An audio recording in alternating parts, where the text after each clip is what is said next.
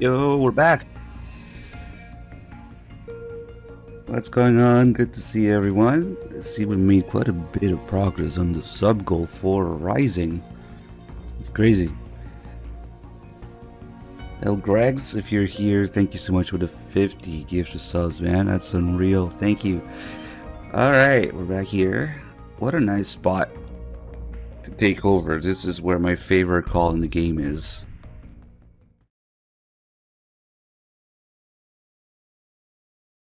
One of the most interesting aspects of MGS4 story. Okay, time to head for the What surface. little there is to pay attention to for real. It's the real life behind the scenes elements of it. All of Kojima's struggle throughout the game and the commentary on the rest of the series. We have a pretty huge example of it here in the next couple calls. So first will be a call about Foxhound and Meryl and stuff. We'll get that one out of the way. Snake, start by... Yeah. Hey, Snake.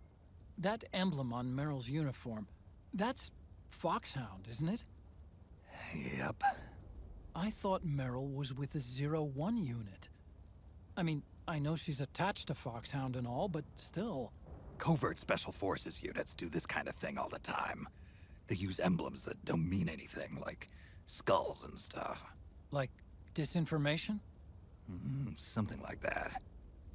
I wonder if that's really all it is. Maybe she's still got some lingering attachment. You think so? I meant to Foxhound. I knew that. It's okay if Meryl wants to cling to the past. I just want her to be happy, that's all. Hey, what's up, PP Wizard? I see you have good taste in names as always. Lucy Moose, Peterzora, Ice Snipers, X24, Billy, Eddie, good to see everyone. Okay, so the next call is the interesting one. Some people refer to it as a CQC call, but really it's not the CQC that's the interesting part to me, but what Otacon and Snake talk about regarding Big Boss and MGS3 in particular. Now, this is really good. Hey, Snake, since when did you learn how to use CQC? I got the training back when I was in Foxhound, but I never used it in actual combat. You had those skills all this time and never used them? Why? The man who taught me was my former commander in Foxhound. Big Boss? Never felt right using a technique learned from a man who'd betrayed his unit. Thinking back, CQC as a concept was way ahead of its time. Nobody was using it yet. Not the Green Berets, or the SEALs, or the CIA paramilitaries. And then earlier this year, the Pentagon declassifies Big Boss's file for some reason. All of a sudden, his story is the stuff of pop culture. Books, magazines, the net. And now people are taking another look at CQC. The war criminal, reinvented as a hero. Big Boss's exploits as a Cold War secret agent back in the 60s have made him a legend. The less people know about the truth, the more they can fantasize. Is that why you finally decided to use CQC? Because it's no longer just his anymore?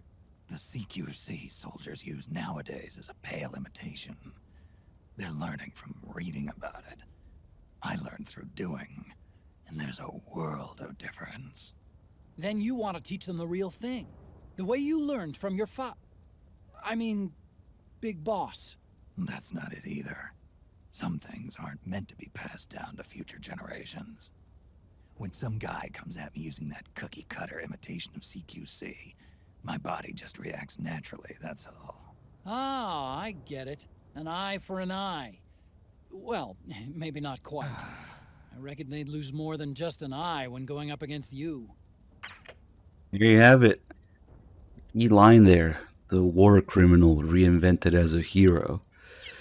That's exactly what happened in real life. The Pentagon declassified Big Boss's files, and his exploits in the 60s became the stuff of culture, books, magazines, the net, and everyone's looking at Big Boss differently now. Reinvented as a hero. So that's exactly what happened in real life with Big Boss made into a playable character from originally being a villain. And the less people know about the truth, the more it can fantasize. Sneak comment on that. Like, Big Boss wasn't supposed to be the hero, wasn't supposed to be the playable character. Things just took a turn that way, and he's so much more popular. People are looking at it differently. Ottocon's describing basically word for word MGS3 there. Big Boss's exploits in the 60s, the Cold War secret agent, have made him a legend. What's that? That's MGS3. And I wonder if MGS4's blaming of MGS3 characters, MGS3 almost as a whole, isn't, in a way, Kojima almost maybe regretting or going back to his choice of giving in to the people so much with MGS3, just completely suppressing the point of the series, completely deviating the point of the series, and starting to make fun of Raiden, give players what they want, all that stuff. And look at it, like, even today, when people think Metal Gear, do they think of Raiden, Solid Snake, the Gene and Mean messages, and them just 1 and 2? Fuck no. They think of Big Boss, the boss, Big Boss, Volgin, Shagohod, Eva, military salute this, loyalty to the mission that. Big Boss today is much more popular than Solid Snake as a character, and the average random person's knowledge of these games and its characters, it's Big Boss, and their favorite game is MGS3. Like, and of course we have Delta coming up, and the approximately 8 million different versions of MGS3 that have been made. Pachinko, 3DS, Delta, what have you. MGS3 being the most popular and the safest choice to remake. That initial choice that Kojima made to completely throw away the point of the series with MGS1 and 2 and just redirect things with MGS3. We still see the effects of it to this day, even though he's gone from Konami. Because now MGS3 is everybody's favorite. And Snake's like denouncing it there, almost like as propaganda, MGS3, Big Boss reinvented as a hero, MGS3 being made to appeal to the people who didn't like MGS2. It still has an effect on the whole thing to this day, to the series. So I'm wondering if Kojima didn't maybe regret doing that with MGS4's constant blaming of MGS3 characters, Snake's disdain for the propaganda about Big Boss, later Eva will say the same exact thing in the game, in the Act 3 cutscene. Eva pretty much says the exact same thing. Zero disseminated these lies. The truth behind Big Boss became riddled with exaggeration, outright lies, misinformation. Zero is the cause of all this, and people need heroes. People need an idol. People need a figure to control them. And they all united under idolizing Big Boss. And what do you know? That's exactly what happened in real life. The exact same thing. MGS fans, Big Boss this, Big Boss that, oh, the boss is so cool, military salute this, loyalty to the mission that, remake MGS3 8 million times, re-release it, start it first because it's the first in the timeline, easier to follow, plot, whatever, completely missing the subtext of it all. So the one aspect of MGS4's writing and story that's most interesting to me is Snake's disdain, MGS4's constant denouncing of MGS3 and its characters as propaganda, and how it ruined the world in MGS4. The following that Zero disseminated the lies among the masses and the following that he gathered from that. You know, it ruined the world in MGS4. I'm wondering if maybe Kojima didn't maybe regret doing that with MGS3, just giving in to the people completely. MGS4 is also the undoing of a lot of other things in the series and the characters in previous games, so it's hard to say, but there's definitely that disdain the Snake has in that call. Less people know about the truth, the more they can fantasize. And Eva too. It's like Eva regrets being part of that too. Yeah, when she creates the Patriots, I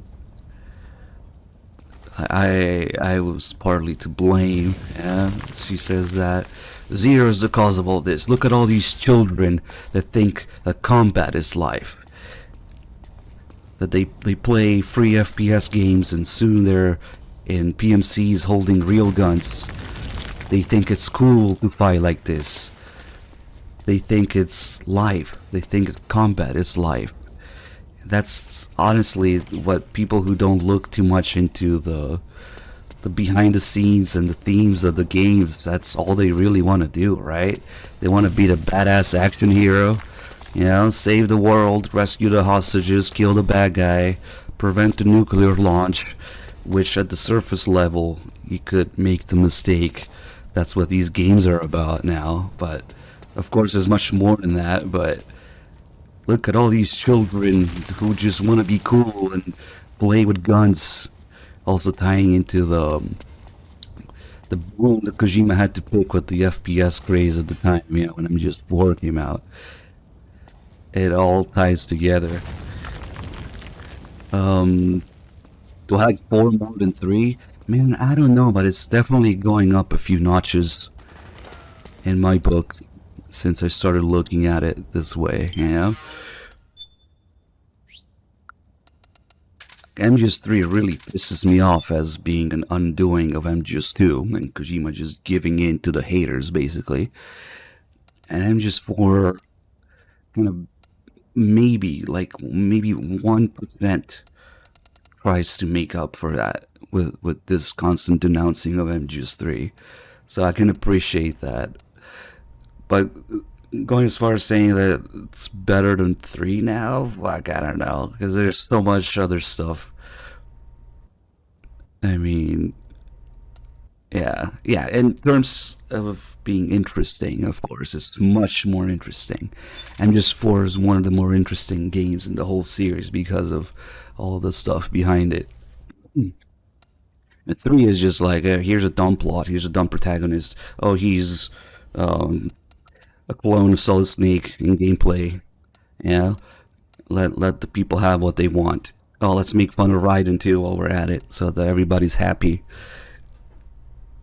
Yeah, here's the CEO. There's the female medic on your team. The hot chick you escape with, and machine gun with a vehicle at the end. Here's MGS1 again, because you didn't like MGS2. But now, guess what? Snake's a fucking dumbass, and he doesn't get the point that the boss is trying to get across, and he's constantly being patronized in the optional calls. It's it's it kind of works in a way. Like MGS3 is definitely giving people what they want, but also subtly making fun of them. What most people even realizing it probably, because you have to do a lot of those optional things and connect the dots. So now I can kind of see why they blame MGS3 and MGS4 for ruining the world, basically. Because that's what happened in the series. I wouldn't go as far as saying that it was completely ruined, but it definitely changed the whole purpose and the whole tone of it and the direction the things were going after MGS2. So, in MGS4's universe, it's ruined the world completely. Crazy. Let's get some... What the hell am I doing here? I don't know. I get some smokes, but we'll probably take it slow in the next area. There's also, since we just fought the frogs, there's a call about the frogs and how they can cling onto walls. Should be the next call or two. See, this is going from one Snake, interesting thing. Oh, we haven't done this call yet. Okay. The PMCs than you may think. For one thing, the PMCs are flush with cash, so they usually have the latest gear. Looks that way. Weapon systems, combat suits, tactical vests, communications equipment. All the latest toys. On top of that, they're running on the SOP system, which keeps them in constant contact with each other during battle. The militia, on the other hand, are little more than amateurs. Most haven't even had basic combat training. And their equipment is nothing to brag about either. They're just barely scraping by. Their weapons don't seem to be controlled by the system. The ones I've picked up work for me just fine. Right. But the PMC's weapons won't. You can steal their guns, but they'll most likely be locked and unusable. Remember that. Okay. Well, still haven't done a call, I guess. Let me thank some people before we do this. Best of Worst with the 2 months. Resub, thank you. Welcome back. Brizzle, thank you for the 89 months. Was there a gift to sub somewhere there? Blue Sea Moose, gifting the sub to Tyrant Cheeks, thank you. So we go from one interesting aspect of MGS4 we just talked about to one of the absolute worst, trying to explain Vamp's powers in an optional call with tape. It's amazing. Snake, these enhanced soldiers seem to be using some sort of device to cling to the walls. Doesn't look like they have spikes or suction cups. This is only a guess, but I think their gloves and boots might have some mechanism that employs van der Waals force.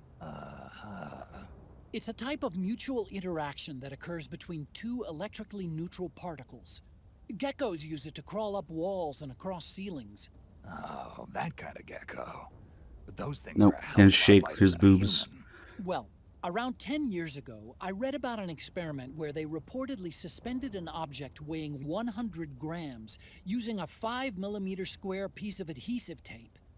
Assuming the technology's advanced since then, I don't see why these guys couldn't be climbing all over the walls. Otacon, what about Vamp?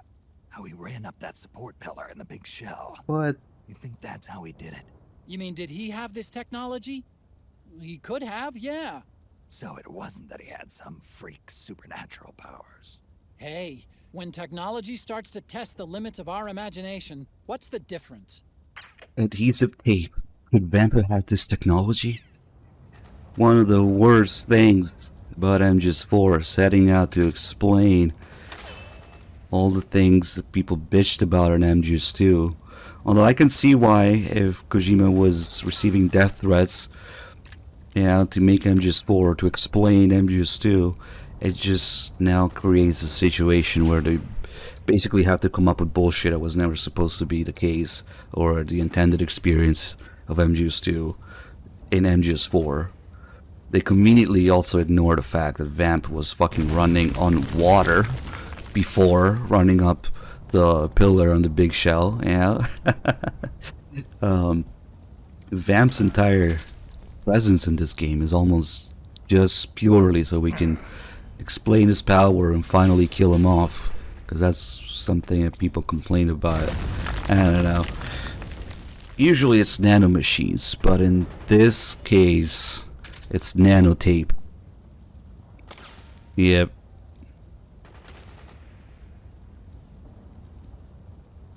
$3. You just want to do some more commentary? You want to get in Discord? That's good stuff, yeah. I can see, like, Kojima literally writing himself into a corner with these things and receiving the amount of pressure and the kind of pressure that he received for MGS4 to be a thing, both from fans and from Konami and the development team and everything. Like, I'm not excusing it because it's lame and it does a lot of damage. What this creates is somebody could play MGS4 and be like, Okay, so Vamp had tape in his shoes. Then goes back to MGS2 and be like, look, Vamp has tape in his shoes. That's how he's running underwater. Now I understand MGS2. Fuck no, you don't. That's the exact opposite. You should never take something from MGS4 and apply it to MGS2 and think that you understand what's going on in MGS2 at the time it was made. That's like that creates a lot of confusion and a lot of it does more damage than good, really. It undermines what was going on in MGS2 even more. Remember the games always being this self-contained product of their own time, always written to be the last. So that's not how you really understand the intentions behind MGS2 by playing MGS4. Fuck no. If you know all the things that are going on with the pressure, the death threats, all the questions and the people bitching about Vamp and Fortune and whatnot, and MGS2, and then MGS4 is very much a result of that. Fuck it, let's move on. Advanced technology of adhesive tape. Let me take a look here. Options. Okay, still has my options. Cool that MGS4 has a different file for system settings. I think we're gonna just take it slow here. Let's see if these guys are friendly or neutral at least. Hopefully they're not hostile.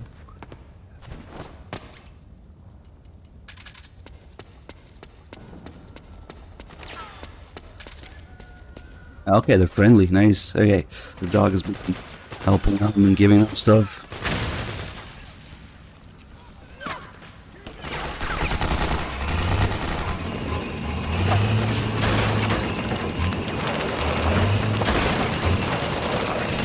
I think it was Gene Manicure. Nano Manicure. Maybe Brizzle. Did I thank you for the 89 months? I think I did. This guy just shot in the leg. Nice. Alright.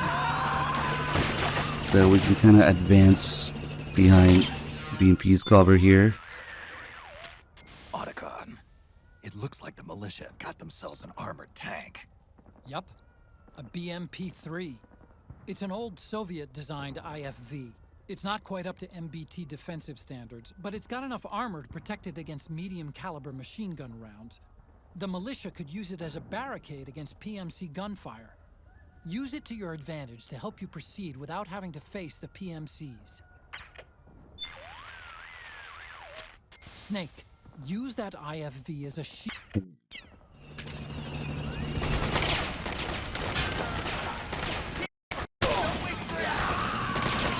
The little detail, if you listen to the conversation, you know, the shouting in the background, these PMC guys are trying to get the tank busters. Like, where the hell are the tank busters? To take care of the tank.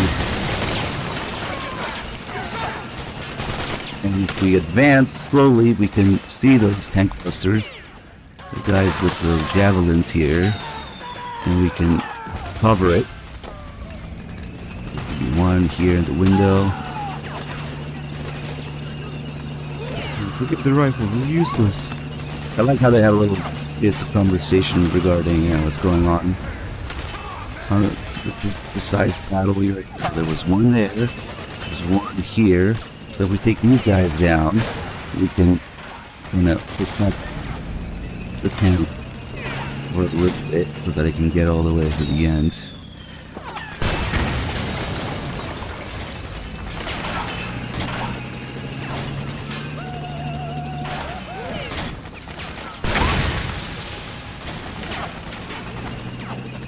Sometimes you will get damage from stray gunfire in this area. Sometimes it's enough to kill you in one hit. And just keeping that eruption equipped in case that happens. Rarely you'll just see a snake drop dead out of nowhere. In fact, there should be a call about it. Liquid is in the PMC. Liquid is. Maybe it's too late for it. Come on, Otacon, don't be useless. Liquid is in the PMC heating up. Liquid is in. Damn, Otacon might be useless already. Maybe we went too far. Liquid. Missed the call already. Liquid. Damn, Otacon's just completely useless right now.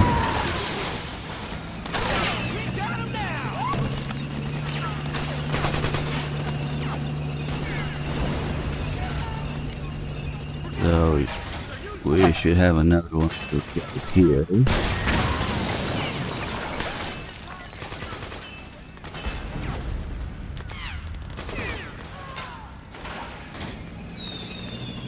If it takes 2 hits from the javelin, the tank just dies. It can take 1 hit, but the second hit.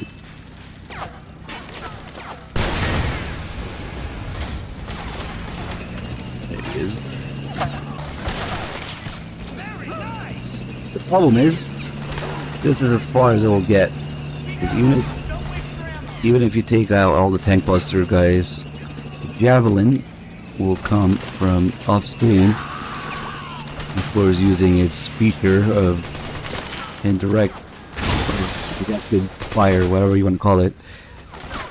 So yeah, now there's nothing we can do about it. There's somebody firing javelin off screen from the other side of the building there. There it is.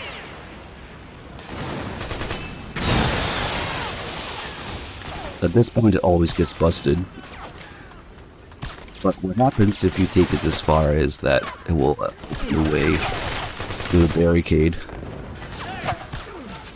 Now they should stop respawning. I will just put down the last few guys here.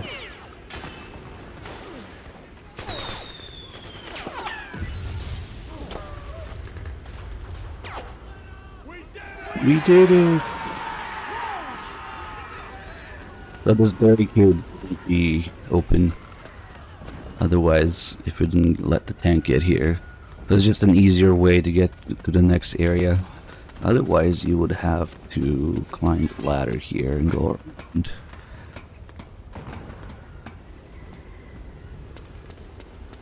The only place is good. But you have to jump off there otherwise. There's also some little interesting little ways to get around the buildings. Something that's not very used much in the game. Like if you climb up here.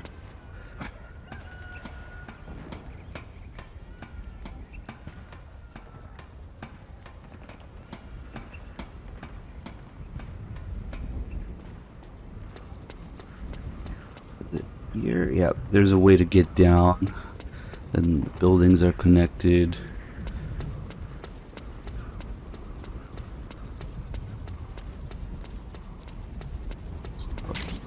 If you want to get down from here, I don't know if it is used anywhere else in the game, but there's some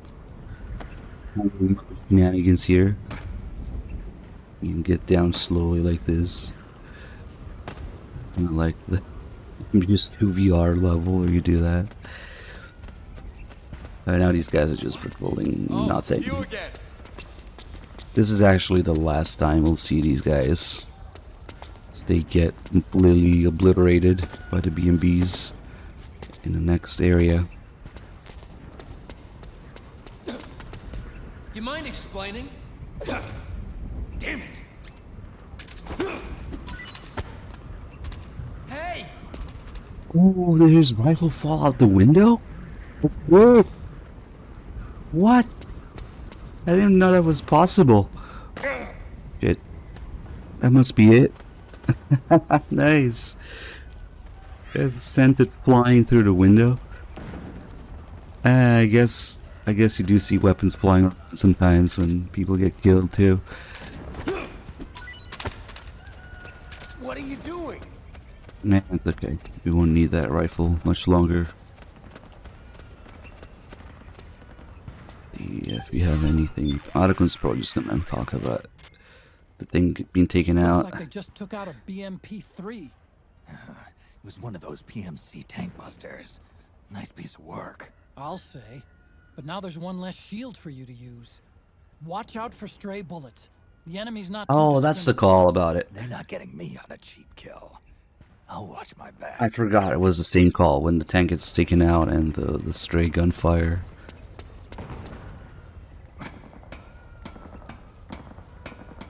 We got some ammo in here. What they did with the javelin to the tank, you can actually do in gameplay as well. Well, it's a little awkward to maneuver. Let's see. We should have the javelin here, right? There it is. Not quite as good as the Nikita was in MGS1, but if you fire one of these with the right stick, you can direct it. Make a little spiral. So that's what those guys were doing behind the building.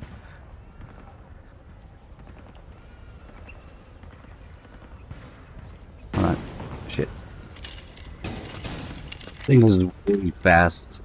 Faster than Nikita though, so let's see if we maybe go up a little bit and then yeah. There was definitely a way to make come back down where you want it, but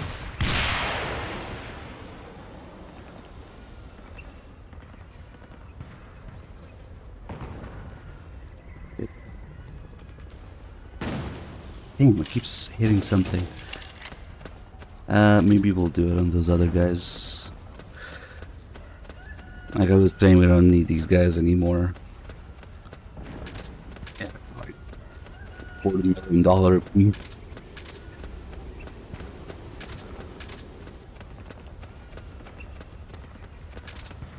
Now, what if we just go up? Down. Oh shit. I think I had to hold L1 for that.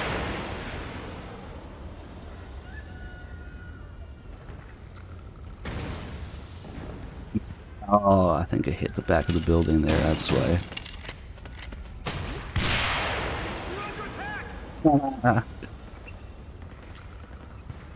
Oh shit. An explosion? Wait, are they neutral now? No, okay. Fuck, maybe with all these buildings in the way, it's a little hard to do.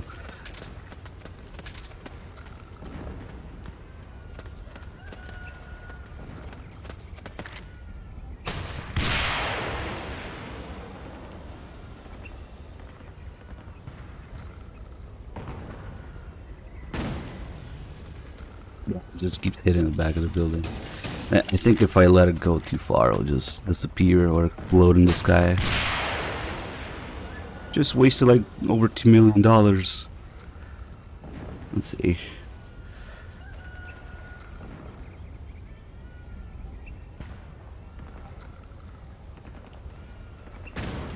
Oh, it didn't disappear, it just took longer.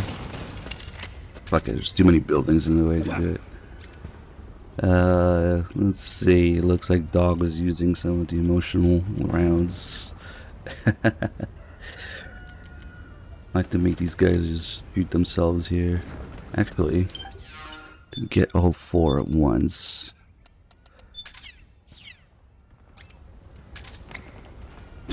What was that for? Oh shit. Wait, that was a regular smoke. Whoops. Right. Damn it! What am I doing?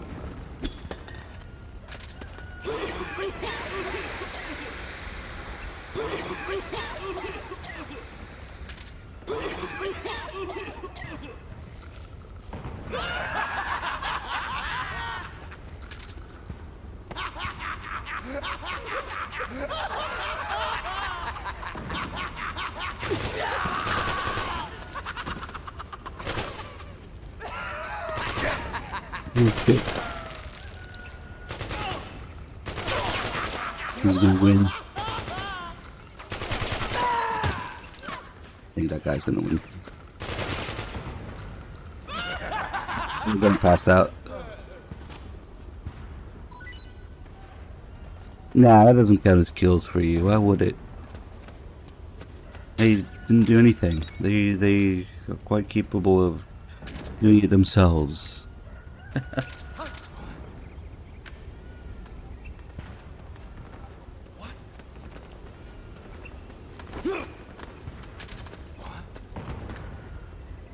Hey.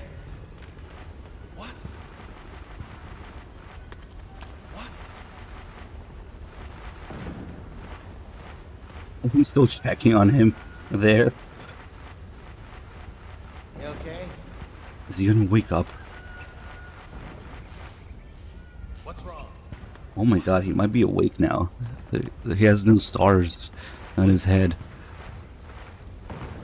Let's see if I let him go. Yeah, he was awake there. Let's see if there's anything left here, then we'll move on. Liquid is in the. Yeah, okay.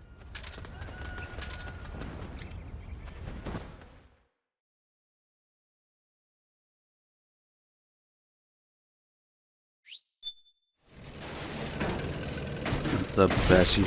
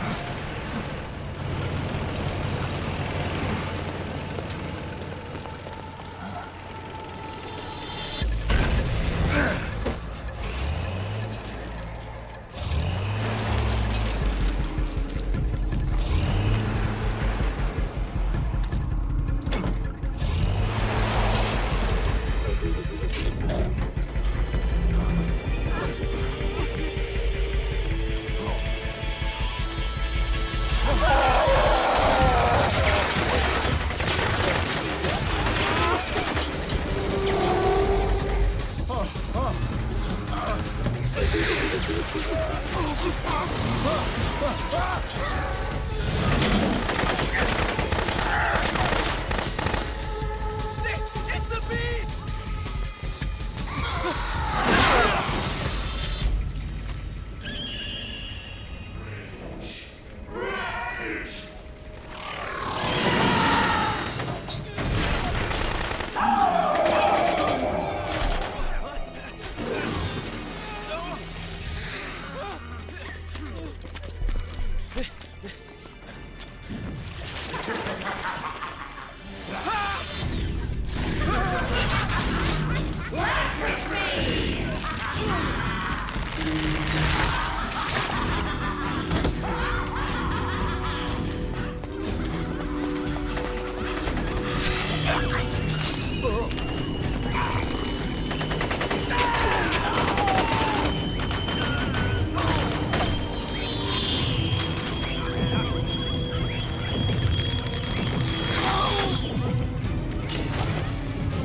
Well, you can do a pit maneuver on the forklift. Look to the side here. Is that? All the boom bees at once? Hard to say. Hard to imagine how the fight will even work. Depends on the arena, I guess.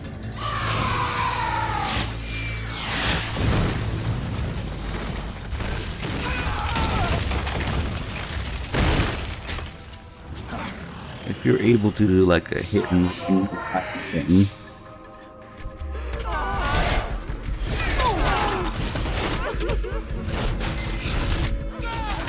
You can kill Raven and Wolf in basically one hit each, one loop.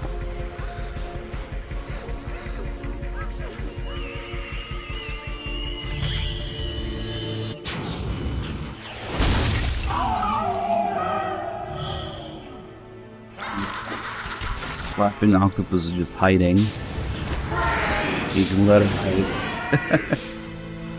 I guess maybe just be able to smoke him.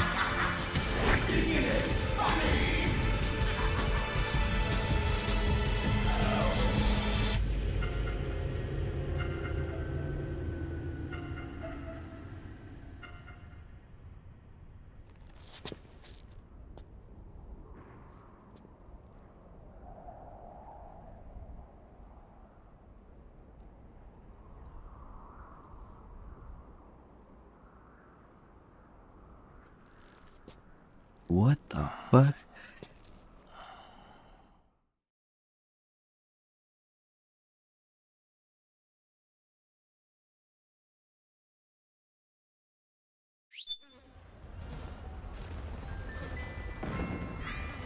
You'll add here.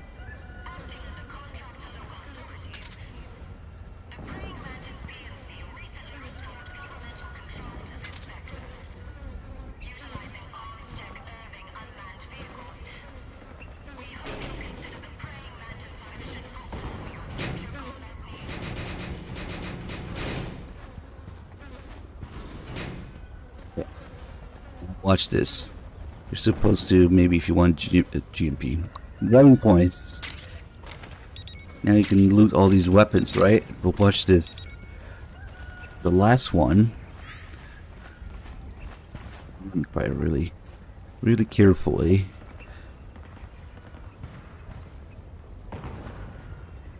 We try to get the last one this way. Not that direction. It is impossible to do that without Otacon bitching at you that you're going the wrong way. Why would you put a gun here and then have Otacon's bitching in a way? Damn, yeah, it really triggers before you get it. I guess maybe you could get it with the Mark II. Yeah, that would be the way to do it, because the Mark II can loot things, right? Some stretch. There you go, yeah. Maybe that's how. It can loot things, but it doesn't have the little solid eye view that tells you where items are. Damn it. Maybe in first person? Like, which...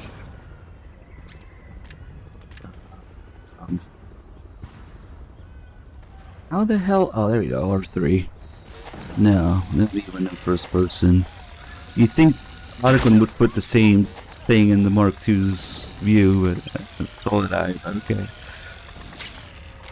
Oh, that's so random. First person with the Mark II is R3, I forgot.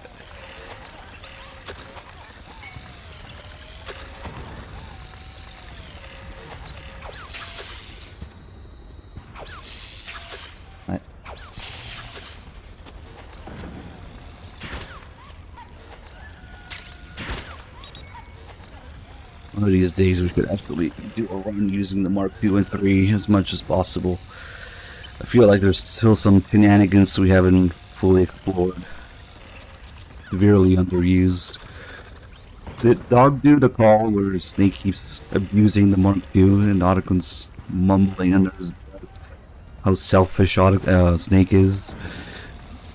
Let's see.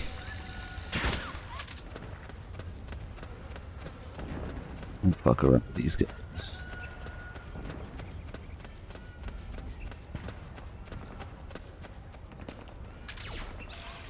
I'm a robot. I need to rest. Hey!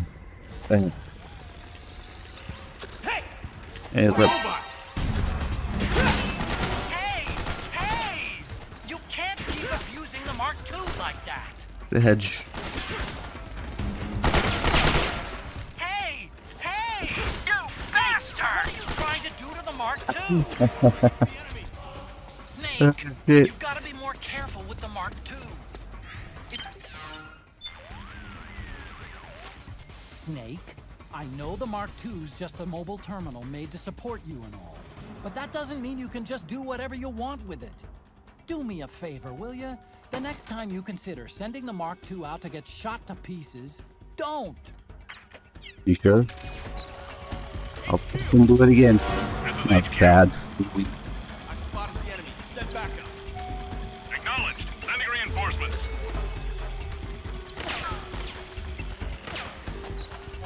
Oh shit, I know where Snake is now.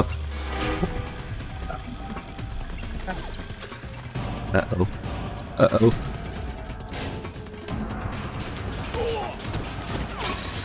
Save. Shit, I had fucking stealth camera. God damn it. Uh-oh. Snake, respond! I'm just gonna do that.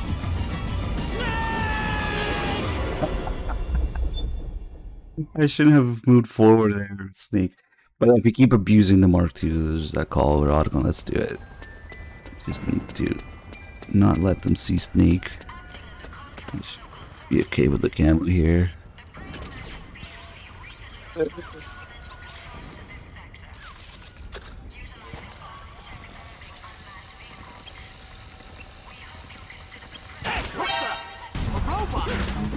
Whoa! Snake, be more careful with the Mark II.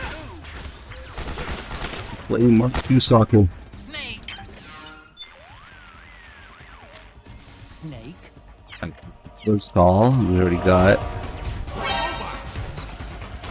Oh shit. I forgot that the camo index goes down a lot during an alert.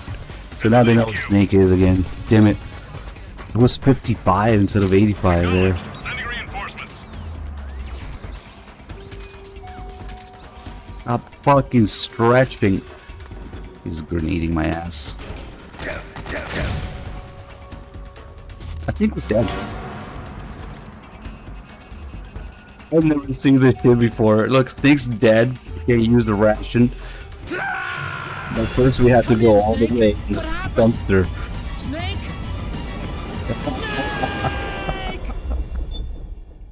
Nice. Kind of like we saw earlier in MGS3 that if you're in the anti-air emplacements and you get shot to death, Snake crawls out of it. He gets out of it calmly and then dies. Oh fuck. Okay, let's get behind the thing now. Why is this so hard to do? What the fuck is the animation? I mean, I get why they do it, put a delay on it, but it's still frustrating. Hey! What the? A robot! Whoa! Snake, be more careful with the Mark II. Whoa! Snake, what are you trying to do to the Mark II? Snake, you've got to be more careful with the Mark II. Get that first call out of the way again. Snake. What the? A robot?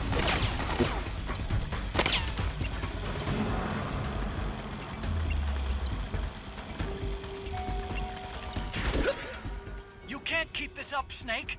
I'm taking over control of the Mark II. Can't believe you're so abusive. A Mark II. Otacon? All the time I put into this technology. Otacon, are you angry? It's like there's nothing but yourself. That's the only thing you think about. Look, I'm sorry. I promise I'll be more careful about how I use the thing. Yeah, well, you better. Alright. If we keep doing it, it's the thing called. He's just mumbling to himself there. Oh shit, are they coming here? What? What? HQ! This is HQ. We're under attack. What? Acknowledged. Sending reinforcements. Use extra caution. This may not be the best area to do this, but whatever. The enemy.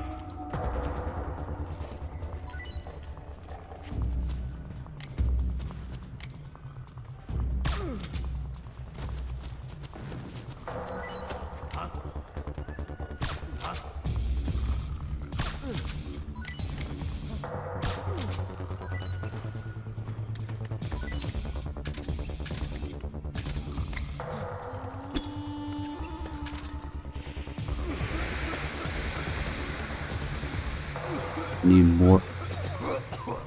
There's just this guy.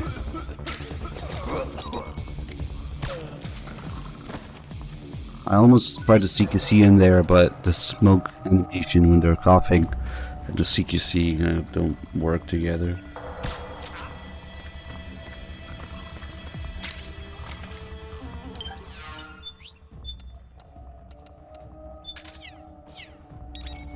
Let's do a little dance.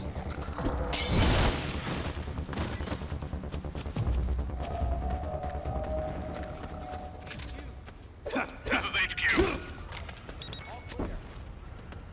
Understood. The state of alert has been lifted. Resume positions.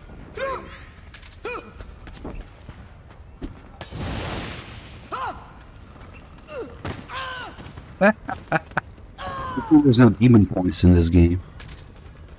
Get up. Hands up. Searching in with the bottle in his hand. Have a Cuervo.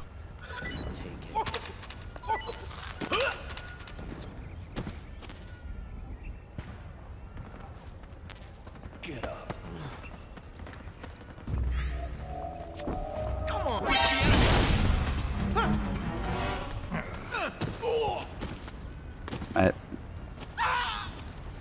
Is that regain?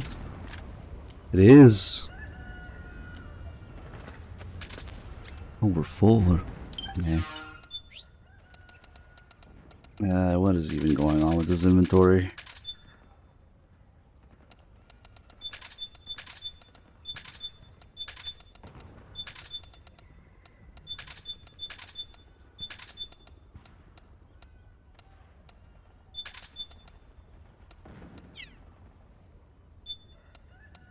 Stupid thing from Act 3, taking up a slot.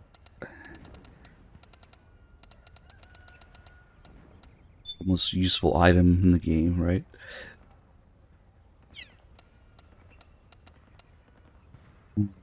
We'll just put it there, so it's already accounted for.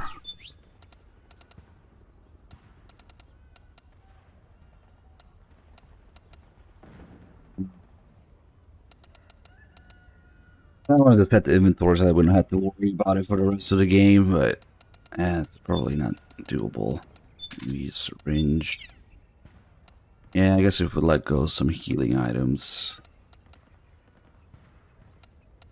The Mark II. Maybe like that. Maybe like Queen, thank you for the 11 months. Those things just wipe the floor with the militiamen. Must be the special unit that wounded militiaman was talking about. And now the wreckage is blocking the way. Snake, head straight for Liquid's camp.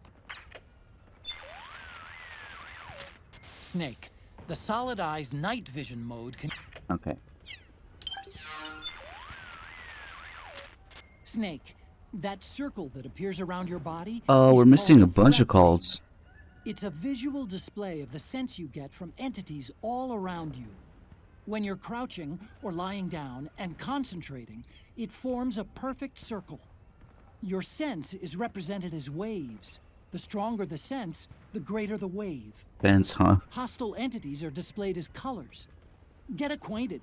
It'll save your life. Oh, and one more thing. Your senses will suffer when your psyche gets low. The ring will reflect that, too. Keep it in mind, okay? The threat ring making a comeback in Metal Gear Survive, of all things. Yeah, there's nothing around right now. Otacon, you gave the Mark II stealth capability? Yeah. The Mark II doesn't have to worry about damage from EM waves because it's a machine, and its surface area is small enough that cost isn't a problem. The trade-off being that it can be easily spotted by heat-seeking unmanned weapons. Keep that in mind, okay? And Dog must have missed all these calls. Usually do these as soon as we get the Mark device II. you're wearing over your left eye is the Solid Eye. 3D glasses, huh? I remember having a toy pair called Tobit Acid back when I was a kid. Tobit Acid? Okay. Never heard of it. The Solid Eye is a multi-purpose goggle equipped with a variety of functions. It has the same night vision capabilities as ENVGs, as well as a monocular function. It can also display a wide range of data as called for by the situation at hand. It's capable of using visual cues to pull up target data on any soldiers or weapons within its field of vision. Say, for instance, the target is a soldier. The Solid Eye will display the soldier's physical and emotional state based on body temperature, heart rate, and even sweat secretion. You can toggle the Solid Eye's functions in the item window. Snake refers to it as Tobit Acid, because in the real life Solid Eye was nothing more than a little cardboard 3D attachment for the PSP to play Metal Gear Acid 2 in 3D. More especially watching all the porn on it in 3D with the 3D glasses. And in Japan, the solid eye was called Tobit Acid, so that's why Snake also refers to it. But they're basically the same thing. I designed your radar exactly to your specifications, Snake. The baseline map, shown in the upper right of the screen, shows a visual representation of what your senses tell you, including sense you're not even conscious of. Again, It senses. compiles and amplifies data on surrounding temperature, humidity, sounds, and smells. Think of it as a digital expression of the feel of your environment. The feel. The feel. You mean my close-range senses? That's one way of putting it, yeah. The stronger a feel is, the more vividly it shows up on the radar. But if you're somewhere with a high baseline, in the middle of a combat zone, say, or a panicking crowd, it's tougher to pick up that feel. Granted, you tend to stick out more when it's quiet around you, and it's easier to slip by unnoticed That in a feel commotion. when But it also makes you less alert to threats. Living organisms, such as soldiers and moving objects like unmanned weapons, give off strong feels, so they'll show up clearly on your radar. The radar also displays the strength of the ripples you yourself send out to others. The more you stick out, the bigger and brighter your radar presence will be. On the other hand, keeping quiet, staying still, and using octocamo to blend in with the environment makes your radar presence smaller, indicating that you're less likely to be detected by the enemy.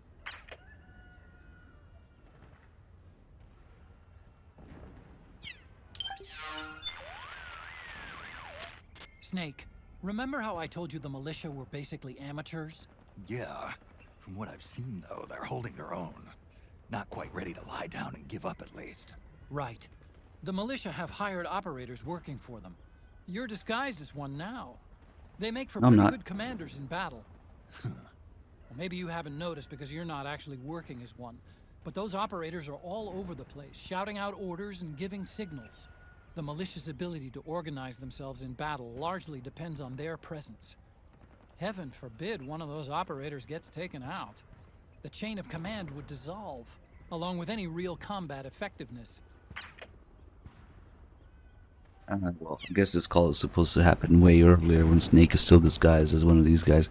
Let's see if we can see any operators here.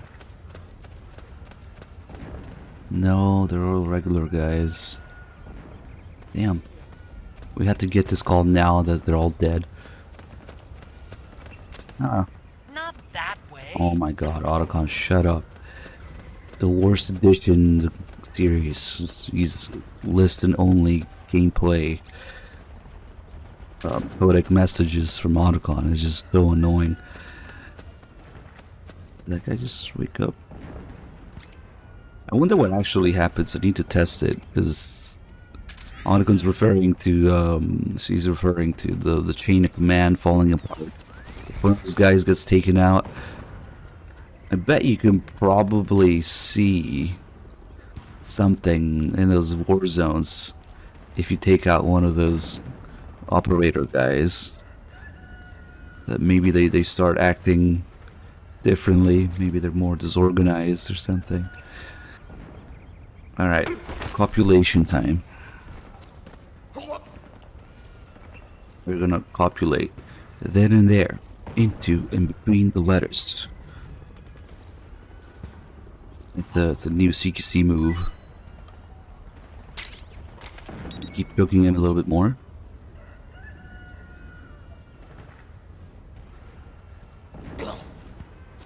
Oh.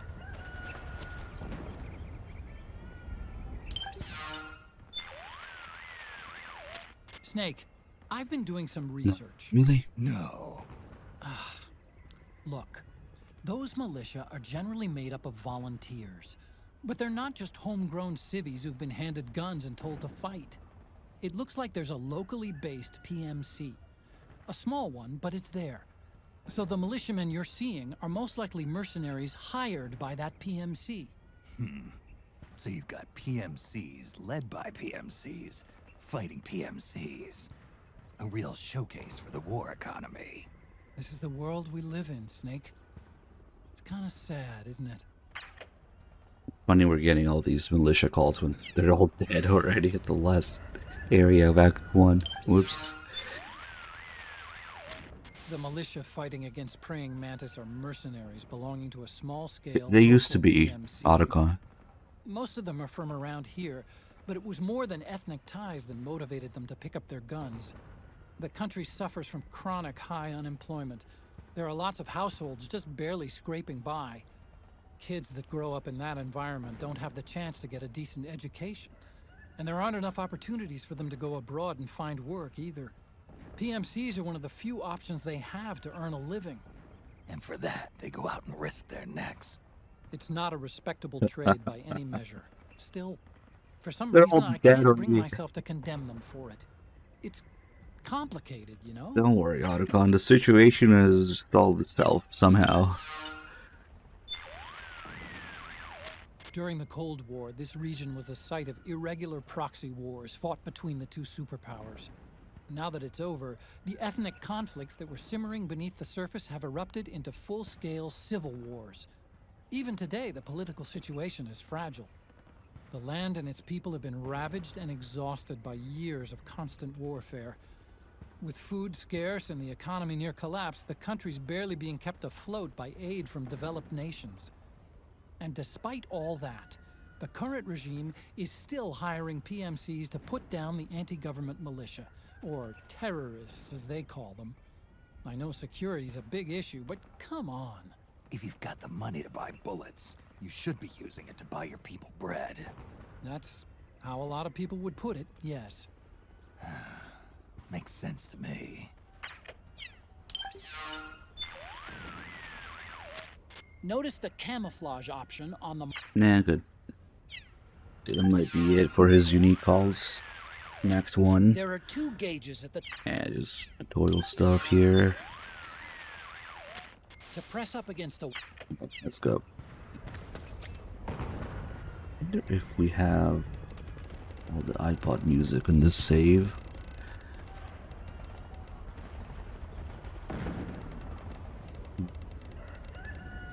Yeah, we have Snake Eater, so should have everything. I guess this is Three Dogs 100% save, plus the game data on my PS3 with all the DLC music. So yeah, we really should have everything. Because actually the game doesn't look at the save file for the music. It looks at the install data file or install data. Big chunk of data on your PS3 when you install the game for the DLC stuff.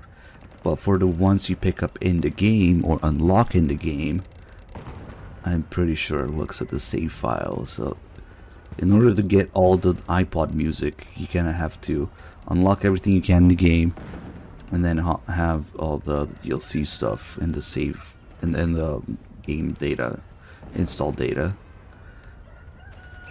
Yep, that means we have all the podcasts. There was one at the Advent Palace, you know, where you fight the frogs with Meryl. But maybe we'll just leave it alone for this run. The thing is, MGS4 doesn't have too many extra calls and stuff, so instead I think the developer commentary makes up for the lack of extra calls. Because I mean, look at the stupid codec. It's one frequency, it's Otacon, and later you get Rose, and that's the grand total of 2 in the whole game. So yeah, MGS4 extras are not nearly as many as the other games. Well, there's a lot of neat little gameplay things that we go over, and then the developer commentary podcast sort of makes up for that a little bit.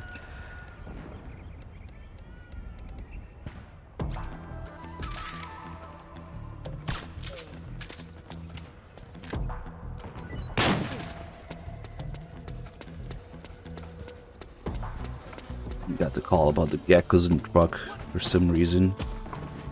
Something just...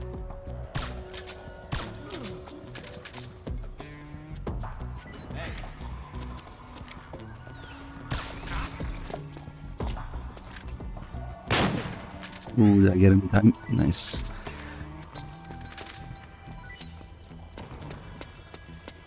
The tranquilizer in MGS4, even if you don't get a headshot, it's very fast acting.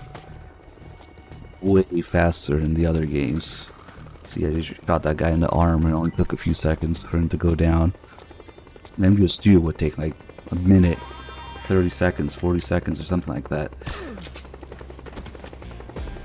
So you just gonna put a tranquilizer in people and leave them alone for 2 seconds.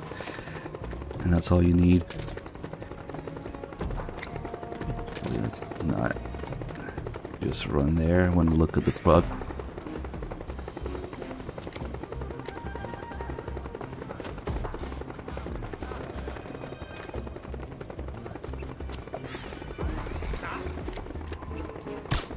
Who's that? Go to sleep.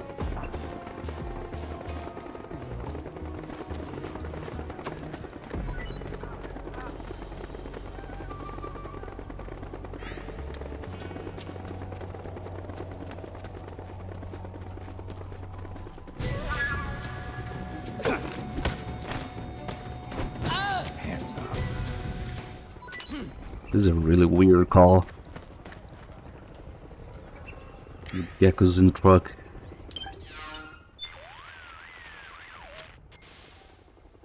Are those gecko on that truck?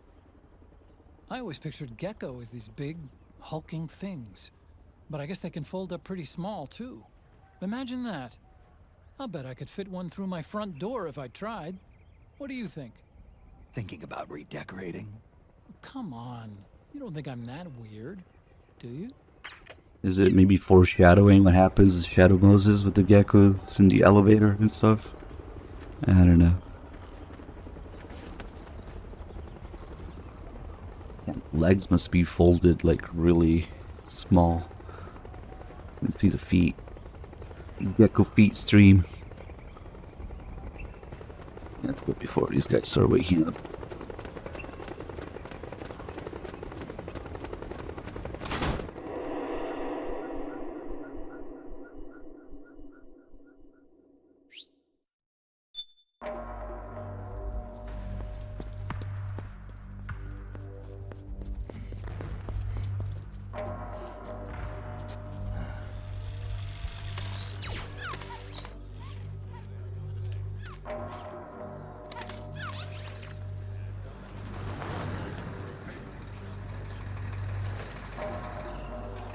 Hey you, get over here. Yes? We're having connection problems. Go check it out. Yes, sir. Otacon, wait here.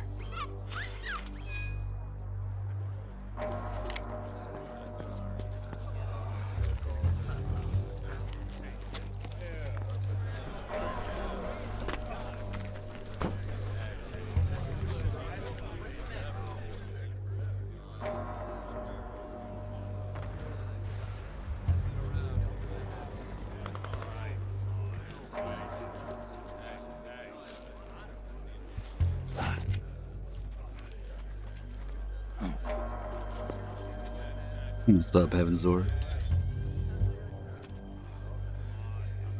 I wouldn't prescribe MGS4 to anyone. That's just cruel.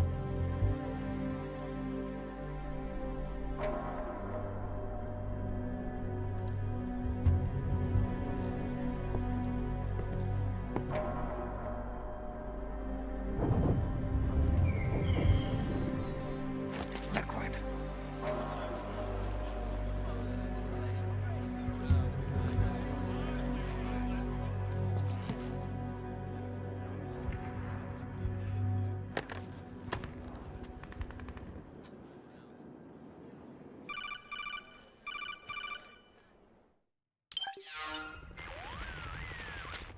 I knew it.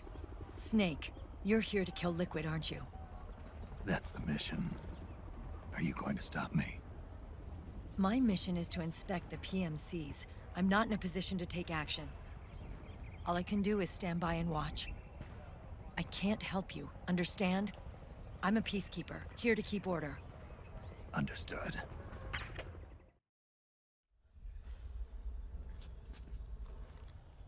I guess we can do what I did last time. We'll let chat decide if you want to do the developer podcast or not. We can have a poll, I guess.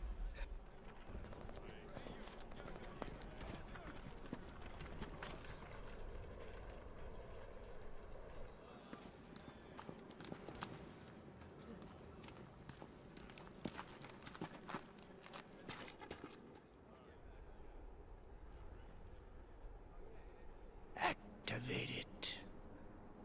We missed the first episode, but whatever. Maybe you guys can ask Dog to do it towards the end, because I think we might switch again before we finish. What? What? What? What?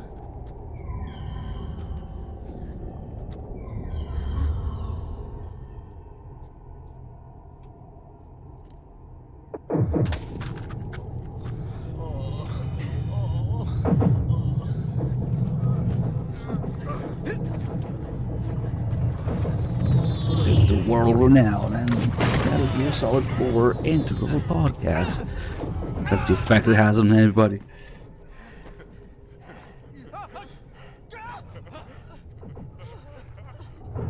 Shonison's lies. Oh, I can't take it.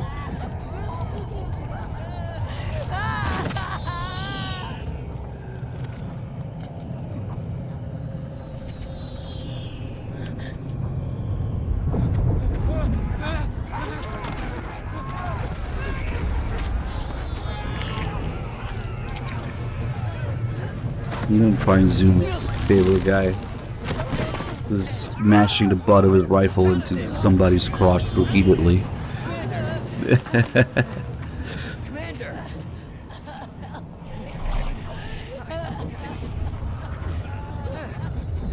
Metal Gear Solid fans discuss their favorite series.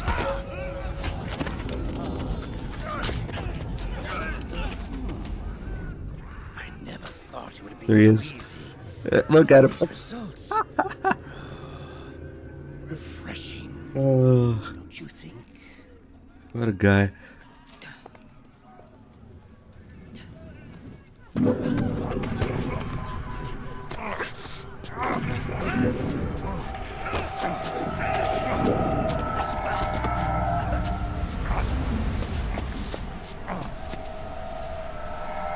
I know most of you are lurking, but do vote in the poll if you're interested in seeing or not seeing, or listening, not listening to the podcast.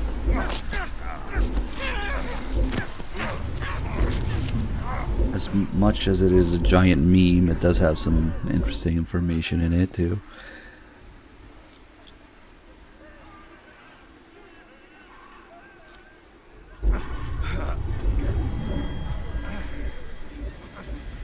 Brother!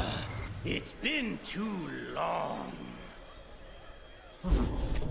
Liquid. Rejoice! We're not copies of our father, after all. Been like a couple hours since Snake has been injected and is part of the system, and he really regrets what he's done since then. Snake. Brother. We are free.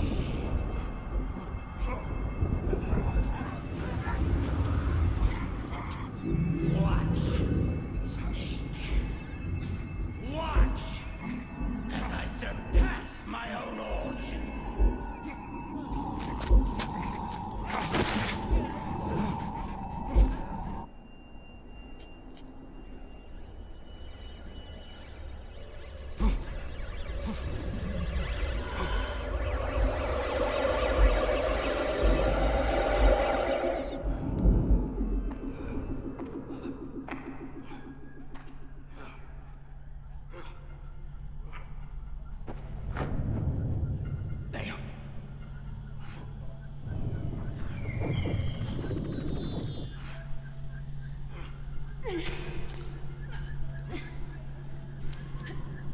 According to MGS4, he is merely pretending to fool the system.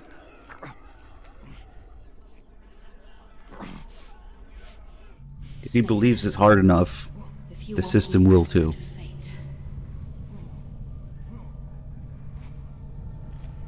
Then go. Fulfill your destiny.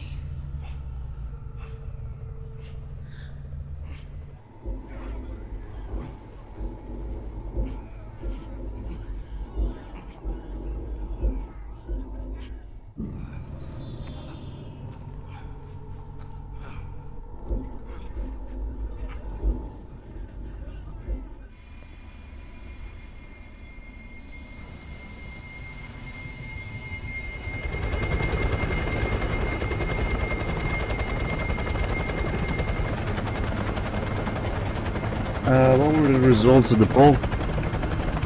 69%, yes. Nice. No way. 69% won. Okay.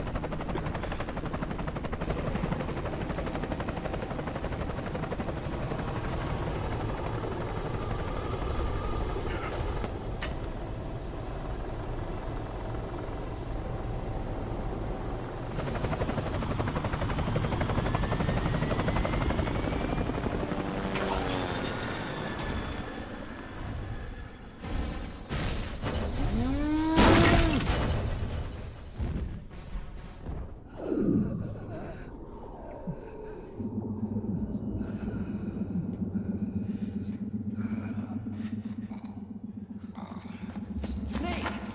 Hey, are you alright? Grab on.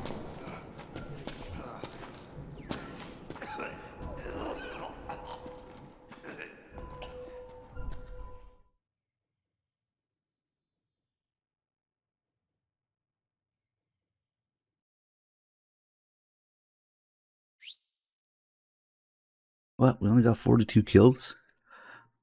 Did Dog get the liquid Easter egg? I caught a second of the stream where he was talking about getting it, but I didn't actually watch him do it. Can you get it with just 42 kills? Hmm.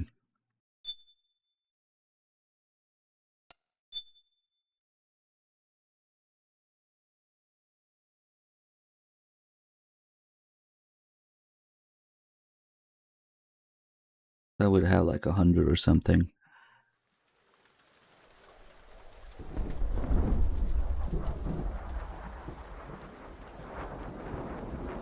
Yeah, I only used that link to for myself to look at the results. Sorry, boys. Because Twitch has the brightest idea to make the poll fucking disappear after it's done.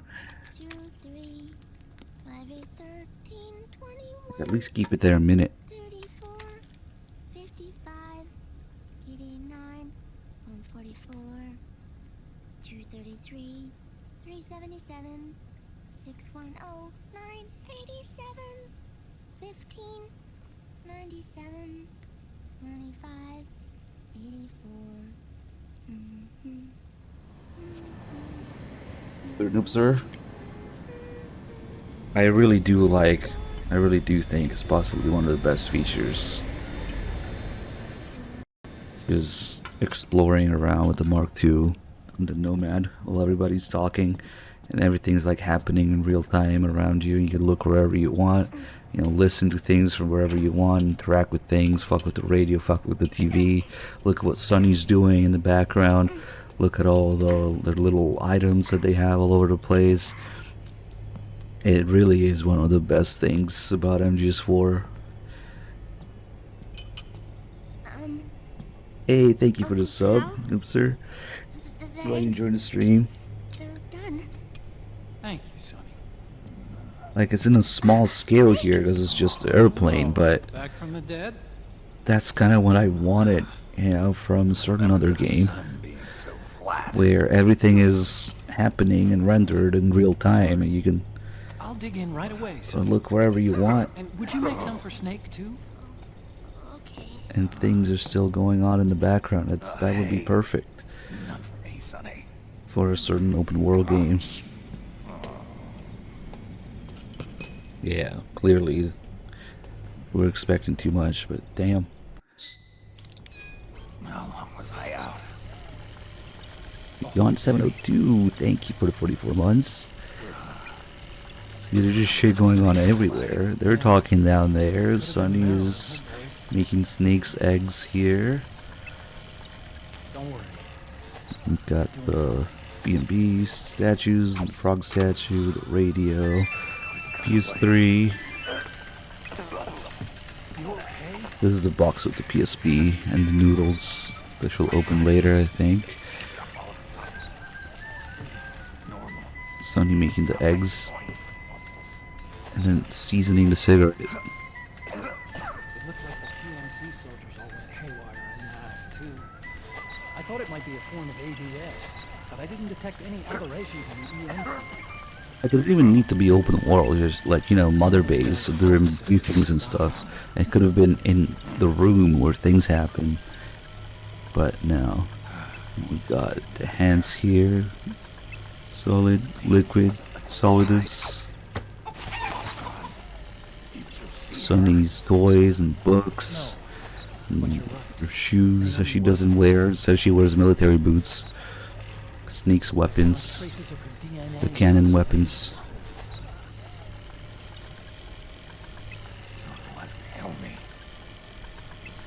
You can even see the soldiers behind on the egg here. Like Sonny talks about at the beginning, Solidus doesn't have as many eggs. I guess it's March Right after it now. all happened, I got a video mail from Naomi. It was sent to my old address. Let's see. Do I know how much time it took to develop MGS4 and V? MGS4 started in 2005. Started development in 2005. Which is why Snake is 42 years old, by the way. Because Kojima was 42 years old in 2005.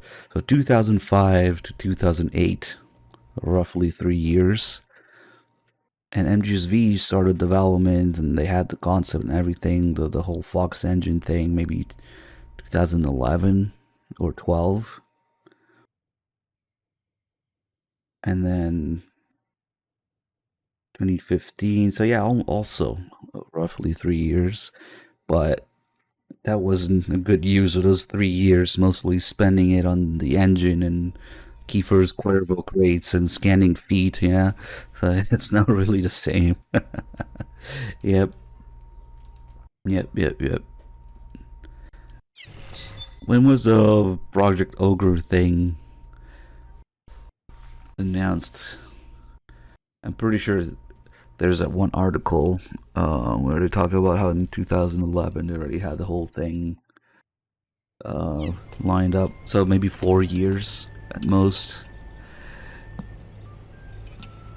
But yeah, most of it being spent on the engine first. Then Kiefer's Cuervos. Then scanning Quiet's feet. And then spending money on licensed music. And a fake... Imagine all the resources that they spent on making a fake game studio and all the marketing for it, like, and at the same time, of course, PT, Silent Hill, stocks going on at the same time. It was a fucking mess, man. But you haven't even eaten any. Yeah, the HD collection came out in 2011, so that checks out. We grown-ups have to watch our caloric intake, you know. Ah, but thank you. I was looking for this. You're not watching your nicotine intake. I forgot to look at Sonny's seasoning sneak cigarette. Sonny!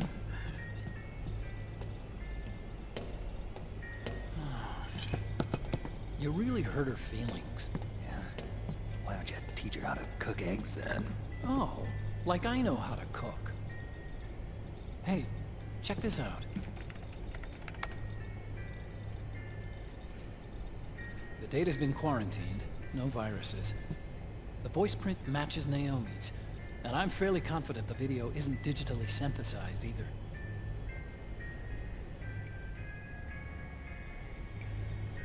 Snake, I'll make this quick. Who cares about Naomi? Let's go. I'm in South America. I've been captured captured and forced to do research. It's liquid. She opened the box with the noodles and PSP.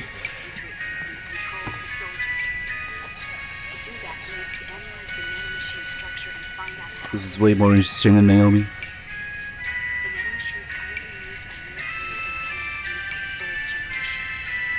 That thing might be the most detailed item in the whole game. It's crazy.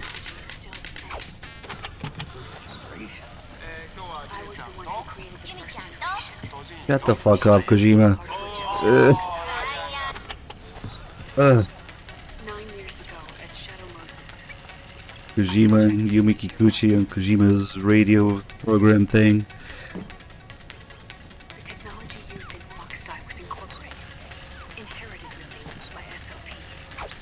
That's why Liquid has me helping him hijack the system, because I know how Foxdie works. Insane how detailed this thing is. Even the little slope on the D-pad that the PSP has. And yeah, the buttons slope down. Slope engine. Foreshadowing. Mini USB port. The little nipple. You can't really call that an analog stick. There's no time to waste. Nick, hurry.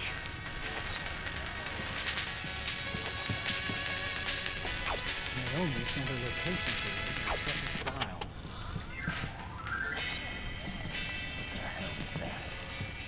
What the hell is that? Encrypted data. Sonny decoded it for us.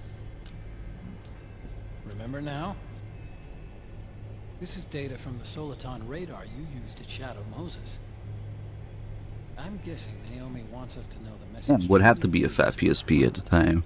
PSP 1000. Sending the map data in Soliton radar format. Pretty clever. And Mei Ling's helping us out from Hawaii. Yeah, but when they started development, it probably wasn't. When they started modeling that thing, who knows? Data she sent was 4D sound data. I don't know how Soliton radar works, but all I had to do was change the audio data into video data. It was easy. Named MP3 to This MP4. Naomi lady seems pretty cool. It's Campbell.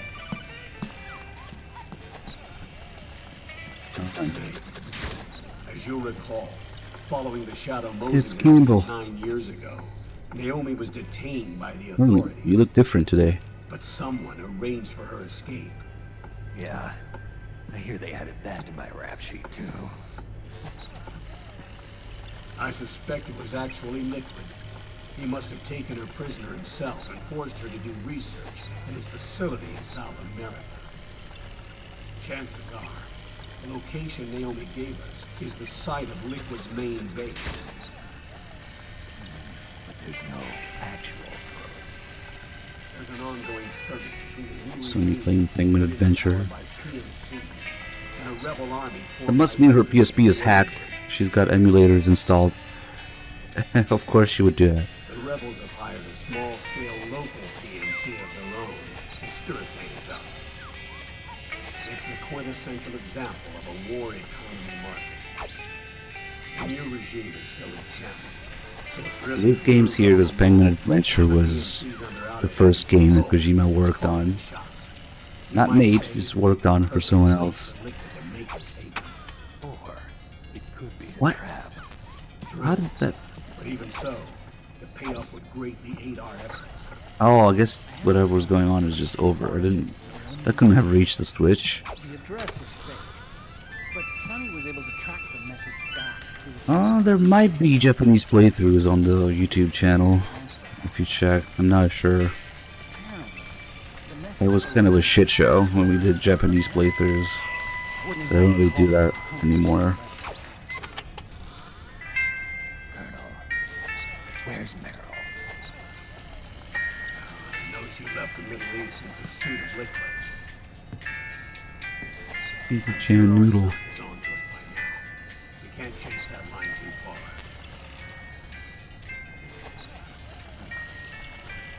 Naomi is our only lead.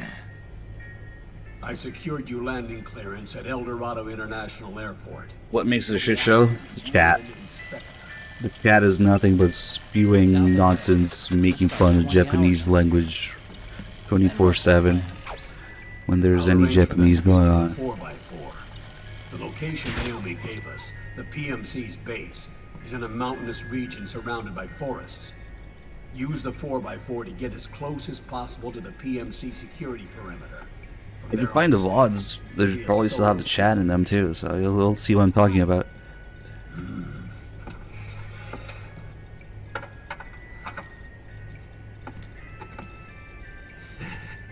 Thanks. The rebels are still pitched in battle against the PMCs. The commotion should help you slip into the facility unnoticed. 20 hours until we land. Got it. I'll have a look at the documents. Maybe I'll even have a smoke while I still can.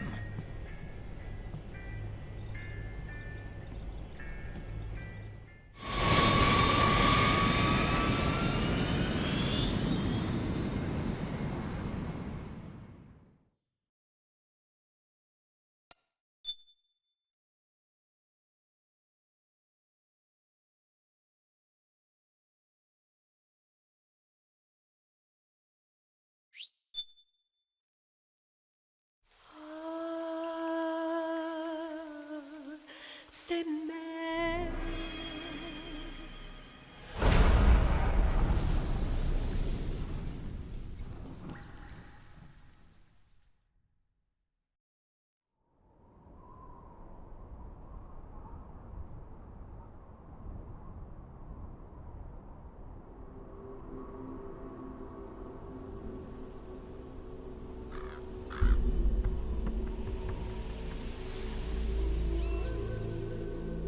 Colonel, how deeply are they involved in all of this? The Patriots, you mean?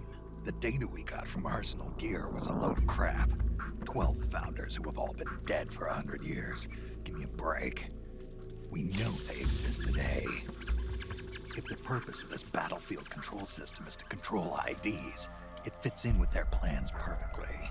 Seizing control of the world's ID systems, and then using them to manipulate the economy and information flow.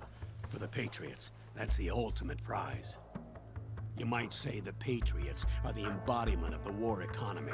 Everything that Solidus feared 5 years ago, it's all come to pass. The Patriots are trying to protect their power, their own interests, by controlling the digital flow of information.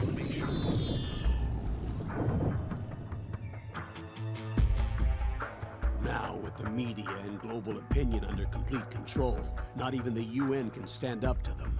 Then Liquid's insurrection is against them. Exactly. It would seem as though Liquid has taken up Big Boss's cause. An age of persistent universal warfare. A world where mercenaries are free from domination. In a sense, the Outer Heaven Big Boss envisioned is already a living reality. You mean the PMCs and their war business? Right now, Liquid is a slave to the Patriots, forced to fight their proxy wars for them. He must be dying to break free of their spell. Beneath the surface, a new Cold War is brewing between Liquid and the Patriots over who will survive. And no matter who wins, the world has no future. Until we stop Liquid and destroy the system, we'll never be free. Snake, what we call peace is an equilibrium kept in check by the war economy. Destroying the system means wiping out the information society, the end of modern civilization. Like it or not, we may have no choice but to protract the system.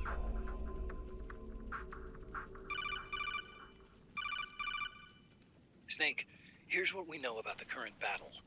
Rebel guerrilla units are advancing on the base of the government PMC troops. That base appears to be Liquid's safe house. According to Naomi's data, she's being held prisoner inside the compound. That's where she is. Assuming the data is correct. And one more thing. What now? The government PMC troops have been operating at high altitudes. We have reports that it's starting to upset the balance of the nanomachine control system. Meaning? Meaning the low blood oxygen content seems to have an effect on their nanomachines, giving them a slight edge in battle. Be careful. Steer clear of altitude sickness. Got it.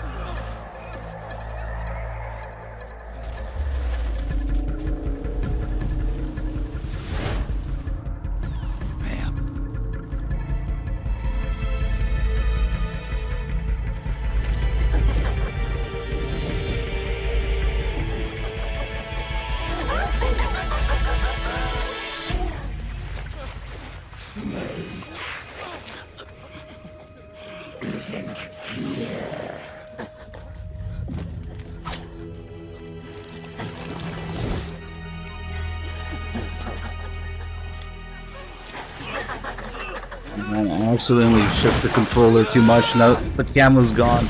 That actually makes a huge difference in this scene. As soon as gameplay starts, now we'll have no camo.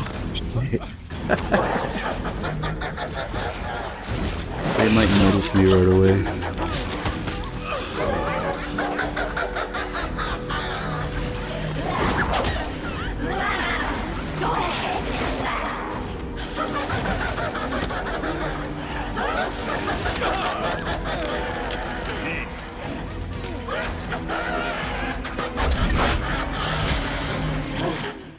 Leave one.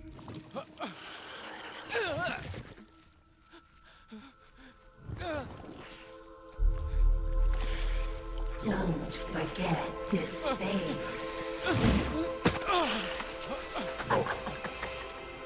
This is the face of the bastard who killed your comrades.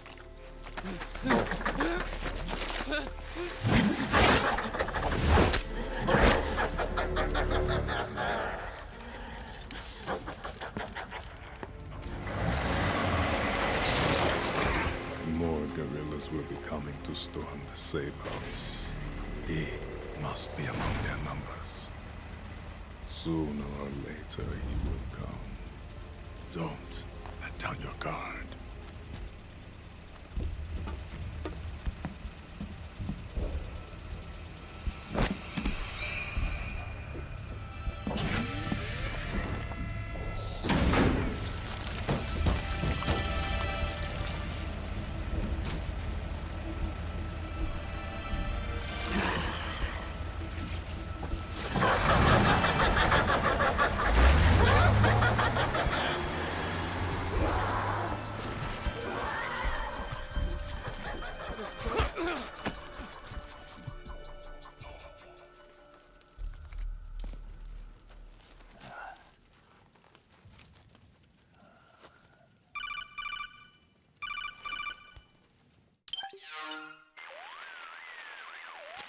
Otacon. What the hell? That was Vamp. I'm sure of it. I'll never forget that face. Those were PMC soldiers with him. Is he involved in Liquid's plan? We watched him die in Manhattan. Damn it, he won't leave us alone. Snake, could Vamp be immortal? Not a chance. This is the real world, not some fantasy game. I swear, the next time he shows up... Not now, Otacon. Right. I know. Snake, according to satellite imagery procured by Mei Ling, the facility where Naomi's being held is to the north, along a mountain road. I'm sending the location to your map. Mei Ling? What's she up to these days? Oh, don't worry, we ruined her too. Missouri, apparently. The Missouri? That's a World War II battleship. The museum contract in Hawaii expired some time ago. I hear it's now being used as a virtual training vessel. No kidding. Not for actual combat training, of course, but rather to get sailors used to seamanship on an analog vessel. Or so I hear. After the mess at Shadow Moses, Mei Ling kinda got put out to pasture. Even so, making captain at her age, that's pretty impressive. Rumor has it she caught the eye of some lecherous old admiral who got her promoted. She always did have a thing for older men. Maybe it's too early to retire after all. Thinking of taking a little training on an analog vessel, Snake? No. At this point, I've got no need for any more training. Fair enough. Listen, Snake. When you get there, remember, the conflict between the PMCs and the rebels has nothing to do with your mission. There's no reason for you to get involved or take sides. That said, creating some sort of impact on the battlefield could produce better conditions for sneaking. The rebels are targeting the facility being used by the PMCs as a base. This is more or less the same spot where Naomi's being held. If you aid the rebels, they might get rid of some of the PMCs and help carve a path for you to sneak in. That freak I just saw, with the tentacles, was it using the same octo-camo system as my suit? Yeah? I thought that technology was of your own design. Actually, I kind of based it on some design Sonny snagged off the net. And the data came from? DARPA. So in other words, we're on equal ground technologically. Sorry, I guess I should have told you. And by the looks of things, they know I'm coming too.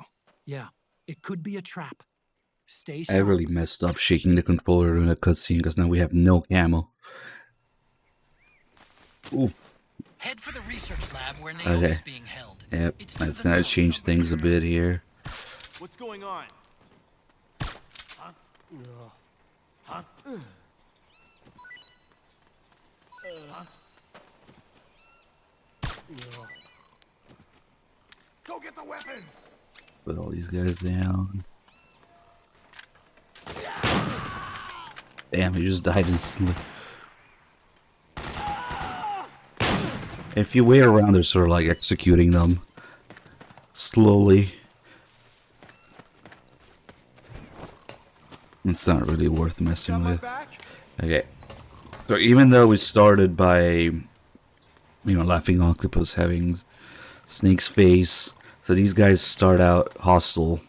They magically know when you've taken down enough PMCs, and they go back to neutral here. But that was the intended effect of that scene, Laughing Octopus, Snake with tits.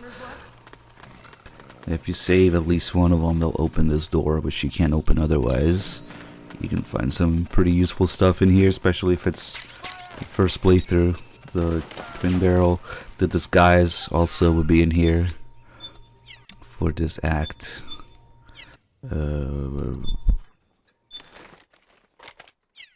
I think Otacon might be making a slight MGS3 reference about the disguise. He says, try it on if you're feeling a little naked. Closest thing to a naked Snake cosplay in MGS4. I don't know.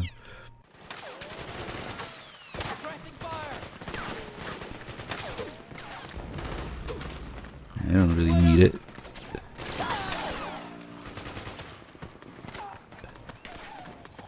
It's always fucking chaotic here, this part of the game. Are they gonna shoot these guys or... Nope. They're gonna wait until they're up to even notice. No, they're leaving. Okay then.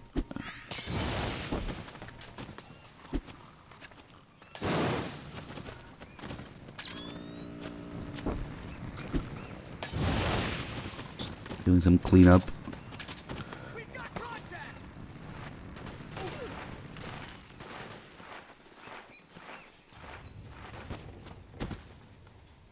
Oh shit, he's up. Why don't we mess with some of these iPod songs? I forget, which is it? Let me see, Breeze. Nah, I would have to look this up. But some of the songs have effects when you grab somebody in CQC. Sailor makes your health regen faster, so I don't think it also has an effect on enemies. Okay, which is it? I would have to look it up.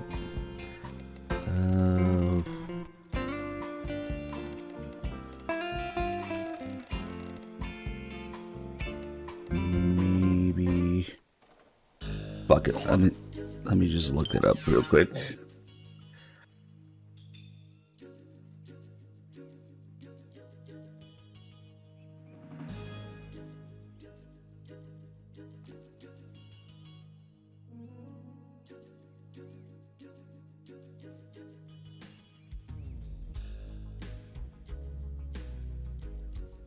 Demon captured enemy soldier. Oh, you know when we always show all the different ways you can put emotions into people, instill emotions in them. There's songs that do that too. I was gonna look for the one that makes them sleep. Oh.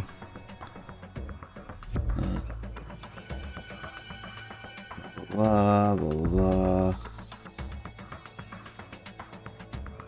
Angry, scream, cry,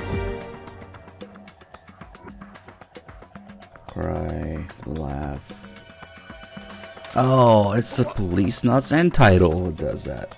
Oh, then I got the right one. It just takes a minute. There we go, he's asleep now.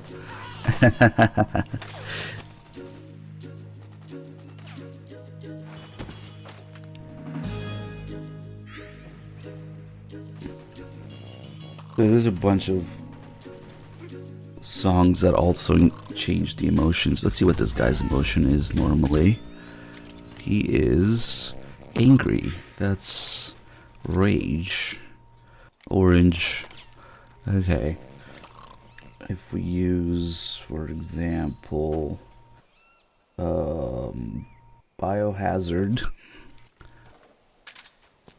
that makes him scream instead, so it should change to green.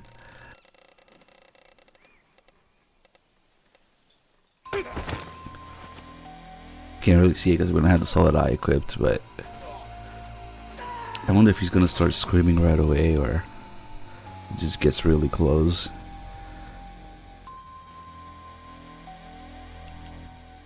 Okay, let's let him go now. Yep. And now he's screaming, panicking. It's green. Oh wow, wait. What happened? What the hell? He broke out of it. It doesn't usually happen when the icon's full. Hold on, let's try love theme action version makes them cry.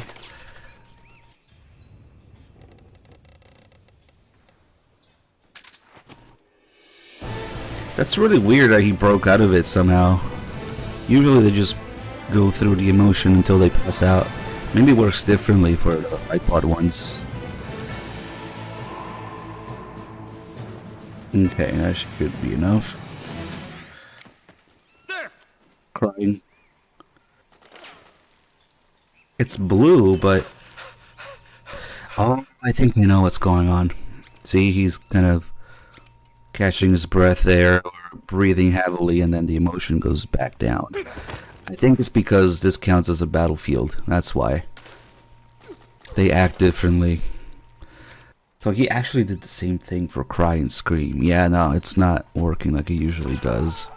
Maybe once we get to a regular sneaking area. Because there's fighting going on in the background. It's probably fucking with his AI too. Alright. Fuck it. Just kill him. We also have another something very unique to this area. Just like we had that hanging thing at the end of Act 1. To slowly get down from the building. Here we have this mechanic that, as far as I know, is not used anywhere else in the game. See how that roof is sticking out a little bit there? It's like curved. It's because you can roll and go onto it, which is crazy. I figured it out because I saw this Mosin Nagant ammo here, and I was like, how the fuck do you get that? And that's how. It's crazy. That you roll and then grab onto something in midair like that, just not used anywhere else. You think it would make a pretty interesting mechanic, maybe in some MGO2 maps or something, but I'm pretty sure this is the only place in the whole game. Oops, I fucked it up.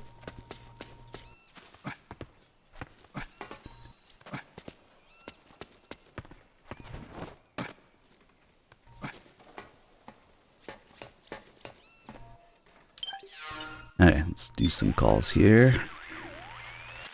Say, is that a uniform from the previous regime? Yeah, just my size, too. The rebels are a heck of a lot less likely to shoot at you if you're wearing that uniform. Don't hesitate to put it on if you're feeling a little naked. I'll do that. Of course, you have to act the part, too. Don't forget to play nice. Don't worry. I'll behave. Naomi's lab is north of your present position. The low oxygen levels in this high-altitude mountainous area must be having a negative effect on the nanomachines. The PMCs are showing signs of unusually aggressive behavior. Watch your back, Snake. Hey, maybe that's why he breaks out of the emotion pattern thing. That might be it too. I didn't think of that. Yeah, Autogun does warn you that they might act differently here. Maybe that's what it is. The PMC the regime hired is French, isn't it? It sure is. Pieuvre Armament. Octopus Armaments. Why? And this battlefield ad I'm looking at, it's written in French. Les tentacules de la pieuvre pour votre guerre. It means something like arms of the octopus, arms for your war. Oh yeah, I forgot. Fluent in 6 languages. You know, I bet the octopus never saw it coming. Somebody using its limbs to design a wartime advertisement? You use what you can. That's what we humans do. Sounds like something a Procure on-site expert would say. Is that so, Otacon? I'm kidding, I'm kidding. I'm actually glad we got that call, because I usually try to get it later in the game. And it's a bit more problematic to get. But there's this sign here, too. And it's actually way easier to get it here. Snake, this should go without saying, but just so we're clear. You're practically defenseless while controlling the Mark II. Oh, he's still going on about the Mark II calls. We started in the previous act. Head for Naomi's... Yeah, okay, fuck it. We don't need this stuff. Stop pretending the snake's young and everything's fine. It isn't. I'm just for... Wonder what's going on ahead here now that we let them go ahead. Maybe they actually finished the fight.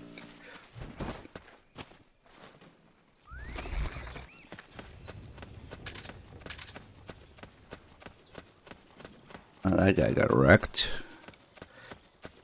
This is one of the more involved areas to sneak through, usually.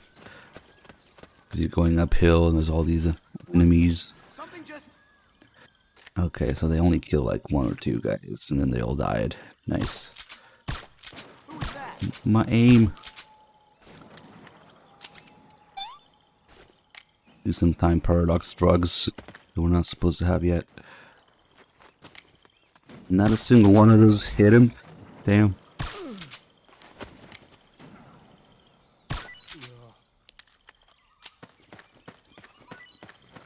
We are about to meet Rose. Ooh.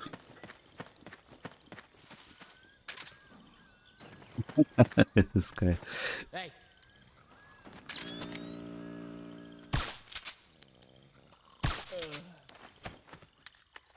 Okay, so we had a little poll for the podcast. 69% voted yes. Very nice. That means we can do the input of the other. The first 2 podcasts are basically like description intro of it, and then they start with the real location-based commentary. So maybe we'll do those here. Then we've got an episode at the power station coming up. Then we got all the Roses calls coming up. So yeah, we have quite a bit of things to do right here before going. Yeah, let me see how long these first two are. This one shouldn't be too long. Holy shit, it's 10 minutes. MGS4. And now, Metal The Gear l- Solid 4 the- Integral Podcast. The iPod in the game. Recorded at Konami HQ in downtown Tokyo. Yep. Host Ryan Payton for the exclusive in-game broadcast of Metal Gear Solid 4. Remember, it's only a podcast if you listen on an iPod. Apparently. Welcome to the first ever Metal Gear Solid 4 Integral Podcast, number 1. It's going to be included in MGS4.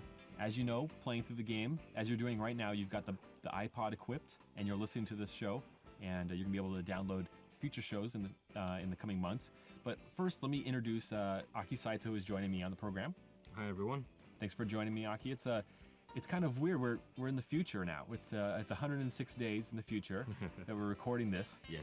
Or that we're broadcasting this. We're recording this in February, knowing that this is going to be burnt onto the Blu-ray disc for millions of people to enjoy.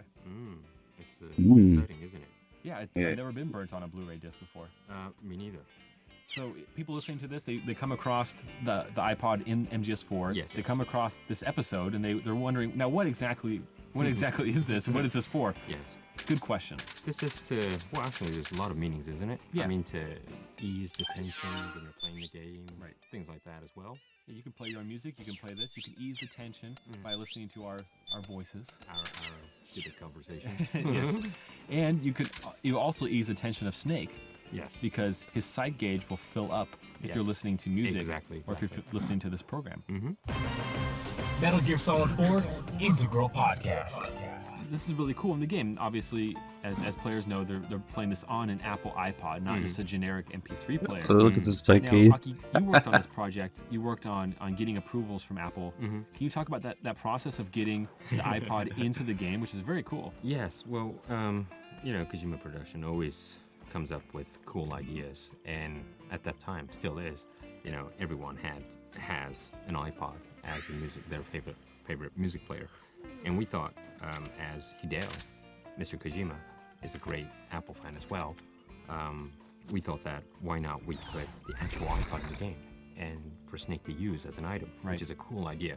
So it was really fun working with Apple because they're really nice guys actually. And you're a super fan of Apple. Well, yes, me too. Hideo and I are the last sole survivors within the company to have the Mac PCs on our desks and work on it. But you take it a step further. You have a competitor's laptop. It's a PC-based laptop. Yes. With an Apple sticker over their brand, over their logo on that laptop, so people from a distance think you're on a PowerBook or something. Yeah. Well, that's actually I customize inside as well. So because at home I've always been an Apple user, and it's I changed the inside as well, and it's I don't know, it's just more fun when you're working. Right. You don't get dull, and you want to work on a computer that you love. Well, you like to be that rebel, Yeah. Well. But it's funny. But it's funny because you don't have to be a rebel if you're outside of Japan, like especially like in the States.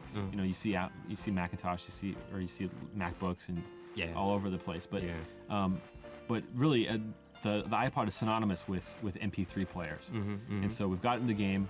Did you have to go through a bunch of different checks? Well, yeah, I did a couple of rounds of trying to get approvals, but what I did was, this was really cool.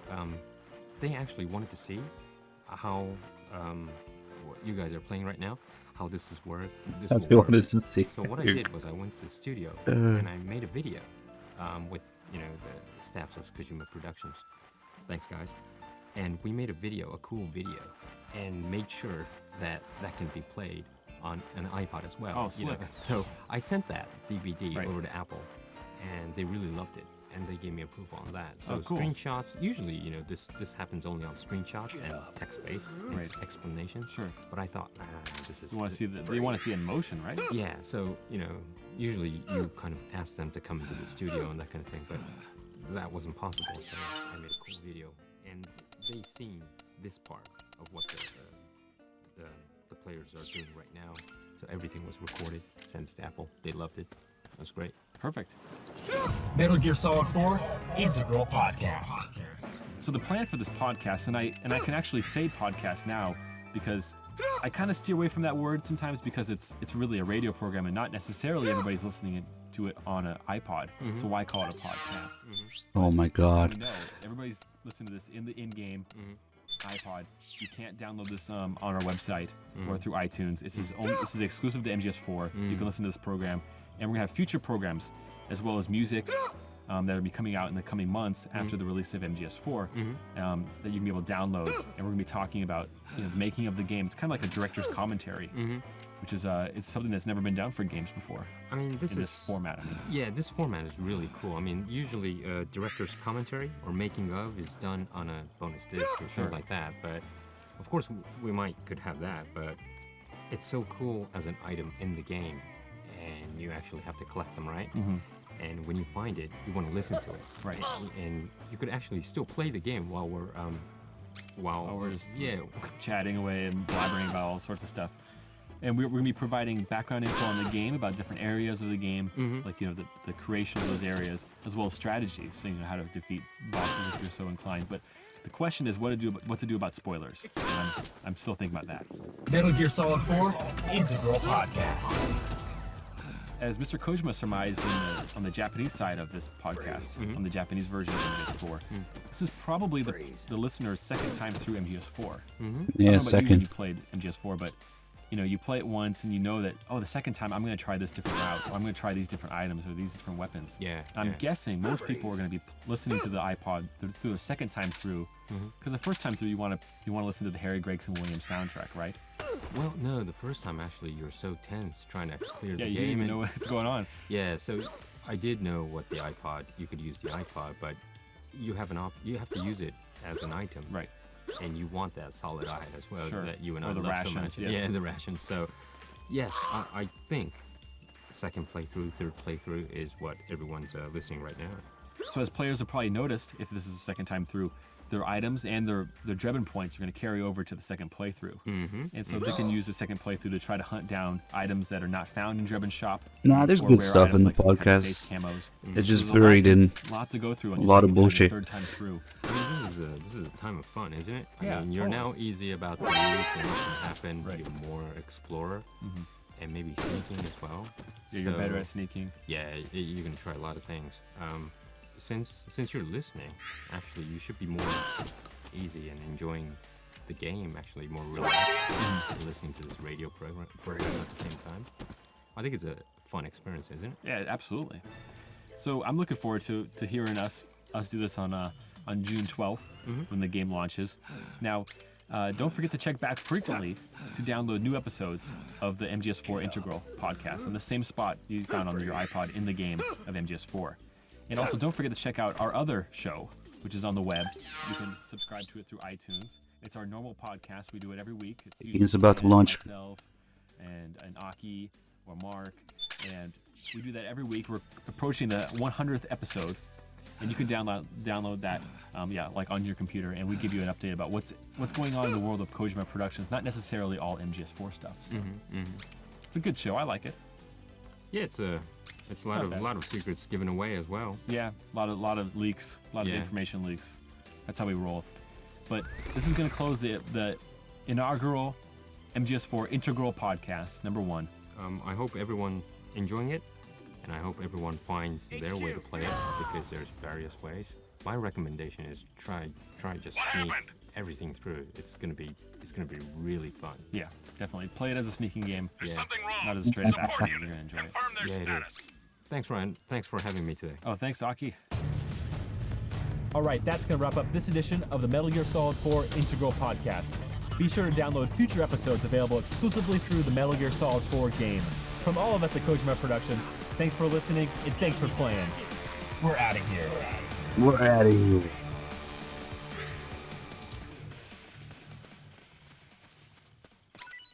Got the second episode.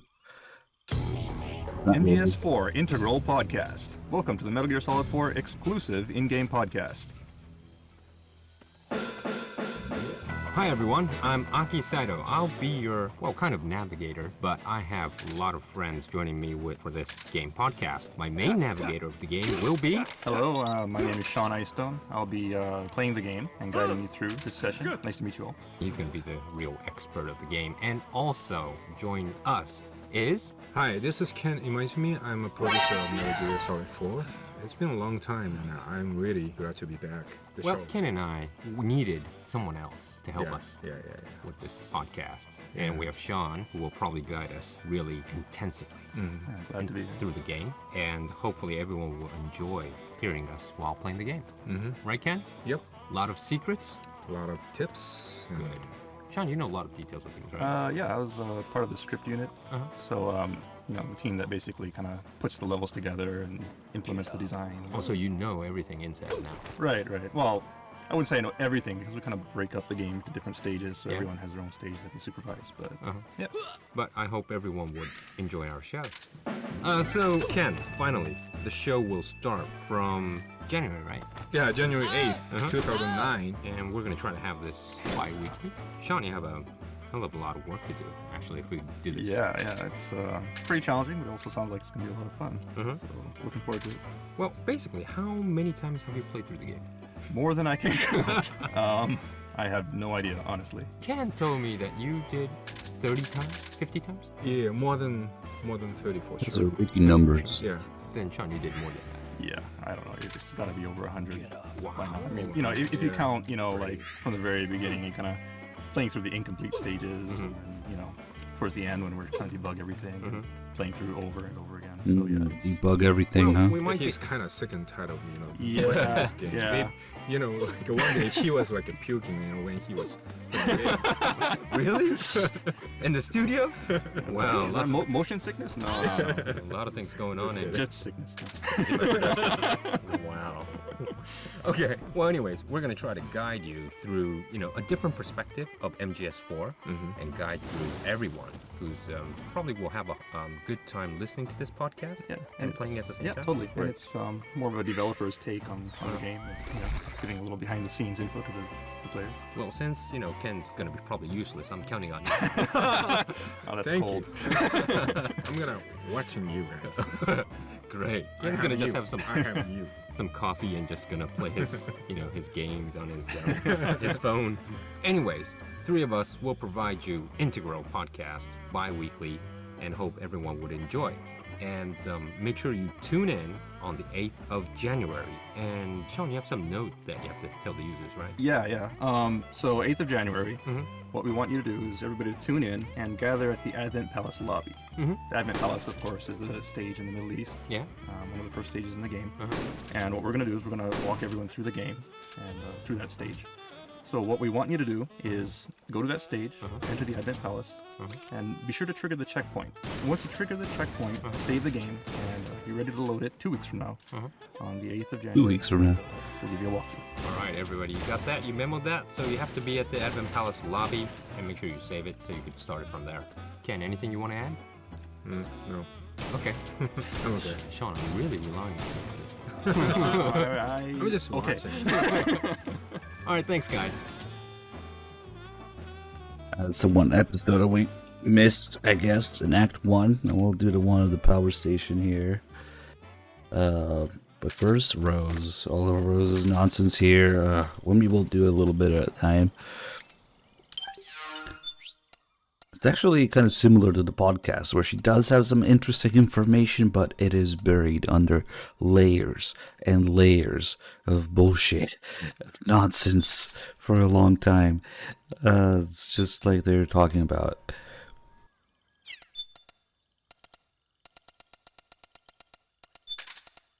At least we can shake her tits. Why can't I shake... What's his face? Sean Icestone's tits. For this. Doesn't work the first call, though. Snake, there's someone I'd like you to meet. A member of the mission staff. A psychological counselor. Psychological counselor? A lot of soldiers can't handle the stress of battle, end up panicking. She'll be useful in helping you understand the mindset of both the PMC and rebel soldiers. She? Rosemary.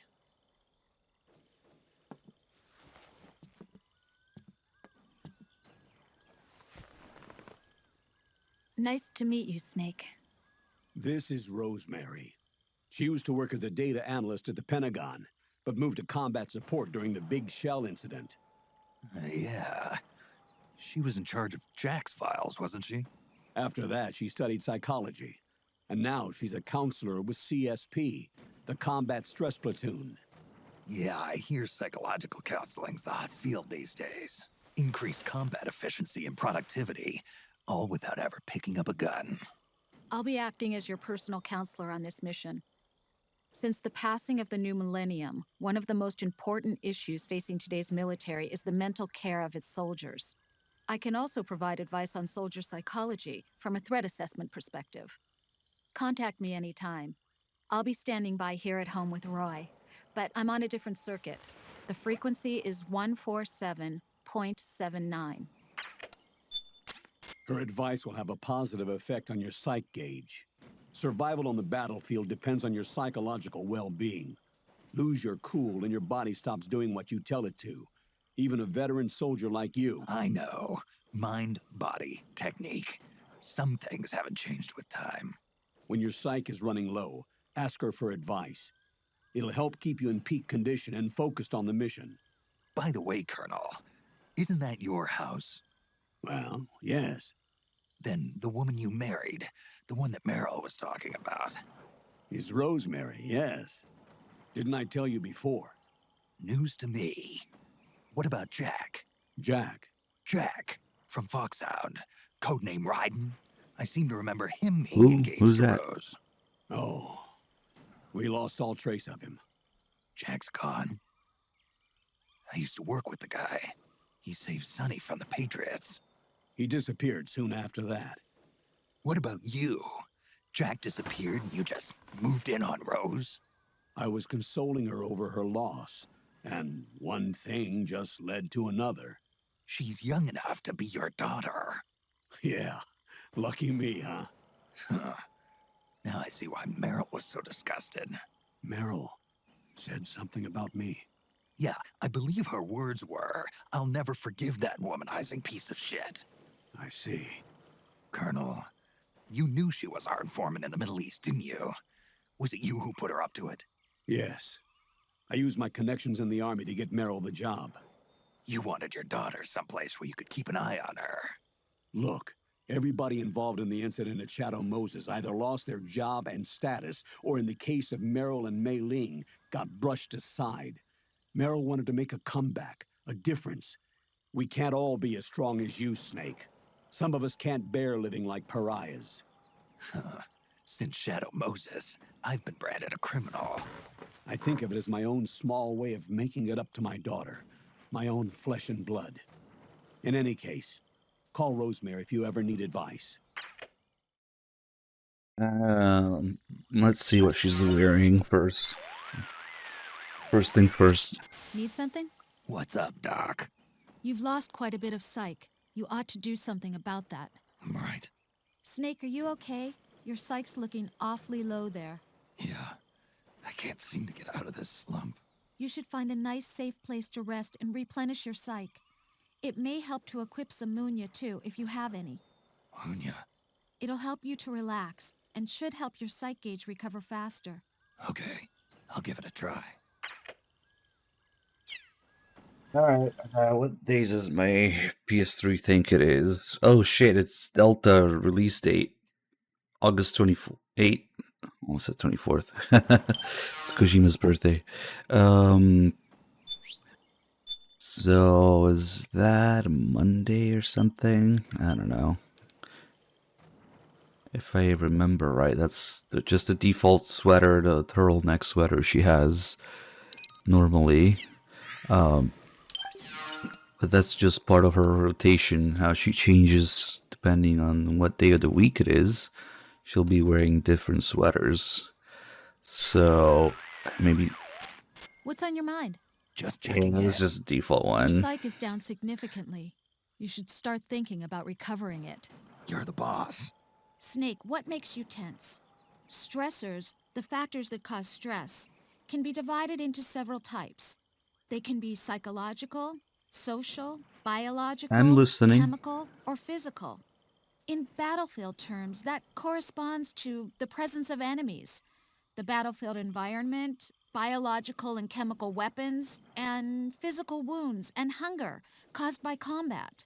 Any of these factors can cause stress to build up. So you need to pay attention not only to your health, but also to your psyche, especially when engaged in combat. Also to your boobies. Okay, let's change the date. Maybe this will be a good time to just actually correct it. Make it the actual date. No, because what freaking day is... Okay, so August 28th is a Thursday. And today is Monday. I think we'll just change it to something else then. So we'll go back. Forget if it's Friday or Saturday that she has cleavage. Let's say it is Saturday, the 19th. And then check.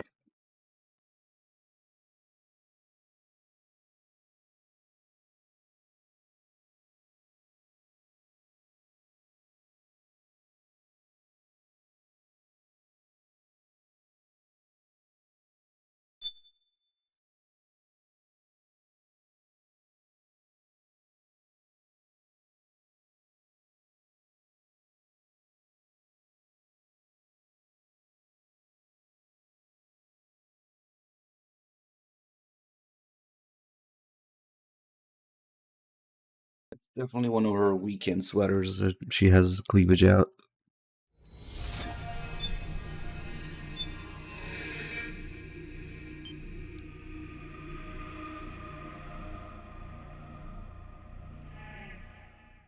All right, for science, let's check.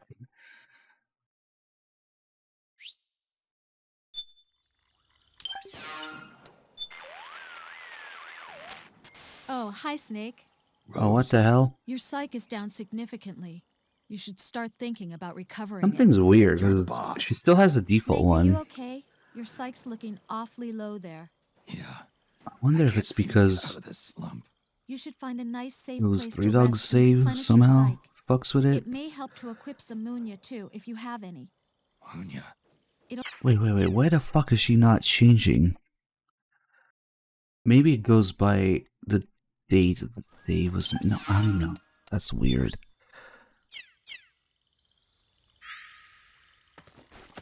Or maybe it just doesn't work in the first... it should, though. Maybe it's the plant here. They're about to talk about it in the podcast as well. In the next episode. I'm not sure why Rose is not changing. Hello, Snake. What do you have for me, Rose? You've lost quite a bit of... That's weird.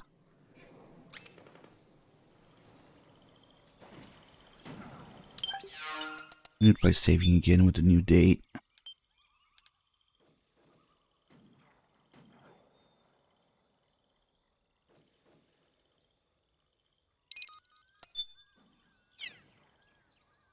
That's really fucking weird.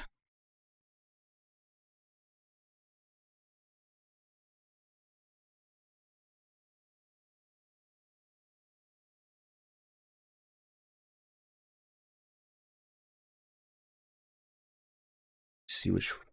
I'm just gonna check here. Blah, blah.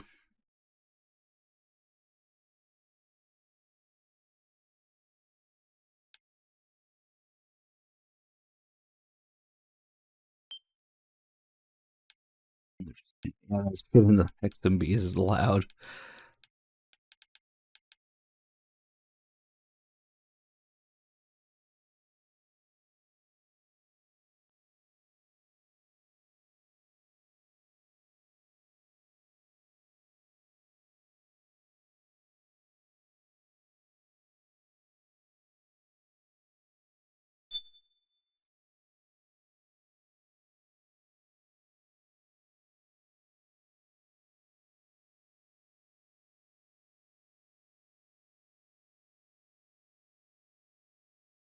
Oh, it's the Friday one that has cleavage.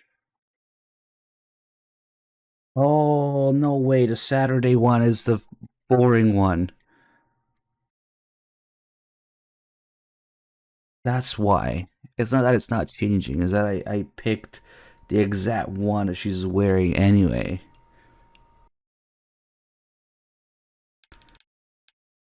Oh, that's the problem. Okay. So we want a Friday.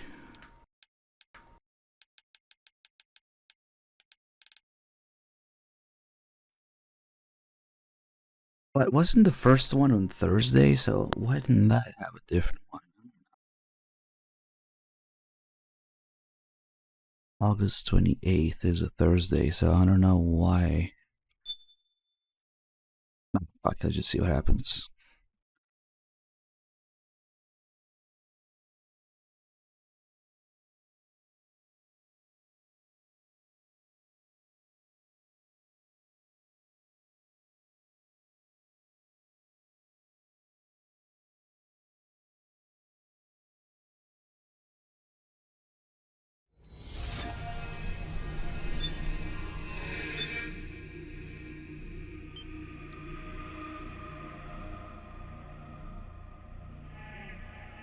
I kind of want to see her Sunday one.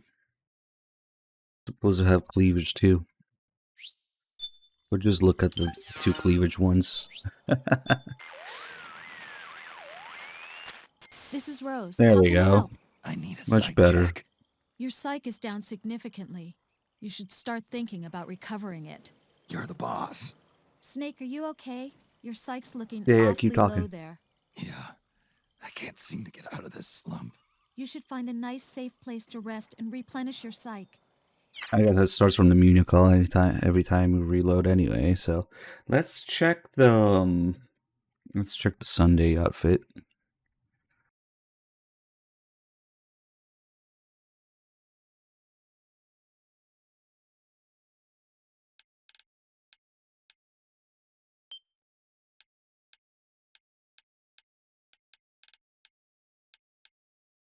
$420. I didn't even mean to do that.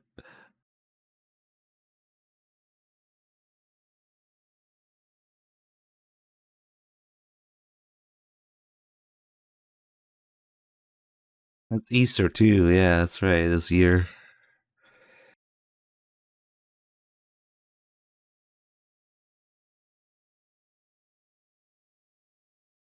Happy Easter egg. Found in MGS4.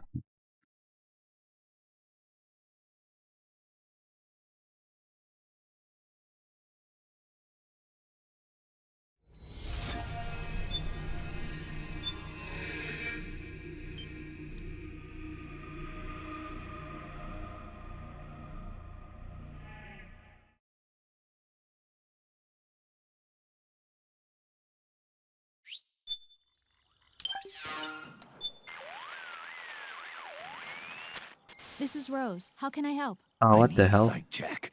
Your psych is starting That's to her slip Sunday a little. one. Are you all right? I'll be fine.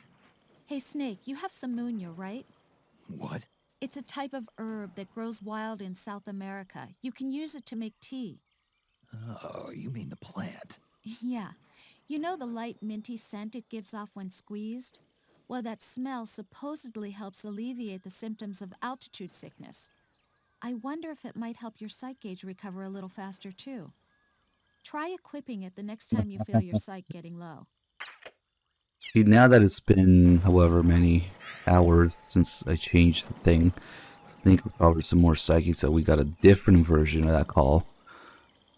Because the way it calls more, she has a different set of calls when you have low psyche and a different set of calls when you have higher psyche, like higher than 50% or something. And then she goes through a bunch of actual real life stuff about stress and counseling and whatnot, all that stuff.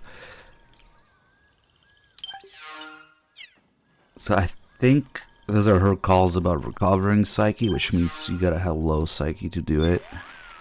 Let's see what she talks about Hi, here. this is Rose. I need an update on my psych.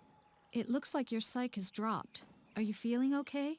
Yeah, I'm fine. It's like mid The gauge below your life gauge calls is here. your psych It's not gauge. low or high. Yeah, you told me about that. Then you'll hear it again. There are not too many the of psych those. gauge affects the rate at which your life gauge recovers. In other words, how fast your wounds heal. It also greatly influences how well you perform various actions. When your psych gauge is full, Yeah. Oh, we also need to close and reopen. what's on your mind? Your Otherwise, psych is starting. Snake, I think you've got a lot of stress built up. yeah, she just talks about random shit. Hi, this is. I see your psych. Snake, your psych gauge is affected by the conditions you're in. Staying in a place that's too hot or too cold, or being exposed to combat conditions for extended periods, causes stress to build up in your body and mind. It is kind of cool that they have these environmental factors The more your psych gauge in the game. decreases. As the gauge decreases, it starts to negatively affect your performance. Your hands start to shake, and your life gauge recovers more boobs slowly. start to shake. Vision gets blurry, and you can't make out your targets. All of these things impair your ability to complete the mission. So be sure and keep... Yeah. These are kind of weird calls that are kind of like in between. Rose here. How's it going? Super. Your psych could look a lot better than this. I'll keep that in mind. Here's a good way to think about your psych gauge. Low psych equals high stress. So the best way to replenish your psych gauge is to relieve your stress. Being pursued by the enemy can be a tremendous source of stress. By the same token, staying out of sight and giving your body a rest relieves stress and allows the psych gauge to recover. Find a safe place where you can crouch or lie down and just lay low for a while. Also, just getting out of extreme heat or cold can have a positive effect on the gauge. Pay attention to how the psych gauge moves and find a stress relief technique that works for you. I think she doesn't start talking about Rose here. stress and How's it going? stressors and... Your psych could look a... Eating replenishes more Well, than here just we your go. stamina. It also helps your psych gauge recover. Since ancient times, military commanders have struggled with the problem of how to secure food for their men. How much soldiers get fed, not to mention how well, has a direct effect on morale. Back when wars were fought between absolute monarchies, the maximum distance an army could travel in a day was limited to the distance from one supply point to the next. The quality of the food is a major factor, too. During World War II, American battleships housed vending machines that were stocked with cigarettes, soft drinks, and ice cream. They called them Gedunk bars. The phrase is still used by sailors and Marines today. Ice cream. Tasty. Apparently, they even built special floating ice cream factories, capable of producing 5,000 gallons of ice cream an hour to feed soldiers on ships too small to have their own Gedunk bars. They even had their choice, soft or hard. Napoleon once said, "An army moves on its belly." He knew what he was talking about.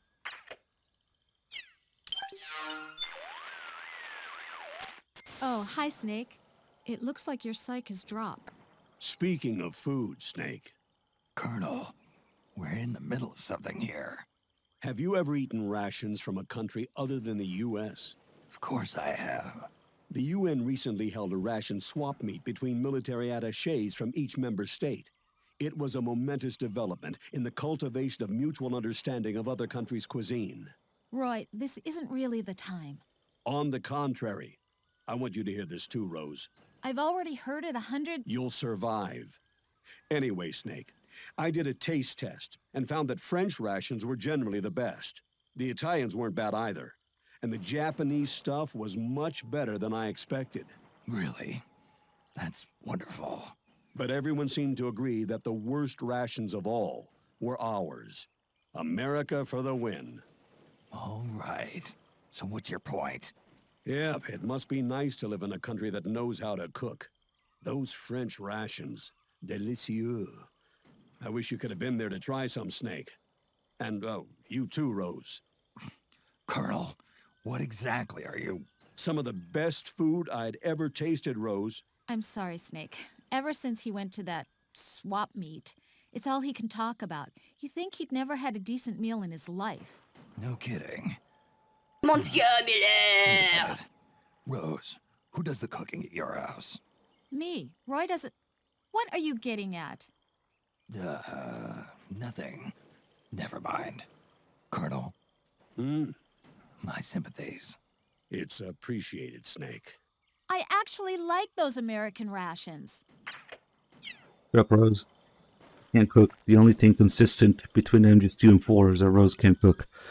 I think we need to lose some more psych Rose here. here. How's it going? It looks like you're Snake, you're a smoker, aren't you? Not this again. Just hear me out. Yeah. I wouldn't want someone smoking in front of my kids, of course, but from a stress management perspective, smoking is obviously an effective relaxation measure for people like you. It actually raised your psych, didn't it? Yeah. But even so, I'm not going to downplay its effects on your health. Your life gauge actually went down, didn't it? And the smell of tobacco can attract the enemy. Yeah. I guess you're right. Think carefully before lighting up, Snake. I'll leave it at that.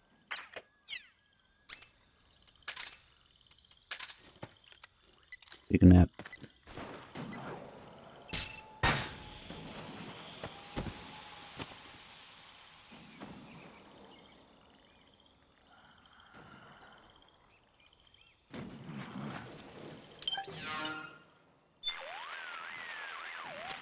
This is Rose. How can I help? You're starting to get pretty low on psych. Yeah, I know. Snake, what makes you tense? You. Stressors, the factors that cause stress, can be divided into several types. They can be psychological, social, biological, chemical, or physical. In battlefield terms, that corresponds to the presence of enemies, the battlefield environment, biological and chemical weapons, and physical wounds and hunger caused by combat. Any of these factors can cause stress to build up. So you need to pay attention not only to your health, but also to your psyche, especially when engaged in combat. Okay, so now that we have a low psych, she's gonna go through all the real life techniques and stressors and causes and whatnot. It's kind of interesting. Yes, Snake? Just here for my checkup. You've lost quite a bit of psyche. You ought to do something about that. Right. Stress is an adaptive response your body takes to protect itself when confronted by a threat. It happens to everybody. There are no exceptions. Everyone gets stressed sometimes. Fear, anxiety, and worry are examples of psychological stress responses. Some people might not like to admit they have these negative feelings inside, but being aware of your own stress is essential to keeping it under control. You can't fight an enemy you know nothing about, right? The same is true of stress. To recover your psyche, you need to know where your stress is coming from. Give me a call whenever you feel it getting low.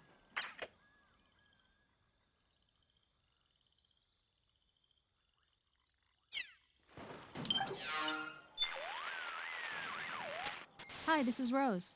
I need an update on my psyche. Your psyche is down significantly. You should start thinking about recovering it. You're the boss. In order to effectively manage your stress, you first need to assess it. Think about what happens to people when they get tense. Some people feel more tired than usual. Others experience stronger emotions or exhibit incoherent behavior or become dependent on things like alcohol or tobacco. Tobacco, huh? Some experience insomnia, depression, or have trouble concentrating. Others find themselves feeling apathetic, mentally drained. Everyone has their own way of reacting to stress. The important thing is to get a feel for what effect stress has on you. Pay attention to your psych gauge to learn what sort of situation causes it to go down. Oh, hi, Snake. Rose, Your psych is in bad shape. You should really think about that. I'll look into it. One method of managing stress is taking the more obvious routes. Overeating, drinking alcohol, smoking, complaining or acting irritable, relying on sleeping pills. These are only short-term fixes and may lead to addiction or other serious problems. In your case, Snake, smoking seems to help recover your psyche. But it's not a good idea to become dependent on it. I'd advise you to watch your intake.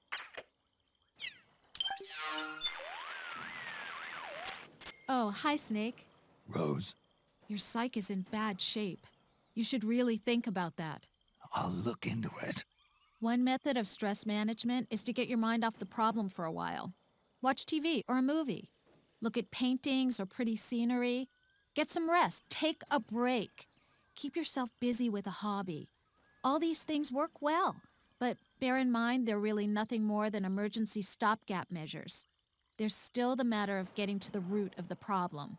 I don't see any TVs around here. And the scenery... Well, how about paintings or sculptures? Or listening to music, that works too. Or sometimes it helps if you stand by a river or a pond. Look around for a place or site that might help you recover your psyche. Oh, hi, Snake. Rose. You've lost quite a bit of psyche. You ought to do something about that. Right. The best methods for managing stress are comprehensive methods. Getting a healthy amount of exercise, meditating, letting yourself relax mentally and physically, not focusing on negative thoughts, counseling from a trusted professional. These approaches target both your body and your mind. But I know they aren't exactly convenient for someone in the middle of battle. So, Snake, try one of the easier techniques instead.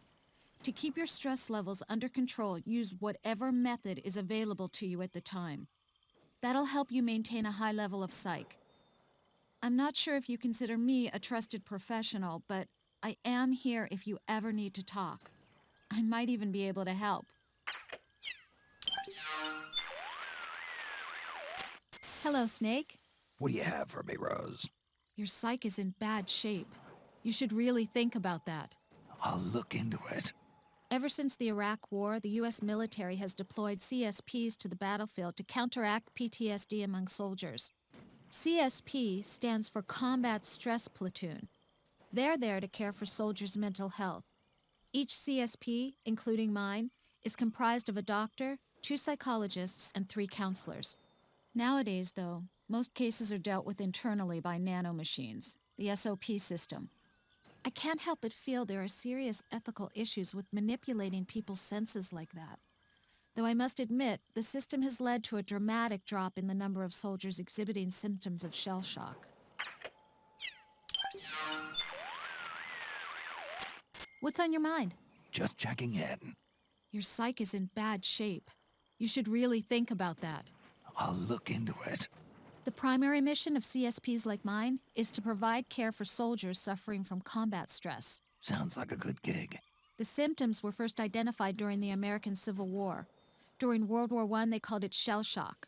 Today, it's known as post-traumatic stress disorder, or PTSD. You mean combat fatigue? Right. That's how soldiers have referred to it. Unlike external wounds, psychological damage is not readily visible, making it that much harder to detect. The only way to diagnose it is to look at the victim's stress level and determine whether or not he's able to effectively engage in battle.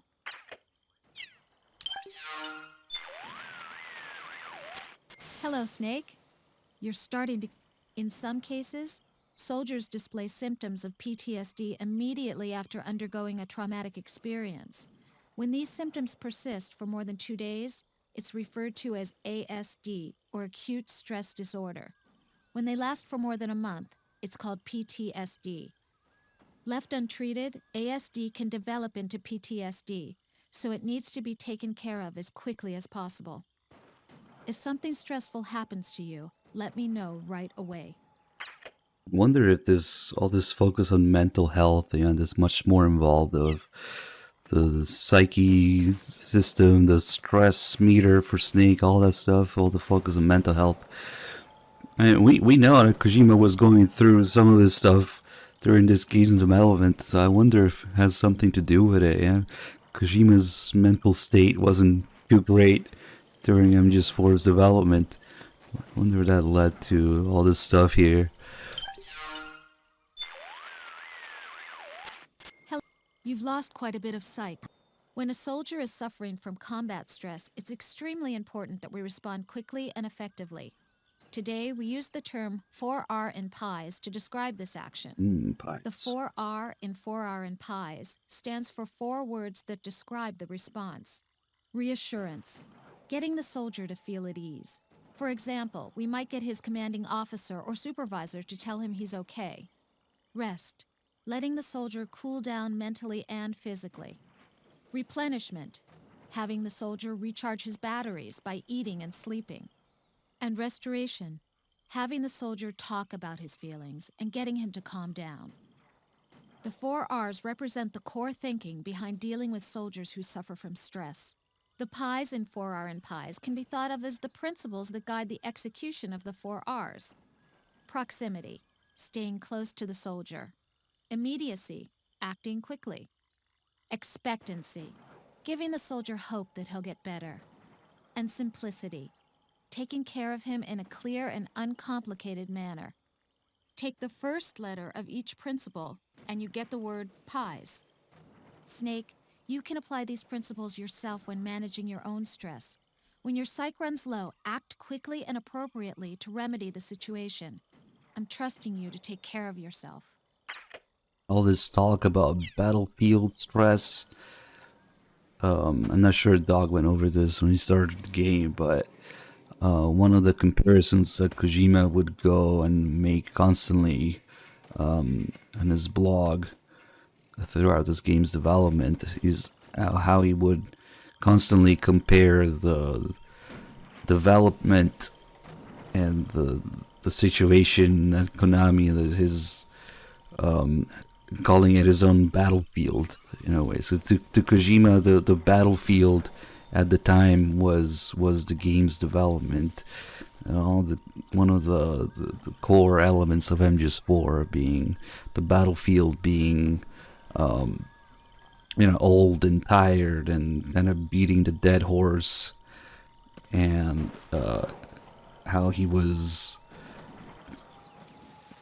called back and made to make MGS4 and kind of recreate everything again, going from the previous games. All the themes Snake talked about at the very beginning of the game.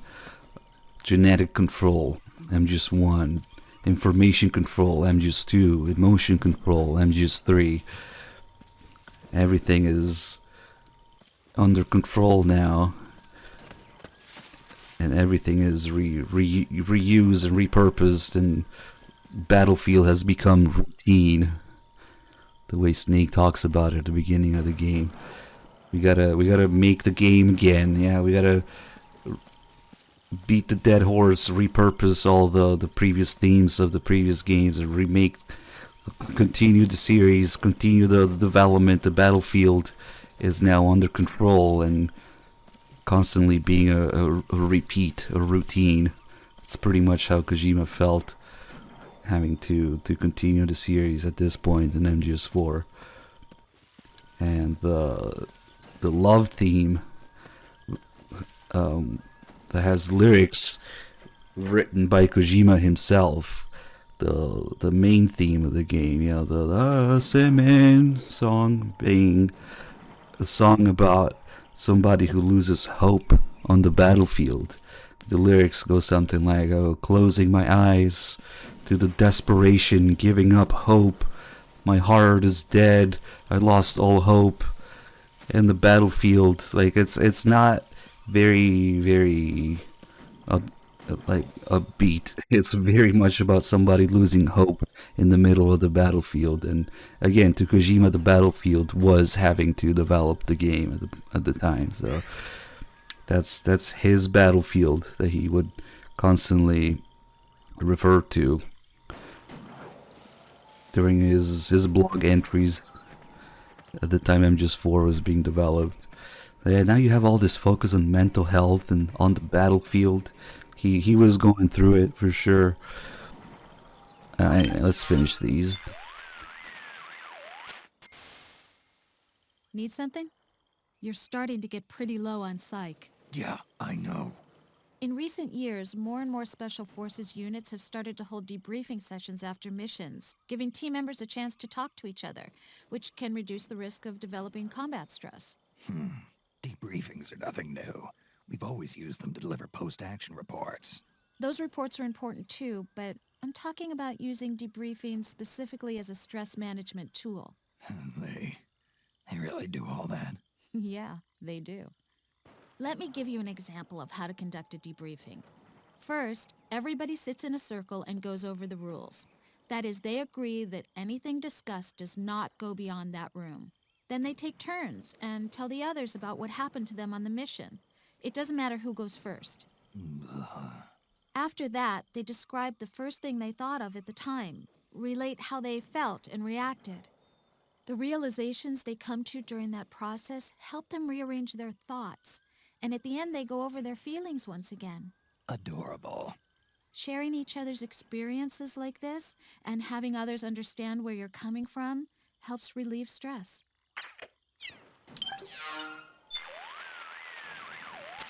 Hi, this is Rose. I need an update on my psych. Your psych is in bad shape. You should really think about that. I'll look into it.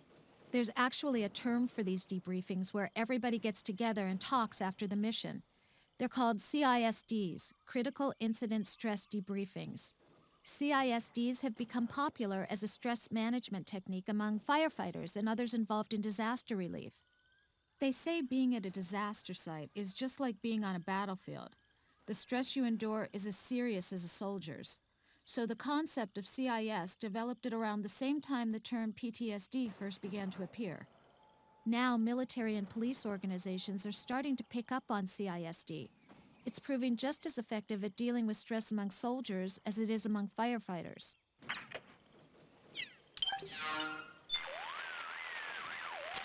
Oh, your psych is in... Rose, don't some types of people get stressed more easily than others? That's a good point. Go-getters for one, serious types also. Studies have shown that this type of person is more prone to stress.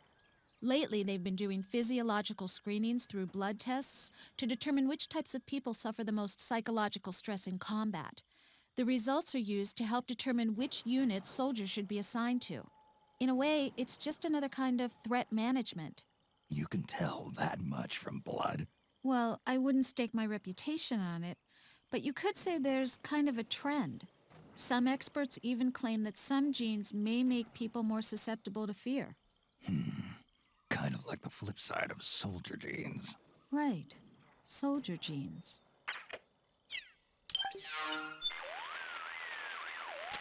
What's on your mind? Your psych is in bad shape. Rose, how do I keep my psych from going down? Isn't there a way to develop resistance to stress?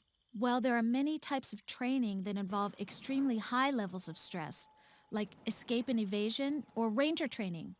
But what you need is to focus on managing the stress as it accumulates. It's not healthy to let it build up inside. No matter how big the cup, keep pouring water into it, and eventually it's going to overflow. Snake, you have to dump some of that water out once in a while. Here's what you need to know.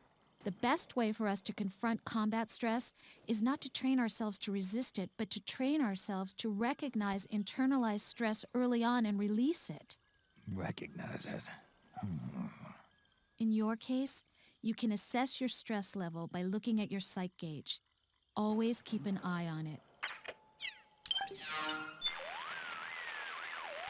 What's on your mind? You're starting to get pretty low. Are you familiar with the term catharsis? Catharsis, sure. It comes from a Greek word meaning cleansing. When we remember a traumatic past experience, it causes us to feel afraid, distressed, insecure, and we tend to suppress those feelings. Allowing ourselves to express these pent-up emotions removes that burden and relieves our psychological tensions. It's called catharsis. We experience catharsis in our daily lives in many different ways, by telling others how we feel, or by painting a picture, watching sports, going on a trip, or even yelling at the top of our lungs. Snake, if you ever feel like a past experience is making you feel uncomfortable, talk to me about it. It could help you experience catharsis. I'll, keep it in mind.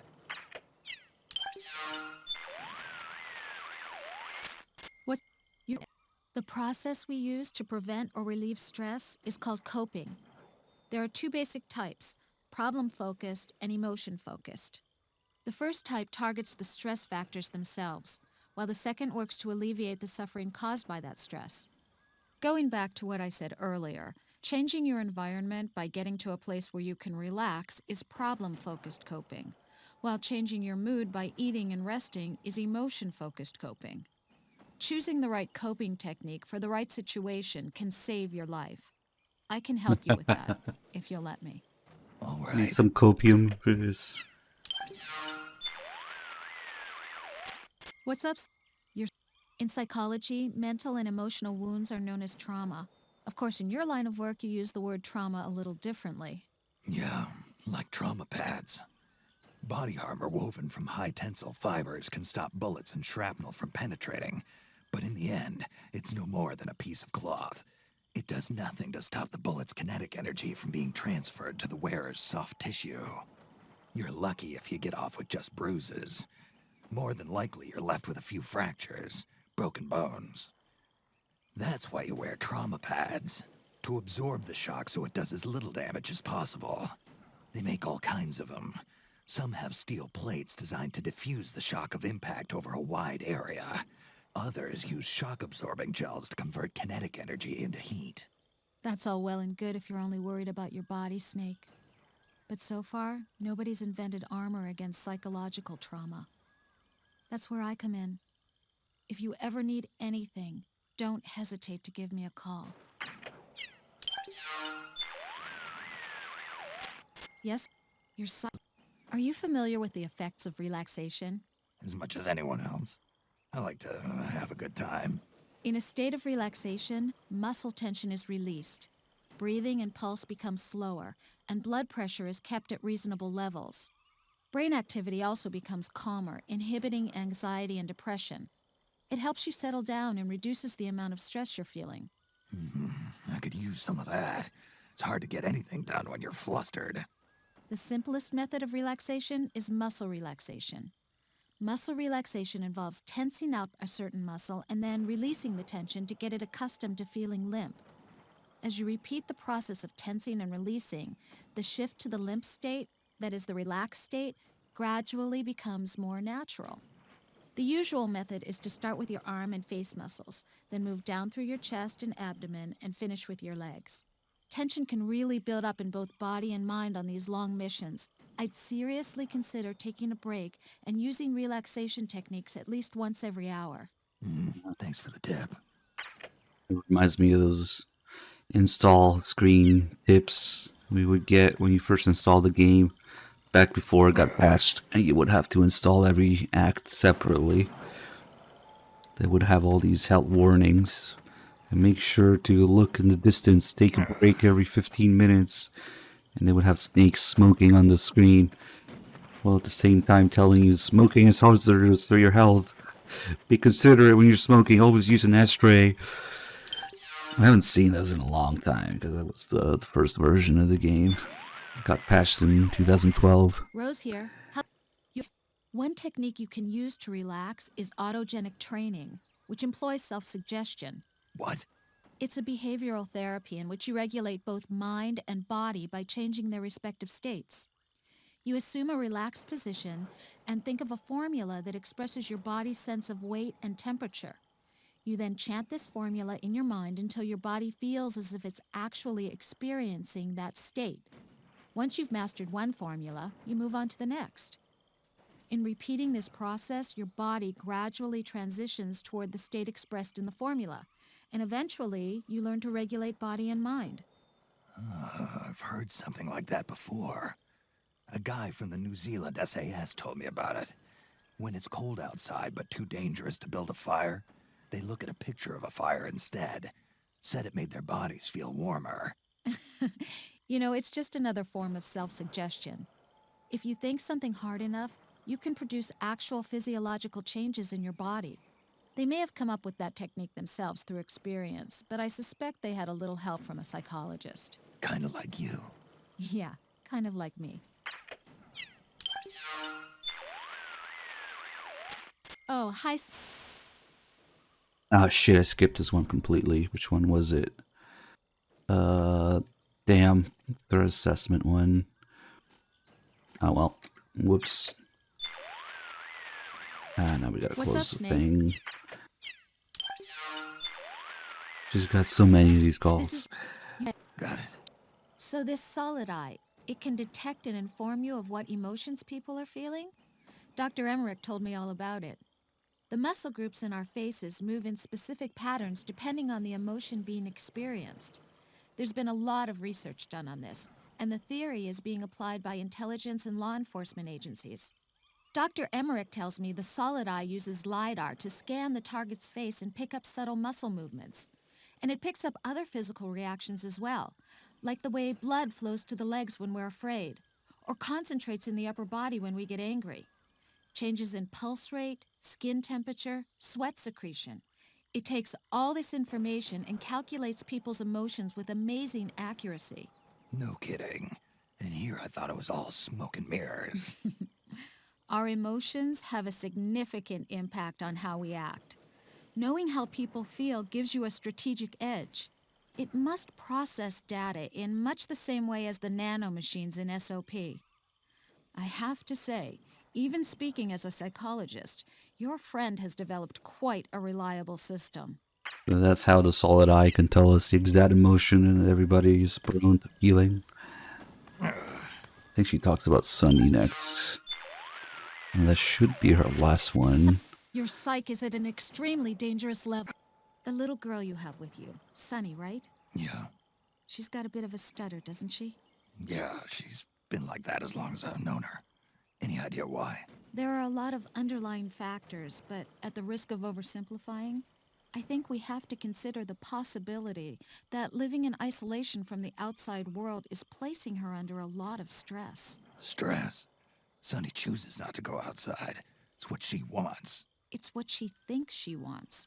Sooner or later, she's going to have to breathe the outside air. Ooh, outside. She can see the outside through a window, but it's never going to be the same as reaching out and touching the real world.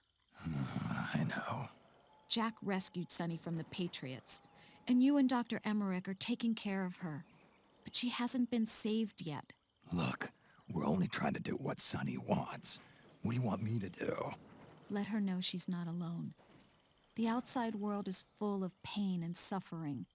You need to let Sunny know that you'll always be there for her. She's still just a little girl. Show her some sympathy once in a while, okay? Okay, and sure. Here I thought it was all the elephant tranquilizers were pumped into her mother while she was pregnant. Yeah. This is Rose. Your psyche is getting... The process we use to prevent or relieve stress is called coping. Opium. Okay, she's repeating stuff now. So she went through all her low psyche calls. There's a few more when psyche is higher, but they're not that much better, or they're not nearly as interesting. She does have some other interesting calls about Snake's death, dreams. Every time you die in a certain way and you get to continue, you can call her, and they'll have a conversation how Snake died. And it was one of his dreams of dying. Let's maybe just do drugs to recover. Nah, smoke a cigarette. Like she was talking about. Oh, I set this to what, Sunday, so everything's 20% off in Drevin's store.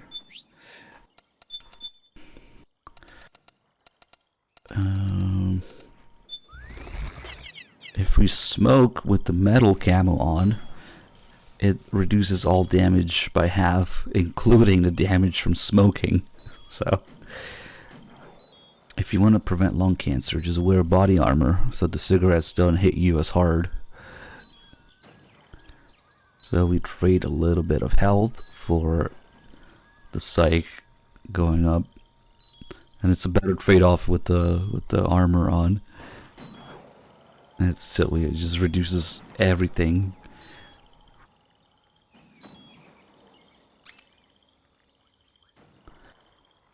Equip to restore some psychic. Be aware smoking is hazardous to your health.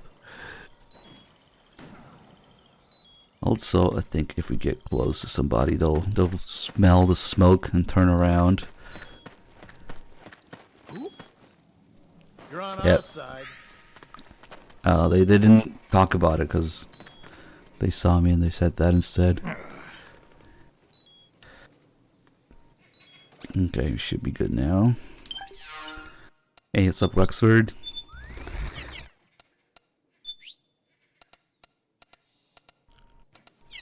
In the next area, we're gonna have the next episode of the podcast. Got some ammo here. On our side.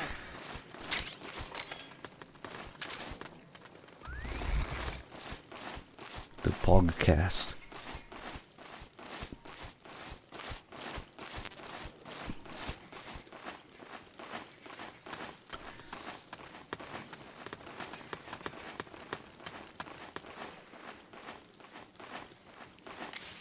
What?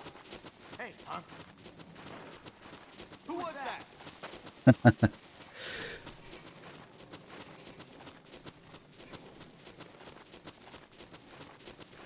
Just roll past this guy here.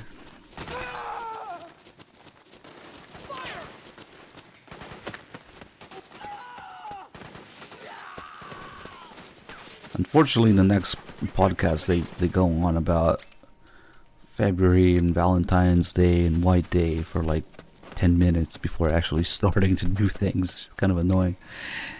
But that's just how it is. We gotta make small talk first.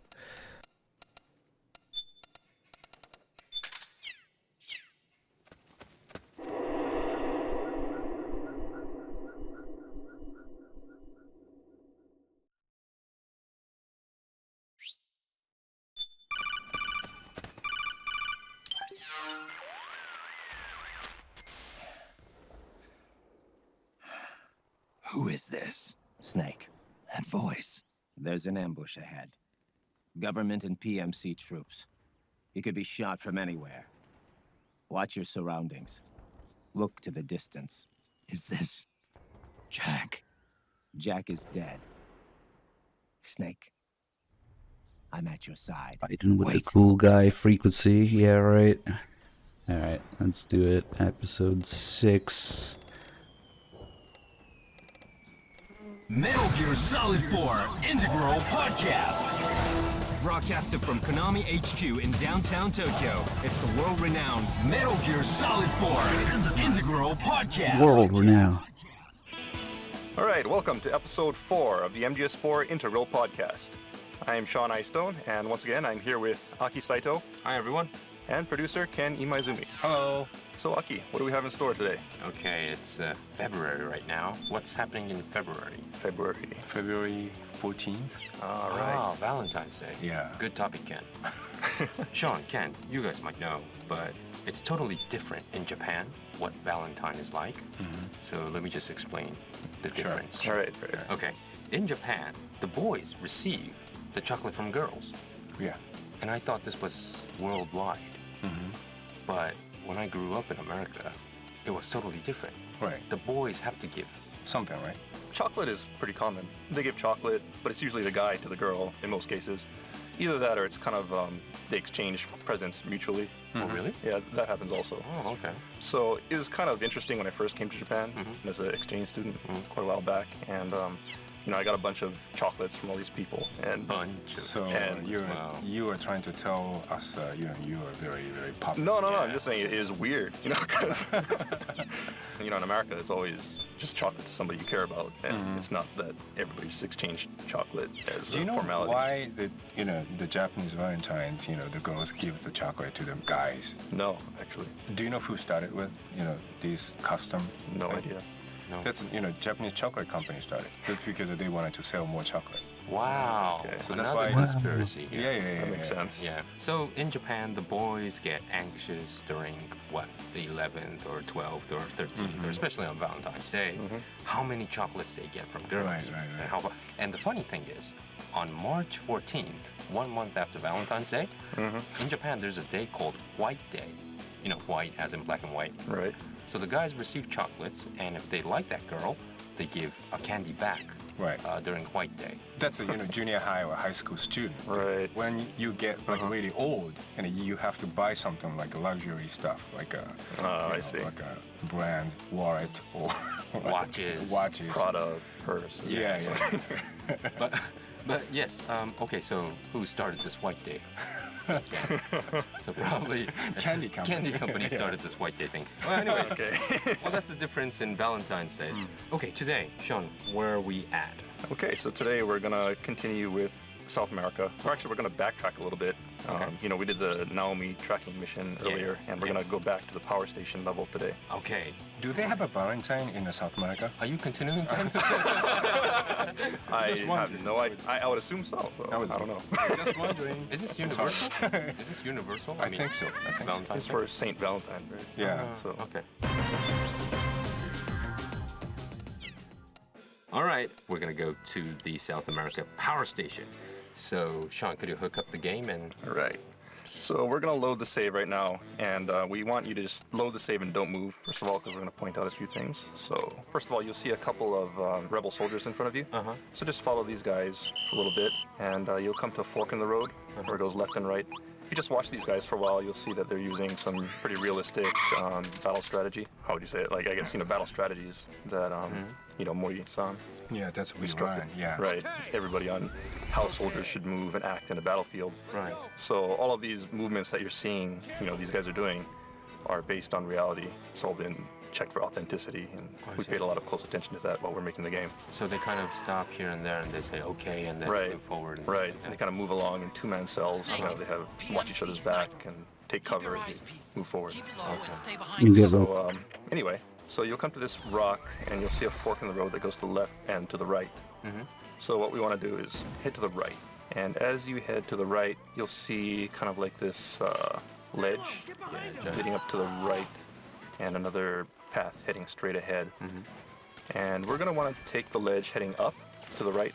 Okay. But before we do, let's just head over here because there's some crops that I want to point out. These things look like corn. Oh, yes. Yeah. Yeah.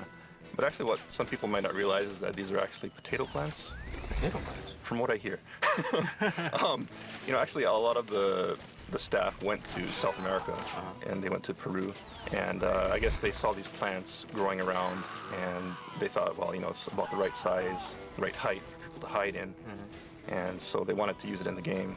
And, a lot of people thought it was corn, but I guess when they asked one of the locals, they said actually it was a type of potato.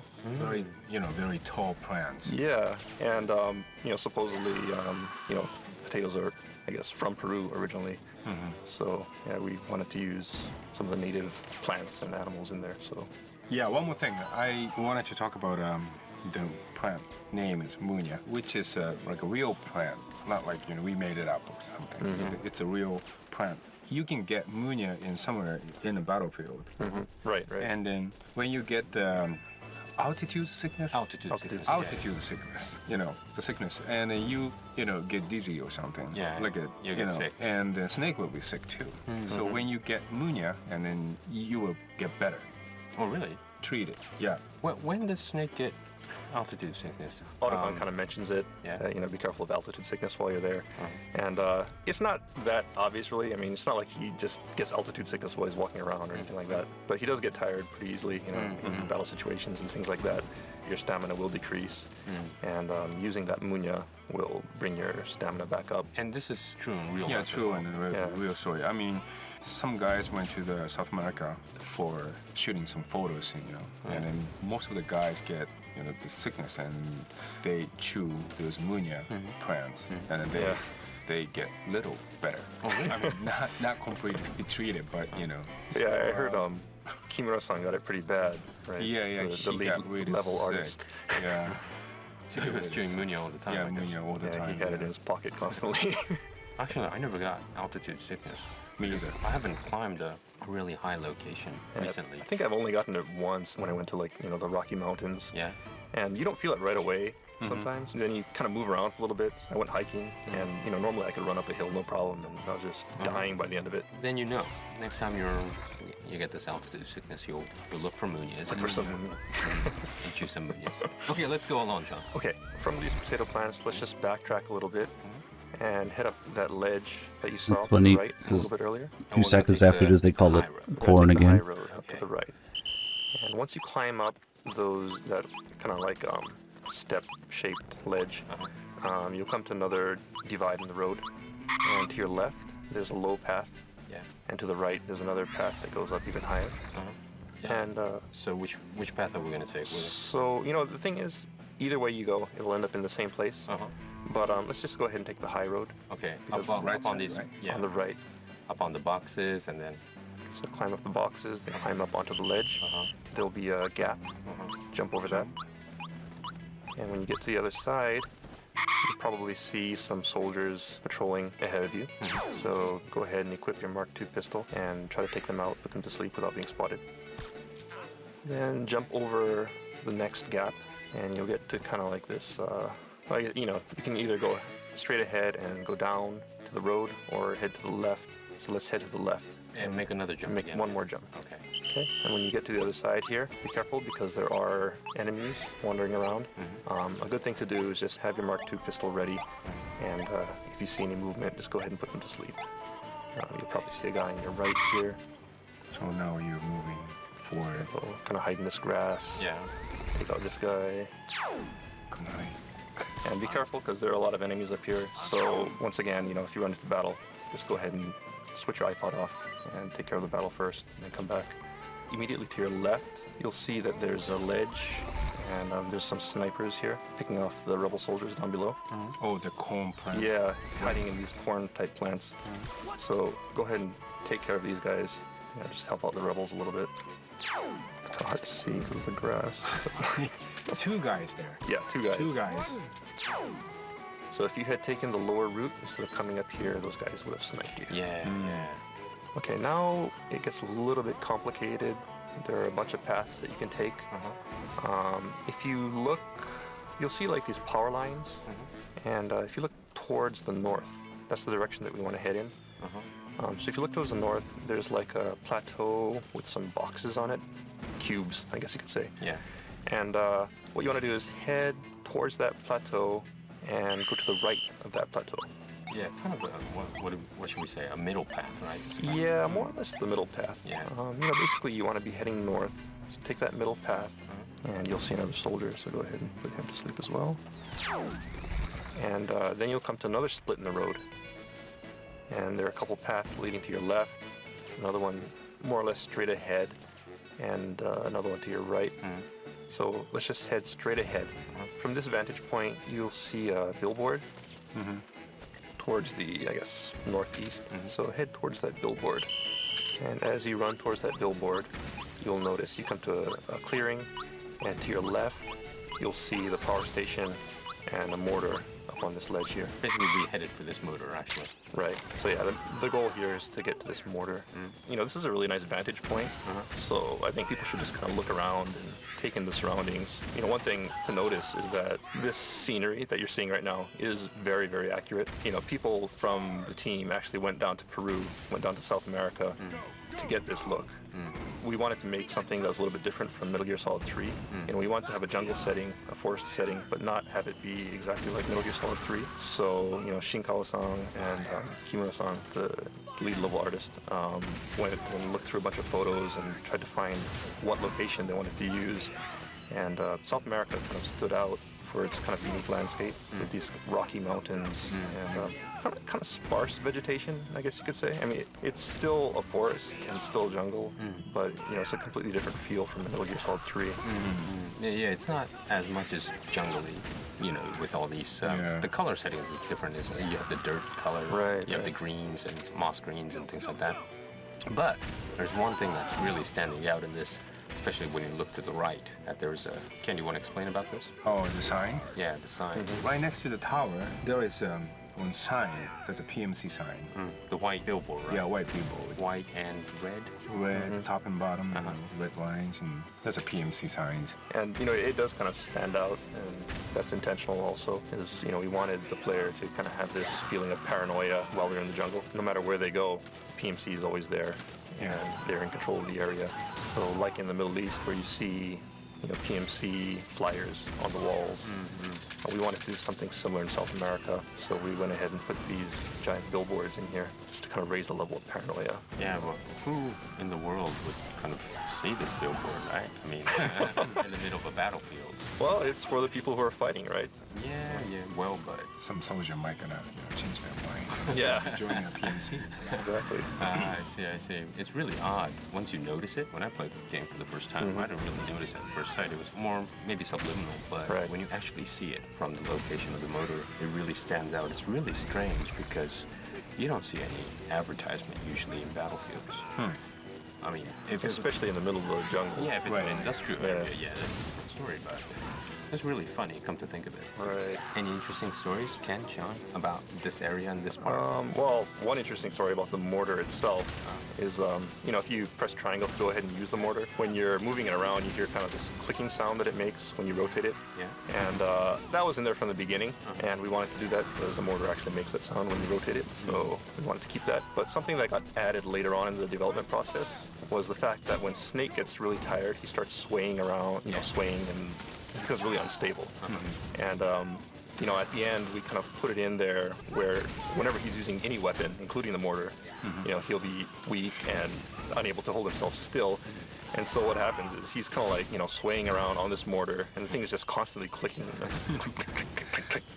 So annoying. Yeah, it was very annoying. But the problem was, because it was added late in the development process, and nobody really bothered to check this mortar, and it was too late for us to fix it. But luckily, I guess you could say it's luck, the game came back for another reason, and that gave us another chance to go ahead and sneak this fix in. So we went ahead and did that, and now, we got rid of that annoying click, even lucky. if Snake is lucky. tired. Yes, very lucky. Very, very lucky. Oh, so the people will never kind of actually see what was the original. Right, they'll never see that annoying click. Okay, Thank all you. right. Okay. Okay, so next let's move on down to the power station itself. So to your right, you'll see this fence and a slope leading down.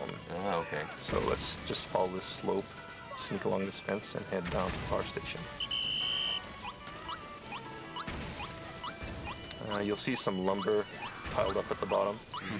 So let's take cover behind the pile of lumber to your right. Okay, so we're going to sneak into the power station from the right side. Right? Yeah, Okay. so if you look at the power station, it should be right ahead of you. There's a truck parked in front of it, and there's two ways to get in. You'll see one entrance in this brick wall here, kind of directly in front of you. Then behind the truck, there's a gate that's open, and you can also get in through that gate. Which is easier? Are we going to go through the gate? So yeah, let's head through the gate. That's a little bit easier, so be very careful and not to get spotted. Don't get spotted. And just kind of run over to behind this truck and take cover. Be careful. Careful. Yeah, there are guys on the other side of this fence also, so duck down, get your opticamera working, and take these guys out before you move forward, or you will be spotted. Well, if you get spotted, let's say you turn this off and take them out, and then come back to the program. Yeah, exactly. Right now we're in the middle of a war zone, so I'm sure a lot of people are having to fight their way through this, so don't hesitate to take your iPod off and just come back. Okay, we'll go through the gate, and then there's a staircase to this right on the other side of the gate, yeah, kind of to your left. So head up that staircase and enter the power station through this door on the north side of the building. Okay, you'll see a fan near the door, so you know you're in the right spot. And go ahead and head through the door directly ahead of you, and that leads into another room kind of in the southern half of the building. Yeah. And in this room, you'll see the generators. Yeah, Generators on the right, and then at the far end of the room, you'll see a window, and to the left of that is a board that controls the generators. Yeah. And what you want to do is blow this up to disable the power plant. And there's actually two ways to destroy this. You can blow it up yourself by using explosives, or if you just kind of sit around and wait for a little while, once you get into this building, the rebels will kind of fight their way in also, and they may come in and go ahead and blow it up on their own. Yeah, that's what I thought, because when I played for the first time, there were so many enemies around here, so I didn't notice that I had to blow this up. But it kind of shut down automatically, so I thought it was kind of an event. Well, it happens either way. So you can blow it up yourself, or you can wait for the rebels to bust in and blow it up for you. Does it eventually, the rebels will blow it up if you don't do it? It depends, right? It depends, right? If you manage to fight your way into the power station, then you kind of open the way for the rebels to follow you, and then they'll come in and blow it up. If you just sit outside the power station, it won't move forward. Basically, it's a stalemate with, the PMC fighting the rebels, and nobody really gets the advantage until Snake kind of pierces through the PMC defense and gets into the power station. Then the rebels can come in and blow this up. So what's the advantage of shutting down this power station? Well, one thing is, as I'm sure most people have noticed by now, once the generators stop, the war zone kind of settles down. And, basically it means victory for the rebels, and the PMCs have pretty much pulled out of the area at that point. You can tell that the power's off, because if you look around, you see those fans, the circulation fans that were turning earlier in the room that we came through, are now stopped. And the generator will no longer be humming, so you know that you've accomplished your mission, and the rebels have succeeded in shutting down the power plant. Okay, so what you want to do is there's a window at the, near that control panel that got blown up. There's a window to the right of that, so let's just go ahead and jump out that window, and you'll end up behind the power station. If you climb up this ladder, it goes up onto this tower. Okay, so we're gonna climb up the ladder. We're climbing up the ladder now. Okay. One thing I want to point out too is, a lot of people don't really realize how much effort goes into making the Octocam for Snake. But every surface in the game had to be assigned a certain Octocam texture, including this grate on this electric tower. Some really interesting patterns that you can take. So if you go down and take this Octocam, you can see Snake kind of has this fishnet kind of texture. Yeah, it's kind of a snake-looking, fishnet-looking pattern. So you can get these kind of cool patterns. And one thing to point out that some people may not realize is that you can actually save these patterns. And oh, that's right. Right. So yeah, maybe let's just point that out. If you go into your menu and go down to camouflage, you'll see there's cloth and chest. So go ahead and select cloth. So right now we have this camo called fence camo. Right. So that Sean just picked up. So I have the fence camo, and if you select from the camouflage menu, you select cloth. And at the bottom of that, you'll see an option that says to register camo pattern. If you do that, you can register it as a new camo pattern, and it'll be added to your list of patterns. And you can select that at any time during the game by loading that pattern. So, no matter what stage you're on, you can load these kind of interesting patterns just to kind of customize Snake's looks. So, it's kind of fun. And there's some pretty weird patterns in the game too. Like, if you lay down between two surfaces, half of your body is on tile and the other half is on some kind of... Don't lie to me. Some people might want to go and gather some patterns if they're interested. But anyway, here we are at the top of this electric tower. If you head to the northwest corner of the tower, you'll see there's an electric line heading off to another tower to the north. And you can actually hang off of this line and head to that adjoining tower. So let's go ahead and do that, because there are some really cool items on that side. So go ahead and jump over the fence, grab onto the wire, and just kind of inch your way along to the other side. Okay, now this reminds me, when I first played, as I explained, that I didn't turn off the power plant. And I was just, sneaking. There's a lot of enemies, but I knew there was a way to get to the other side of the power plant. But there was a wall that, resisted for me to get there. And I knew I had to kind of do this stunt. But since I didn't turn this off, you get this electric shock. I bet a lot of people had this when they first played. They didn't know how to turn this off. And I had to fight. I think not died, but kind of fell off a couple of times. because people start noticing you and start shooting you at the same time, and electrifies you as well. So I was like bashing my buttons to, just say, Snake, move. And then at the very last second, I think this was programmed as well, that you could actually make this stunt to the other side in the very last minute. Right. I succeeded. And I thought this was a trick. I didn't know I had to turn this off, the whole pipeline off. So I did this when I first played it. We have this gorgeous playroom in Kojima Productions, well, actually in this Konami building. Yeah. And I had the luxury to come in on a Saturday or Sunday. Sunday. To finish the game. And Ken was doing some editing and, work stuff. And I was just constantly, playing with Ayako. That was really funny because you guys played through the game like all day or something. Yeah, because we came in Sunday. We were doing this MGS4 for Europe. And we had to be the product managers. So you have to, of course, clear the game. Right. And you have to understand the game. So we couldn't do it in normal hours, like Monday to Friday, because we had other work to do. So Ayako and I decided we have to spend the night in the office or come on Saturdays or Sundays. And since no one is in the office, well, a lot of people in Kojima Productions was, working night and day. But this room with this luxury couch and a 50-inch projector and 5.1 surround system, we had this, we call it the Hideo room actually, because Hideo uses this room to show for the the guests. presentation. Yeah, presentation, things like that. But we had this luxury time Sunday to sit on the couch, and then we played all day. But Ken didn't tell me that I had to shut this pipeline off. He didn't care. And he was or maybe he just wanted to see you shock yourself. I just wanted to know, how many people will notice, this trick. Well, Ken always said that. Ken always said when I was stuck in other places as well, he didn't give me, he gave me hints at the end when I was constantly trying to, the boss or something. Yeah, that was... that was, Vamp. Oh, I couldn't figure this one out. Because the reason is, at that time, the Autocon's... the codec. The codec call wasn't in yet. Yeah, right. Oh, right. So there was no hints. Right. So I had to figure this out, which is almost impossible. Yeah, it is. You don't have this, Snake, why not try doing this? If I don't have this, I don't know what to do. Yeah. And I was asking Ken across the room, saying, Ken, what should I do? I'm stuck for 30 minutes. And I don't know what to do. And he said, call Autocon. And I'm doing Autocon. But Autocon's saying the same thing. You gotta hide, Snake, but it doesn't make sense. And Ken says, oh, yeah. Oh, it's not in yet.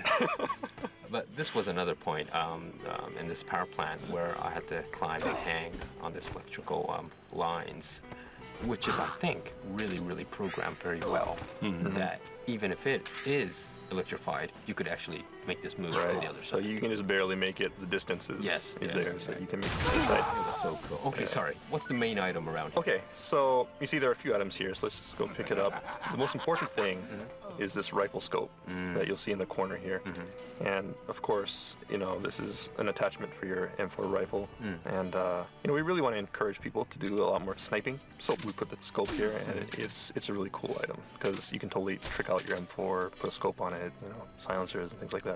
And there's a couple other items here, some anesthetic rounds, and some more ammo. Be sure to pick that up. Don't pass that up. Okay, so that just about wraps up the power station. So once you climb down from this tower and head outside, the cutscene with Drebin will start up, and that'll wrap up the power station. So the first time play is always the most amazing experience for me. Yeah. Second time with all these details that Sean and Ken is giving really adds depth. Makes you urge to see it once more. Again, when you go outside, you'll notice more what the potato plants, the Munias, and also the billboards of the PMC, which is quite interesting. So you'll get a different perspective of how much effort you guys put in to this game. That was very, tough. It was tough. We got a lot of deadlines. Okay, Sean, what's up for the next episode? So the next episode, we're gonna go ahead to the stage right after the power station, and that's the confinement facility. So what you want to do is just go ahead and watch the cutscene with Drebin. Then once that's done, you'll see after that there's 2 paths that you can take. You'll find yourself after the cutscene, you'll be on the road, and you can follow the road, which heads to your right, or you can take a left and head down into the forest. Okay. And what we want to do is take the left and head into the forest. Okay.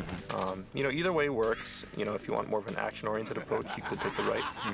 But the left works to your advantage because there's some items back there. So yeah, definitely take the left path, go through the forest, and just kind of stick to the left wall as you go through this entire area.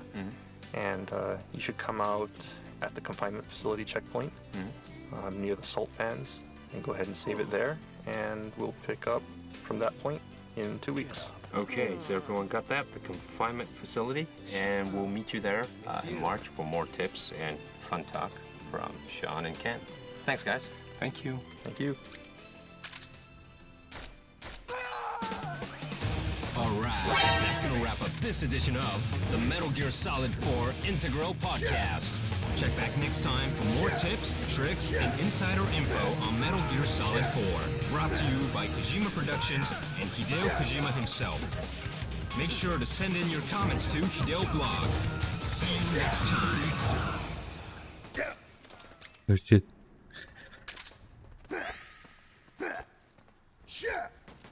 Metal Gear Solid 4. Hey, shut up.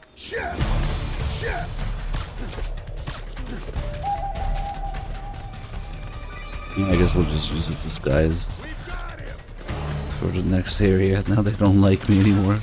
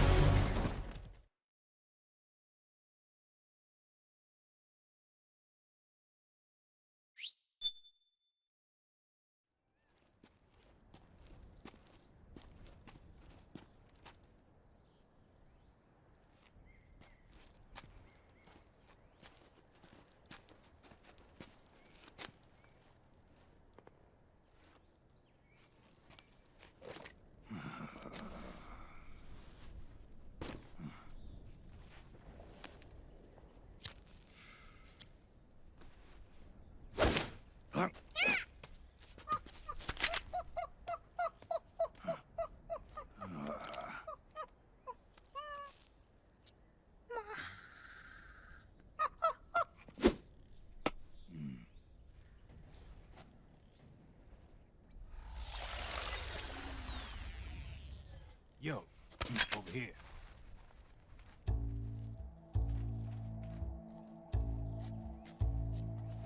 You. Come on, hop in. It's getting rough out there. I don't think so.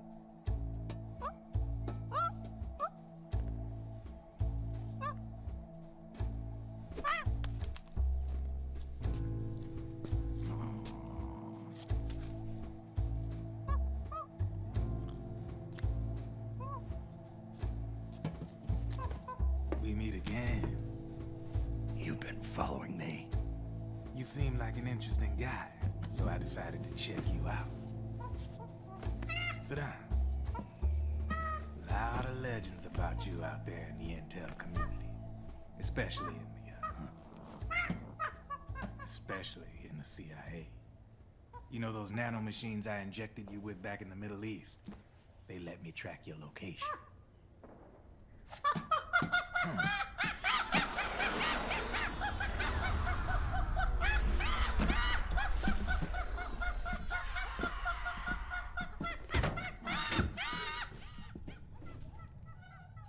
Figures. The B&Bs are here. Things are about to get hairy. B&Bs. You never heard of them? They're Beauty and the Beast. Together they're called the B&B Corps. They're a squad of enhanced female soldiers, belong to the PMCs. Anytime there's a mess that needs cleaning up, they're on the scene leading the elites. That's a female? Probably freelancers hired by the PMCs. They run out of a separate parent organization. Guess it's time for good old Drebin to let you in on a few things.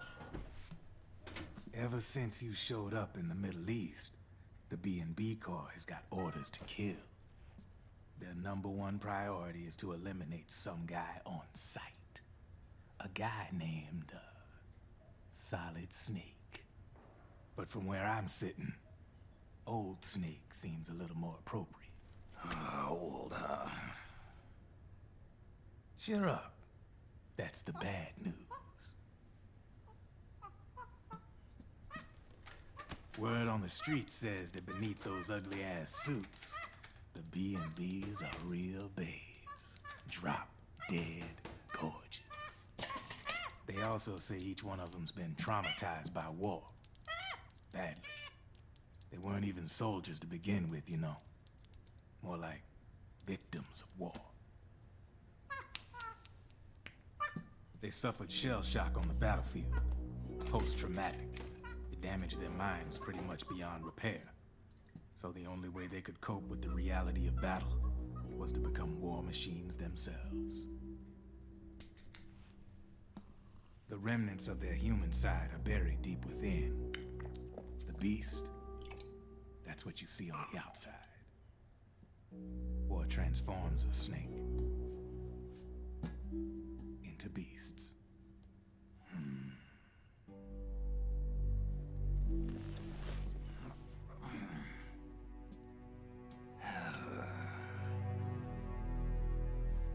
War transforms us. But deep within that shell, something human survives. A fragile, scarred heart. Without a shell to protect it, it's like the yolk of an egg. Word going round is their natural flesh and blood bodies can't survive in the open for more than a few minutes. And they've been convinced that by killing Snake, their minds will be cleansed. They think it's gonna free them from all the pain, and all the fury, and all the sorrow. Which makes these babes pretty much obsessed with killing you. 4 B&Bs have been identified so far. The one you just saw was Raging Raven. There's also Laughing Octopus, the master of mimicry, and Crying Wolf. She runs on 4 legs. And finally, the mistress of mind control, Screaming Mantis. Mantis? Yeah. There used to be a guy by that name in the US military. A Russian psychic. He could control people's minds. I guess she inherited the title. She keeps the other B&B's minds in check with her powers. Octopus, Raven, Wolf, Mantis. You got it. They're the Snake Hound unit, and they've got you in their sights. Shit. I'd hate to be in your shoes. Drebin. I thought no one was supposed to be able to hack into the system. Are you with the Patriots? No, sir. I ain't no lale-lule.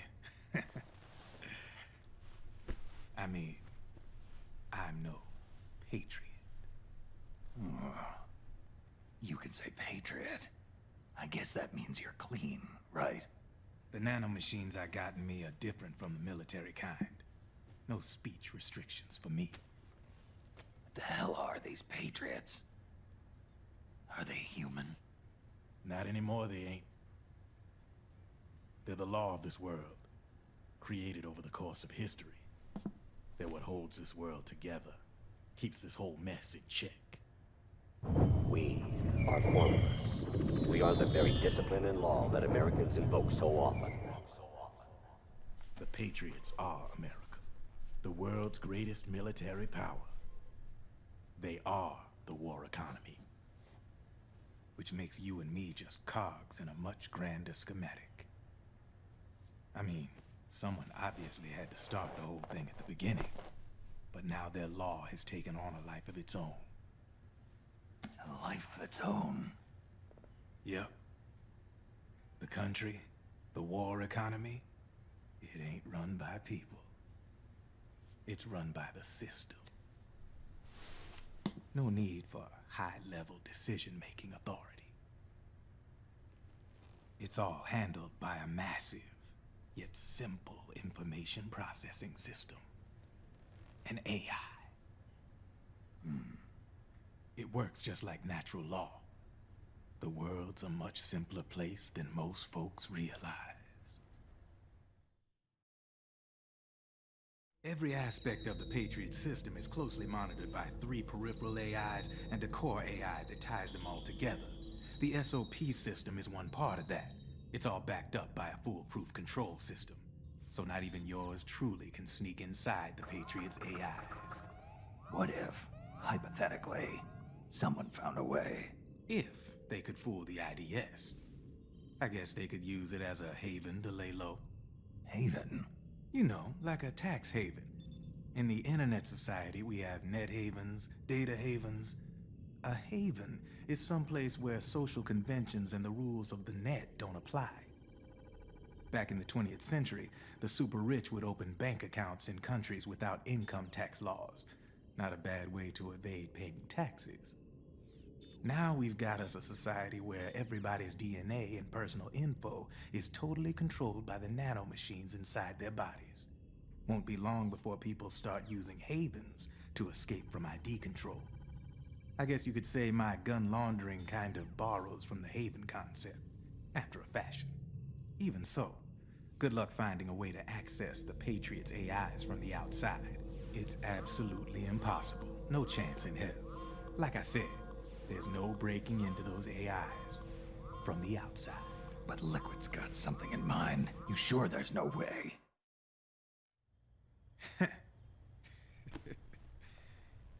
I'm just a gun launderer. Only reason I'm interested in you is because you start a lot of fires.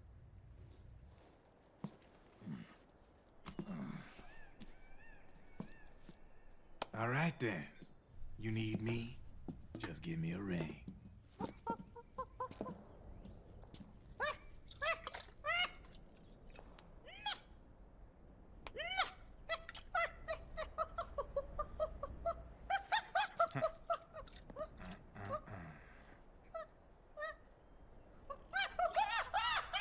Go on.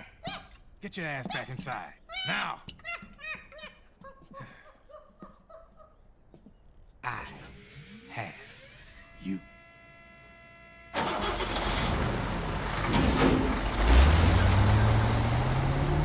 Kojima does it again.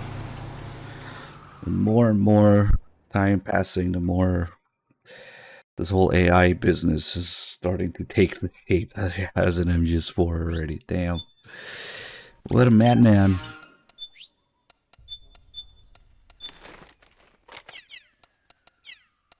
That's weird to disguise so those guys and freak out.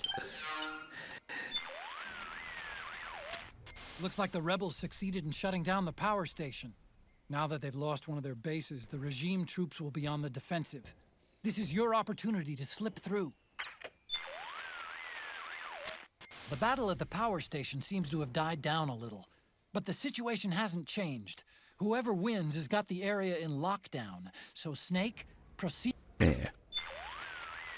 He's probably kind of useless now. Yeah. Naomi's lab. Hi, this is Rose. I need an update on my psych. Your psych is in psychology, mental, and emotional. And she's repeating stuff too. Oh yeah, we have a little psyche, that's right. And let's have smoke. Oh, you again. Smoking through the mask.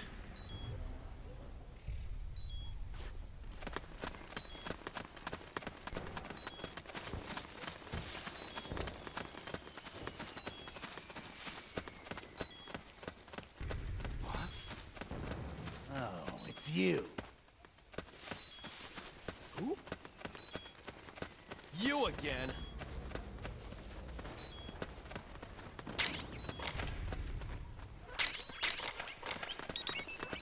The one place where you can pick up the XM8. I know that smell.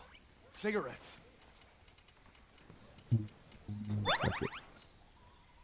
What? Oh, you again. What are you doing here? Next we have the greatest call in the whole game. Ryan character just gets completely flushed down the toilet. Oh, it was you.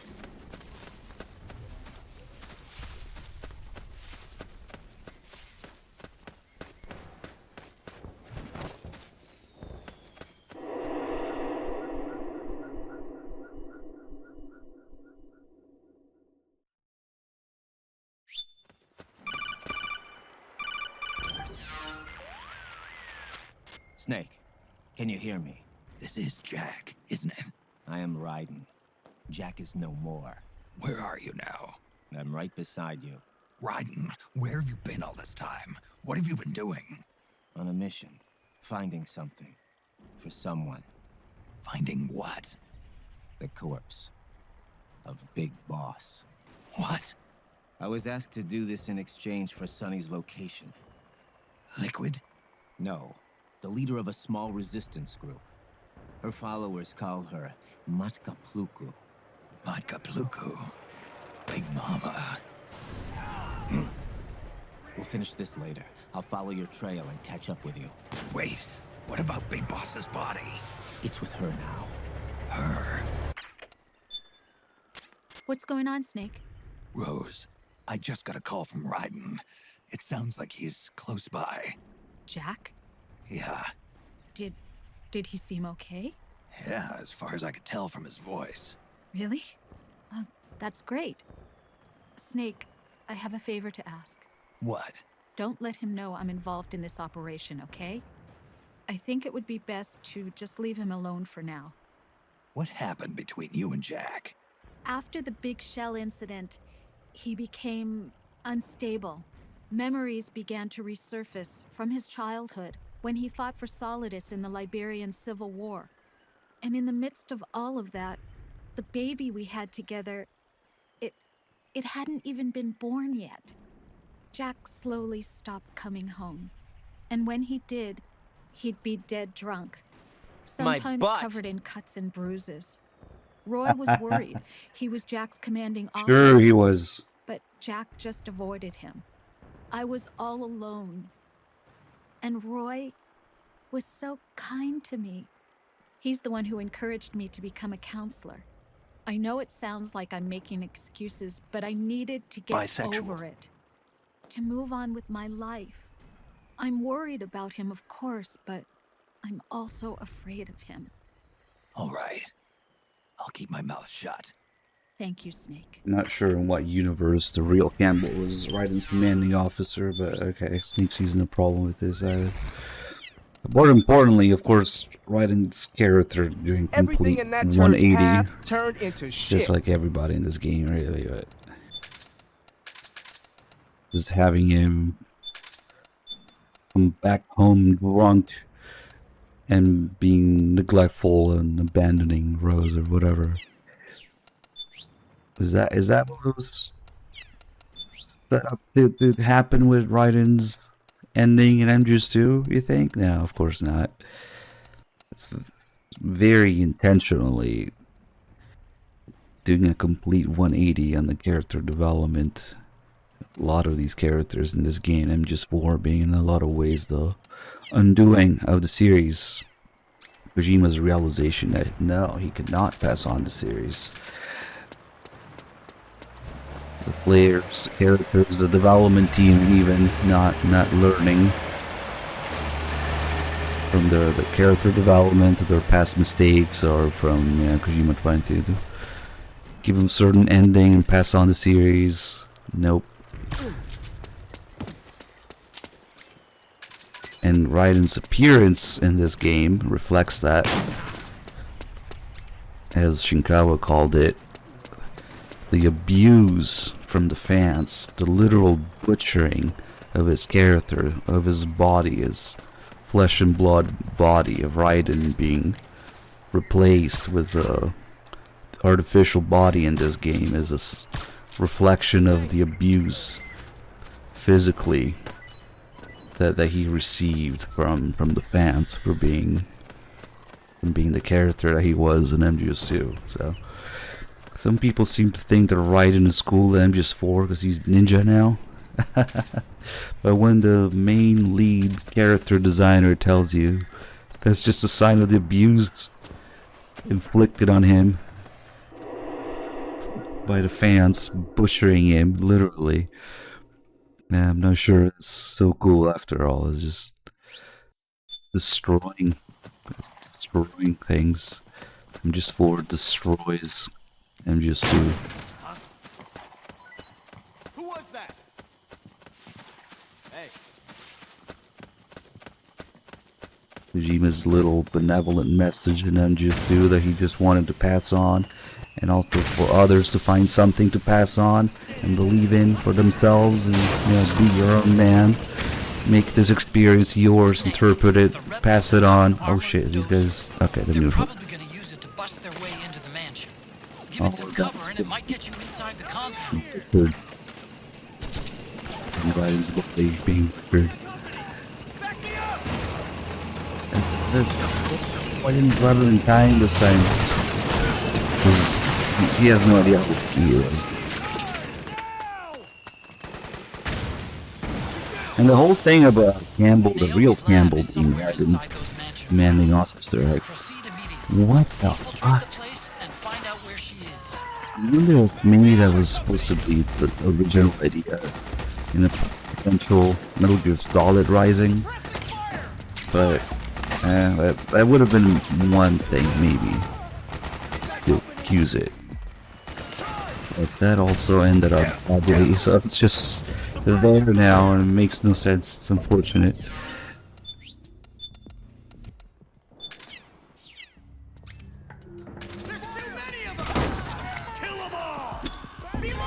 Because you know, putting the real with Rose, who is also now confirmed to be real, despite all, and having the same hair color and eye color, all that.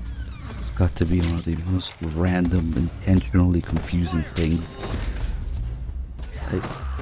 MGS4 gives me the feel that Kojima just a lot of things are just made to shut people up, but also there's some sort of contempt, almost you could say, in MGS4's writing and story and characters. Kojima realizing that he can't pass on the series, that none of the people involved learn anything from the direction they were taking with the characters, with the development team, with the fans' reactions. There's a bit of spite in there, I think. Very, very intentionally. And a little bit of just, for lack of a better term, Kojima just not giving a fuck anymore. Yeah. That's probably why somebody was asking earlier.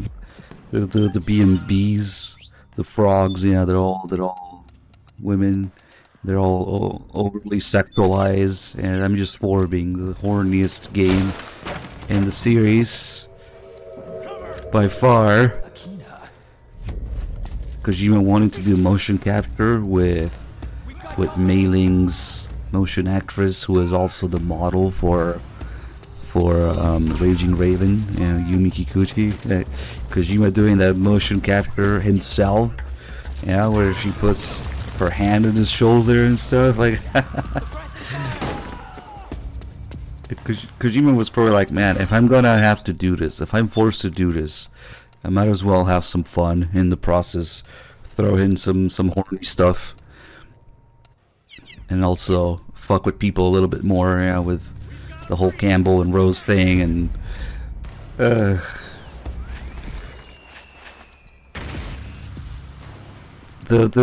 is no stated reason other than, playing these games, playing police Nazi. Kojima's horny as fuck. But he's not even honest about it. He's always like trying to make excuses for it. The prime example of that being the whole ordeal with Quiet later. Oh, once you realize the reason behind their exposure. Shut the fuck up, Kojima. Just admit that you're horny, that you like girls, so you like tits. He doesn't even have that integrity. Whatever. Maybe I need to fuck with my... Because I had a little bit of background noise earlier going on, so... I need to fuck with my noise gate here.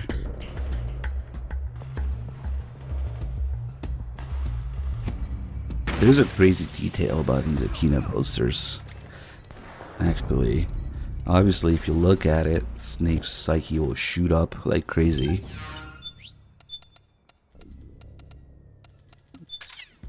Let's lower it again here.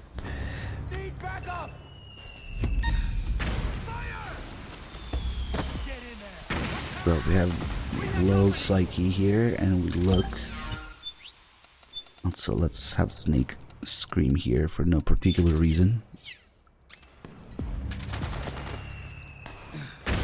Oh shit, the gas is still in the air.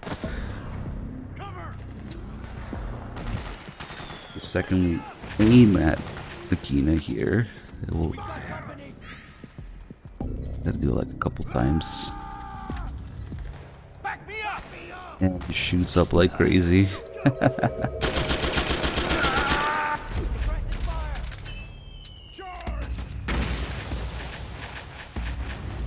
What is that suit? It's doing something.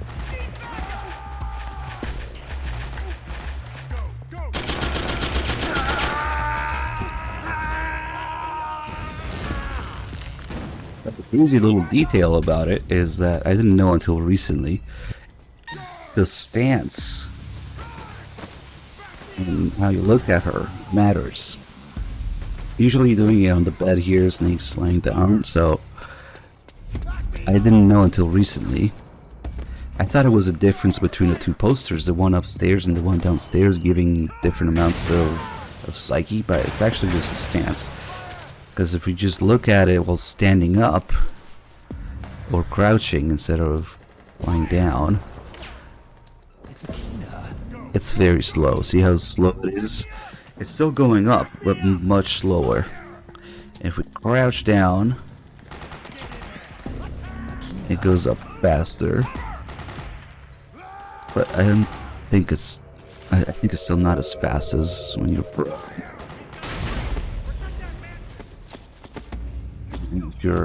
If you're laying down on the bed here, then it goes even faster.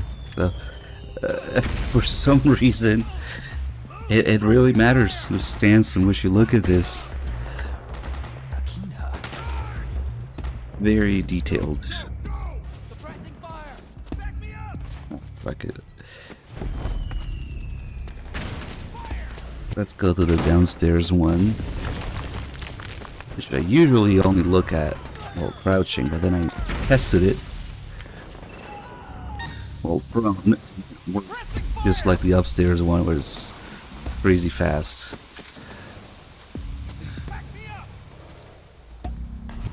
Yeah, that's to fap in your back.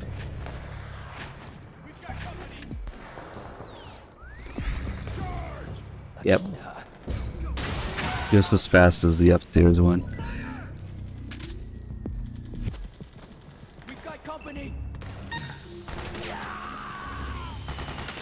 Man, I wish I had one of those. Go to sleep in 2 seconds.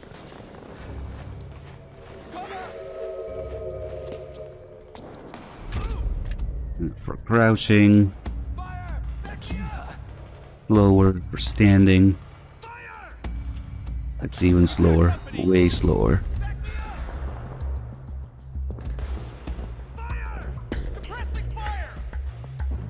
It's Akina.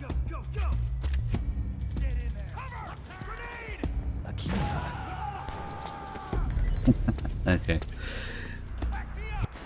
Well, I think Otacon has many interesting calls here. Oh yeah, before we go, we'll do the death-related calls. There should be a... Yeah, you're useless.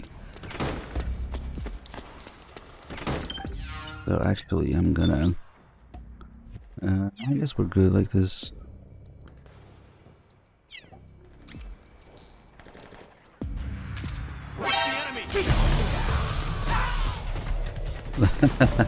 I'm gonna go get this checkpoint here in the previous area.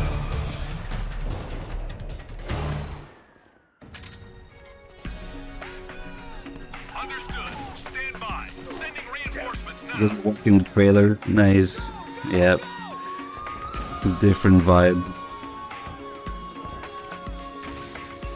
There's that one trailer where Otacun's talking about console wars and the cell processor.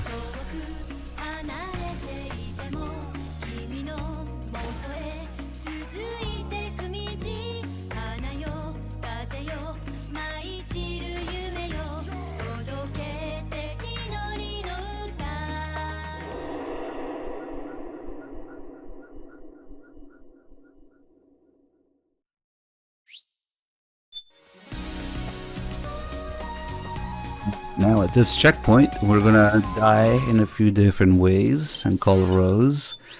She has a call for dying by explosion, getting stabbed, drowning.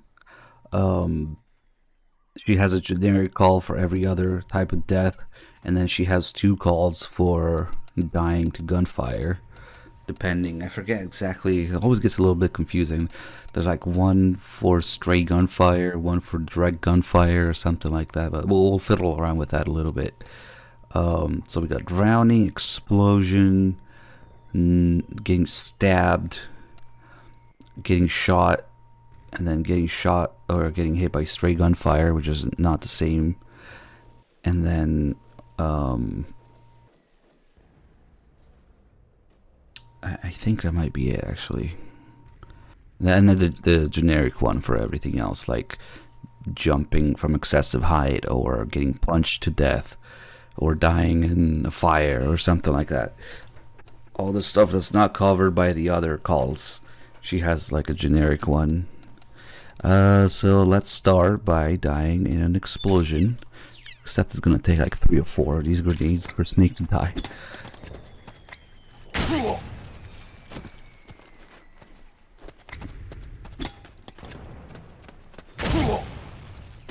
Nice flip. Come in, Snake. What happened? Snake? If you pay attention, you can see the string on Snake from Screaming Mantis. I don't know if you guys noticed. It's a little hard to notice if you know where to look.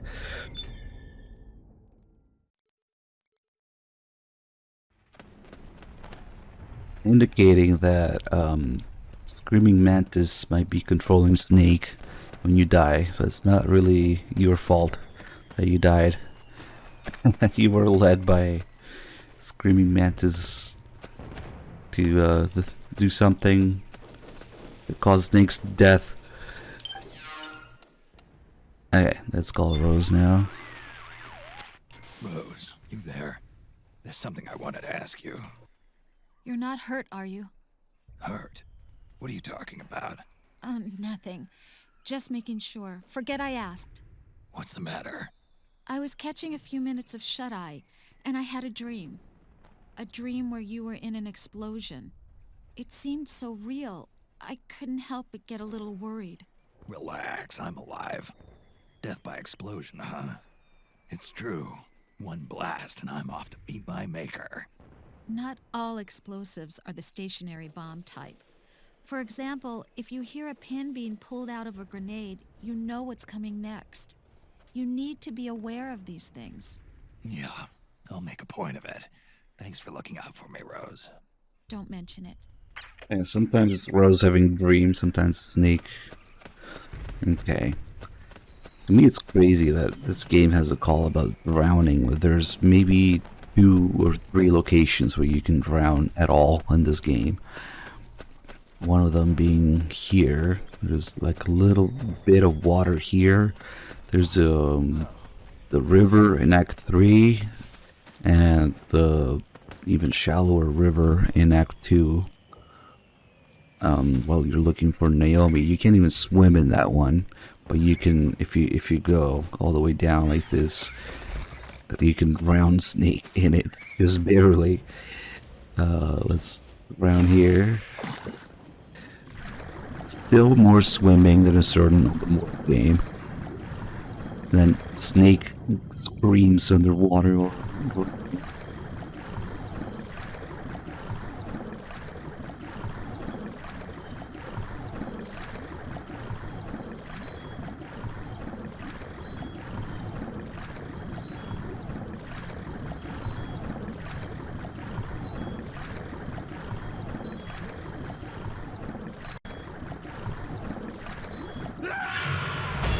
Come in, Snake.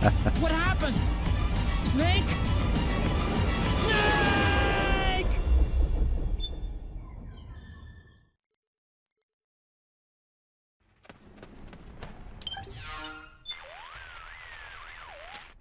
Rose, I know it sounds weird, but I can't shake this feeling that I've drowned before.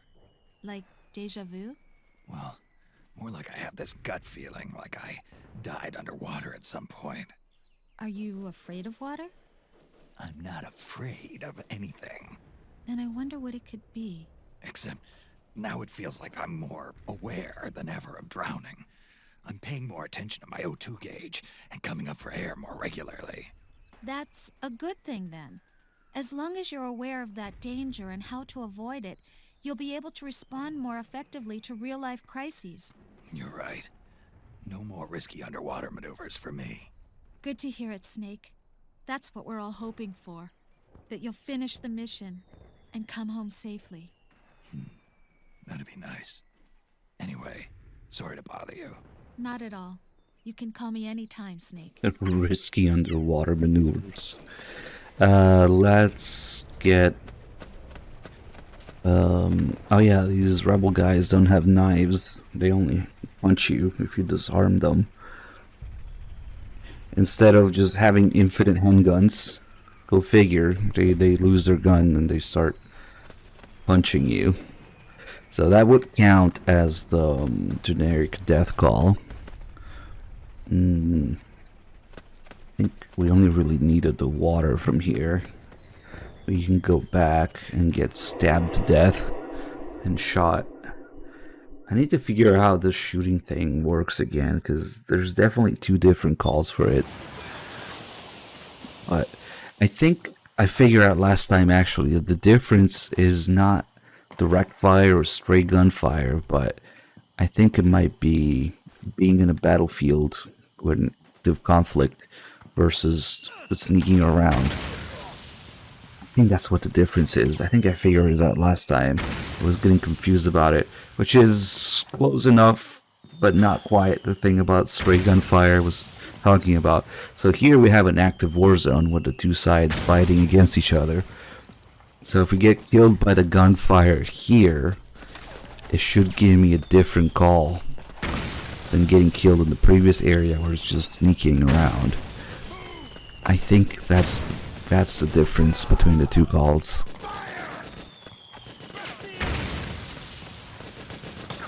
So let's just get here.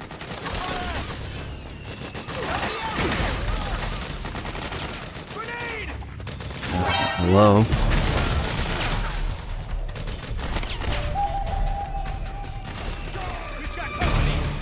Oh, this guy has an answer. Okay. Thought it was a good walker.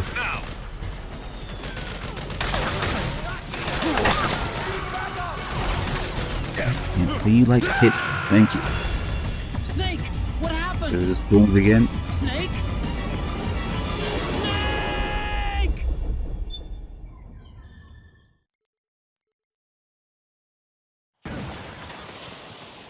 Okay, let's check it out. Let's just confirm that's what it is. Rose, got a sec? Well, this is a surprise. What's the occasion? I've been having these dreams where I get shot and die. I'm sneaking around and suddenly someone shoots me from behind. Or I'm in a gun battle and I get shot through the heart. Why is he talking about You've sneaking in this faced being one? shot at countless times before, haven't you? So? In psychology, dreams are interpreted as messages from your subconscious. They may be trying to tell you that if you keep this up, you'll die like you do in your dreams. So, it's telling me not to repeat the mistakes I've made in my dreams. Okay. I'll have to be more careful when I see enemies with guns. Maybe spend more time sneaking around their backs, especially when there's shooting going on. That sounds like a good plan. Be careful, Snake. That sounds like the one you would get on the active battlefield, actually. Now, for a sneaking area, it should be different. I'm gonna be very confused again and figure out again how to do it, because there definitely are two calls for it. Also, if I equip this camo, it doubles the damage taken, so that'll help me die faster. The trade-off is double damage taken, but if you completely still, you get 99% camo. The Haven camo here, it's recreating what the Haven troopers turn into when you kill them. You again. Alright, let's make this guy mad. Damn it. It's the enemy!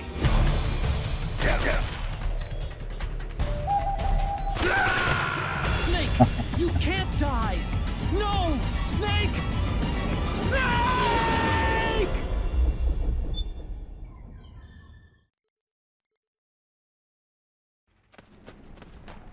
Okay, let's see. Better be a different call. Rose. There we go. Something's going on. I've been getting this weird feeling. Like I died once already. And it was from a gunshot. Just seeing an enemy carrying a gun has been putting me on edge. Snake, your decades of experience might be trying to tell you something. Maybe it's a warning that the bullet that will finally kill you is coming when your back is turned. Tell me, what would you do if you saw a teammate engaging in risky behavior? Say, recklessly charging the enemy, or letting their mind wander in the middle of a firefight. I'd tell him not to get himself or me killed. Well, think of it this way. There's another you inside your subconscious that's telling you the same thing. I see. Get back to the basics. Use the right stick to look for the enemy. Move cautiously and stay out of sight. I should start listening to my other me. Exactly. Take care of yourself out there, Snake. There's another me. It feels like I'm looking over myself, over his shoulder, from behind. And now, I think that might be part of the generic death call, actually. Already soggy about that. Now we can do... You again. I guess we don't need him. Fuck it. We can do the generic one in many different ways. Getting punched to death, or in a fire, or dropping from excessive height. Yeah, we'll just die in a fire.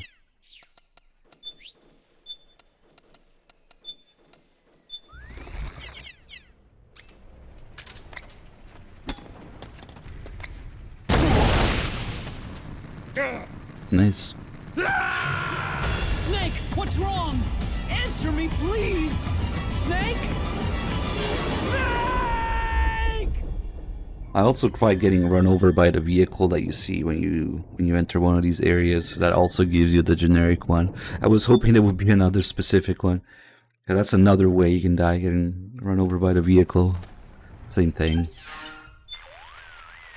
Looking over my shoulder in third person. I feel kind of dumb bringing this up, but It's okay, you can tell me. you see, I died recently. Died? Well, I can't shake the feeling that I've died before. I can't quite describe the sensation. It's like I died and then restarted the mission. I also get the sense that I'm watching myself from a distance, over my own shoulder. It may be a mild case of depersonalization disorder. Meaning? It's nothing to be concerned about. It could be caused by some trauma you suffered in the past. In the past? What do you think it is? I can't say for sure, but this feeling that you've died before, Snake, maybe it's a warning about death in real life. What do you mean by warning? Your subconscious is constantly trying to get you to visualize death in your explicit conscious. So I should what? Act carefully? Avoid death? That's right. It's making sure you know that even you should fear death. After all, everybody's praying for you to come back safely. So please, Snake, be careful out there. Use your head before you act. Snake lives in third person. Be more careful. Thanks. Death in real life. Damn, come on. And just for, of course, taking its own universe as real life.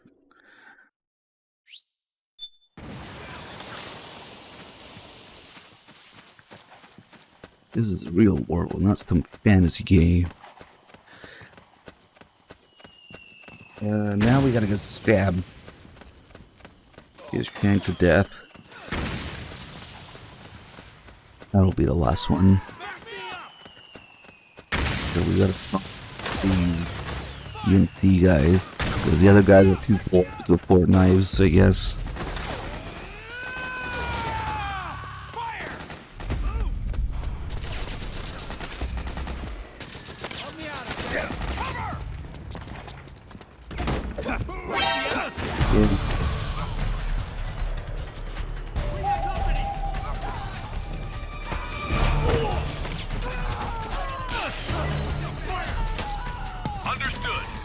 What? How did he die? He got hit by something. Through the walls? I mean, yes, that happened, but the walls are not exactly bulletproof, but they should be in the game. He fucking died because it counts as being in the battlefield still. If it happened to this guy too. Okay, he just disappeared. Okay, we won't stun them then.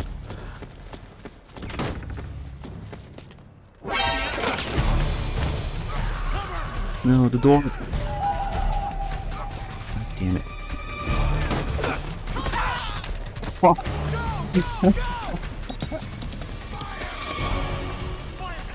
Oh, fuck's sake. Just when someone stabbed me, will somebody please stab me? Thank you. I'll do it again. And again. Ah shit, no, don't shoot. God damn it, I gotta disarm them to make sure. Alright, hold on. Don't die, please. Hey, Ginger Gamer, thank you so much for the 5 gifted subs. Take his handgun. Shit. That's right, stepstone. Well, let's see, you see. No. Okay. And strangely, he doesn't have infinite handguns.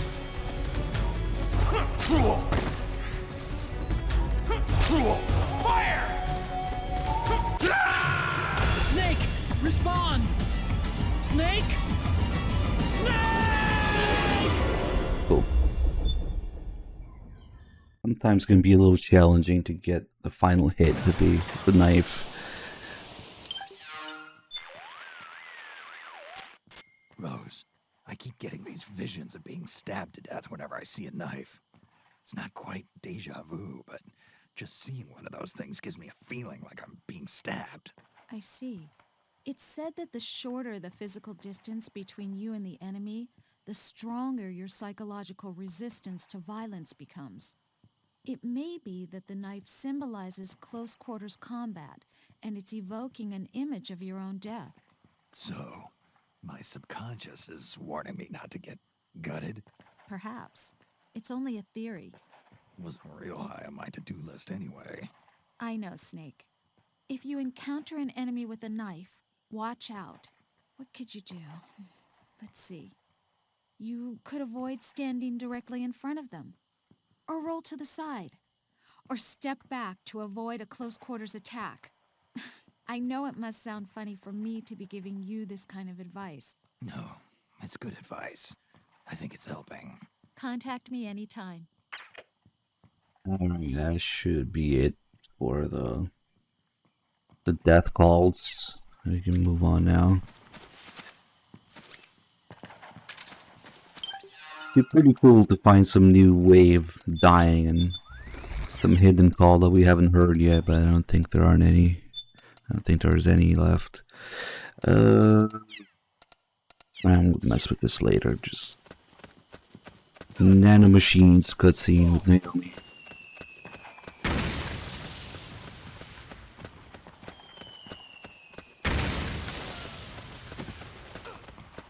Go, go, go!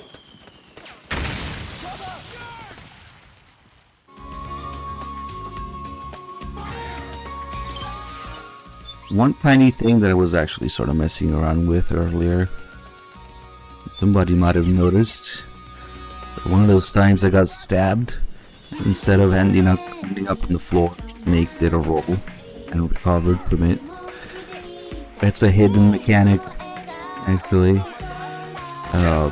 If you press triangle exactly as Snake is getting knocked back or forward, you can recover from it like that.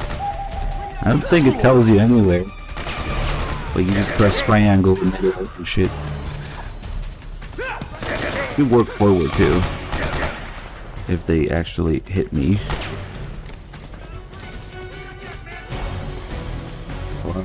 Where'd it go?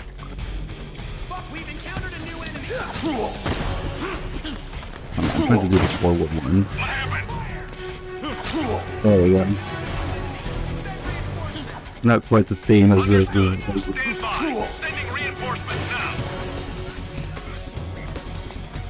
we forget to do it from time to time. It's just an obscure mechanic. Fuck it, let's leave.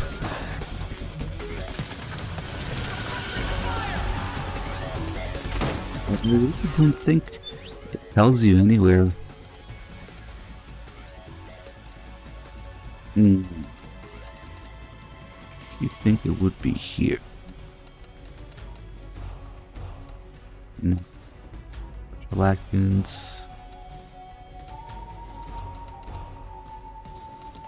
No. It really doesn't. This is just the regular roll. Oh, no. Almost. Nope. This one's to change stances when you're on the ground. Yep. Okay.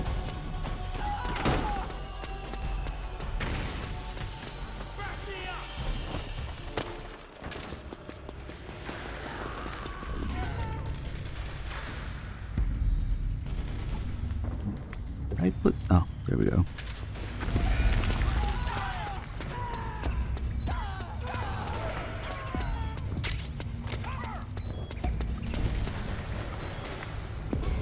Let's see, what do we do? The laughing octopus.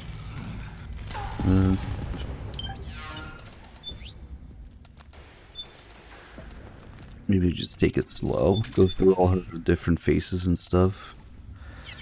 Okay, so you can only buy buckshot 20 pieces at a time.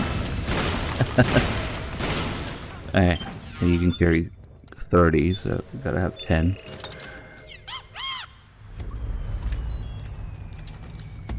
Yeah, we'll just do it slowly instead of using the railgun. Because she actually has quite a few different faces and different spots she will hide at that you don't see usually. And then all the calls where she disguises herself as the Mark II is pretty funny.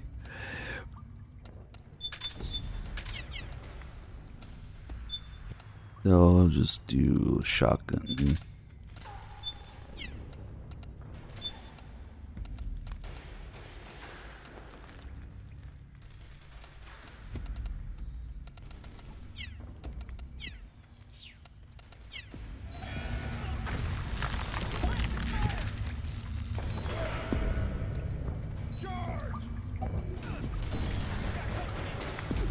Can actually maybe recover the rest of this during the cutscene.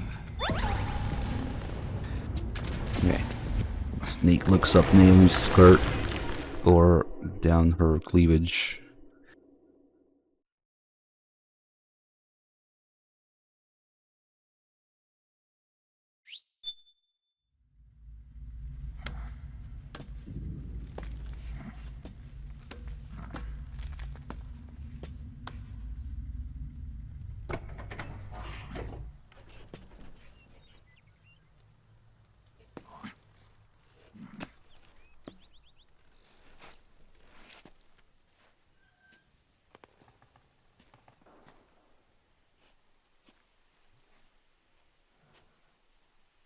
Then we'll have to make a lot of changes.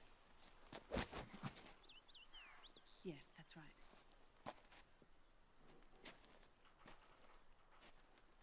We'll need another go at it. That won't be. Everybody say, Kojima is God! Kojima is God! Uh-huh. Yes. What is going on in there?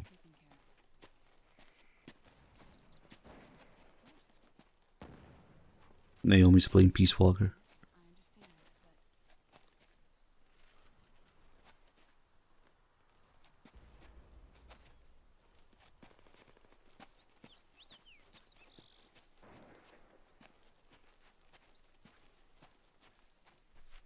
I'm not sure about the obsession with the first person view. clearing here. The snake does, but you can catch a glimpse or two of laughing octopus ahead of time if you look in first person. A snake doesn't seem to really notice. Yes, the next test. Naomi. And things on your end? I see. We're on schedule here as well. I know. Me too. Until then.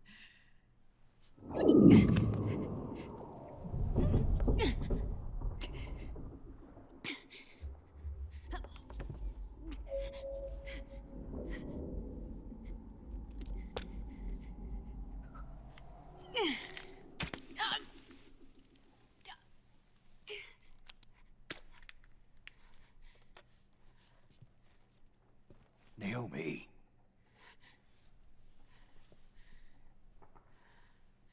Snake. I knew you'd come. You and I, neither of us can escape our fate. I haven't seen you since Shadow Moses. How long? 10 years? 9. And Dr. Emmerich, is he with you? Why? I thought he'd be the only one able to open the mail I sent. Not many people could recognize 4D sound data in a Soliton radar file. How is the good doctor? Otacon's fine. He's the same as ever. Otacon? I see. Who were you just talking to? Liquid. Although I suppose he's really Ocelot, from a medical standpoint. I thought he was here. He's not, at the moment.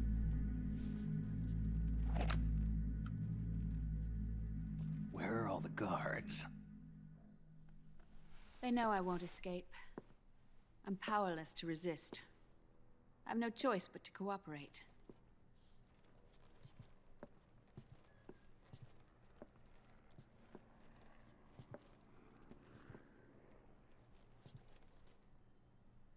Naomi, what happened in the Middle East?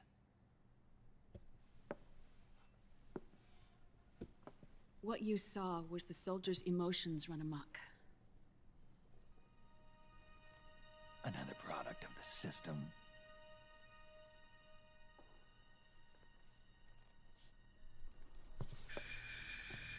You don't trust me? I'm not sure yet. And if I answer your question? Let's hear it first. Liquid. We thought the SOP was an ID control system designed primarily to maintain order and control in battle. And we were right. But only partially. SOP had another function. To control people's senses.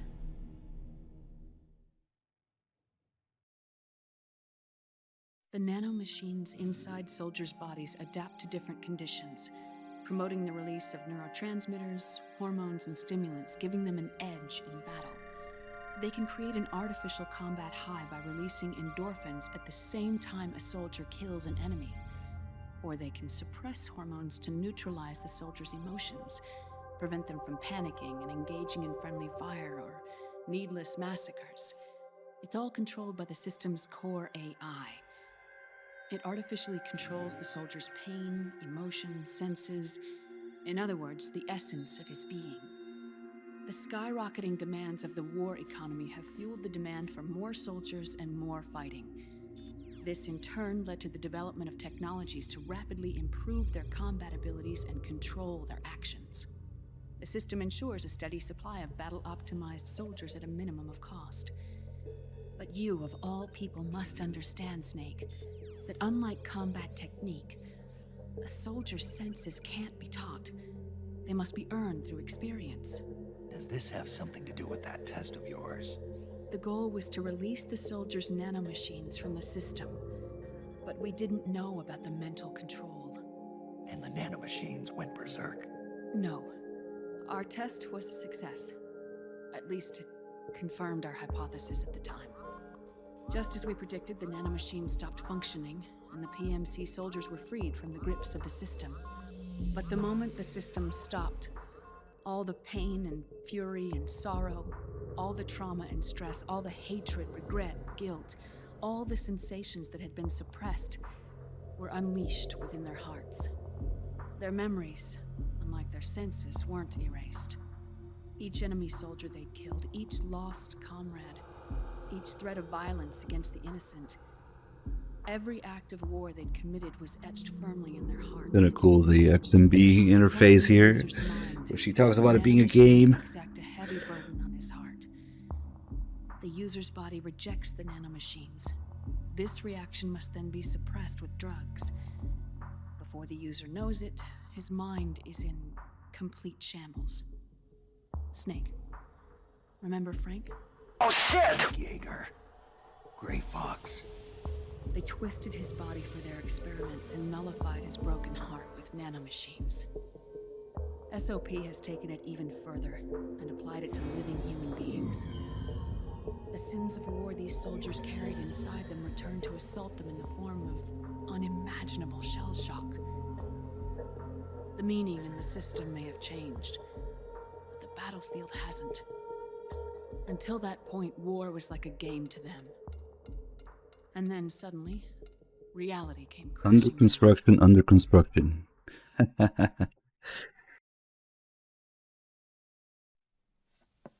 Then why does any of this affect Snake? He's only been under the system's control for like 2 days at this point. But all the trauma of his past experiences, like, what? Did he do something terrible during those 2 days? I don't know. Also, we have a hidden R1 here, where we can go first person. Our hearts are hardened through experience. Even the most grizzled veterans live with an inescapable guilt they've had to overcome bit by bit through the years. The Snake drops a Even cigarette then, on it never purpose. truly goes away. For a mind lacking that essential experience, it was simply too much to I bear. dropped my cigarette so I can get an upskirt. But what about me? I've never been under the system's control. It should have been, what about me? I've only been under the system's control for 2 days, even when they find out, that he is part of it with the injection from Drebin. Like, she literally just said it, a mind lacking that experience. For a mind lacking that experience, it would be too much to bear. Like, so Snake's mind certainly doesn't lack that, so what? You need to know too.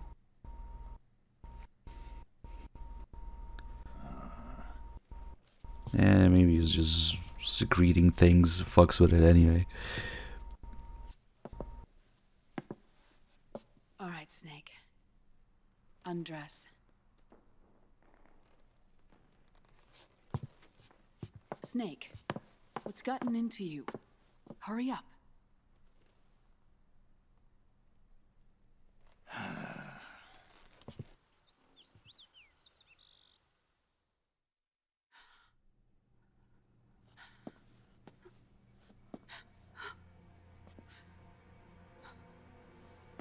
Oh my God.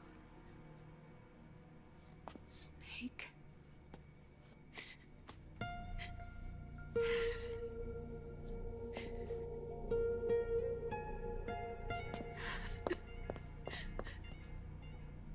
All right, let's just get this over with. Yes. Of course. I'm sorry.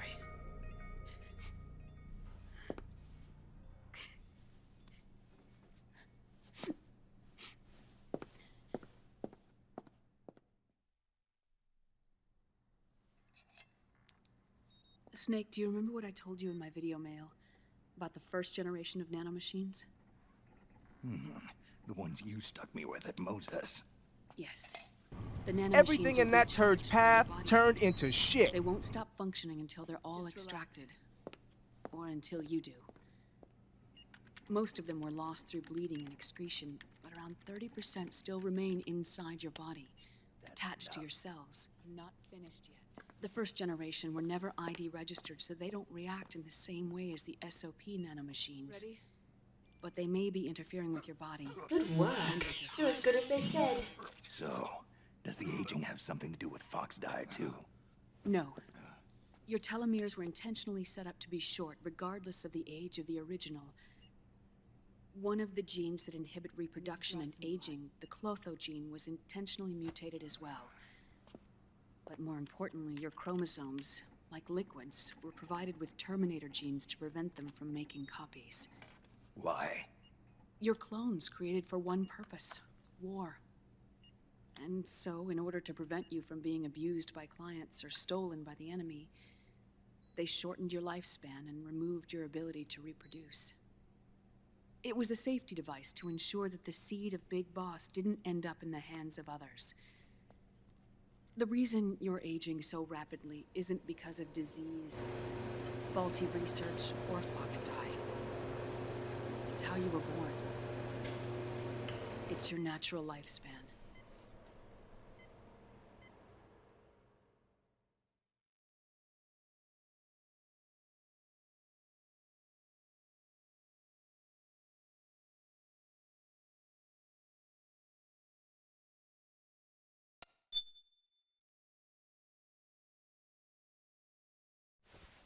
And Praxu, thank you so much for gifting us up to. Wait a minute. To Fat Man.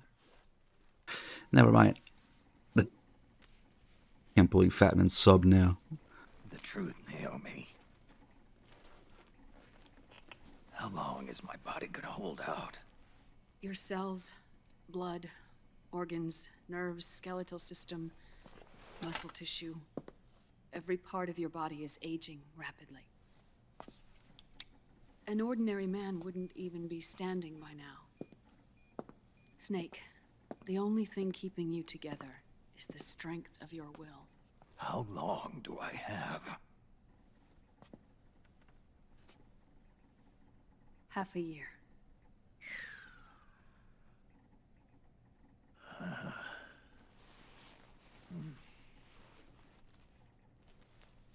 Okay, that's very sad news. Snake's psyche is down, but it's nothing that a little cleavage can fix. So we simply look here. There's All something good. I have to tell you. Now what? You and I both know your body is approaching its limit. But when I said half a year, I wasn't talking about your lifespan. What do you mean? We can't get rid of the fox dye in your body completely. At this point, it's circulating within you like a normal virus. Yeah, so? Listen to me. Fox dye only kills its victims when the infected person's genetic code fully matches the genetic sequence programmed into the virus's receptors. In other words, it only attacks targets with specific genes. I know.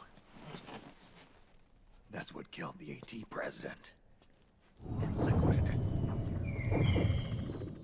Yes. And at the same time, it's set up to protect those not designated as targets from the virus's harmful effects. Here. I'll show you.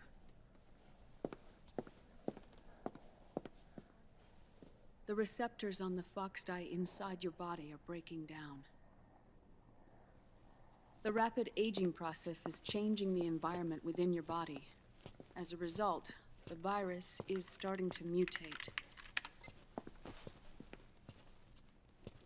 The viruses on the left are fox dye in its original form. The ones on the right I took from your body. They're already mutated. The receptors, they're wearing down. Meaning? This mutated version of Foxdie could activate even if the infected person's genetic pattern doesn't perfectly match the receptors. Which means the virus is becoming indiscriminate about what type of target it kills.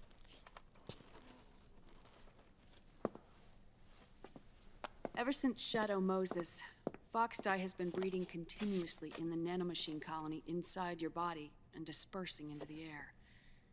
But there are no more targets to attack, so there haven't been any more outbreaks.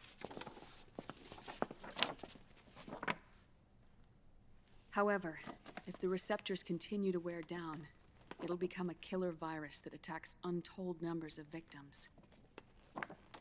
What if we kill them all? Oh shit! Them from the body. There are no antibodies either. I don't know what percentage of the receptors have to break down, or how many people will be targeted when that happens. But what is certain is that people will begin to catch Foxdie through airborne transmission. It'll start with those closest to you. Then, one by one, they'll lose their lives. The part of the virus that distinguishes between individuals will start to break down in about... half a year. No. 3 months at the most. 3 months? Ironic, isn't it? You've spent your entire life saving the world from Metal Gear, from nuclear annihilation. And now, you're becoming a doomsday device yourself. I can't predict exactly how devastating the epidemic will be. Whether just 1% of the human race could unlock the broken receptors, or whether we all can. In either case, 3 months from now, you'll be a walking biological weapon.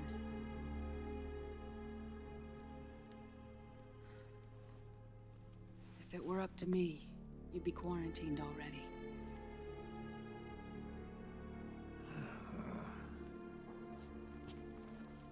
It's not over yet. I know. You still have a job to do.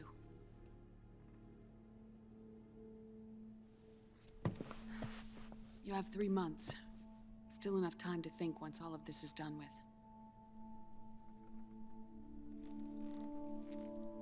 And if I choose death first, will that stop Foxdie from spreading? When the host dies, the virus dies with it.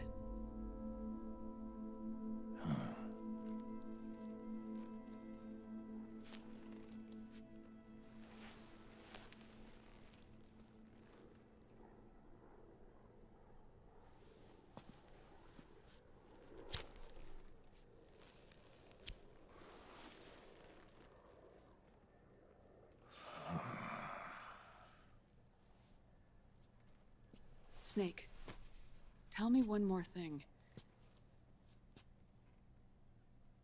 Have you been to a hospital lately? Yeah. While you were there, did they give you an injection? Don't they always? Take a look at this. These came out of your body as well. It's a new strain of Foxdie, one I've never seen. Someone must have put them in you recently. Do you have any idea who? Him. The new Foxdie strain is starting to multiply rapidly. What's in it? I can't say for sure. I'll need to do some more tests. Here, take this. It contains the same substance the soldiers' nanomachines secrete inside their bodies. It's a drug that inhibits the nanomachine's ability to regulate the senses. The nanomachines inside the body malfunction when the system interferes with them. It triggers a reaction in the body, which is why you're having the seizures. Give yourself a shot whenever they get bad.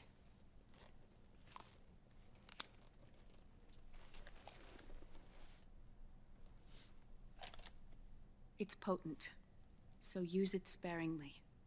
Unless you want to end up an invalid. Looks more like a 308 mag. It may restore your psyche for a short while, but use it too often and the amount restored will start to decrease.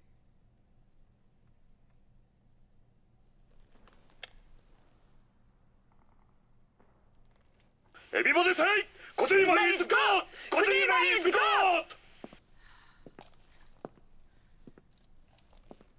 I've been a fool. I let myself drown in my nanomachines, and now I'm trapped by them. You said yourself we mustn't allow ourselves to be chained. Yeah, you know that thing that the whole character development in the previous games was about? Yeah, we fucked it up. We can't do it. Can't slip free.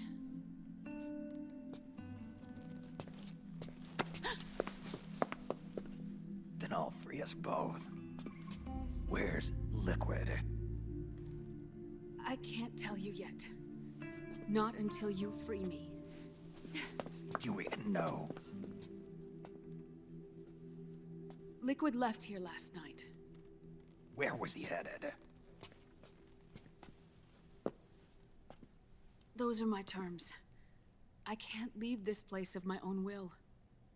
What are you talking about? I'm being watched.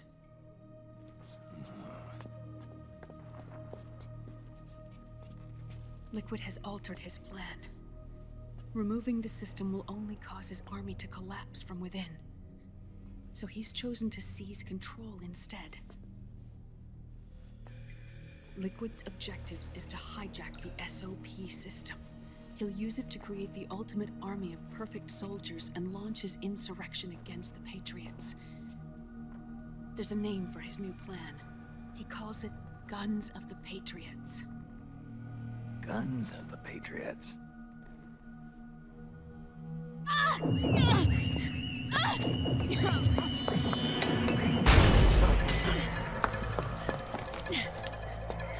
This place isn't safe. Come with us.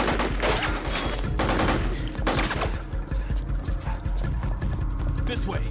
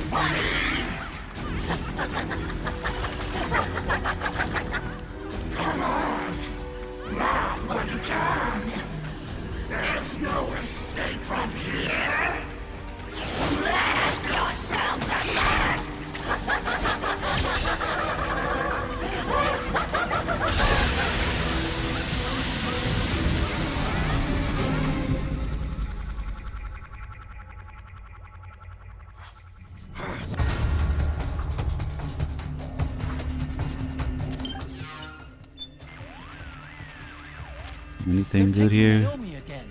Don't let them stand in your way. What was that animation? Naomi's lab is divided into multiple rooms and corridors. Make use of the lab's layout to give yourself cover. The enemy seems to be using disturbance tactics. They're trying to throw you off guard, create opportunities to strike. Watch for signs of attack and be on the lookout for incoming enemies. Your octo camo can help hide you from enemy eyes. Really? Naomi's lab. Let a battle drag on too long, and it'll. Oh my god, okay. Fuck it. We'll just go here. Shoot everybody in the leg. What? What? Yeah, I think I missed her. Oh, nice. And then normally the spawning position is basically where you are, so that you can't do something like this, but little trick here, you can target the other side where they're coming from.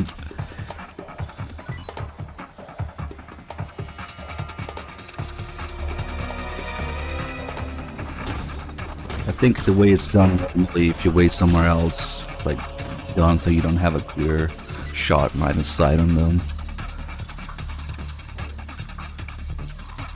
Because they have a few different spots where they can jump down from.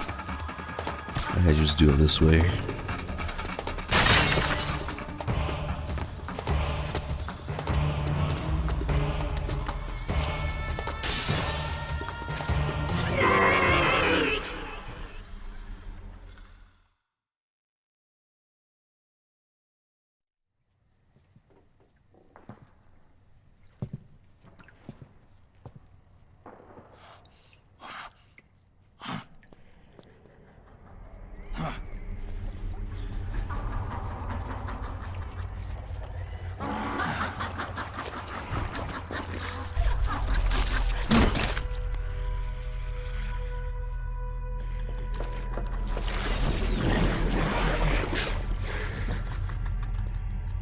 my butt.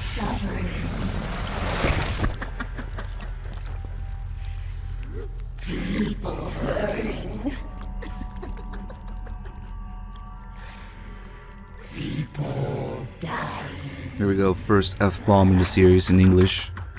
It's all so fucking hysterical.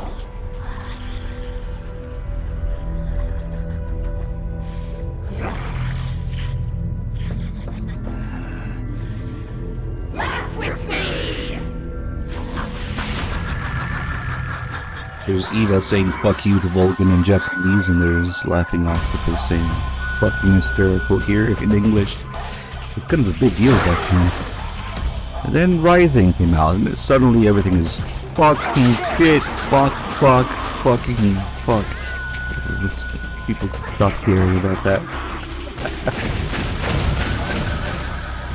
And Phantom Pain, more cursing. Get the fuck out of there. Fuckity fuck. How about full of shit? Is that a meme?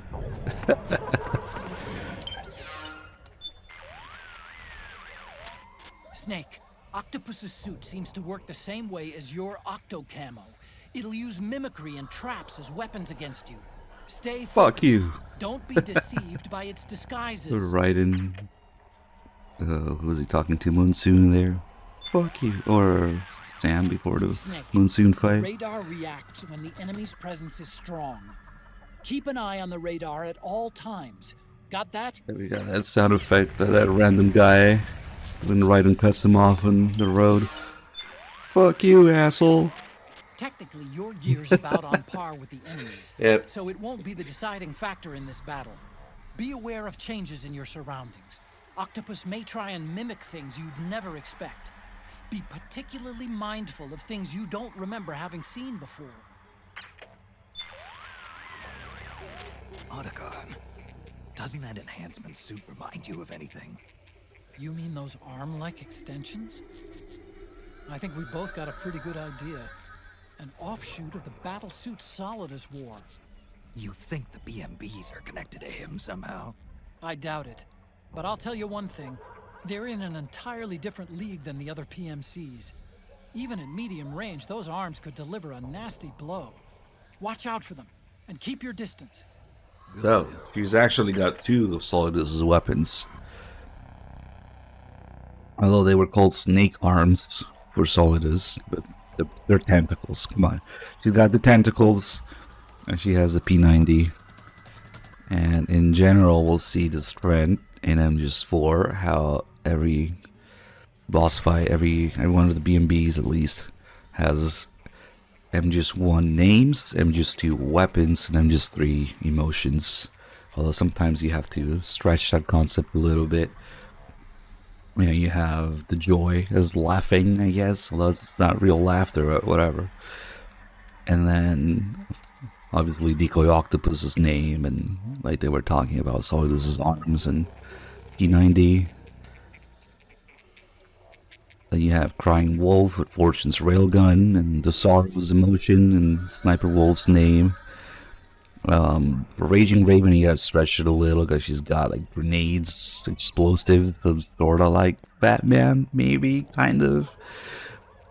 Instead of C4, it's grenades, but explosives of some kind. And then the Fury's emotion, of course, and Raven's name, and then Screaming Mantis is pretty self-explanatory. She does have Vamp's knives, though, the throwing knives.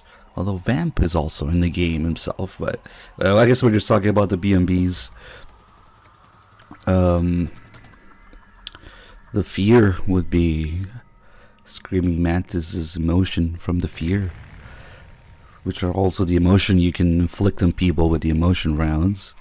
Solidus is in the game too, yeah, is beef jerky. Sure, why not? That beast seems to laugh at everything. At this point, Octopus is right here. She'll only respond one way. The symptoms resemble those seen in Ganser syndrome. It's a type of dissociative disorder characterized by irrelevant responses to the situation at hand. It often manifests itself in soldiers under extreme battlefield stress. You mean she's not having a good time out here? I doubt it. I'm starting to wonder if she might not have some kind of deep-seated psychological trauma. Snake, letting your psyche get too low. Shut up.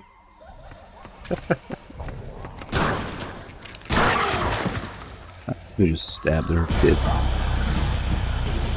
Things you can say while playing MGS4. I should have stabbed her tits.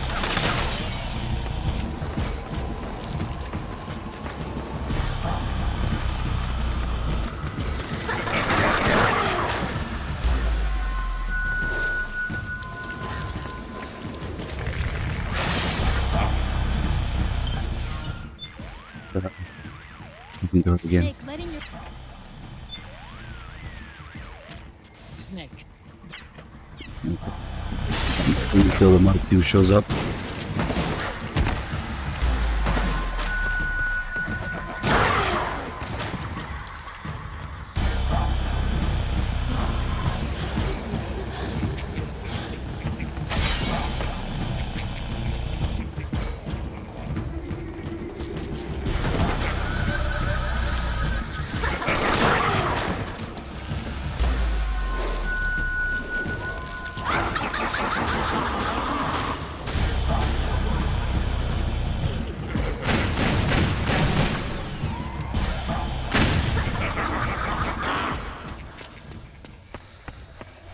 It doesn't always go through all the spots. That's somewhere kind of unique. You can see them a lot. I'm sure it has to do with the damage and how many phases she goes through. Usually you need to fight with the railgun, so she skips quite a few. Fuck it.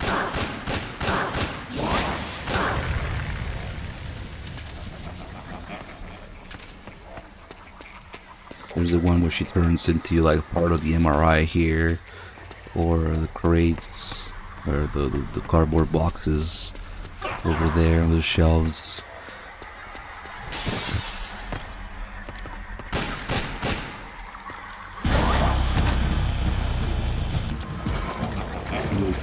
Doing this is like the most powerful move. Kills in one hit if you don't have the metal camo.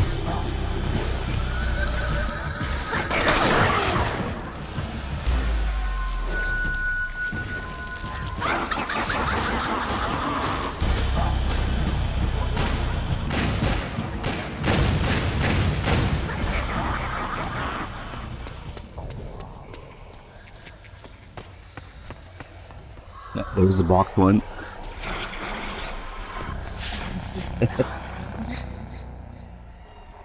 He's like in the box. He's not even disguised. I don't think it really exists though. It's like weird how it works.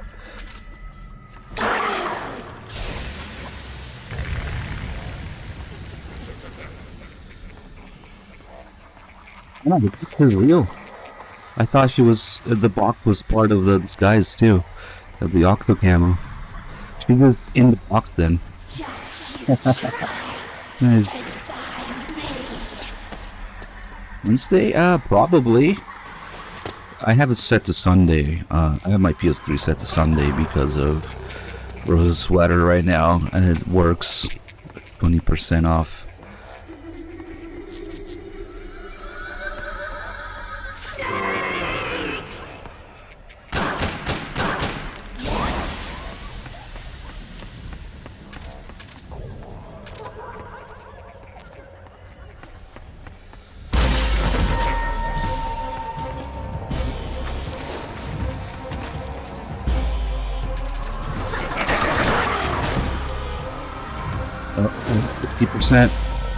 Yeah, I just checked the system date.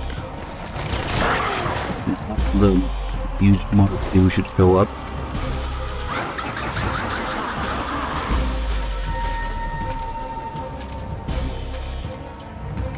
I can already hear it.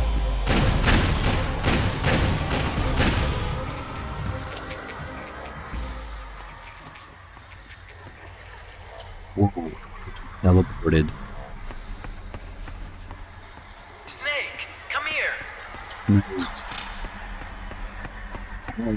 Here's a game.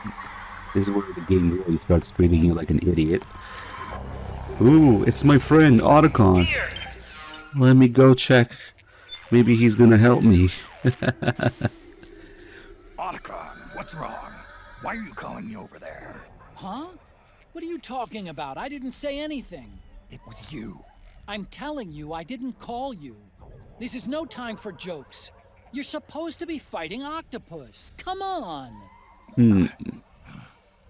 Hey, Otacon. This way, Snake. Alright. Not very smart, are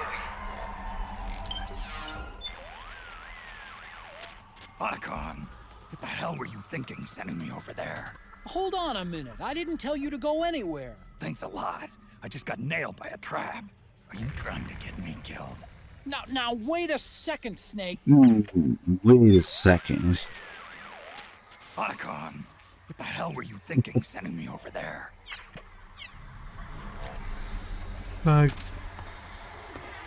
Maybe it probably was a mistake. We'll try again. This way, Snake.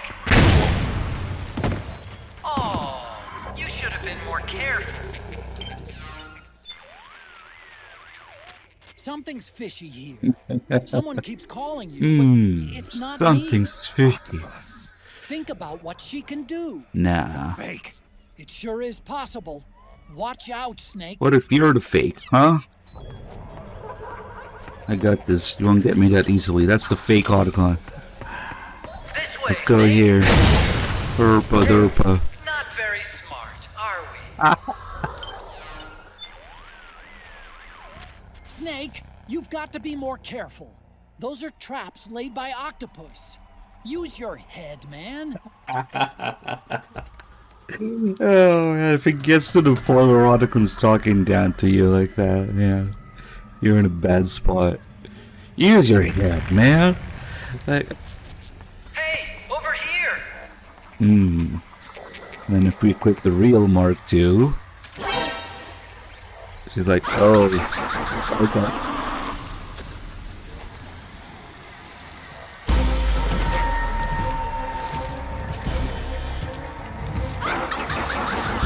Really pretty.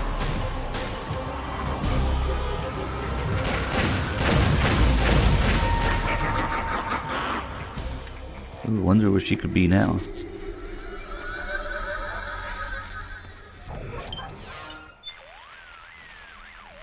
Technically, your gear's about on par with the enemy's, so it won't be the deciding factor in this battle.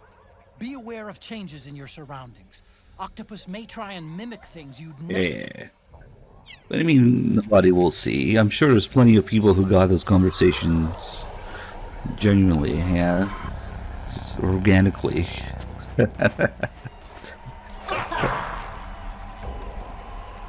Damn, she didn't do the mannequin one? It's kind of crazy, because that one's pretty common. Yeah, they just treat it as regular Octo Camo, but she can do some pretty wild shit.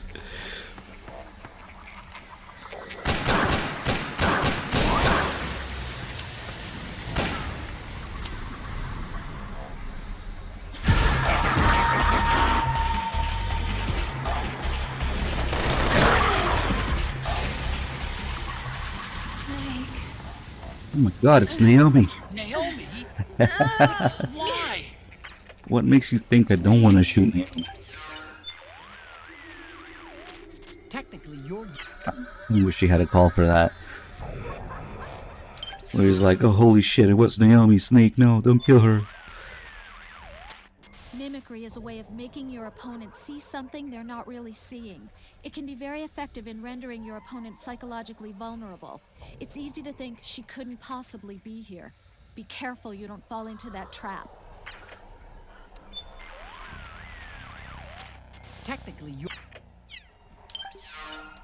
Naomi, this calls for bigger firepower. Yep. It's another mimic! Watch out, Snake! Oh shit.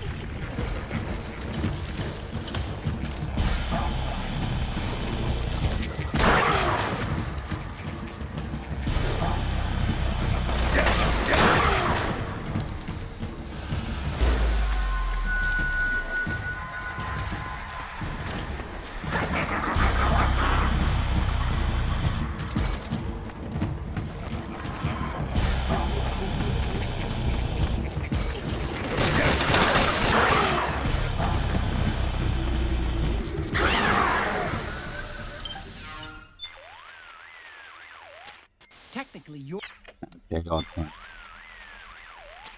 You may think you've got more important things to worry about, but... Yep, you're exactly right. But hangs up.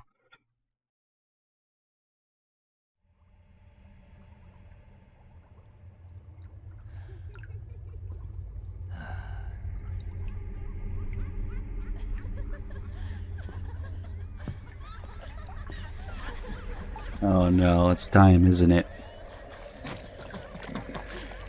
Just remember that Kojima originally wanted the BMBs to be completely naked for these scenes. And with that in mind, these camera angles are quite interesting.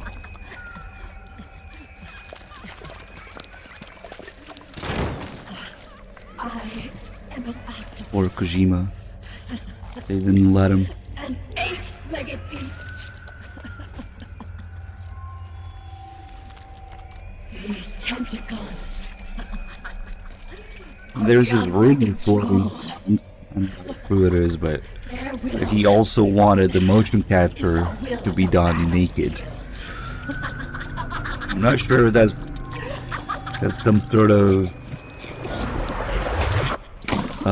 just rumor, something that got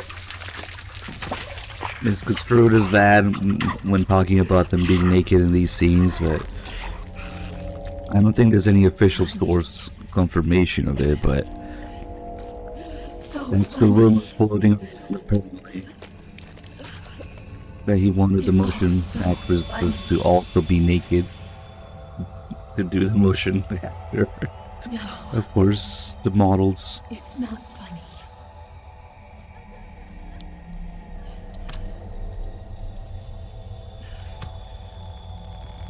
Nothing is funny.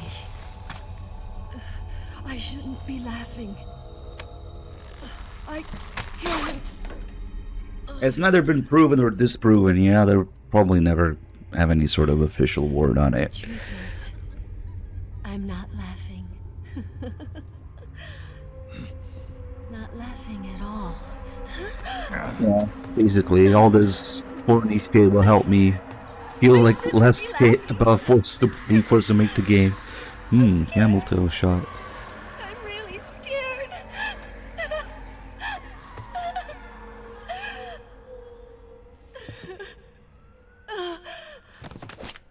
I'm sorry. That was it. That's a better way to put it, actually, than saying just Kojima stopped giving a fuck. Just did whatever he wanted. But it probably really did help him. Putting all this horny stuff in the game was his way of easing his mind. I can't. Feeling less like shit while being forced to make this game. Not that it's an excuse for that or anything, but just what happened, probably.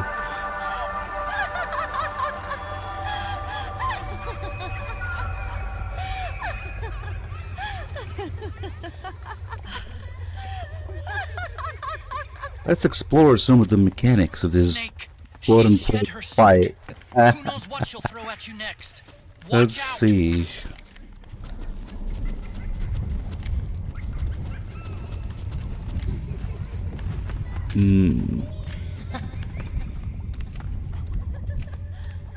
Well, we just might call something like this inappropriate or excessively horny.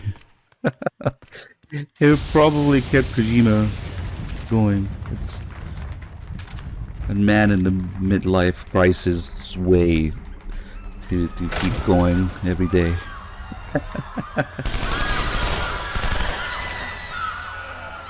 You might think, oh, that's just a glitch, that's just a play doing it, yeah, it's not intended. And you'd be right, if only... Knock it up. Why don't we look at her actual attacks? Because, yeah, you can do some shenanigans there, getting behind her and messing with all the Snake's animations and whatnot. But that's just me doing it, right? Certainly that's not intended. Certainly nothing so sexual is intended for this fight. Why don't we look at her actual animations for attacking Snake instead? Oh. Oh, okay. Never mind. Get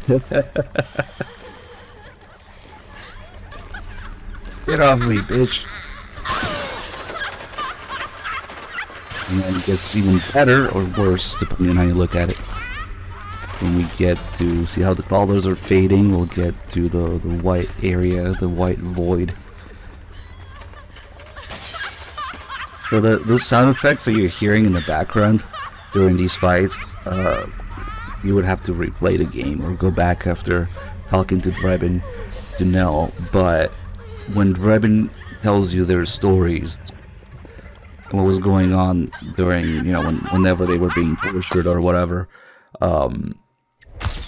that's the sound effects that are playing in the background during this. That's her laughing while she's torturing her family. So the audio of whatever was going on at the time of whatever events that Drebin describes later in the call, you hear the audio of it here. It's not just random noise. And this one's very obvious, I think, during the Crying Wolf one.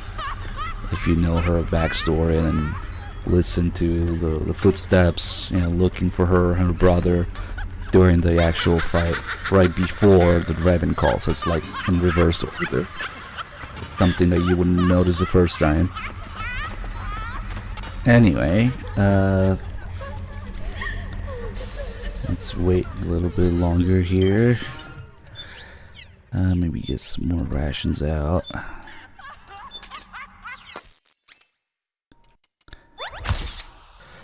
I think it's about to change soon when the colors fade to gray completely.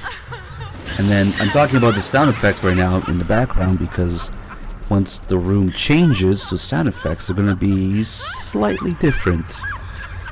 It's going to be something else. I'm sure they didn't mean anything by it.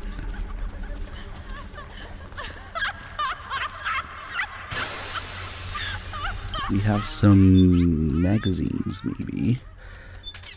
Wait, not the Playboy. I'm gonna look at her in real life.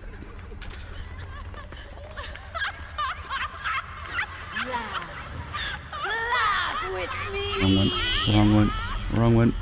There she is.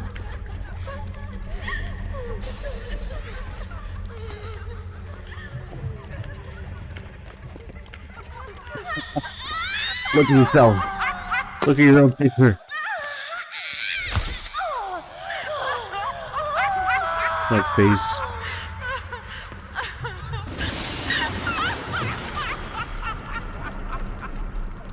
Here we go. Now the sound effects in the room changed, and I really need to ask the sound directors what they meant by this.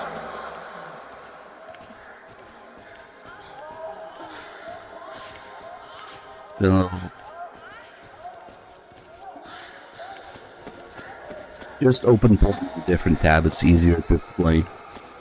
Because honestly, these sound effects, I mean, what?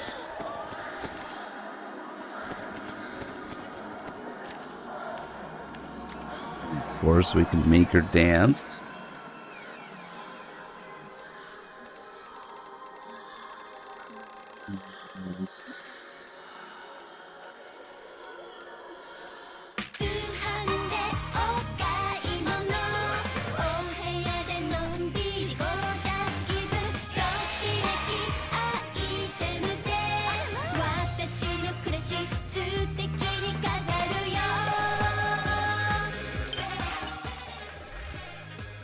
Sonny's doing the same dance in the Nomad when you put on this song.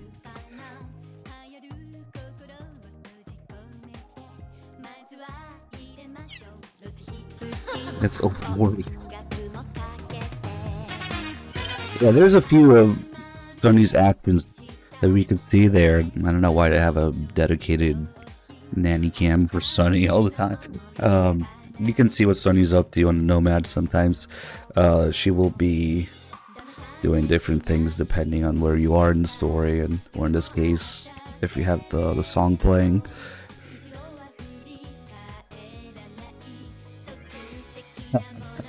Hey, Amy, thank you for the 47 months. Cheers, thank you for stopping by. Good night. And we can also grab the camera. Of course, I have all these poses. I really like the the second player mode on the camera. It's really useful, but you don't actually have to have it equipped.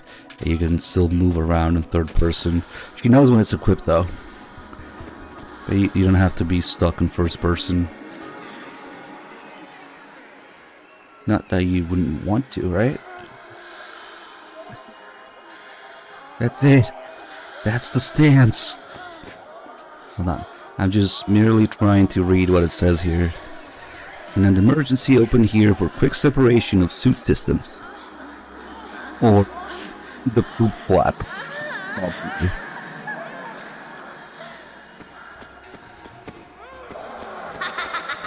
Yeah, you can force her to do it even when moving around with the 2-player or second player mode.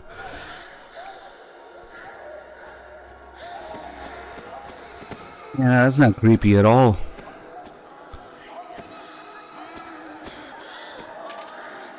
She just knows when you don't have it equipped. And remember that thing Rebin was talking about? That there are natural flesh and blood bodies that can't survive in the open for more than a few minutes. That's what that timer is that we have on the top of the screen during this phase of the fight. So if you let the time run out, they just die. And it doesn't count as Snake's kill, it's just them dying naturally.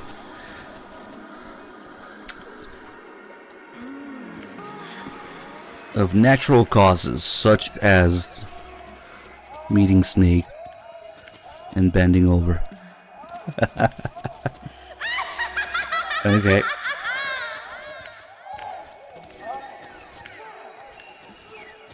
Let's finish this.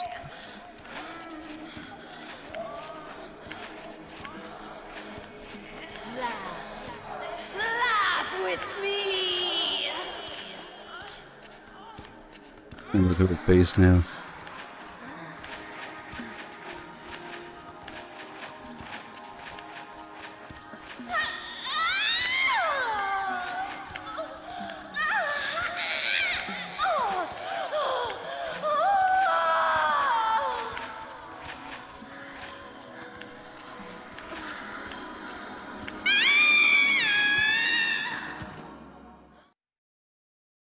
Knowing Kojima, that's probably the way he expected people to do it. Or he intended people to do it.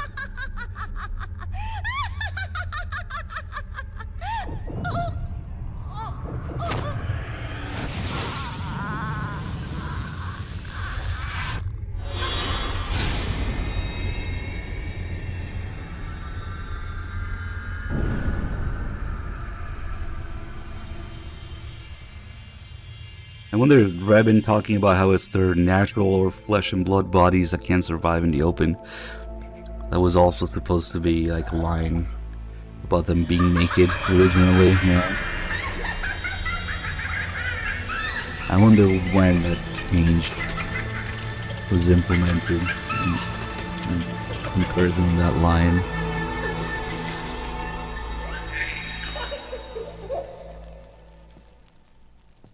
More ass shot.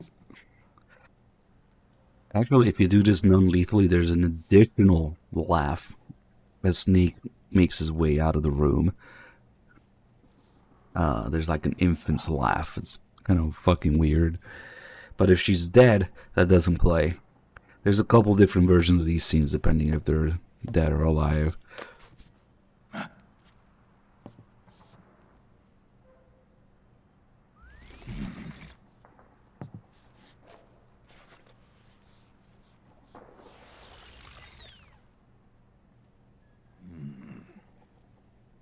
Now the worst part of it all. The Rebin fucking background call. Ugh. Yo, Snake, looking good today. Drebin, what do you want? That's cold, man. And here I was about to tell my very best customer about face camo. Face camo? That camo skull cap you just picked up from Tentacle's shell. It utilizes the same kind of technology as your octo-camo suit. Using the two together can get you even better results. I'd hang on to it if I was you. Doesn't fit. It's not my size or shape. Yeah, looks like it could use a bit of tailoring before you can sport it. Not my line of work, but... Ain't you got a buddy who specializes in that kind of thing? Somebody's done their homework. Hey, it's my job. Is that the real reason you injected me with those nanomachines? To spy on me? I prefer the term customer data management myself. Drebin. Relax. It's strictly confidential. I ain't gonna share it with anybody. Then what did you mix a virus in with the nanomachines for? Virus? A certain virus was detected in my body. Are you saying it wasn't in the nanomachines you injected? Look, you do know there are other folks who could have done this to you. And besides, what would I gain from infecting you? Better for me that you're out there kicking ass on the battlefield. I was watching you, Snake.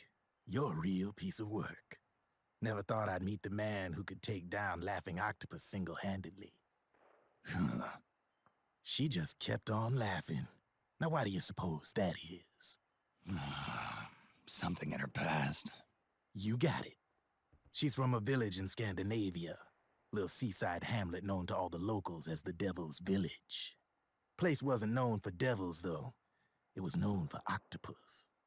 See, this was one of the few places in Europe where they ate octopus customarily. Anyway, there's this cult of crazies who for some reason hate the village with a passion. Then, when she was just a teenager, things get bad. These nutcases get their hands on some weapons and attack the village. Overnight, her sleepy little fishing town becomes a war zone. They round up all the villagers and execute them one by one. Except for that girl. They had something else planned for her. Something a whole lot worse than dying. Calling her the devil's child, they forced her to do the kind of thing you'd expect from one of Lucifer's own. After they made her torture her family and friends, they made her kill them. The whole time they were forcing her to laugh, howl like some sort of demon. Like she was enjoying it. What was she gonna do? Say no? They'd kill her too. So she let fear take control and did exactly as they told her. She butchered the bodies of the ones she loved and laughed while she did it. And as she bathed in their blood, it gradually turned from deep red to jet black. To her, it looked like the ink of an octopus. The experience scarred her deep. Ever since then, she hasn't stopped laughing. Only, that ain't really laughter. Why are you telling me this? You expect me to feel sorry for her? Nah. I know you got no room for that stuff in your world. And besides, this is war. Right? In a way, though, I guess it was the right thing to do. What was? Fighting you cleansed her mind. All right, enough chit-chat. There's other beasts out there in them woods. Watch your back.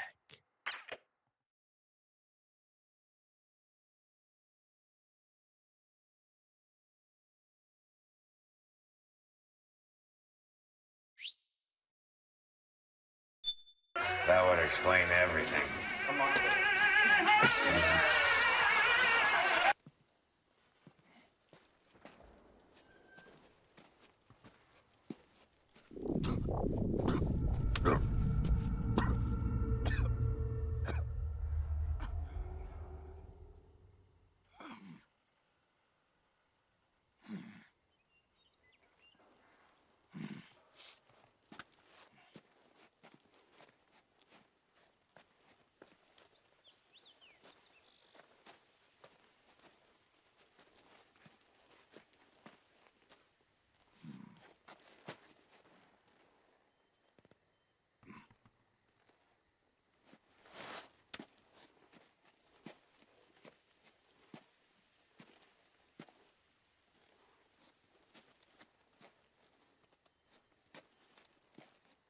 Some peak writing there.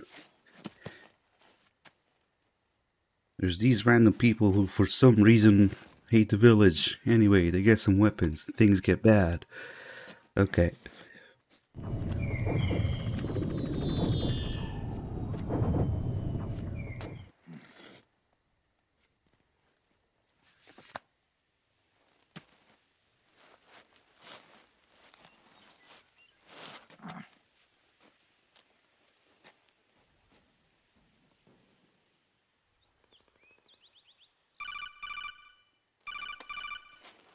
How do I follow footprints? Have Raiden teach Snake Have here. you lost sight of the target? Whenever something moves, it leaves a trail behind. Track and find Naomi's trail. I'm not like Big Boss. Tracking isn't my strongest suit. When did you get so good at it? After saving Sonny, I drifted around the globe. In Alaska, a tribal elder taught me some scouting techniques. Drifted? You never went back to see Rose? Rose? She doesn't exist. No. Rose and I live in different worlds, different times. Her world has no place for someone like me. My place is here on the battlefield. Listen, Snake. Scouting is based on the principles of hunting. There are two fundamentals: awareness and tracking. Awareness? Awareness refers to locating a trail by paying careful attention to your surroundings. Tracking means to follow that trail. Your target's trail could be footprints, a branch they broke along the way, bent grass trampled underfoot. You need to feel for clues using all your senses: sound, smell, touch, the direction of the wind. Watch how the animals move. Listen for unusual bird calls. These are signs that someone may be disrupting the environment nearby. You sound like a ninja. Exactly. Ninja are the ultimate scouts. If your enemy is a skilled scout, they'll be doing the same thing. You may be the hunter, but you are also the hunted. To avoid enemy detection, move slowly, little by little. Don't disturb the air around you. Try to make as little noise as possible. Your pursuers will be doing the same, trying to sneak up on you without a sound. If you can't pick up the trail with your naked eye, switch the solid eye to infrared mode. That will enable you to see Naomi's footprints and any enemies lying in ambush. Switch the solid eye to infrared. Got it. But the sound it makes while engaged could end up giving your position away. So don't leave it on for too long. All right. Listen to your heart. Trust your senses as much as you can. And you will find Naomi's trail. I'll give it a shot. They're giving Raiden the mentor role here with the mentor frequency and the cool guy voice and him hiding something from the player, in this case his appearance, until it's revealed. The whole thing falls apart pretty quickly though. Like, Raiden's trying to be cool and teach Snake how to follow footprints here of all things, but later, he's like begging him not to leave him alone and grabbing at his leg and just being beaten and weak after fighting Vamp and all that stuff. So it kind of falls apart pretty quickly. Anyway, this is another section with the world-renowned Integral Podcast, the developer commentary stuff. So we'll be doing that. And there's a few interesting things. Let's see. It should be good. I think that's the second and third. So it'd be 4 and 5. Okay. Metal Gear Solid 4 Integral Podcast. It's time. Broadcasted from Konami HQ in downtown Tokyo, it's the world-renowned Metal Gear Solid 4 Integral Podcast. Hello everyone, welcome to the second episode of the Metal Gear Solid 4 Integral Podcast. I'm here with Aki Saito. Hi everyone. And producer Kenichiro Imaizumi. Hi. Okay, this is our second episode. And just to... we gotta remind everyone what we're gonna do today, actually. Okay, today we're going to do the mountain trail. Okay. In South America. So everyone should have prepared their staves ahead of time, as we announced last time. And go ahead and load that up, and we'll guide you through this mountain trail stage. Okay. Just one note that I want to make before we begin is that, we discussed it last time. While you're doing this stage, you won't be able to have your iPod equipped while you use the solid eye. So you won't be able to use night vision and things like that. So what we want people to do is just unequip it, and the podcast will pause, and then later on you can resume right where you left off. Okay. Especially important this time is the fact that there are enemies in this stage. Yeah. Last time there wasn't anyone around, so you could just kind of scroll through at your leisure. But this time there's actually some danger involved. So if you get spotted by an enemy, or you get into a fight, that also works. To pause the podcast, just go ahead and switch to whatever item you want to use during battle. Finish the battle, and when things calm down, then just come back and continue. Okay, that's cool. Anyways, we're in South America. South America, yeah. Sean, this is right after we defeated the Laughing Octopus. Right. So you defeat Laughing Octopus, and then there's a cutscene after that, and Snake follows the trail out to the rear of the research lab, and you see some footprints on the floor, on the ground, I guess, and that's where we're gonna pick off. I really like the Laughing Octopus. Beauty. What? Yeah. Oh, she's your type, huh? We went to the shoot. Actually, Ken and I. Right. She was quite cute. Yeah, she was. Ellis, were they naked? Yeah. Personally, I think she's my favorite beauty in the game also. Oh, really? Yeah. Really? Not Yumi Kikuchi? No, in person, I think, whatever, no, not say anything like that, but, I call you a wife? Okay, let's move on. All right. Okay, everybody, are we set? We're at the starting position, just right after the event, and okay, we gotta go find Naomi, so we're gonna have some little bit tips and fun throughout the scouting event. Anyways, Sean, let's shall we move on then? Okay, well, before I move a little bit, let me just point out that for those who just came in here from the cutscene, you may not know this, but you can actually backtrack and go back to the research lab. So for those who want to pick up an item, there's a Hide-chan ramen there. Oh, it's tasty. It's tasty. I didn't know that. Oh, you could go back. Well, I was go back. Just urged to just go find Naomi and things like that. But so just a small tip. Okay. But anyway, so if you want to move on, let's go ahead and equip our solid eye. Take a look at the footprints here. Okay. So go to night vision mode and look at the ground. Okay. We're looking at the ground right now, and we see lots of footprints. Yes, we do. And remember, we're looking for Naomi. Yeah. You'll notice that one of the footprints is a little different from the others. Small feet, big one feet? set. Well, no. Not necessarily small, but do you remember what Naomi was wearing? Yeah. She was wearing a white shoe. She was wearing a high heels. Right. Yeah. So you want to look for the high heel footprints. Oh, okay. Yeah, footprints is kind of separated. Like, yeah. And it's kind of like a, smaller than the normal footprints, kind of like a little triangle. Triangular shape. Yeah, there's one here, yeah. So those are the ones that you want to follow. And basically that's the gameplay, throughout this stage, is you follow these footprints and try to find Naomi.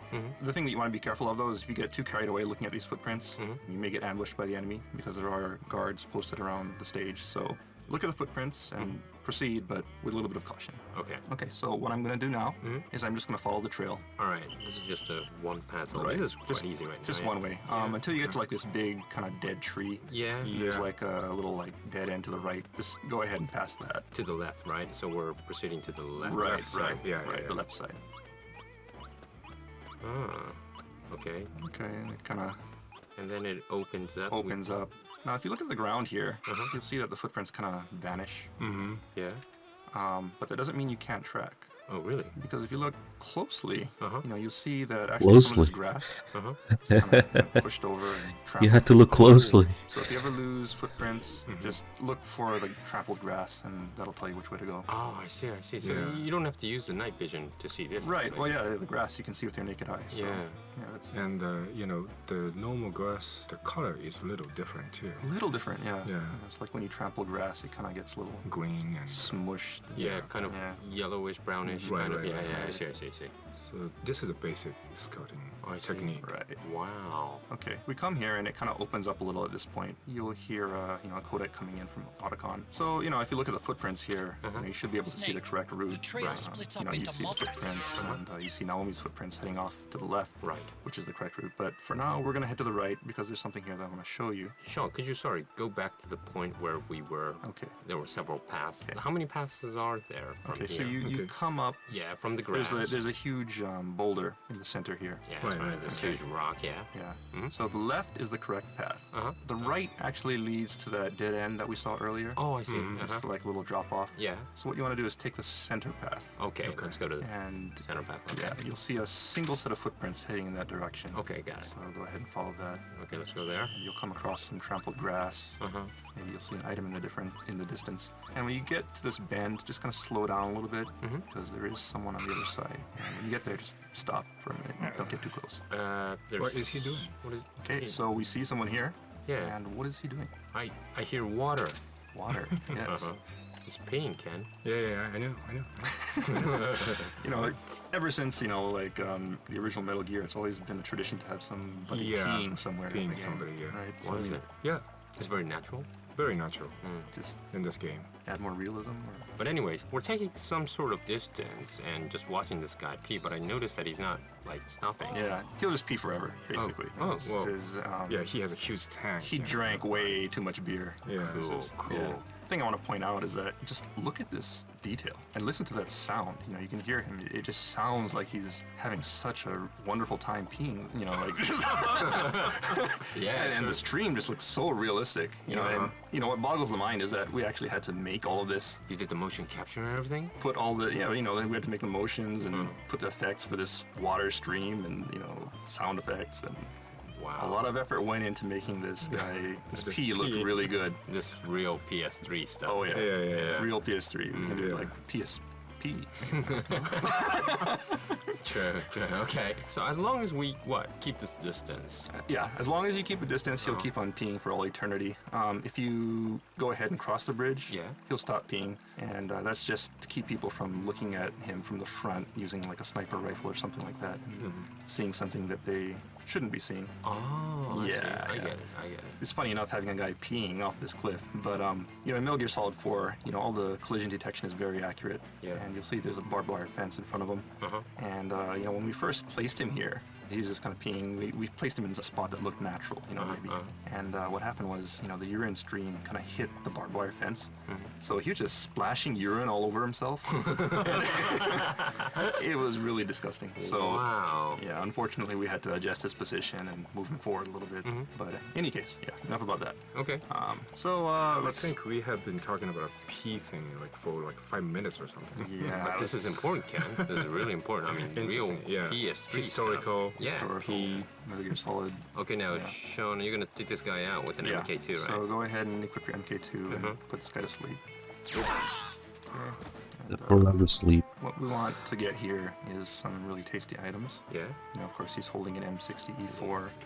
Cool. But more importantly, the item he was next to is a 4-grip B. Oh. Yes. And this is a very useful item. Very, very useful.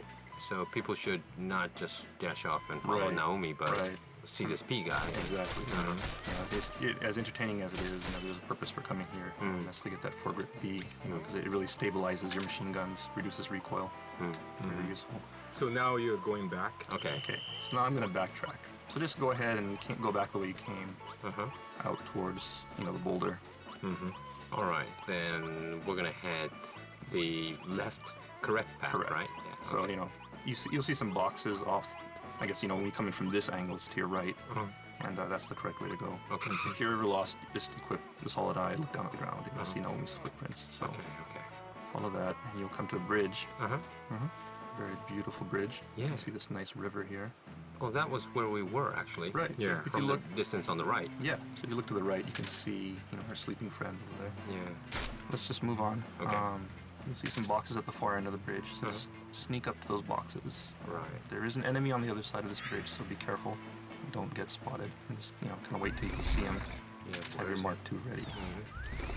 Oh, there he is. He's there. He's coming from the right. And just, put him to sleep. Okay.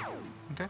Yeah, well, this is another location where there's a lot of paths, Yeah, right? there's a lot of paths here, really easy to get lost. There's one to the left, and the boulder? second, right, passing that big boulder. And there's the second path from this left. And then how many more? And then, there's one kind of towards the center, and there's like a branch, kind of like a gate-looking thing over it. And then there's another one here to the right. Wow. Well, so many tracks. So many tracks, Wow. yeah. And if you look, you'll see the correct path is actually to the right. And by the way, if you have your solid eye equipped, you can see some graffiti on these rocks. Oh, wow. I mean, you can see it with the naked eye as well, but it's a lot easier with the solid eye. True. Okay. All right, now, which way do we go? Which path do we take? Okay, so the correct path is to the right. Yeah. But let's go straight ahead. Take the center path with this kind of gate thing over it. Yeah, because the wooden kind of gate on the top right. Yeah, okay. There's something there that I want to point out. So let's just head straight on. It's like we passed the gate and we're... Okay, so you'll come to a shack here. Don't just go running in because there is a soldier in there, and you'll alert him. So just kind of stop when you have a good view of it. Yeah. And if you look in front of the building, you'll see this kind of white board. Yeah. Yeah. Now, it's written in Japanese, so I think a lot of people maybe had no idea what this is. Well, yeah, this is for testing your eyesight. You have to actually say the right or the left or down where the circle is cut. I see. So it's a circle, and the part that's missing, you have to say left, right, down. Yeah. Oh, that's interesting. Because in America, we just letters on a board, and you just kind of read. They'll randomly choose letters from the top line, the second line, and you keep on going down. It gets smaller and smaller as you go down. Well, this is the same way. Right. I just find it kind of interesting that they use circles rather than just Japanese characters or something like that. But actually, there are some letters on here, right? Japanese characters. Yes. The center line, so to say, reads Metal Gear Solid Metal Gear Solid 4, meaning Metal Gear Solid 4. So for the trivia buffs out there, there's a little hidden message here.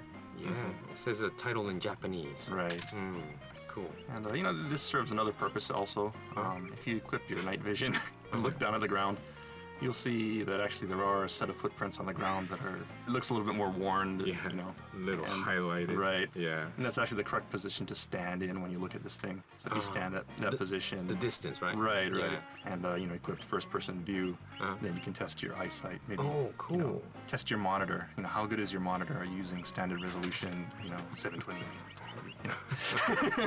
I have really bad eyesight. Or whether or not you need glasses in real life. God, really, I can't really see from here. Okay, Anyway. Okay. Just a little bit of trivia. So before we move on, let's just go ahead and take a look at this shack here. Be careful though, because there is a soldier in this building. Inside? Inside. So what you want to do is just kind of sneak up, don't make any sound, and sneak up to below this window. There's a doorway, and there's a window to the right of the doorway. So Sean is right now, going to the right side of the building, right? Oh, you're going through the window? Yeah. Okay. Did you hear that? Yeah, he said, "You never spot me." Right. So, it's just kind of, this guy is laying a trap for you, and he's really confident in his ambush abilities. He's kind of boasting to himself there. All right. But, it's just kind of to point out that, there are places like that in the game where, we have certain scripted events, and if you're really sneaky, then you can hear lines or see things that maybe you wouldn't see if you just kind of ran through. So keep an eye out for that kind of stuff. So now we're going to go back? Right, so let's head back to the open area. So let's go back to the open area, back through this gate. One more time. And one more time, and we're in this open area. So make sure there's actually a soldier. So make sure you don't get spotted here. Right. Be careful. Let's go ahead and put that guy to sleep if he's woken up. So we head off. This time you'll see a bunch of boxes. We came through earlier, and the correct route was to the right, next to these boxes. So let's just go ahead and take that route. Okay, let's go to this correct route. Then shall we walk a little bit up this route? Yes. Okay. We walk to this route, so there's a lot of grasses that are, leading the way. Yeah. Trampled grass. Trampled grass leading the way to the correct way, and just kind of stop when you get to the end of that grassy area. Okay. Yeah. And there'll be a kind of open area at the end of that. Yeah. What's that? It's a handkerchief, right? Ooh, it's a kind of a purple, light blue, light purple hanky. Yeah. Okay. Purple, like a I'm trying to explain to the people and make sure that you know, everyone's following what we're doing as well. Yeah, yeah. Okay, Ken? I mean, So we're Hanky and- right in front of handkerchief. right in front now. of handkerchief. Stop right here. And let's Sean, take a look around. maybe. anything? Because there's lots of path leading. Yeah, in there this. are, there are a lot of paths here, and there's also a sniper, so be careful. Where's the sniper? The sniper, if you're looking at the handkerchief, just look straight ahead. There's kind of like a stair. Yeah, there's like kind of like an old trail leading up. Yeah. And at the very top of that, there's a sniper. Oh yeah. Kind of looking off to the right. So be careful not to be spotted by him. In addition, you'll see a trail leading to your left. Another one going straight ahead. And another one to the right. Okay. You think that could be Naomi's? We're gonna. Okay. So first of all, let's look at this sniper and see where he's looking. He seems to be looking to the right. If you use your solid eye, of course, you can see the path where you're supposed to go. But there's something I want to show you. So let's just follow this guy's line of sight. You know, what is he looking at here? Of course, you know, put him to sleep before you go there because it is in his line of sight and he will see you. So let's put him to sleep. Okay. There so we go. He's down. And he was watching the right direction, so I want everyone to turn to that direction, which is actually just looking at the right path, isn't it? Yes, it is. Let's head up to this right path then. Okay, so you walk down the path a little ways, and you'll hear Otacon. Yeah. Calling in. So make sure you stop when you hear Otacon calls in. Everything in that turd's path turned into You shit. see this pink thing, item, which Otacon was talking about. Yeah, he's kind of freaking out about. Yes. Ken, what is this? This pink item. Are you going to make me say that? Oh, I mean, sure. Yeah, what is this? This is called bra. A bra? Yeah. Wow. Pink bra. Pink bra. Yeah. So, Sean, okay, we're going very slowly in this track and we're like stopping, but most of the people won't probably find us. Exactly. Well, you know, the idea was to have this bra here, so that people coming down the path will maybe see the bra. And kind of like stop here. Right, Yeah. right. You know, they'll get kind of excited, maybe run over there, like, oh, what is that? Check it out. And while they're doing that, they would get shot from behind by that sniper. Our sniper. Right? Oh, I see, I see. That was the idea. But unfortunately, you know, the bra is a little bit hard to see. So I think a lot of people actually just kind of ran through this area and, you know, heard Otacon freaking out, like, and, you know, they're just kind of like, oh, it's Otacon's problem. You know? It's the podcast. He is freaking out about this bra here. So he knew about this, yeah. Yeah, he has very good vision. He saw the handkerchief. He sees the bra. So. Cool. So, this is Naomi's bra, right? Yeah. It may or may not. We're trying to make the player think that it's Naomi's bra. One of the things that was in the game originally, you know, one of the ideas that was floating around anyway, was that enemy soldiers are leaving these pieces of clothing around to intentionally lead you on the wrong trail. And you'd follow, you know, the trail of clothing, and at the end of the stage, there'd be a naked female soldier there. You know? Cool. Yeah. That's a cool idea. But yeah, you know, for various reasons, that was cut. Okay, let's move on then. All right. So we go to this path, past this bra. So let's just keep on moving ahead. Through this. There's some trampled grass. And be careful because there is So I want something. Okay, Sean now kind of ducked down and is crouching. Right. There's you'll hear Otacon saying, let's try another route. Yeah. Because this actually isn't the correct route. Oh, You know, I the see. correct route So would stop be, there. Right. Yeah. Up to your left. But we're going to stop at the end of the grass here. Okay. And you'll see some enemy soldier. Make sure you stay low, crouch down so he doesn't spot you. Stay in the grass and just kind of put this guy to sleep. Okay. Okay. And then there's kind of like a ruined house, a brick kind of thing, and you see someone inside that. Yeah, and he seems to be doing something there. Yeah. Wow.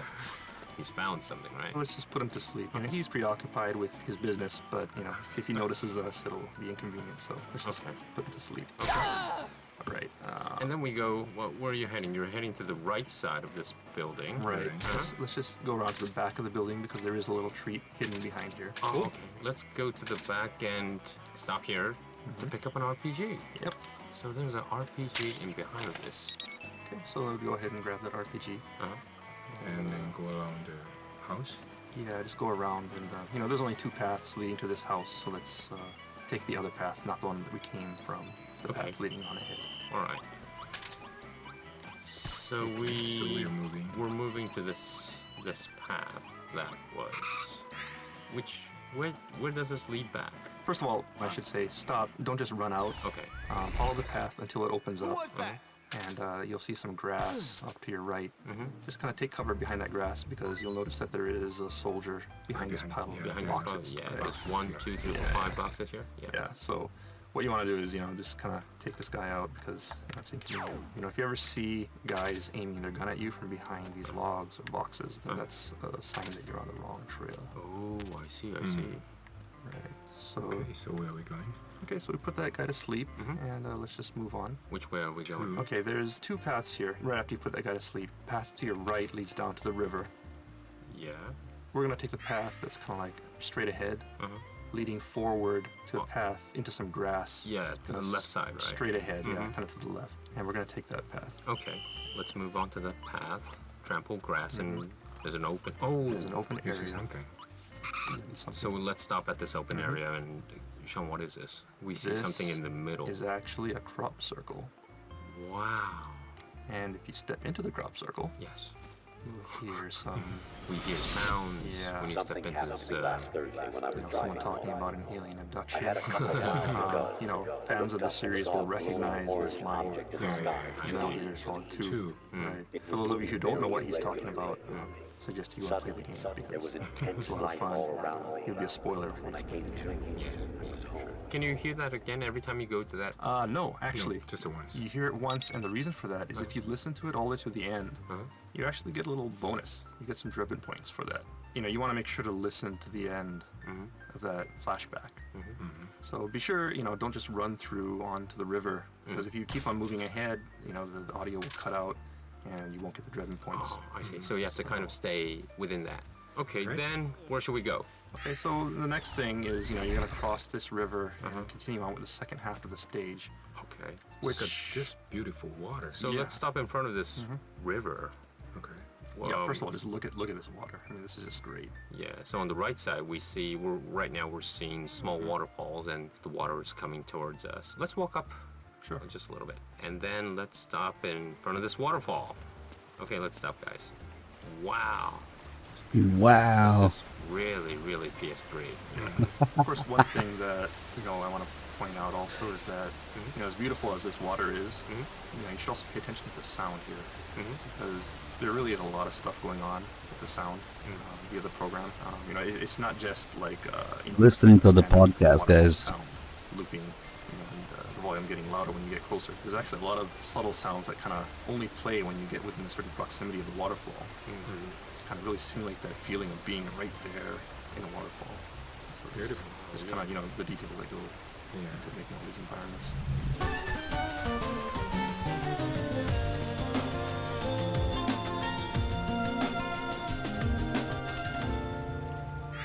So how is the graphics, or like South American graphics? Just background graphics, and well, do you feel like you are in South America? Well, Ken, I have to be frank. I've never been to South America before, but all of this, the path, and also this water area, this beautiful water and falls, and the track we've been taking, it's really like you're in kind of this area of course, definitely not Japan. Definitely not Europe. This is really somewhere you don't want to go just by yourself. Right. People. Some of the team members went to the Peru. I think you might be confused. And they took lots of pictures. Yeah. And they stayed there like a whole week or something. This whole atmosphere is probably created because the team members went to Peru. Right. They spent a long time to create this background graphics, and especially this water. I mean, it was challenging to make it look really realistic. Especially, if you walk around through it, you see ripples. And wow, this is really high standard, isn't it? I mean, you could kind of like half see it, really see it. Yeah, depending on the depth of the water, it's really the color's cool. a little different. That's beautiful.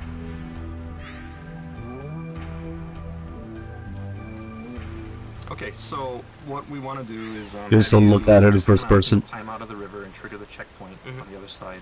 Here, Autocon, and save it? Yeah, save it. As soon as you get up to the other side, you'll see Mountain Trail Riverside is the checkpoint. Go ahead and save it there, and in 2 weeks' time, we'll resume from this point. Okay, so it's really complicated. I mean, this tracking area, we could predict which route the obvious route that everyone took. Right. So we'll always mention compared to that. So this is the normal way, but let's take a ride or a lap so that you won't get lost. But of course, as a podcast, you could listen to a number of times and try what we did. Yeah, sure. You know, if you don't succeed the first time, just go ahead and try again. Well, thanks, guys, and we'll be back in 2 weeks' time to finish it'll be the latter half of this tracking stage. Yes. Yep. And see you, everyone, in episode 3.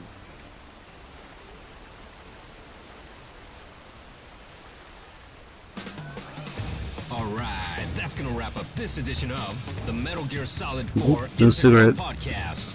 Check back next time for more tips, tricks, and insider info on Metal Gear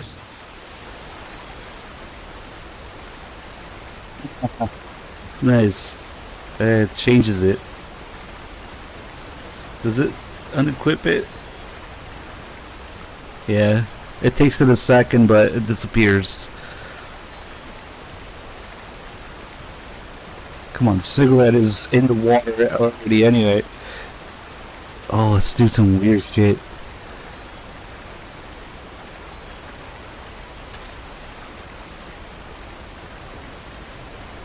I think it might be like Snake's chain or something that creates that ripple. Let me see.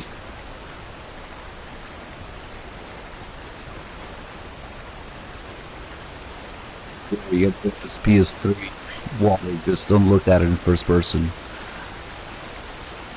God, the pixels.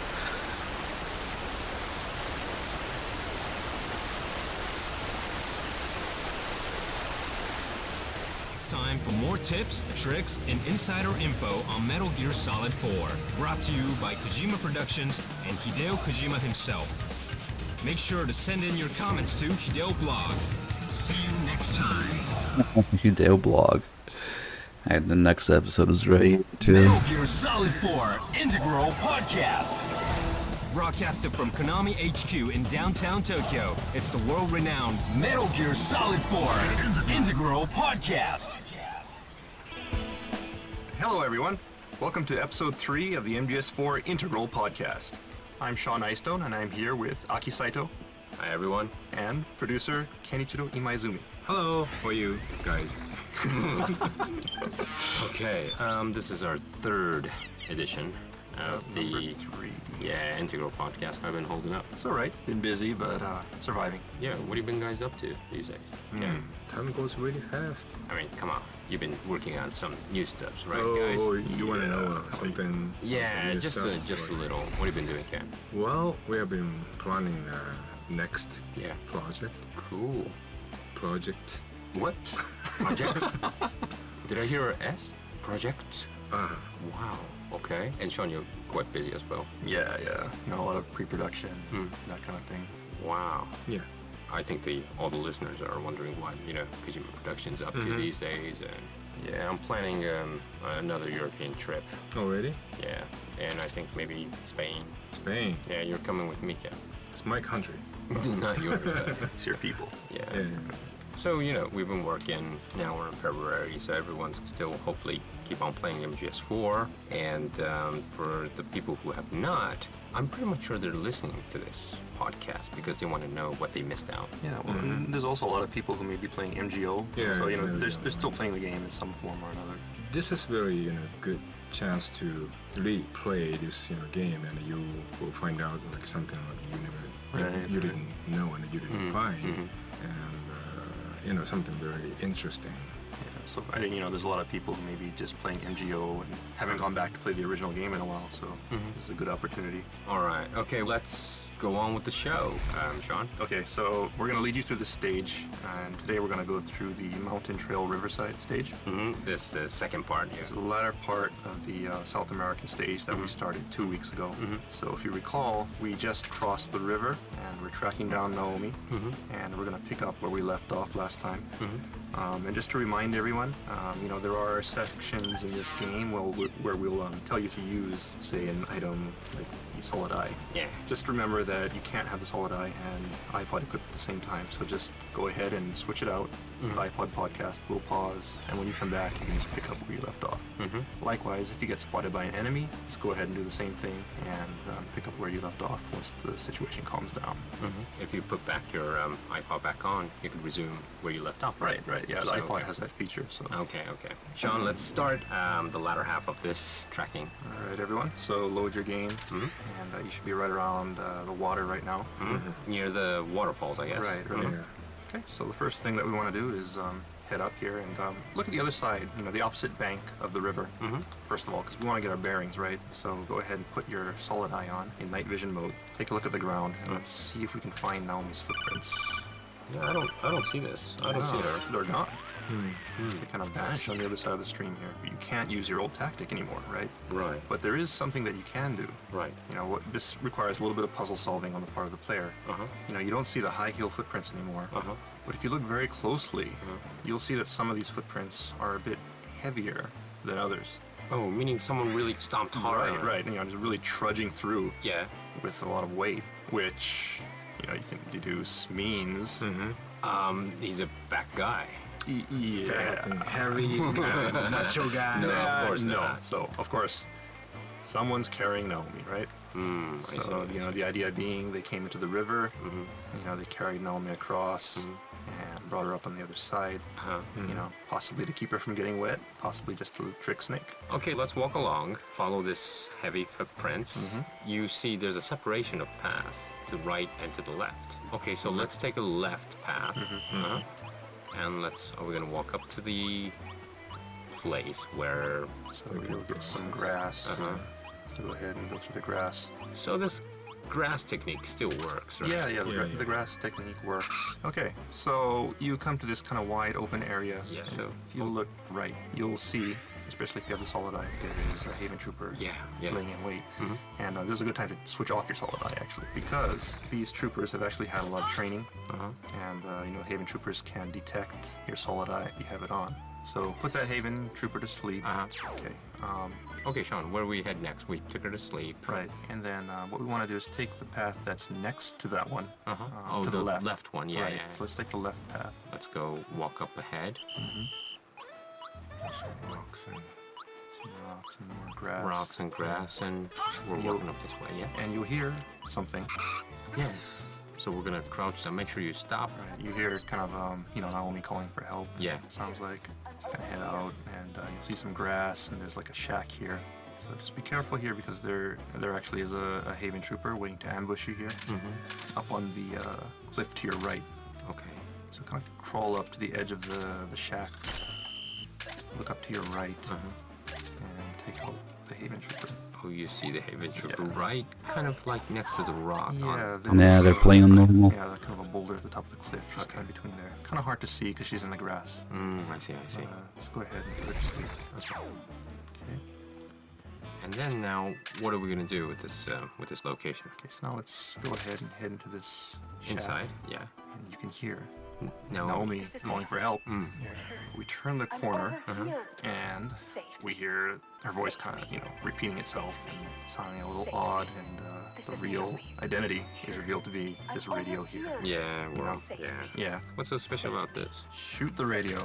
Take out your aggression, because there's actually a cool little feature here. Okay. When you shoot it. Save me. Yeah. So there's some really cool sound processing going on here. It's when you shoot it, the tone kind of falls and slows down and eventually stops. Originally this wasn't going to be in here because it's kind of hard to do. We had a really tight schedule. Yeah. Everybody was pulling all-nighters in the office, and we're like, oh, we want to do this with the radio, and people were just like, no, they say, no, we don't have time for that.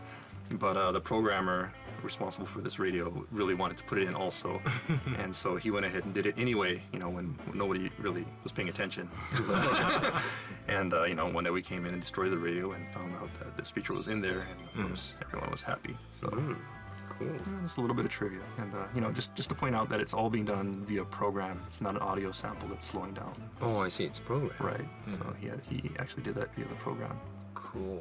All right. So we go out of this shack. Yeah. And then where do we go next? Okay, let's just head right back to where we came from. Okay. So go back to that wide open area. So we're gonna take the route that we came. So then from the shack, it's the right side. And of course, we won't hear Naomi anymore. Right. And then we're in this open area, and where should we go? Okay, so you're gonna come to this big, wide, open area. I think ahead of you there's gonna be a tree to your left, and kind of like a dead stump of a tree kind of to your right. Yeah. So kind of, you know, go between there. I guess the easiest way to do this is go up to that dead tree that you see to your right. Look down at the ground using your solid eye, and you'll see Naomi's footprints heading to the right. So we're gonna follow this way this time? Right. So this time we're gonna follow Naomi's footprints. Okay, got it. All right, let's follow Naomi's footprints and through the grasses again. And this is probably a good time to switch off your solid eye if you have it on. Okay. Why is that? There is another Haven Trooper. Haven Trooper. Trooper up ahead. They will notice. Yeah.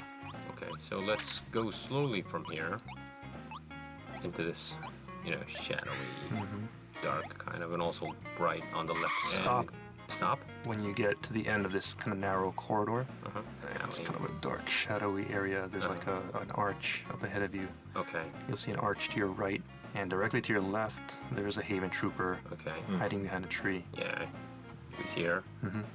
So, you know, if you'd gone the other path, of course, she would be waiting to shoot you, but since we followed Naomi's footprints, we got the jump on her. So let's go ahead and put her to sleep from behind. There you go. Yeah. All right, and now, you know, I think it's a good time to explain a little something that maybe some people aren't aware of regarding, you know, ways that you can get items from enemies. It's kind of more of an advanced technique, I guess. Some people may not be aware of it, but you can actually hold enemies up by drawing your gun on them from behind and do a body check to get weapons from them. Okay, well, we're gonna try that using her. Right, so let's try that using the Haven Trooper. And the reason for that is that I want to point out that there are variations to this body check pattern. Cool, okay. To do this easily, you know, we put the Haven Trooper to sleep. To easily hold her up, go next to her and wake her up. So crouch down, press triangle, you know, Snake will whack her, you know, pat her a few times to figure it out. And as soon as she, you know, is going to wake up, what we want to do is draw our gun, point at her from behind. And, say hands up. Right, he'll say hands up. Right, She'll hold her hands up. And I think, you know, a lot of people just kind of stop here. You know, they're afraid to lower their weapon because they think, you know, the enemy's going to turn around and attack them. But actually, you know, you have some leeway here. You know, they won't try to attack you for quite some time. So you can go ahead and lower your weapon and come around to the front. And when you get close to them, you'll see an icon come up on screen. Yeah, triangle. Triangle, right. So if you press that, you can go and do a body check. You'll see symbols come up on screen once in a while. Just press the triangle. And she will speak. Right, she'll be speaking. You can do this, you know, as much time as you want. Just keep on pressing triangle. She'll be laughing, and you know, there's some interesting voice effects you'll hear here. And of course, you know, and at the end of the body check, you know, if it's a male opponent, he'll do his thing and and knock the opponent out. But of course, since the Haven Troopers are all women, that doesn't quite. Cut that out. Yeah, it doesn't quite work. So. So what happens when she kicks you and you don't kind of respond? I mean, it'll go to an alert phase. Yeah. So there's probably quite a few listeners right now who probably got that alert phase. So that's what I thought. Go ahead and pause the podcast and come back once things have calmed down. Okay. Yeah. So anyway, so that's the body check.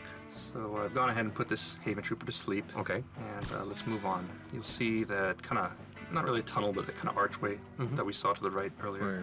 So let's just go ahead and go through there. And once again, try not to make too much sound. Right. As you come through here. Hug the wall to your right. Okay. As you move. And we pass that like stump. Yeah, you pass a stump on your left. Yeah. And you'll come to a clearing. And towards the center of the clearing, you'll see a guy obsessed with his claymore. So, you know, the idea here is you get to see one of the, you know, the enemy troopers in action, laying these traps for you. So let's just put him to sleep. Okay. They must have gone separate this ways. is basically the route we should take in the first place. Right. So you're following the correct route now. You know, if you look down to confirm. So you're following these footprints, and they come up to this claymore. But then something odd happens right after you, you know, you pass this kind of dead tree area where the claymore is. And you'll notice that you'll see a very odd set of prints. Wow. Heading up. That's stranding confirmed. Check onto your solid eye and have night vision, and you'll see what? These are like Hands? Yeah, handprints, right? Yeah. So someone, for reasons unknown, was walking on their hands, doing a handstand, and walking up to this path to the left. What, are we gonna follow this? And yeah, let's just go ahead and follow it. Okay. Because there's something kind of cool at the end. Okay. Okay, maybe, there's somebody up here. Maybe it's Naomi. There's Naomi doing handstands. No, you see a bunch of hands. Handprints, I guess, right? Yeah. It's On like this- the Walk of Fame thing. Right, exactly. Right. Wow, I recognize this signature. Yeah. You know, you're familiar with that signature. We saw so many times. Yeah, it's Thousands Hideo's. times, yeah. I think a lot of people might come here and wonder, what is this thing? Is it a trap or something? But there's nothing to worry about. It's just here as a little treat for the fans. I see. Yeah, something like a Billy memorial for us too. And there's some items you can get here too. There's a ration and the Hidechan ramen. Hidechan ramen. Now that I think about it, I don't think we ever really explained what Hidechan ramen is. Hidechan ramen. Yes, we Well, did. what is the Hidechan? Ah, you mean that way? Right. Yeah. Well, as you know, Kojima is Hideo Kojima. Right. And Hideo is kind of sometimes long for, well, it's not long, but a lot of Japanese like to shorten a lot of words. Like, for instance, everyone calls me Aki, but my official name is Akiyoshi. Oh, all right. Aki. So Hideo, well, it's not that long, but nicknames, you kind of make nicknames. So you say Hide-chan. Chan is used for like girls or small kids, show expression of cuteness and things like that. So is that to say, Hideo Kojima is cute? Maybe, he used to be called Hide-chan from maybe his friend. Or mentors. Yeah, mentors. I see. So that's why maybe he used the Hide-chan Japanese podcast as a Hide-chan radio, right? Right. So Hideo channel radio. So maybe they have like a little crossover between that. Right. Double Play on words. Yeah. That's what Hide-chan ramen is all about. Cool. Basically, where we found this Walk of Fame kind of, the handprints, this is not the correct route, right? No. Okay. So just go ahead and follow the path you came from and go back to that wide open Stranger area. elements from the camel. Be careful, just in case the guy you put to sleep earlier, who was obsessed with this trap, might have woken up and So- put this guy to sleep. Okay, so if you look around here, you'll see that, yes, there is still a set of high heels Yes. heading off to the left. And, most people would think, well, that's the correct route. I'll go ahead and head to the left. But if you did that, you would actually be going the wrong way. And the reason is that, compared to the high heel prints earlier, you'll notice that the high heel prints that come after this Claymore mine are actually deeper, more defined. Yeah. And that means that a heavier person has been wearing these high heel shoes. And at the same time, near these heavier high heel footprints, you'll see a heavier pair of normal footprints heading off to your right. So basically, they're trying to play with your head here. Trying to trick you into following the high heel footprints to the left.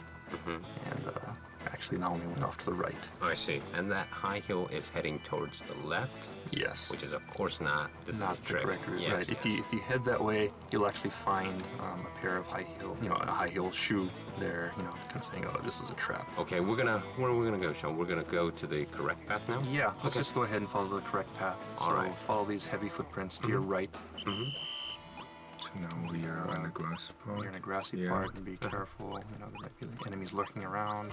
So make sure you proceed very see cautiously, a cardboard slowly. box. You'll pick up a cardboard box on the right, and then what? Yeah, there's like an archway. Okay, stop and check this point out. Between the grass, at one point you'll see the heavy footprints, and then you'll see Naomi's footprints again. So at detailed. that point, they put her down. Alright, so let's just keep on going. Okay. Slow down when you get to the end of this narrow path here. It opens up, and there is a soldier. Okay, stop here. Patrolling outside. So go ahead and stop. Be sure not to get spotted by that guy. There's a bunch of footprints. It's kind of chaos. Okay, yeah, it is. But we should just follow the footprint, Right. the high heel footprints of Naomi, right? Yeah, Right, okay. So the same strategy applies. Just follow the Naomi's footprints. Okay. And head off to the left. Left, we're following Naomi's footprint, and we have to stop once we see this gap, because there's a soldier there. Right. Yeah. There's a guy patrolling here, so be careful. We entered this kind of open, sunny area now, and then where do we go? If you ever come to a split in the road and you don't know where to go, just look down and look for Nomi's footprints. So we see that it kind of goes off to the right here. Okay, so let's go to the right. Okay. And there is a soldier. Okay. Okay. Oh, you kind of hear something, right? Yep. If you come to this point, you hear a helicopter. And that's a sign that you're getting close. You know, they're getting ready to fly away with Naomi. So if you just keep on going in this direction and to the right, be careful because there is a soldier patrolling here. Between trees? Right, there's some trees here. You missed him. Yeah, I missed his head, but he's down. Okay. So yeah, just follow these footprints and then head off to the right, and you'll see that they converge into this narrow. Yeah, but all of a sudden, this is almost like more footprints as Autobahn says. Yeah. Because to your left, there's it's kind of like a mine shaft-looking passageway. Okay. And that'll lead you out and into the next event. So, Sean, the advice is everyone should definitely take the other path and check what's happening. Right, right. There's always a best way to get to the stage, right? And there's always little clues left, you know, there to show you the fastest way. Like, you know, back in Advent Palace, it's the sleeper rooms and things like that. And, you know, there's always the fastest way to get through the stage, but it's not necessarily always the way you want to take because there are hidden things and surprises and items that you may want to pick up. So definitely encourage people to explore. Yeah, the guy peeing. Oh, that was 2 weeks ago, but this time it's more. What did we find? All the signatures. Yeah. Well, if people really didn't know what it was about, I'm pretty much a lot of people figured. Well, people know, you know, he did his signatures. Yeah, hopefully. Yeah, his signature is not too hard to read either, so. Right. It's a very highlighted in the middle and quite big. Yeah. So, yeah. Very funny thing is Hideo's signature is the same when he made the sign when he was like a little, and you know, he's still using the same. Really? Oh, really?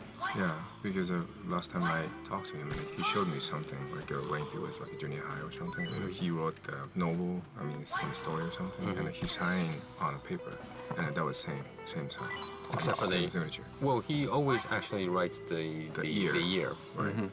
Because he wants to know when he signed it. And that's sometimes really, really handy for us when we see something and we know when he came and when he signed and things like that. But I guess he was predicting that he was going to be this famous when he was like, what, in middle school? Maybe he was psychic or something. Cool, but... No, not a psychic, but you know. Well, he had ambition, right? He knew he wanted to do something. Right.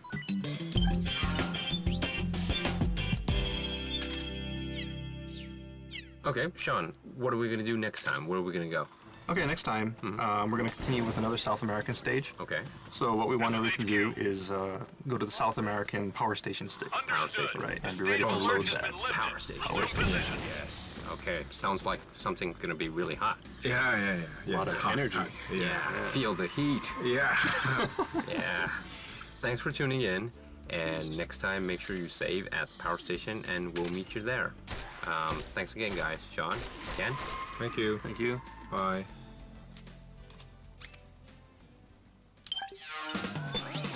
Alright, that's gonna wrap up this edition of the Metal Gear Solid 4 Integral Podcast. Check back next time for more tips, tricks, and insider info on Metal Gear Solid 4. Brought to you by Kojima Productions and Hideo Kojima himself. Make sure to send in your comments to Hideo Blog. See you next time. Oh man, it's almost time for the Act 3 podcast. That was the best. Got the best story in it. Metal Gear Solid 4. Let's move on here.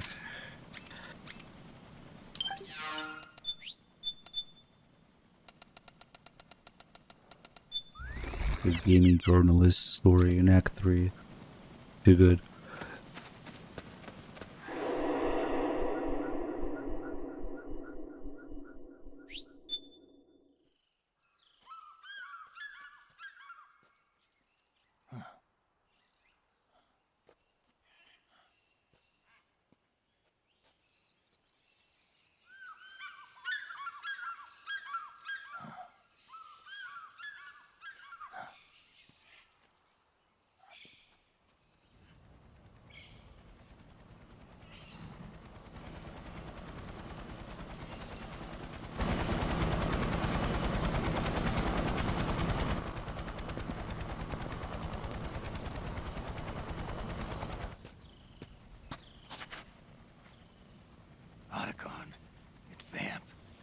I'm sure of it. Yeah, and they're taking Naomi away.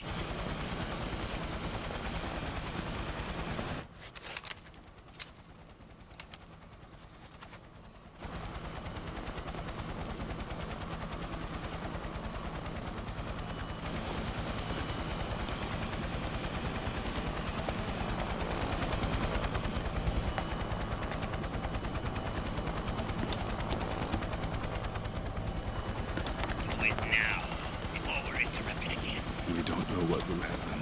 Remember the last time. I'm willing to make a few sacrifices. As you wish. We'll begin shortly.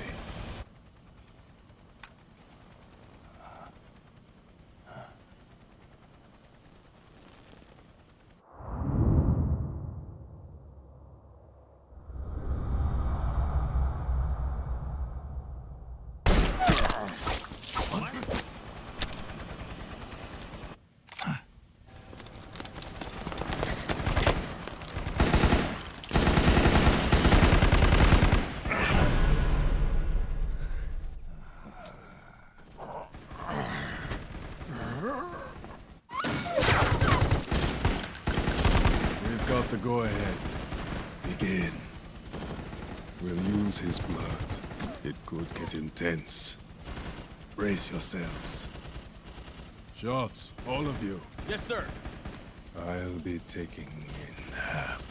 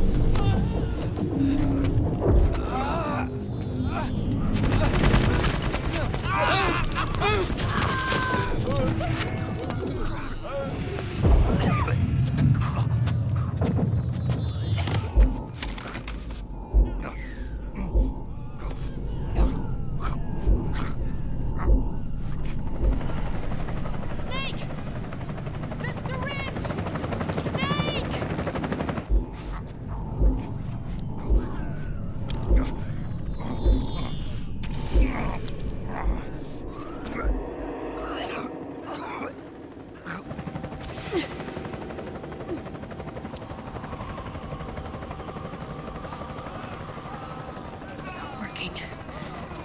The emotional controls aren't stable enough yet.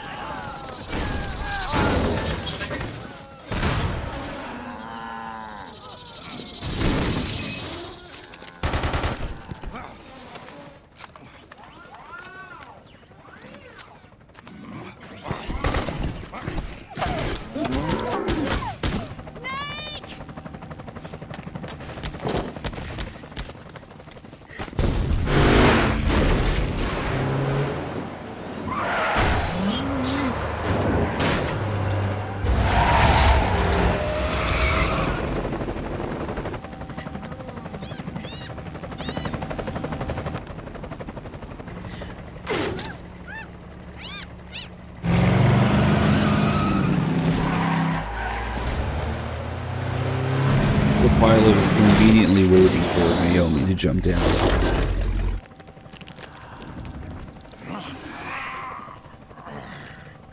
Sonic, hey, thank you for the resub.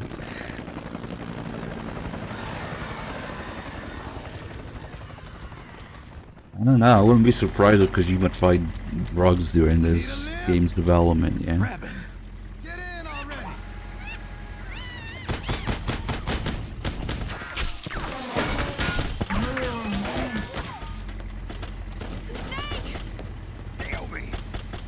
Jump! Walk.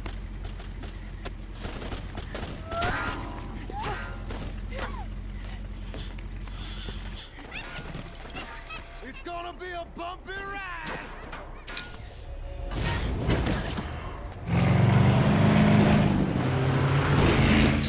I mean, basically she's just trying to get Fucked Alive done with Sonny's help. Initially, she thought it was gonna be Otacon, but Sunny ended up helping her. As to why she goes back and becomes a bitch again, like, what? I don't know.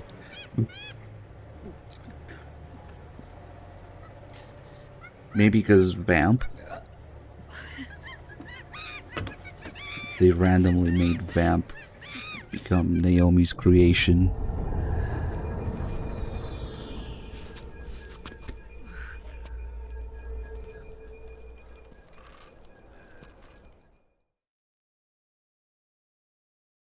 Maybe she had to somehow assist in getting rid of Vamp.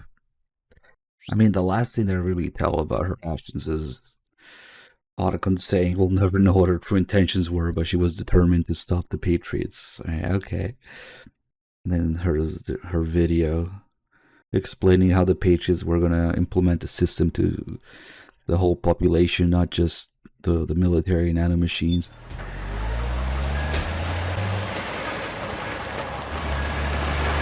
I think it's more like a boost for the player, throughout the game. Very minor when maybe having something to do with Vamp. Neutralizing Vamp. She kind of has a role in it when they go back. I don't know. Also, because you can't have Naomi just be there and exploit everything, right? There's the whole thing with Big Boss and Big Mama, kind of thing. Naomi leaving a message with Big Boss, it's like, what? Damn it, Snake! PMC soldiers are in our way! Do something, Snake! I'm pretty sure it's just the drama of seeing her. Shit. Seeing her with Vamp, yeah. Alright, we're good to go.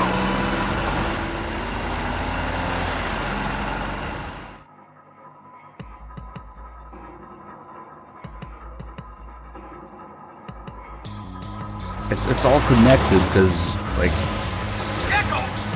soldiers in the body working to access the system. Naomi telling Liquid about everything when he goes back. Like, none of that really holds up because I think it's just that they ended up changing the ending, for various reasons. Now the whole thing with soldiers doesn't really make much sense when the real big boss is alive. Oh shit, that's a lot of range. Those Gecko will try to ram you. Don't let them get too close.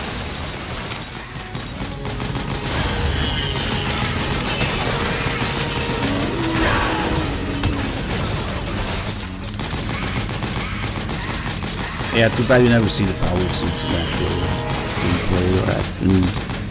They're not like zombified or they're on rails.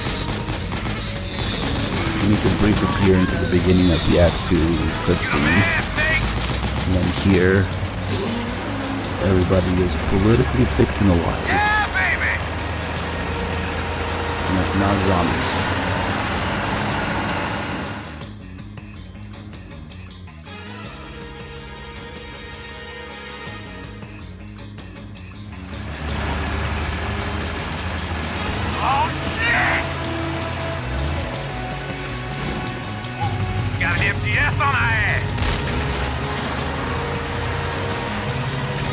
They'll talk about it in the podcast actually during Act 4.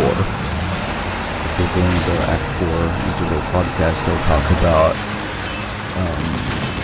how in the Japanese version the interaction between Snake and Big Boss at the end was kind of an opportunity for Akiyotsuka and his father to work together.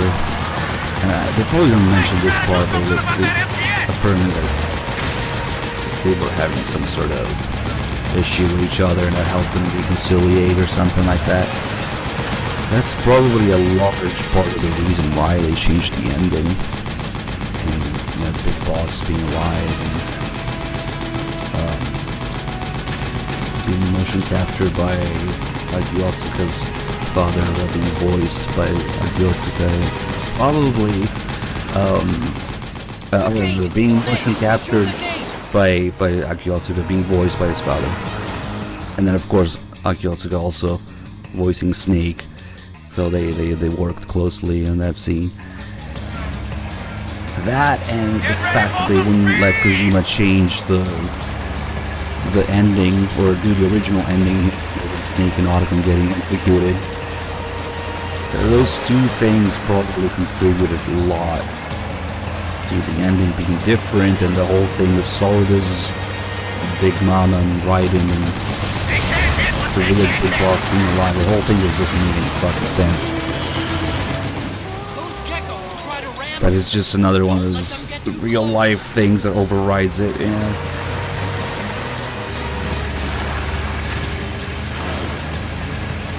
And that kind of ties with Naomi as well, because Naomi also, in the midst of all that, somehow leaves a message behind for Big Boss. Even though he was in a coma and she was dead. Probably made another video or something. Like, is that why she had to go back and somehow have Ocelot access the system to leave his messages there? Who the fuck knows why she left that message. They're just trying to make sense of game events without taking into account the real life choices that were made for other reasons.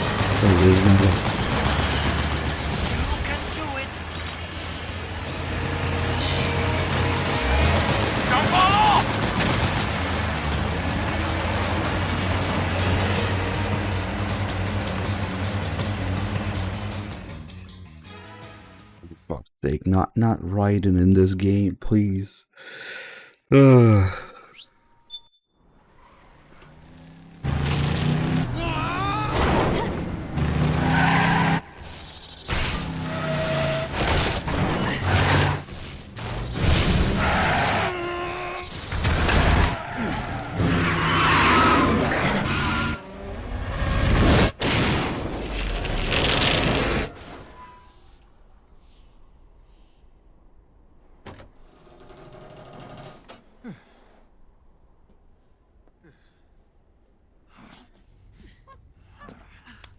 Come on, Naomi. Stay with me.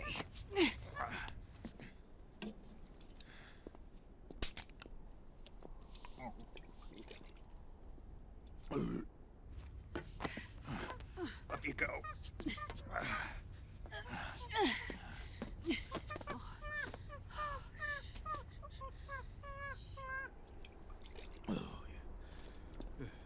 Oh, what's up, Greg? I saw that you dropped 50 gift subs. Didn't mean to say thank you. Well, dog was streaming. Thank you so much, dude.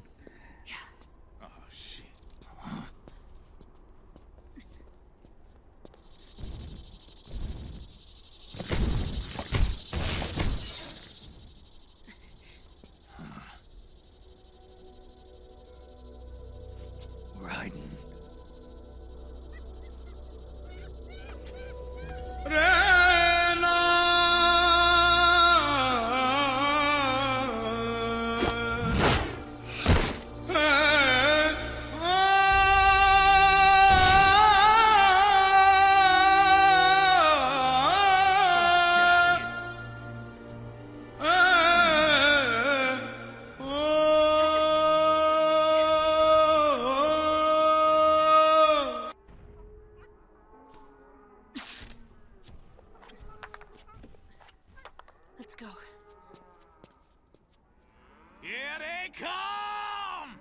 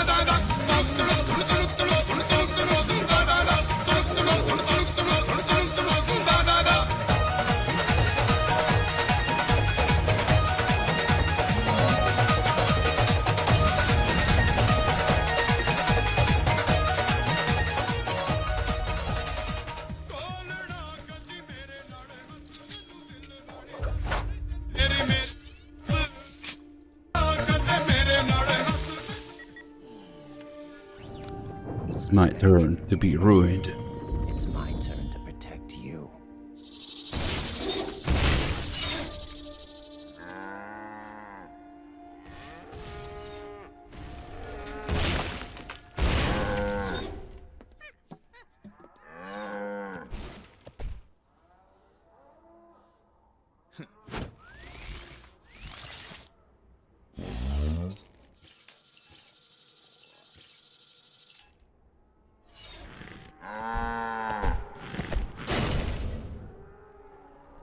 Snake, I'm setting the chopper down at the market square. Hurry! Naomi, go on ahead.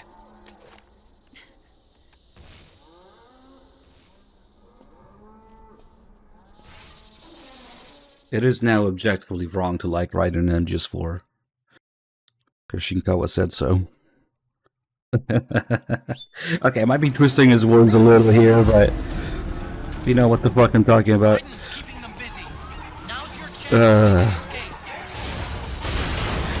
Number, thank you 4 to 3 months. Welcome back. I can see you! Just a little farther! Run, Snake, run!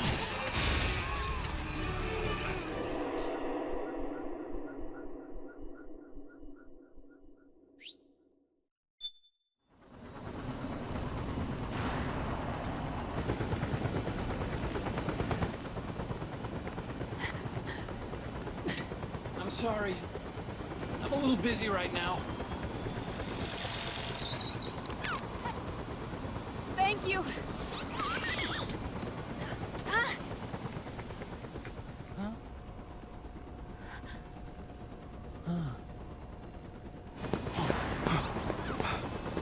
Don't forget the Mark II. Naomi, take care of this. Otacon, get us out of here.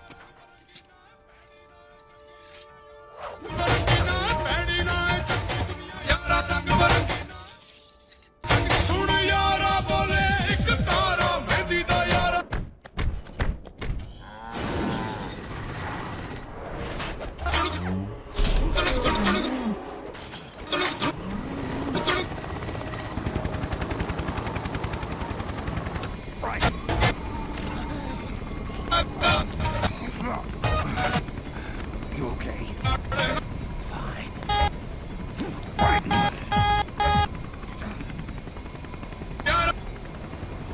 You're...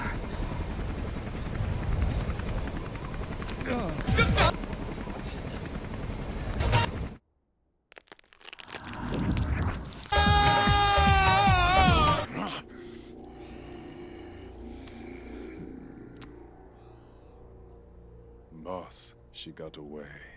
Are you sure about this? It's all part of the plan. The test was a failure, even with his code.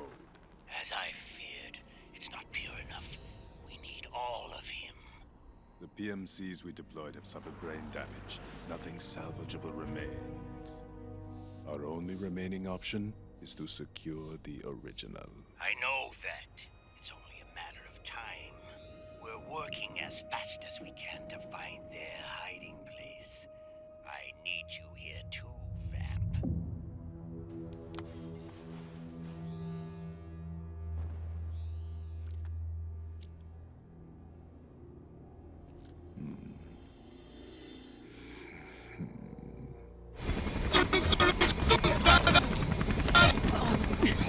Hang in there!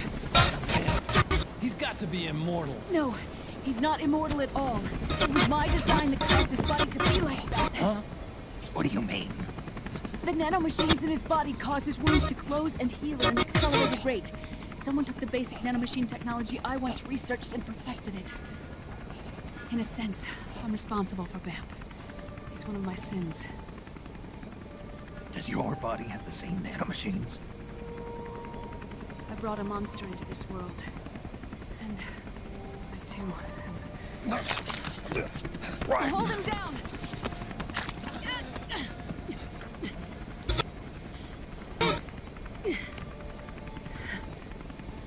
He's losing too much blood. Can you save him? I don't know. He needs a blood transfusion. No, an infusion of artificial blood. Snake, right? You're up. Go meet Big Mama.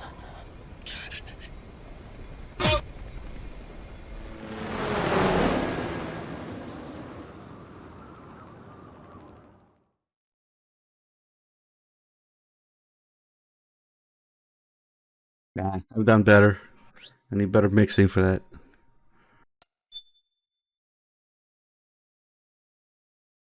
It's the seagull shit from MGS2.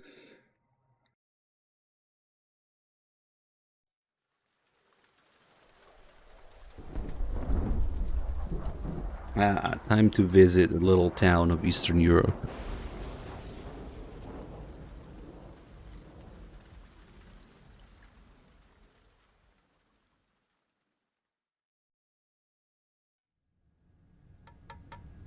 Argon, boron, silicon, and neon, yttrium, fermium, plutonium, chlorine, fluorine, gallium, and xenon, thallium, strontium,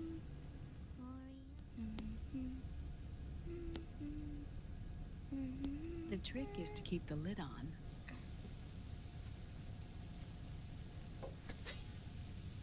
Now, let it cook for 1 minute. You like cooking, don't you? Good for you. This is my sunny side up fortune telling.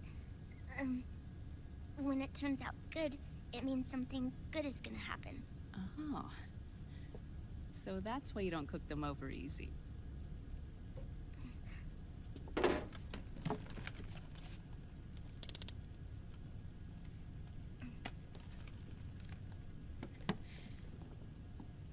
But the secret to good cooking is to keep who's going to eat it in mind.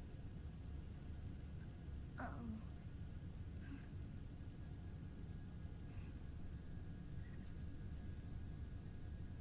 Oh. Is this your mother? Yes.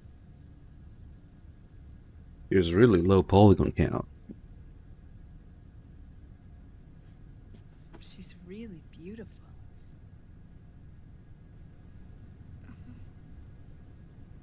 That tune you were humming, it's from the periodic table, isn't it? Thorium, protactinium, uranium, neptunium, plutonium, americium. Americium. Curium. Curium. Curium. That's it. Curium.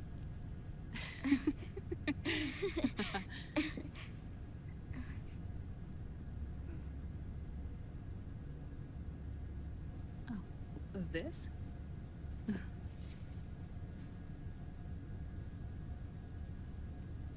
May I?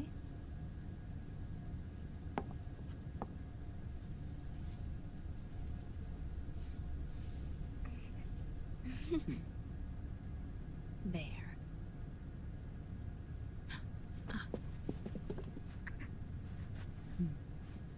See, Sonny? Us girls have to look our best.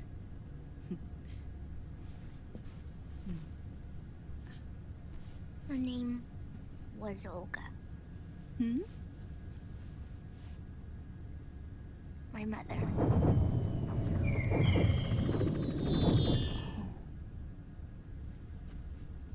I see.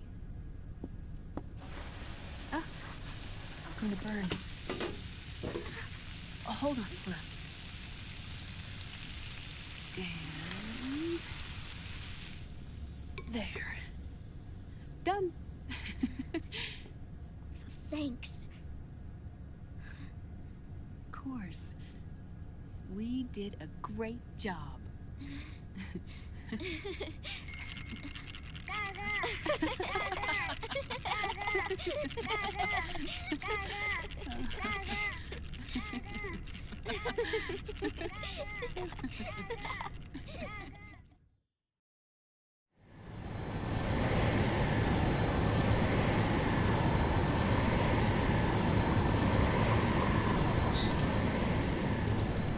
Dr. Emmerich, Liquid is in Eastern Europe. He's after the corpse of Big Boss. Huh? What for?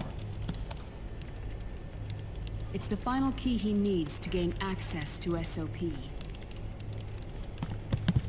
The keys to the system are Big Boss's genetic code and biometric data.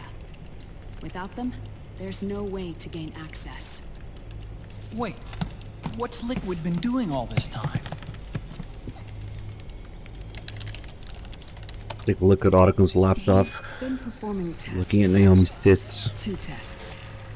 The first, Dude, he's got that using the camera genetic pointing at her code from tits. Liquid's DNA chip. And he just puts it in front of her. In his He doesn't second care. attempt, he used the DNA code and biometric data extracted from snakes. Naomi can now scream on Twitch. What's the need for the original if the substitute works just as well?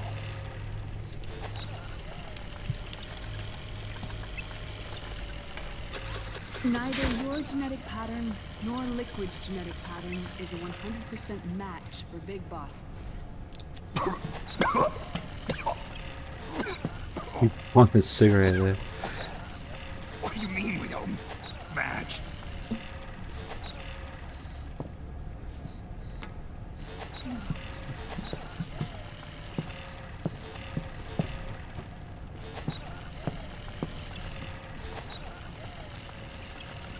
Dr. Emmerich.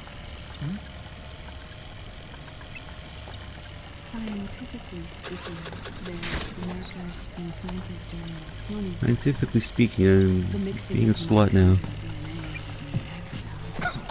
The intentionally altered terminator genes, scientifically speaking. Both you and Liquid are as similar to Big Boss as you could possibly be, but you're still different. Different? Yes. So that's what Liquid was talking about.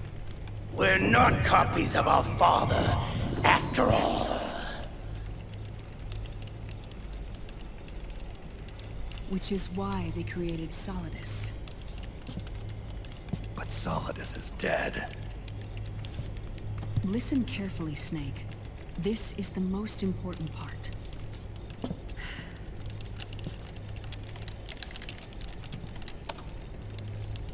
The AI that controls the system employs a highly aggressive, advanced IDS. It uses a special code to inspect all data and commands circulating within the network. Any data that fails to conform to that code is treated as a foreign object and expunged, like viruses killed by white blood cells. The authentication program this IDS uses is based on a genetic identification program, one I helped develop for Foxdie.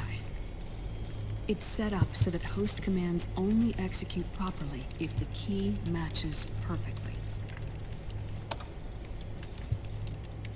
However, if the IDS suspects someone is trying to break into the system, it registers that genetic code on a blacklist. That code is then blocked and can never again be used to access the system.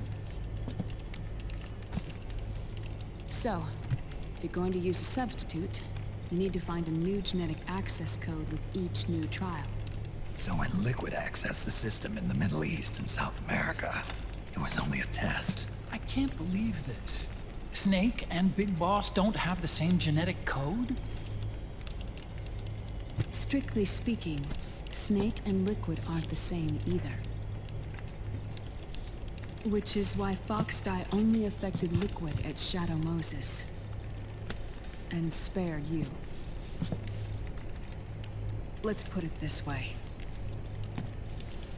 If Liquid uses Big Boss's genetic code, the original, he'll have the system completely under his control. Hold on. I thought having his code wasn't enough. You need his biometric data at the same time, don't you? That's right. And Big Boss is already dead.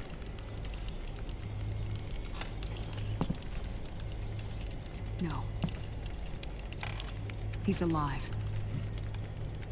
Big Boss is alive. His body is. Or rather, his cells. That's impossible. Big Boss survives as a biomort. A brain-dead shell sustained in the lab.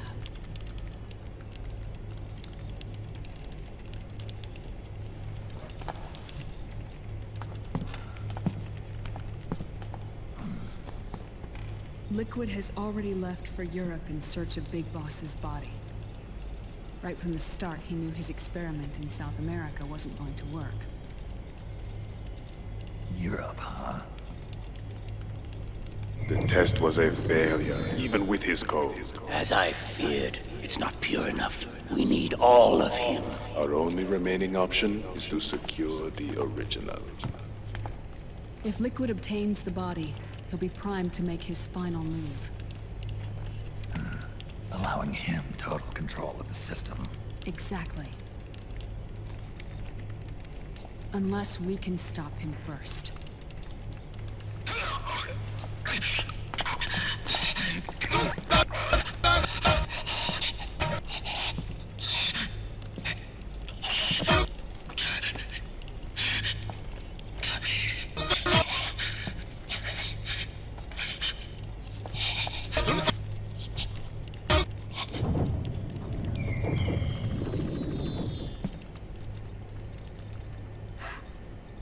Uncle Hal, I found it. Huh? Ah. This is it. Where'd you hack this from? AT Security. The Patriots. Can't believe this sort of thing still goes on. The war economy is heating up the R&D race.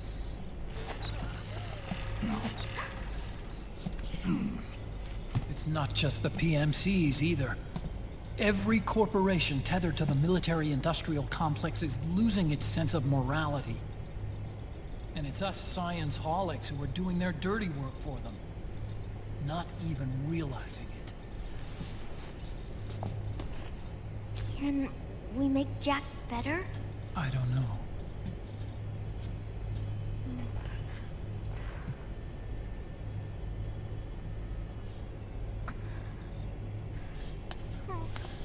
Sonny. May I?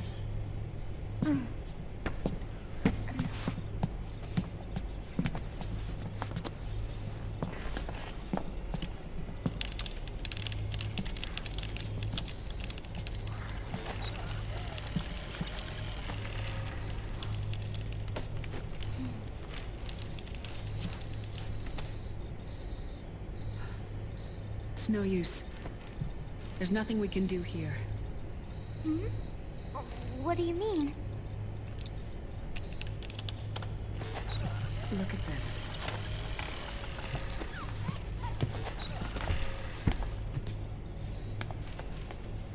His artificial blood needs dialysis.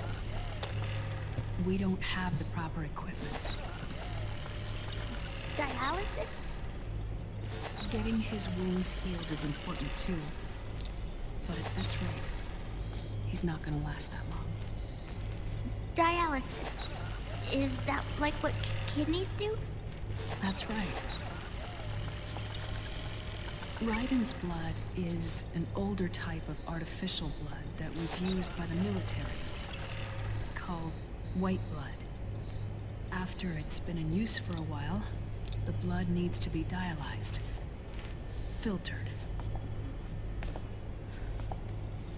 Right now, he's slipping into autotoxemia.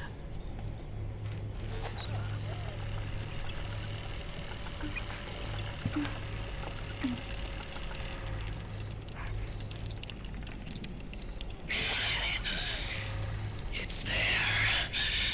In Europe.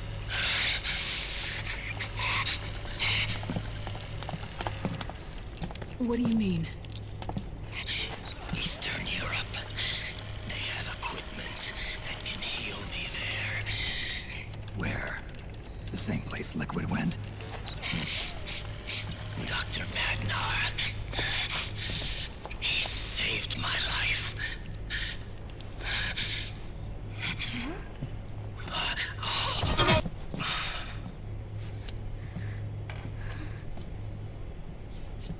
Dr. Magnar. I've heard of him. A world-renowned cybernetics expert. Strictly underground, though. We're in luck then. It's settled. We must head for Europe. The sooner we get there, the better. Yeah. I'll call Campbell and have him get us landing clearance.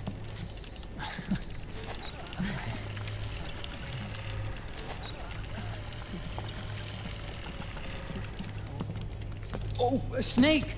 Where are you going? I'm gonna be spewing out poison soon enough anyway. What's one more smoke gonna hurt? This is a no smoking flight.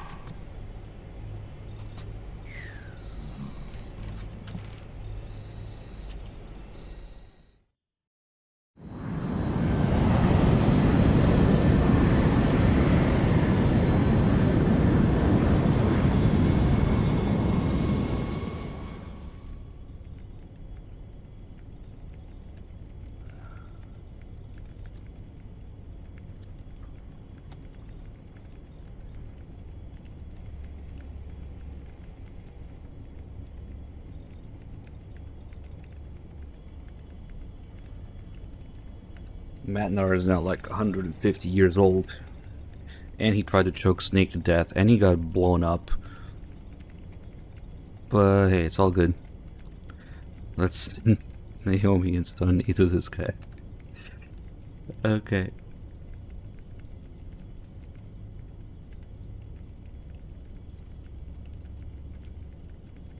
Why didn't they just use his daughter for this? Would have made a lot more sense, but I guess that wasn't their primary concern.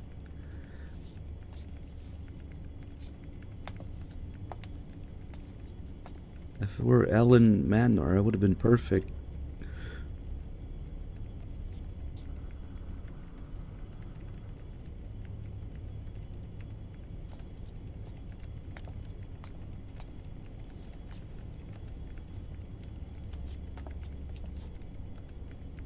Nope, it's not. There's that unused call where they're talking about him apologizing. They're definitely Who is this? talking about him, not his daughter. That's my sister. Really?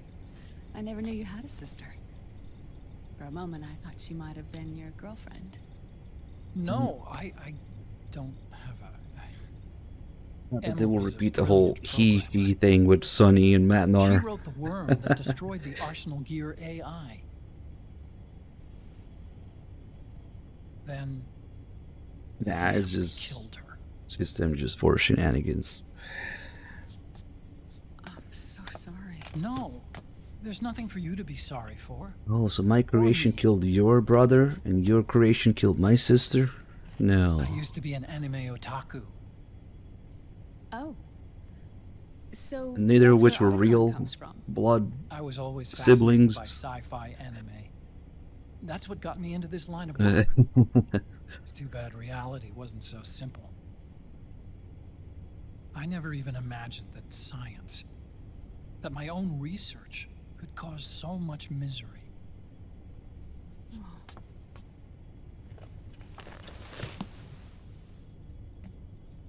I mean, it's not like us science holics or Satanists or anything.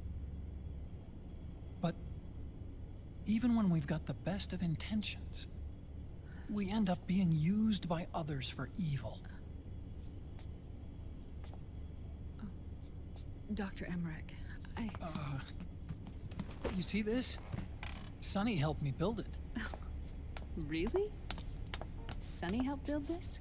We built it using top-secret docs and patents dug up from intranets at a bunch of research labs. To tell you the truth, I think she's better at it than I am. Here's where Naomi realizes that she needs Sonny's help, not Otacon's. She cracked the protection on your mail. Wow. I, assumed it was you. Sonny was taken by the Patriots right after she was born. She never even met her parents. She's spent her entire childhood inside the net. That's why she has trouble speaking. Her home is in the computer. She can only see the outside from the inside. She's always in there, searching for herself, searching for her family. She's trying to find out who she is and where she's going. Searching for herself and her family. She believes she can find the answers inside a machine hooked up to the world. She spends every day inside the net, exploring. For Sonny, this is home. No, it shouldn't be like that. What? It's time you let her go outside. What are you talking about? She hasn't even been born yet. She's still in the womb. She needs to live a real life. But Sonny's never shown any interest in leaving the Nomad. Frankly, I'm worried about letting her go out there.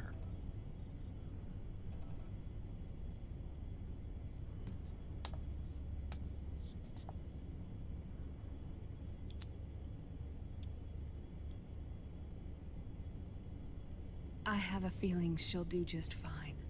You really think she'll be okay going outside? That's not what I meant. I think she's got a good handle on her science. Sorry. Go on. Huh? You were about to say something. Oh, right. Would you mind if I helped Sonny with her cooking? Oh, of course not. Go ahead. But, about all we've got on board besides military rations are eggs. No. Leave them off. It makes you look handsome.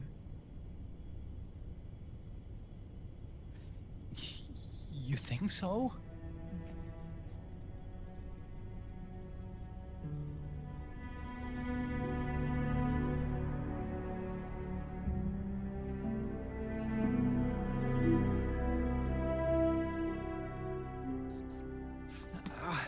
Yeah,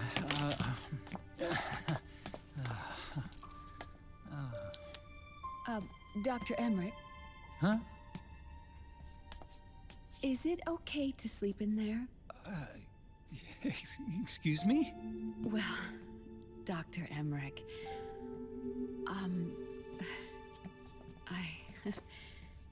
I know it's easy to forget sometimes, but I am a woman. You understand. Sorry. I know it's selfish of me, but I'd like to be alone for a while. Right. I understand. I'll show you in. Thank you.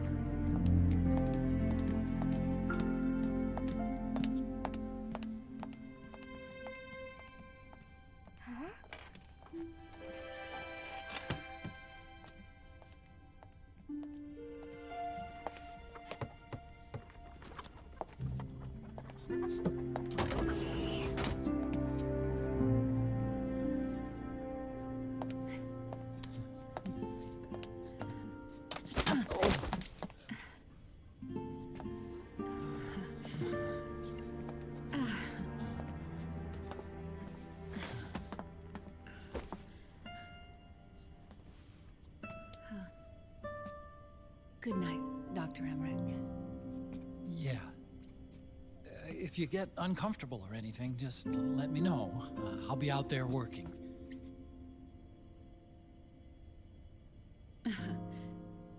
Thank you. Oh. And, Yes?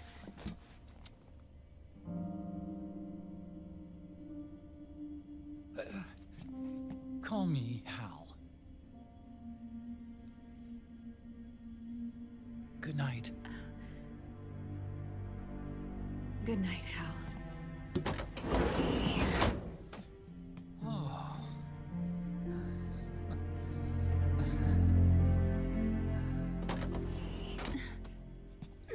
Oh. You've been equipped with a dick for this mission. Be careful, it's noisy.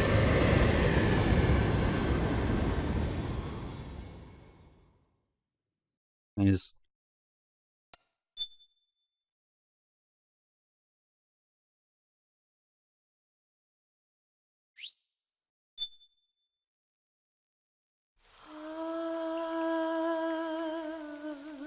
C'est mer.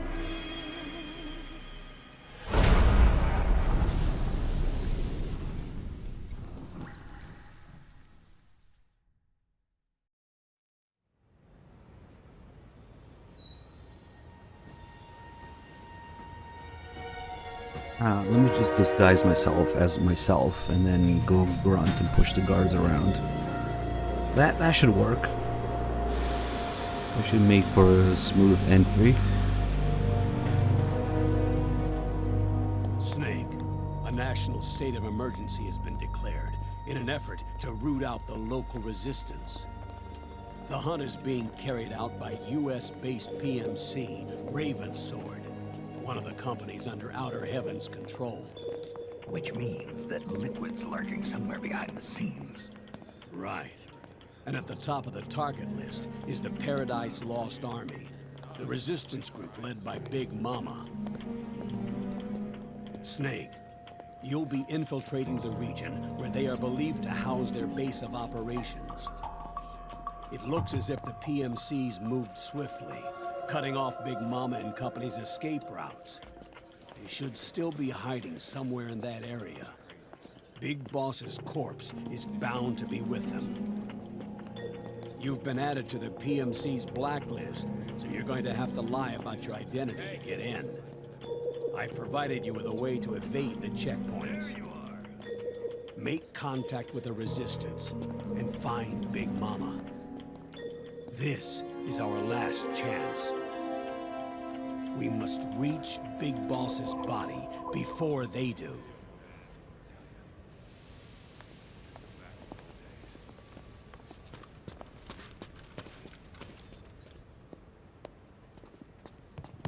Next.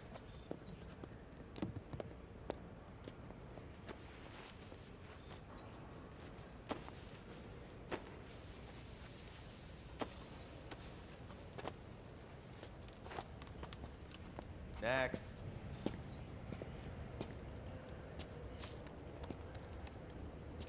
Next.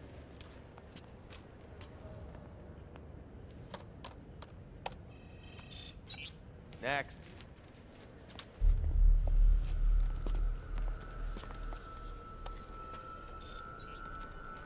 Next.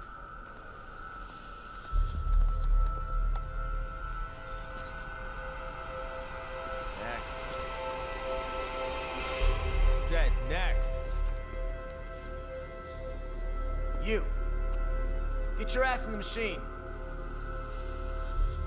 Hey, are you deaf?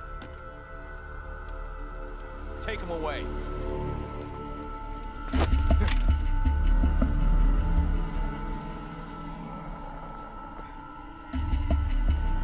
You're coming with me. I said over here.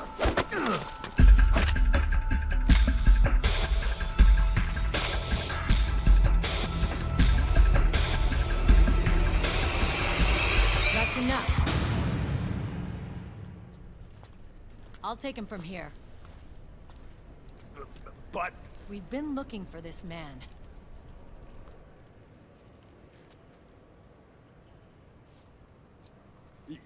Yes, ma'am. Come with me.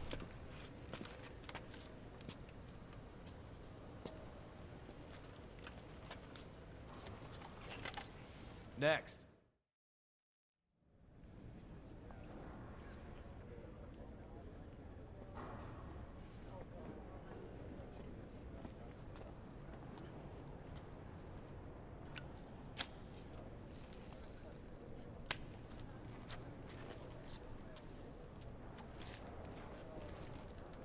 You're looking younger.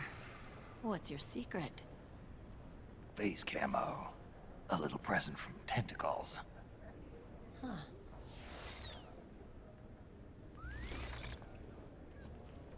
The PMCs sure seem to know you well enough. You may not believe it, but I'm in charge of overseeing all PMC activity. Having connections can still open doors. You alone? Snake! Hey, Snake! Over here! Hey, Snake! What is wrong with that guy?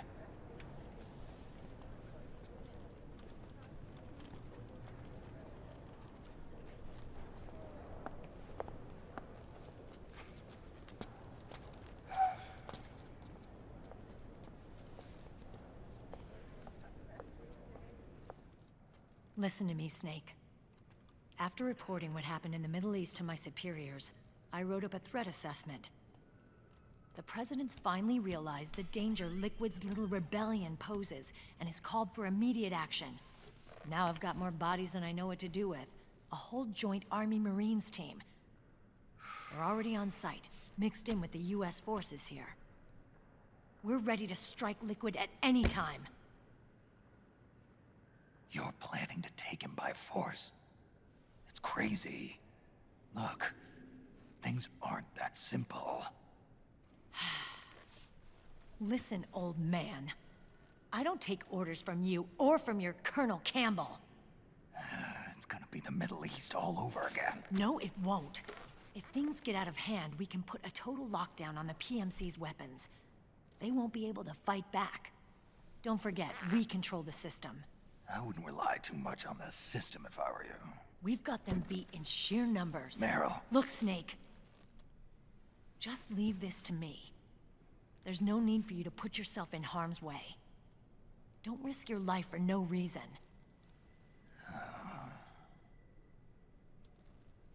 Snake. What you're trying to do, it's not a mission. I know. It's not justice. It's a hired hit.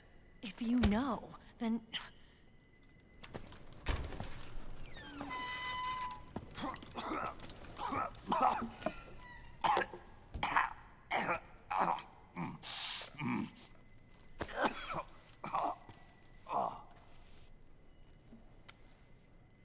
Look, our ways of thinking might be different, but to me, you're still a legend, a hero. I know all about the things you did when you were young. It was what kept me going. I can't bear to watch you die over something so pointless. Don't worry about me. Old soldiers never die.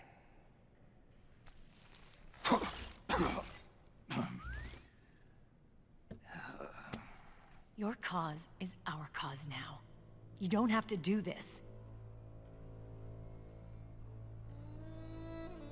I'm no hero. Never was.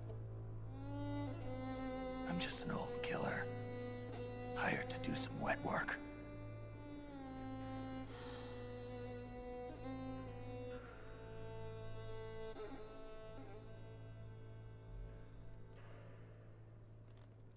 Fine. Then we'll just have to catch him. Before you do.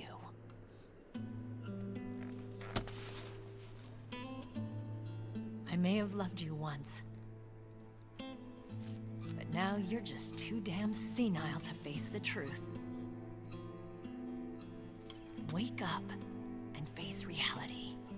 Old Snake. And stay out of our way.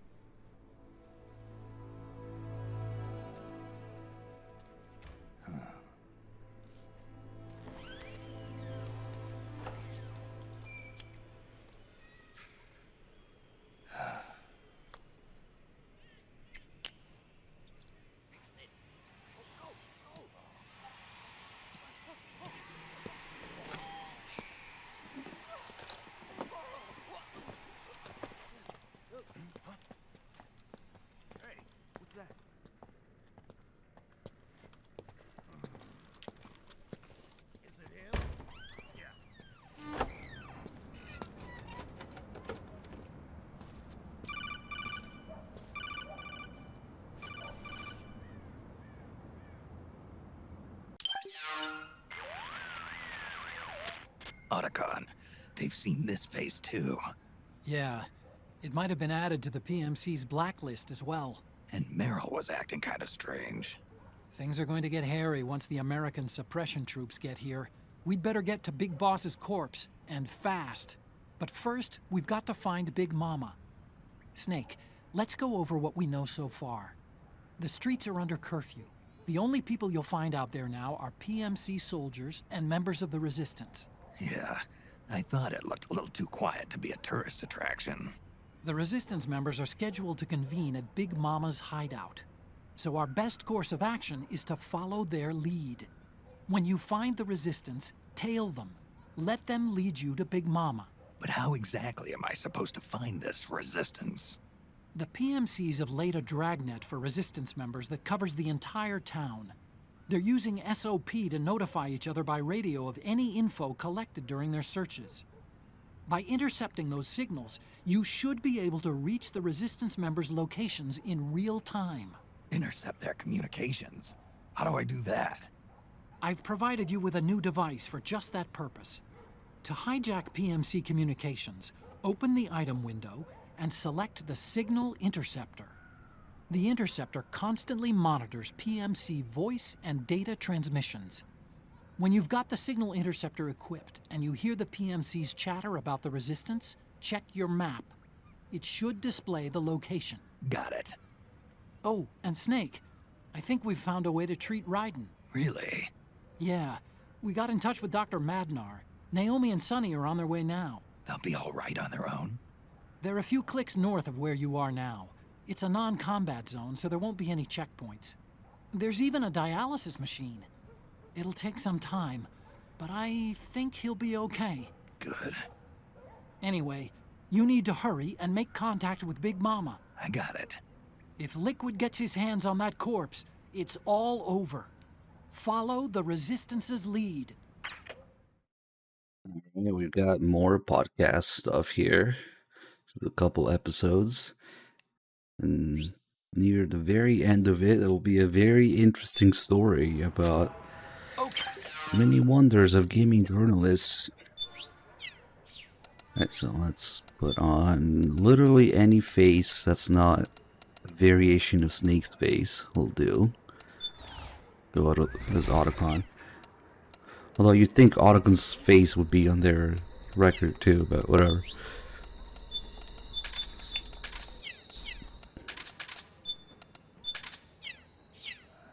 Alright. I should also save here.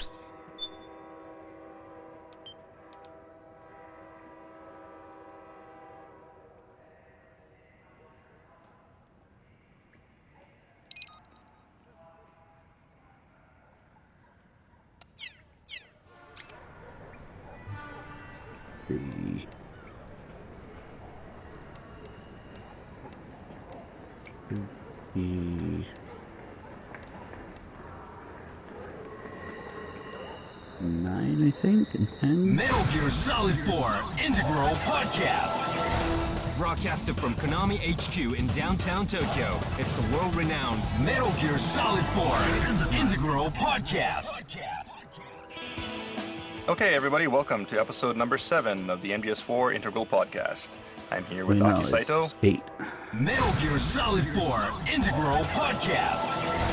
Broadcasted from Konami HQ in downtown Tokyo, it's the world-renowned Metal Gear Solid 4 Integral Podcast. Alright, hello everyone, and welcome to episode number 6 of the MGS4 Integral Podcast. Once again, I'm Sean Eystone, and I am here with Aki Saito. Hi, everyone. And producer Ken Imaizumi. Hello, everyone. Okay, so, Aki. Yes. Where are we today? We promised to meet up at the Eastern Europe stage. Right. And basically, Sean, what are we going to do today? Okay, so today we're gonna pick up in Eastern Europe, and this is right after the cutscene ends where Snake comes out of the train station. And we're gonna play the section where you're following the Resistance member through Eastern Europe and trying to find the Resistance hideout. However, to make it interesting, I know that everyone has cleared this stage already, basically. Right. Yeah, more or less. So this time, we're going to try to be as like tour guides of this stage. Yeah, kind of pointing out different parts of the town and, you know, what happened here, you know, what went into making this part of the town. You know, interesting things to see around the Midtown area. So it might be a little bit tricky because we will not be following the Resistance member. Yeah, we'll make sure we'll update where we are. Yeah, exactly. And So what we're talking about. So people will have to follow instructions very closely this time because it is very easy to get lost here. Okay. The roads are very complicated. All right, Sean, let's get started then. All right. Okay, so first thing you'll notice is the atmosphere here. You'll notice all this mist, a slight drizzle coming down from the sky. Also the sound of the train in the background. This is all intended to recreate kind of like a, you know, like a spy movie type of atmosphere. Yeah. Where, you know, it's kind of dark. Bourne series. Right. The MI series and things like that. Rainy, and people may not even notice at first, but if you look very closely, you can see that it's not just mist, but there's also drizzle, rain drizzling down from the sky. And if you point the camera upwards, those droplets will actually stick to the screen. You know, it is water falling from the sky. It's not just a simple mist effect. You know, Kojima Productions is really famous for this water effects on the camera. Right. The raindrops on the camera. This is a really cool feature. There's also something that happens with this drizzling rain that I'll point out a little bit later. Okay. But for now, I guess we can continue on. One other thing that I want to point out is that aside from this rain, you know, you'll notice the sound of the train in the background. There's a story behind this. You know, we wanted to have this station in here, right? And originally, you know, we were going to have actual railroad tracks in the town to kind of show the trains coming and going. But the problem is that, you know, if we have railroad tracks here, then Snake could actually get onto the tracks. And, you know, for various reasons, that was pretty inconvenient because, you know, the player could follow the tracks to who knows where. They couldn't possibly put it on the other side here. Gameplay. We still wanted to recreate this feeling of being at a train station, but somehow do it without having the actual train, you know, on the screen. And so the sound team came up with these wonderful sounds that really just recreate the atmosphere of being at a train station. Do you want to talk about the sound of the crosswalk? Yeah, clicking sound. Yeah, well, we spent a long time to get that sound. Yes. Well, actually, was it Ken that you said that there is a identifying sound of a crosswalk, which is so different to even other European areas, but this one location that he said he heard? We went to Prague, and we heard the sound, and that's very different from the Japanese one. So he came to our division and said, I need this sound. Can you get a hold of this sound? And, staff, which is Echo, went crazy. What's the big deal about the sound?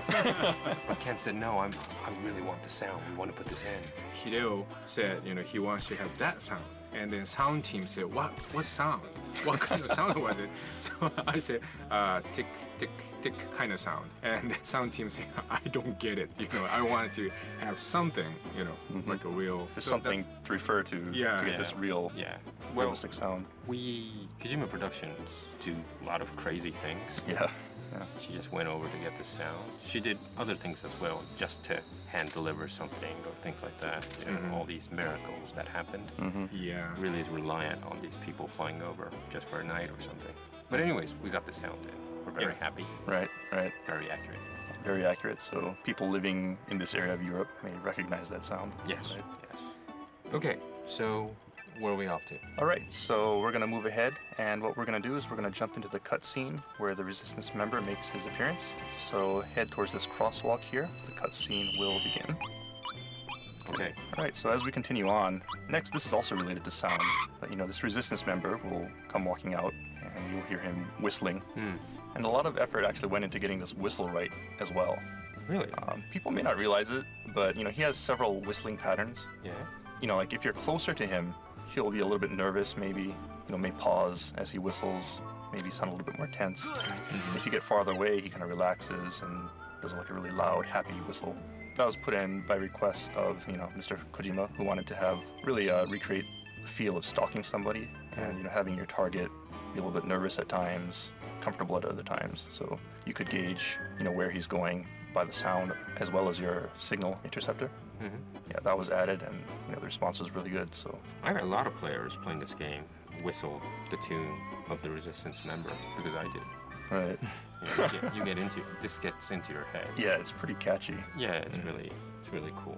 Funny story about that whistling also is that the guy who actually recorded this whistling sound, and when he was whistling, like it was really accurate, like perfect pitch and everything. But the sound guy said, it's too good because, it doesn't sound like, Resistance member. Resistance member isn't a musician, right?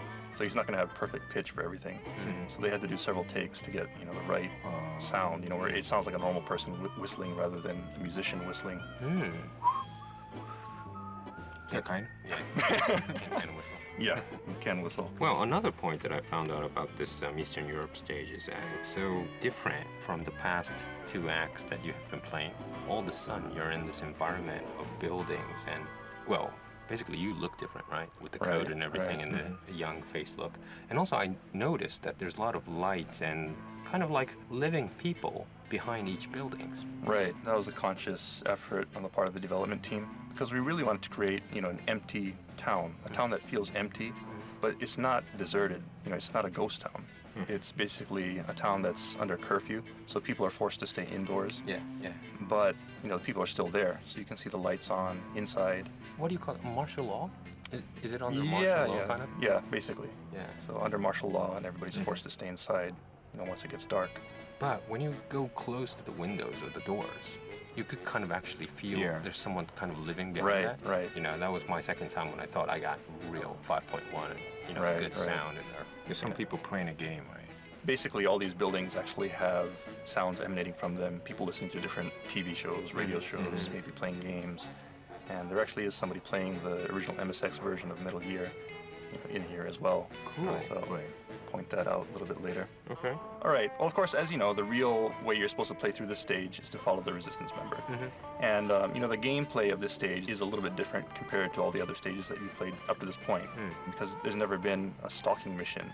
The point of the game is to follow this guy without him noticing you and without any of the PMC troops noticing you either. And, you know, I think for a lot of people, this was really hard. You know, I think it's one of those stages where you're either going to really love it or really hate it. I think, you know, it's one of the stages that'll give you the most trouble if you're more of the run and gun type of person.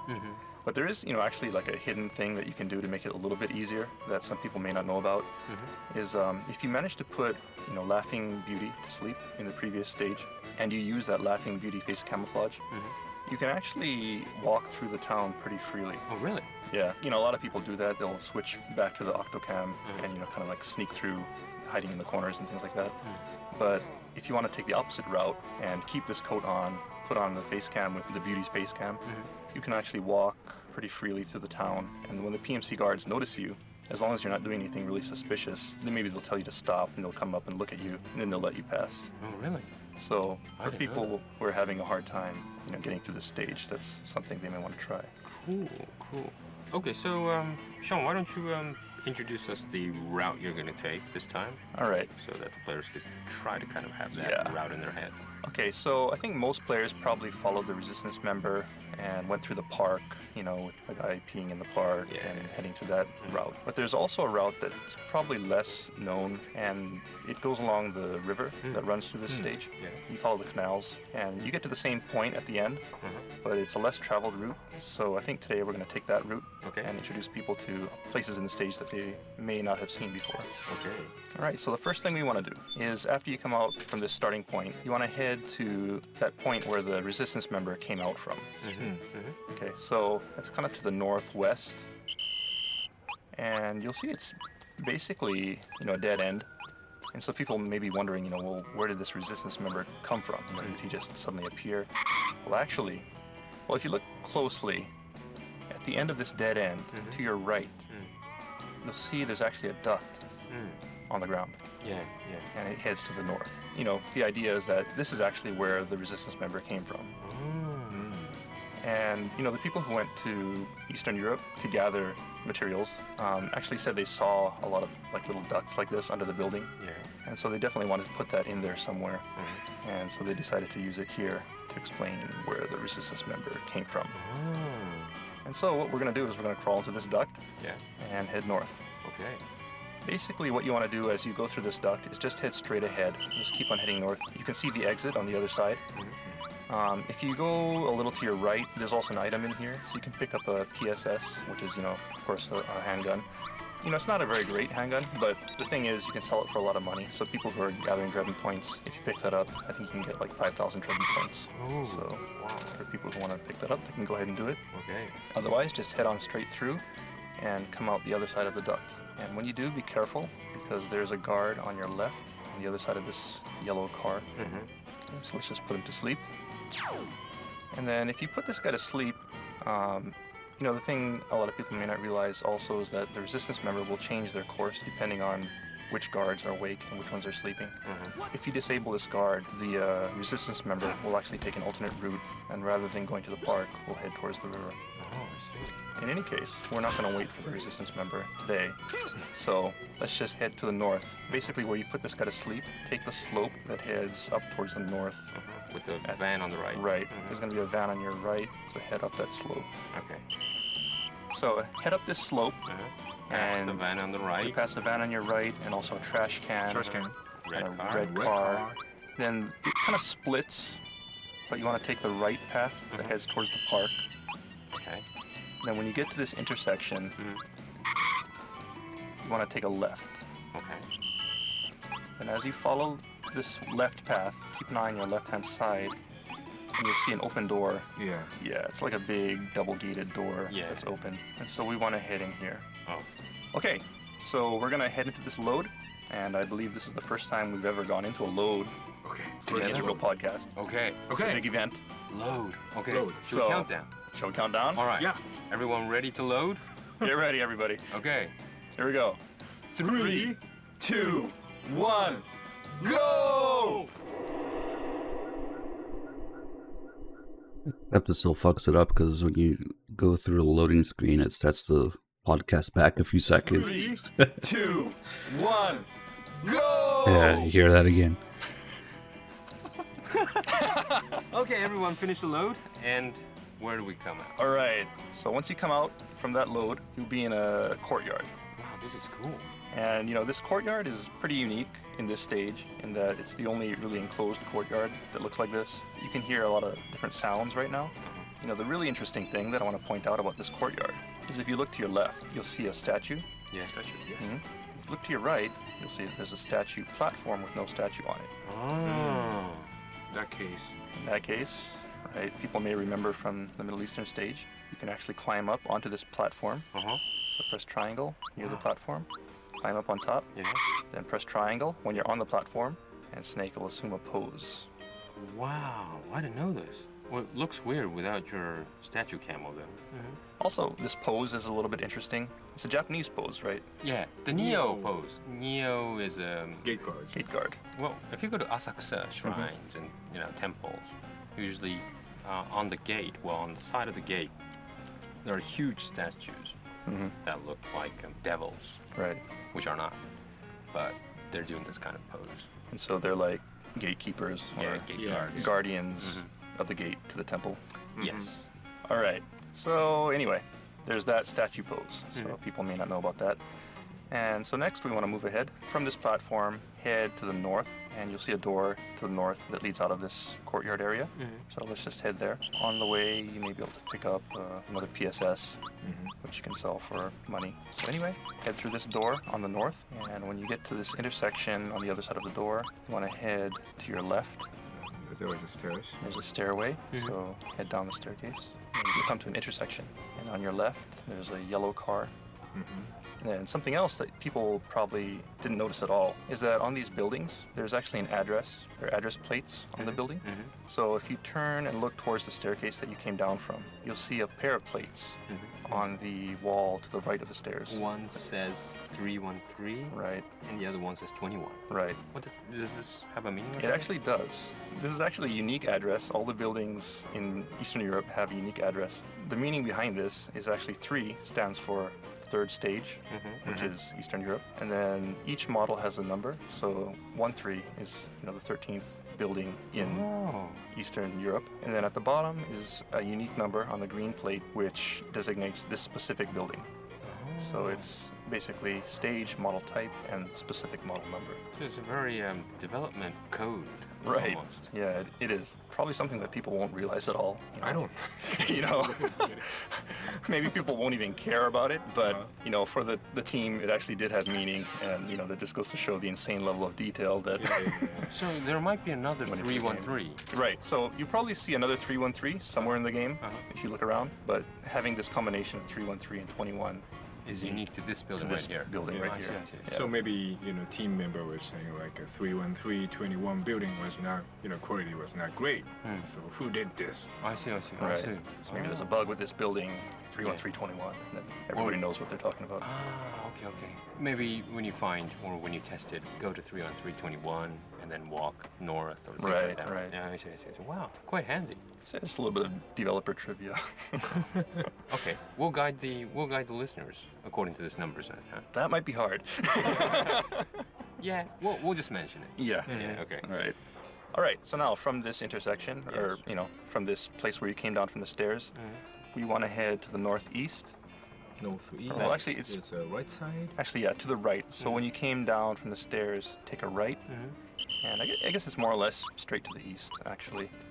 So head to the east, and ahead of you, you'll see a building with some lights on the other side of this railing. So you want to head there, but be careful because on your left, there's a pair of PMC guards. So let's put them to sleep.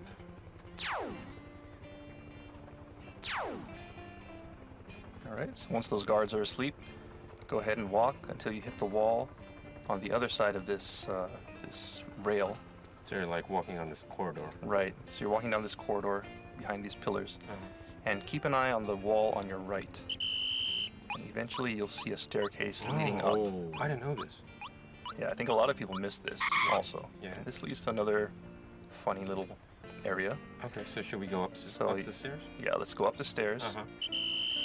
It's a little bit dark, so it might be a little hard to see where you're going, but when you get to the top of the stairs, you'll be near this bridge. And if you look straight ahead of you when you come up the stairs, you'll see a statue directly ahead of you. Yeah. Right to your right, there's another platform.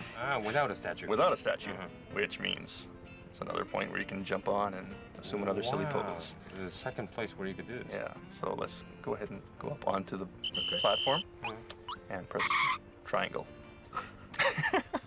What's this pose this time? This pose is just a silly pose. You know, basically we have a lot of different types of poses in the game, a lot of serious poses, you know, based off of real statues and things like that. But the director, Mr. Kojima, wanted to have just some really silly poses in there also, and so this was put in there. And one other thing to point out is as you're taking this pose, to your right, you'll see ahead of you there's another Minami Akina poster. Oh, our favorite Akina. Right, the Akina. The most powerful poster. You know, your favorite, right? No, the most powerful poster in this MGS4. The Invincible. Yeah. Invincible poster. Almighty Akina poster. Wow. All right. So that's another point that players may not be aware of. So next, let's move on. And what we're going to do from this point is head towards the canal. Okay. Looking at Akina's posters, we take a left. Right. And we're going to cross this bridge. And you should be heading roughly north to the northwest. And as you proceed, you'll hear a helicopter up above. And that means you're heading in the right direction. And you're going down the kind of a slope this down time. a slope, and then you'll come to a intersection, and you'll see the helicopter with its searchlight looking for you. So be careful not to be spotted by the searchlight. And from here, take a left. Kind of sneak along. Be careful because there are PMC patrols here. As you proceed, you'll see a bunch of signs like a cafe. And then, you'll come to this building on your left. It's kind of like this big, dark, black brick building.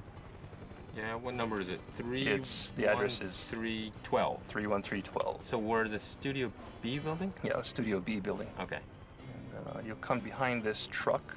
You'll see a staircase heading down into the canal. Oh. So let's head down these stairs. To the canal. Into the canal. And at this point, a lot of people may just run straight ahead. But if you do a U-turn and go behind the stairs, you'll find that there's actually an FIM-92A surface to air missile. So for those people who want to take out the helicopter and take more of an action-oriented approach, they can use that to shoot it down. So next what we want to do is we're just going to head on to the next load. So head down into the water, cross to the other side. You could actually go into the canal, right? Yeah. And then head to the east, to the other end of the canal. Just keep on heading to the east. Then when you get to the eastern side of this canal, on your left, you'll see a tunnel. And what we want to do is head through this tunnel. And this will go to another load, leading to Midtown Northwest sector. So jump into that load. Load. Another load phase.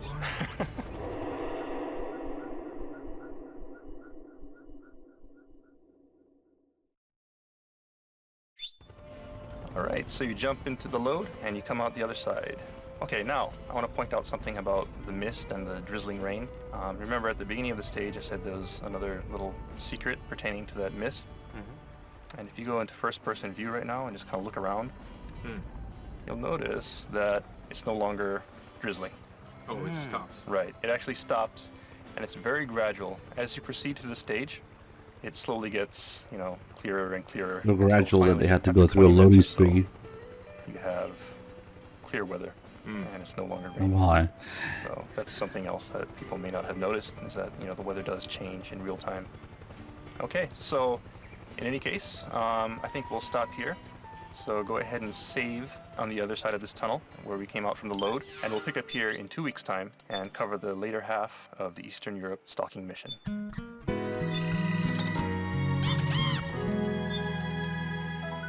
Well, this is surely a route that normally you won't take, playing the stage. Right. Chasing the resistance member. And we showed various kinds of behind-the-scenes talks. about this, but is this actually a recommended route that you could to clear it faster than a normal route? It's not necessarily faster. It's might be a slightly easier route depending on how you play. But you know, the thing is, you can't really control the resistance member per se. You know, the resistance member will take a route, and depending on how quickly you catch up to him, or depending on which PMCs you put to sleep, he may or may not come here. You know, he may end up going to the park. Yeah. So if you put that guy to sleep, you know, at the beginning of the stage, as we mentioned earlier, then the resistance member should head towards the river. But depending on how you play after that point, he may change routes again. So really? So it's really dynamic. There's no real way to 100%, you know, control the resistance member. I see. Yeah. So even if you're here first, it doesn't mean that he'll come and Right. yeah, you have to go find him. Yeah. So right now, you know, we kind of forged ahead on our own, and as you notice, you know, there's no resistance member in sight, and he won't come here since we weren't following him. I see. Yeah. I see. Any other points? Okay, well, you know, one other thing that I wanted to point out about this Eastern European stage is as we're walking around, you know, you saw a lot of signs and things for restaurants or shops. And this is something that, you know, the design team really wanted to get into the game because when they went to Prague and they walked around, you know, there's a lot of different small little shops and signs here. So they really wanted to recreate that atmosphere. And, you know, one shop in particular that really they wanted to put in for sure was the doll shop. And the reason for that is that when they went to Eastern Europe, they actually found, you know, several doll shops there. Dolls and puppets. Right, like dolls and puppets. And one interesting fact is that that is actually the origin of the Mantis doll, right? So they went to Eastern Europe and they found this shop with this cool-looking puppet in it, and you know, they decided, wow, you know, that looks like something we want to use in the game.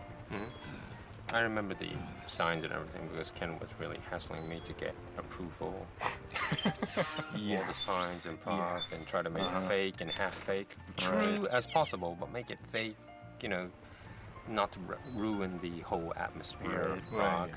But of course, we can't use the sign as is because, you know, it might... It's going to take a long time to get a, you know, whole license and issue. So... But it was very small. We didn't want to get every sign up and license and things like that. But the whole team wanted to make the environment as much as kind of real Eastern Europe as possible. But some signs were really, at first, very hilarious. There was some duck signs. And of course, there's... Even if you go to Eastern Europe, there isn't a poster of Akina, right? But, you know, apart from that, there was like ducky signs, frog signs, you know, cute stuff as well. But, you know, it was challenging to try to tell Ken, don't use this, don't use that. It took a long time. Yeah. But he was hassling me always.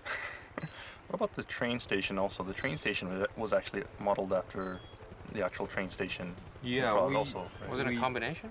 That's a combination. That's a combination of the Prague stations, and we went to train station in Germany too, right? At the GC show. Oh, yeah. I think we checked the Leipzig the central station or something. Central station. Yeah, and we learned some stuff from there too. It's kind of a combination of various European stations. Yeah. Also, that cutscene is really funny for me because I could tell who is doing the motion capture. Really? Yeah, it was a couple of familiar faces. Yeah. And how he walked and all that thing. It was really funny. Okay, Sean, once again, our next meeting point. Okay, so the next meeting point will be right here, actually. So once you get through that load point at the bottom of the canal, and you come out the other side of the tunnel, just go ahead and save it there. It should be the Midtown Northwest sector. Okay. And we'll pick up here in 2 weeks. All right. Well, thanks, guys. We're going to have a little bit more traveling guide of Eastern Europe in the next 2 weeks as well. So I hope everyone enjoyed this tour. Okay, thanks, guys. Thank you. Bye. Bye-bye. See you next time. See you guys in 2 weeks. Metal Gear Solid 4 Integral Podcast. Broadcasted from Konami HQ in downtown Tokyo, it's the world-renowned Metal Gear Solid 4 Integral Podcast. Okay, everybody, welcome to episode number 7 of the MGS4 Integral Podcast. I'm here with Aki Saito. Hi, everyone. And Kenny Maizumi. Hello. And my name is Sean Eistone. And today we're continuing at the Eastern Europe Midtown stage. And we're continuing from 2 weeks ago at the Midtown Northwest sector. So you should have just... Why are you whistling? Well, this is a whistle section, remember? We're supposed to follow the whistle. Do you remember, my mother is always told me, don't whistle during the nighttime. Yeah. There's a saying, kind of a famous kind of saying, that don't whistle outside at night in Japan because snakes will come out. Snakes will come out? Really? Yeah. Not solid snake, right? No. I don't know why, because we don't see snakes in Tokyo. Not so much. But my mom, Ken's mom as well, every mom will say, don't whistle at night. So that's like a common thing for Japanese parents to say to their kids. Right. Yeah. Like, if you whistle at night, snakes will come out. Yeah. Interesting. Do you have the same kind of stuff? I'm not sure about America, but, in Hawaii we have something similar, where if you whistle at night, we say spirits will come out. So it's not good to whistle at night. That's more scary. Yeah, but, in movies and things like that, right? Like a musical movie. Well, yeah, I think there are a lot of scenes in movies and stuff where people are whistling at night. So in the mainland U.S., whistling at night isn't really a bad thing, I think, for most Americans anyway. Well, don't worry. I think it's more of a Hawaii thing. Well, even in Japan, a lot of people whistle at night. Doesn't really matter too much. Anyways, nothing to do with Eastern Europe. Well, let's go. We're in the actual canal? Yeah, so right now we're in the canal. You should have just come through that load point that we went through a couple weeks ago. And you just came out from the tunnel. And you'll hear the helicopter up above you. And last week we introduced that there was a surface-to-air missile that you could use to shoot down the helicopter. But for those of you who want to get through the stage without actually, killing anybody or causing a lot of damage, what you can do is you can actually equip a silenced sniper rifle, such as the VSS, which we picked up in South America a few weeks ago. And what you want to do is aim at the searchlight of the helicopter. And you can actually shoot this out. It's kind of hard to get a clear shot because the helicopter's moving around. But if you can get a shot at the searchlight. Okay. So it may take several tries, but if you can get a clear shot at the searchlight, you can actually knock it out. Wow. I didn't know this. You didn't know this? No. I didn't think I had a VSS at that time. You can use other guns as well. It's just that they'll make a lot more noise. Yeah, so people will be more likely to find you. And we can move on. Okay, so now that searchlight is out of the way, we can cross over to the other side of the canal. And on the northern side of the canal, if you cross over and take a left, now, even if you use a silent sniper rifle, there's a good chance that, some people may come because you may trigger a caution phase. So just go ahead and put them to sleep. And proceed to the left. You'll see a ladder near the bridge that passes over the canal. And what we're going to do is we're going to climb up this ladder.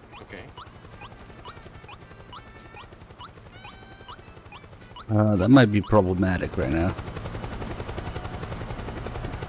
What the fuck?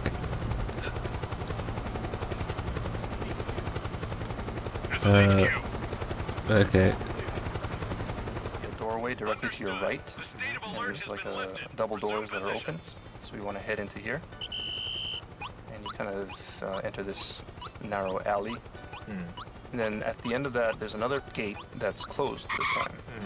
At first glance, it may seem like this is a dead end, but if you round the corner, to the left, there's like a small little area you can walk to. If you go to your left and look at the wall behind the door, there's actually a little hole here that you can crouch down and go through. And so when you're tracking, one of the resistance members, it's possible that he may actually come this way. And when he does, if you ever lose sight of him, a lot of people may think they lost him because they can't pass through the door. If you just go around the corner here, you can see that there's actually this small little hole that you can crawl through. So I guess there's no cheating whatsoever of the resistance route where he is going. So yeah, he never warps or just magically disappears. So there is a way that there's he always got a behind way. that door. Right. I see. And this also is based on reality.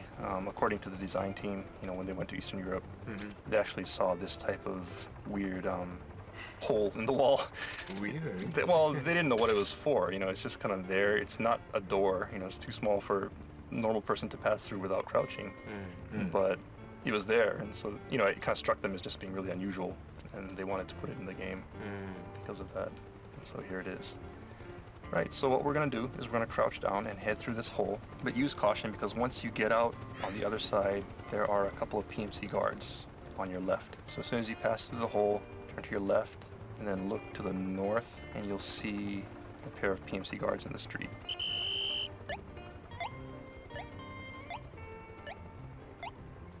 So let's just go ahead and put these guys to sleep. Okay, and then once those guys are asleep, you can head out to the street and then look to the left. You should be facing north. You'll see a staircase heading up. Okay. And to the right of that is a trash can. A green trash can, right? yeah.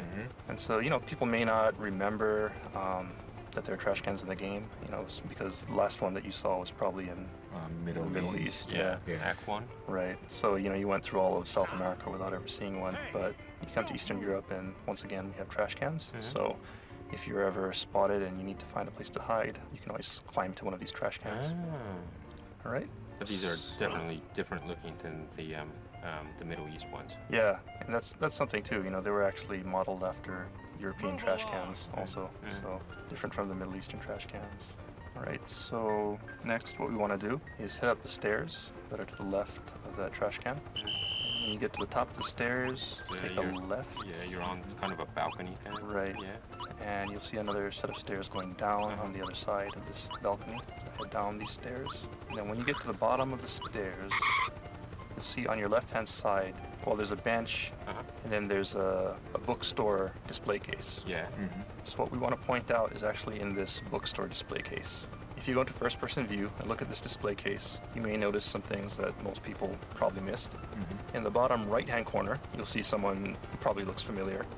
Well, it's really low res, so maybe you don't recognize him, but that's actually Otacon. You can kind of see from his profile. Another thing that, you know, like really hardcore trivia buffs may get a kick out of is that one of the development team is actually featured on one of these books as well. So if you look at the center row above Otacon and count to the fourth book from the right, the cover to this book features our lead artist, Negishi-san. Oh, this small book, kind of. Yeah, it's kind of like a small book. It's the fourth from the right. Yeah. And it's kind of like a blurry photo of someone standing there. He's actually holding a drink and drinking. It's really hard to see. Wow. But, you know, for the really crazy trivia buffs, this is actually our lead artist. But this is very, very rare.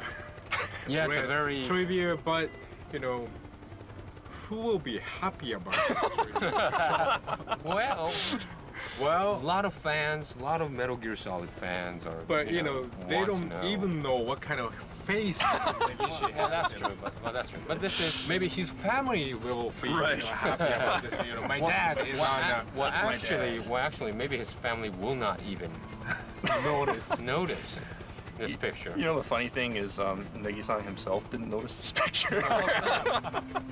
You know, the artist who actually made this stage kind of told him that he was actually in the stage. And well, you know, we have to find some like pictures for the books, you know. Yeah. So maybe they didn't have a choice, you know. Yeah. So they decided to choose him, and so he's in here. Without him knowing. Without him knowing. That's sweet. Okay, so that's the bookstore display case. Just a bit of trivia for the real trivia buffs. And so from the bookstore, turn around, and here the road splits. You'll see the road where the two PMCs are, and then there's a truck next to that, and then there's another road that angles off towards the north. It's kind of down. Right, and kind of heads down a slope. Yeah. We're going to take that road that heads to the north. Okay. Okay, so as you near that road, you'll come to another load point. That goes to the Midtown North.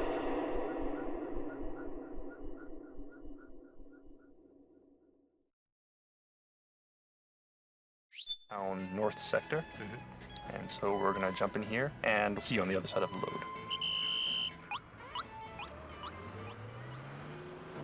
Okay, we're in the Midtown North sector. All right, so you come out in the Midtown North sector, and as soon as you come out, you'll see a couple streets ahead of you, one kind of angling off to the left, and another one to the right. So take the one that heads to your right. And as you walk forward, you'll see an alley on your right, near this Golden Fish restaurant. Oh, it's a restaurant. Golden Fish Golden restaurant. Fish. Wow, sounds yummy. Yeah, so take a right near the Golden Fish. And we're gonna enter this? And we're gonna enter this little alley here. Follow the alley. It kind of turns to your left and then comes to intersection here. And what you want to do is take a left at this intersection. You'll see straight ahead, you can see the front of a van. And when you get to the street, just stop here for a second. You know, people may recognize this area as where, you know, if you follow the resistance member, you know, there would be vehicle patrols around this area. Yeah, you need to kind of hide. And, you know, just kind of to offer a little bit of advice to people who are playing this. If you want to hide really quickly, the best way to hide on the stage is actually to use the cardboard box or the barrel. And, you know, the reason for that, of course, is you can lay down on the ground and you can absorb the camouflage pattern, but it takes time, right? But if you use the barrel, you can quickly jump in and out. You can have a much easier time while you're trying to avoid these vehicle patrols. One other thing about these vehicle patrols that it's kind of funny. During development, you know, we had the vehicle patrols going on, and of course there's the PMCs patrolling the street. And what was really hard was to keep these vehicle patrols from actually hitting the patrolling PMCs. Because, you know, the vehicles would just come charging down the road. The PMCs would be walking, and bam, they'd be hit, you know. And so we had to come up with ways to keep that from happening. And, you know, at one point we figured, okay, I think we kind of got it. You know, the vehicles will stop and, you know, they won't run over the guy or whatever. But there's actually ways that you can get around that. If you put one of the PMC patrols to sleep, you know, they'll go to sleep, and they'll be on the side of the road. And, you know, the vehicle patrol will come up beside him, and they'll tell him to wake up or something like that, right? It's like, oh, what are you doing? You know, wake up. And, you know, what'll happen is if that PMC guard's post is on the other side of the street, he'll wake up and say, oh my God, I gotta get back to my post. And he'll start running to his post. And what was really funny is if his post is on the other side of the street, he'll just go dashing right onto the middle of the street, right as, you know, the patrol vehicle starts up. And he'll just get nailed by that patrol vehicle. So. Wow. Okay, so maybe some lucky guys might have seen the scene. Maybe. I mean, it's really hard to get it. Oh, really? I would like to see that. The situation just has to work out perfectly. But it's pretty funny if you can get it. Well, it's not a bug, is it? I mean, if you wake up and, you know, if you dash across the street, you can get hit. It's an accident, right? I mean, you know, he's in a rush to get back to his post. Well, that's cool. Yeah. I know one more thing, but that's not the Europe stage. I know something in the Middle East is really funny thing. That gets run over? No, not that one. Like, you know, do you guys know some snipers on the building, 3rd floor? Yeah. You know, like you sneak on the building and you put a Playboy magazine, you know, right side of the, you know, the sniper. The sniper will look at the, you know, Playboy magazine and he started shooting the gun. And it's really funny because he was like, he's looking at the magazine. He's looking at the magazine and shooting the guns, and he's so, you know, genius. He's that good. Yeah. Cool. All right. You know, one other thing that kind of stands out while you're standing at this intersection is if you look straight ahead, there's a manhole in the street leading down to the sewers. And this is kind of a painful story to tell, but you know, originally there actually was, you know, you actually were able to go into these manholes and go down into the sewer.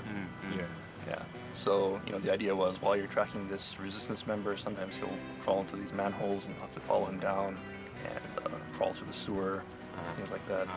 But unfortunately, for various reasons, you know, for gameplay reasons, for camera reasons, for VRAM reasons, and just, you know, time limitation, we had to take that out. All right, then, where do we head next? All right, so from this manhole, you're facing the manhole. What you want to do is turn to your right and head down the street. You'll see parking. Hold on, we gotta find this. I don't know if it's that easy. Maybe it's a perfect spot to leave them in, but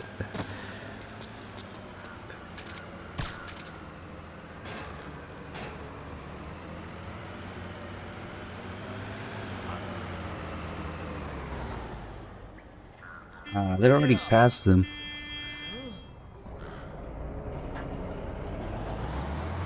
Yeah, that sounds like one of those things that they're talking about when they were playing like an earlier build of the game. There's no way that this guy wakes up and runs back by the time the car leaves. Yeah, no way. There's absolutely no way.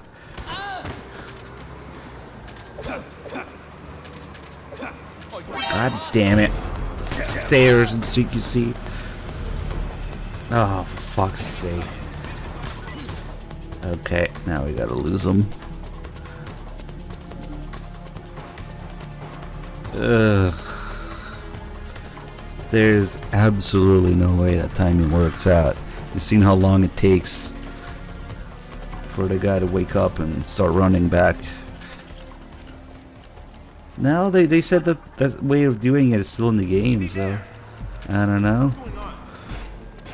There's a way to get around it, but there's a few times they will say random shit like that is not true in the final game. Maybe whatever build they were playing, yeah. Who knows?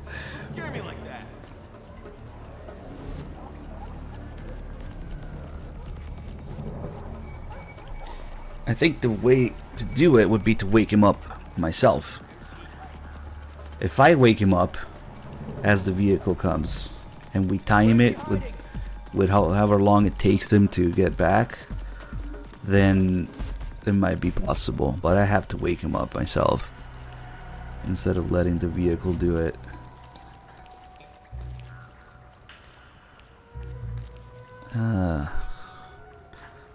Well, that got me into trouble.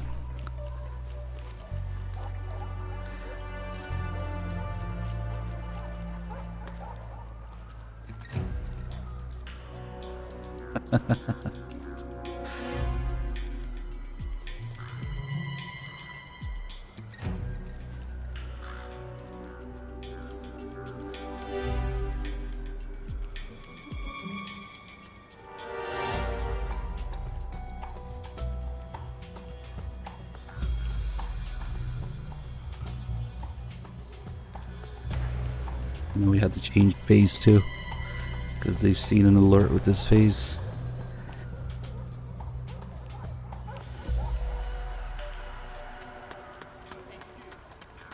This is HQ. Leon, thank you for the 3 months. Resume positions. And we'll do autocon again.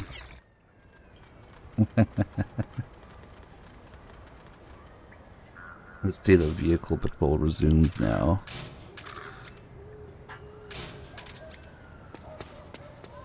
Hopefully it does.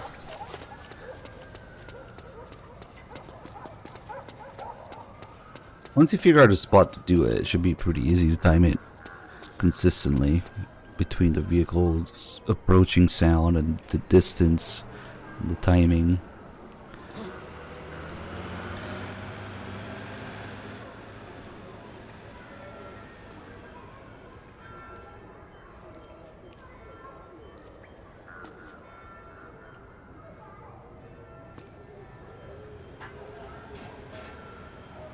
Maybe it's better to just do it here. They pass through here. No, but he has to cross the road to do it. So maybe Try equipping the signal interceptor. You should be able to get intel on over the there. resistance from PMC communications. Give it a listen. Hands up. Let's see.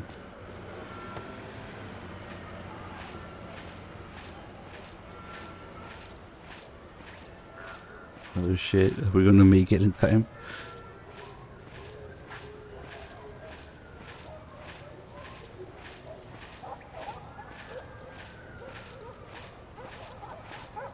I'm just gonna wait for the time they come around. Ooh.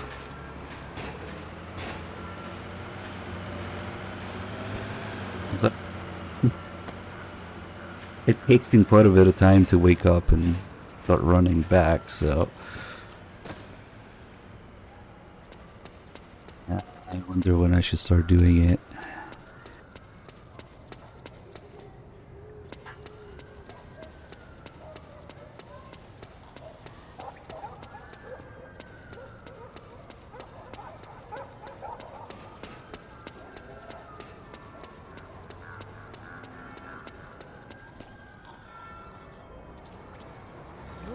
Oh, he woke up by himself. Nice. Nope, way too slow. Hands up.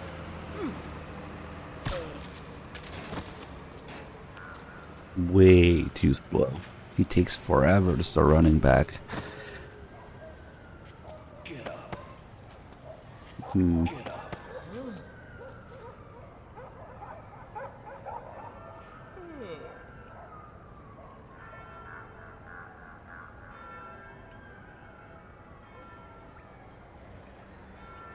Come on, go.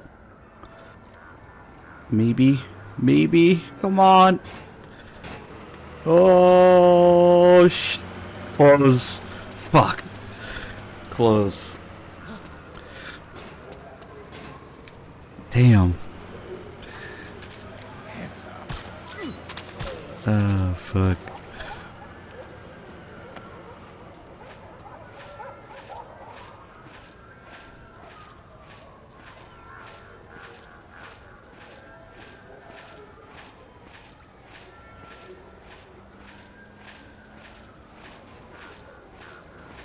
Oh shit. Put him down, put him down. Maybe I could have kept going actually, oh well.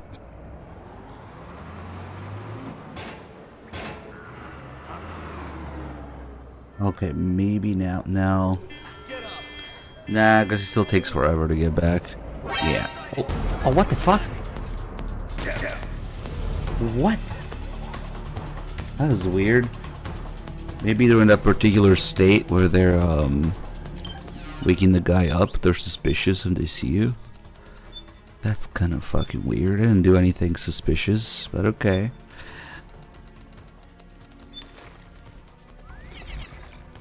Alright. Come on. Fuck. Snake! Respond! Snake! Snake! Hopefully the podcast should stay where it was, even through the continue. Yeah, okay, yeah, we still have the marker. Because you cannot seek with this thing. I tried in every way imaginable. You cannot. You can only go next track and previews. But you cannot seek throughout the track you're on. So it would be a small tragedy if it reset. We would have to wait 14.5 minutes again. Fuck. Okay. And I see what they mean though, because when that guy was running back, they didn't stop to honk at him at all. So if you time it right, yeah, it's definitely gonna happen. Hands up. Yeah. They're just gonna.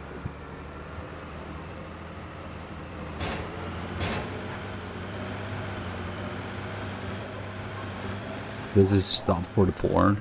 Oh, they didn't even see him there. Probably not.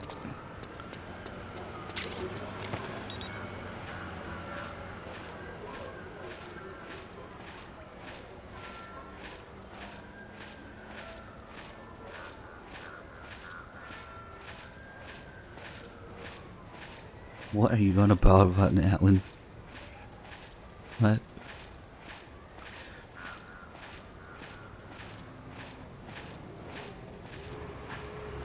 Okay, so he was right about here.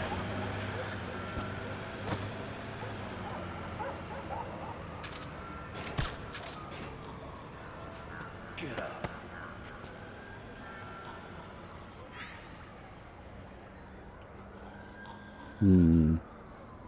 Yeah, you would have to count it. Time it with the vehicle. And figure out the exact timing of it.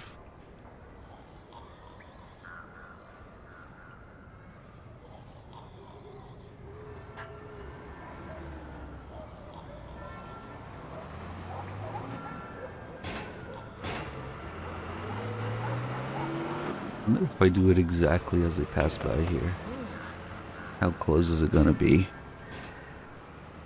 Until they do another loop.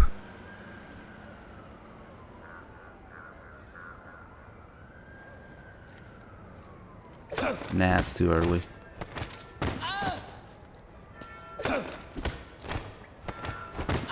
Hands Way too early. He was taking off there already.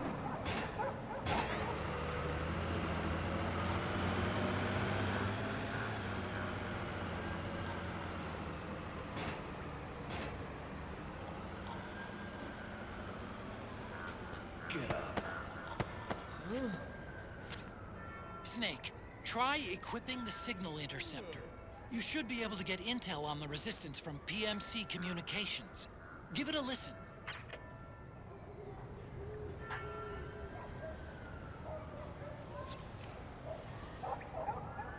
I think it's still too early. Yep. Wait a little bit.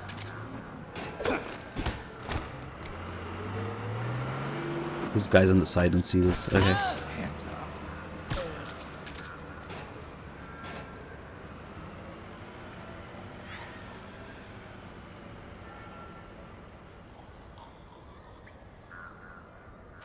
Get up.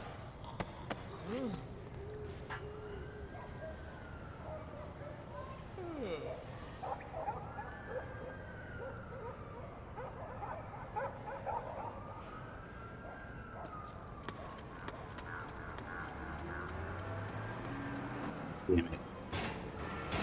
A little too early. Yeah.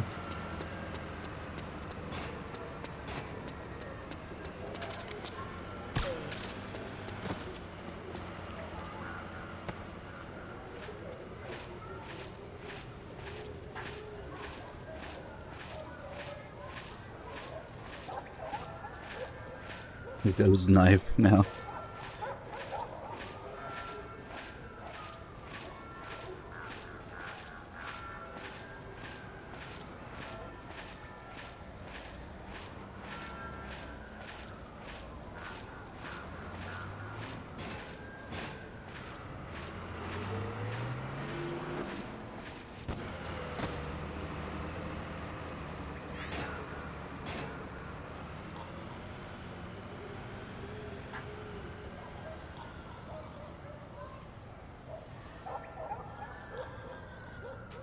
Get up.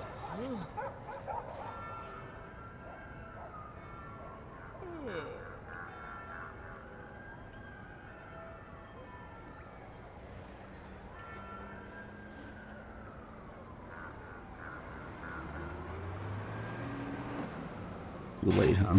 Maybe? Ah! God damn it. Yeah, a few seconds after you don't hear anymore. I figured.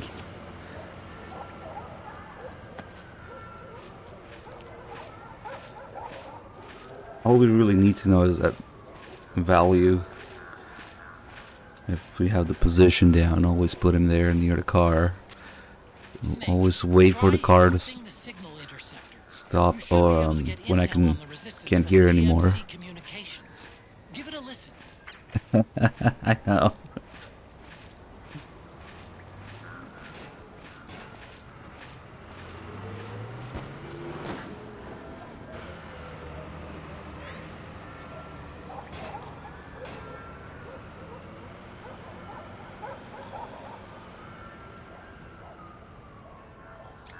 This last one was too late, right? So fuck it. Let's see.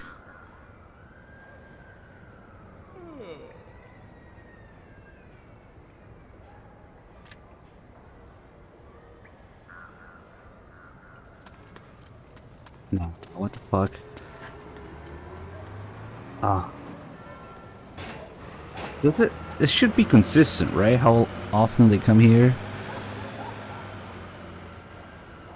Okay, maybe we start looking at some timers now. It was about 14 or 15 seconds on the timer.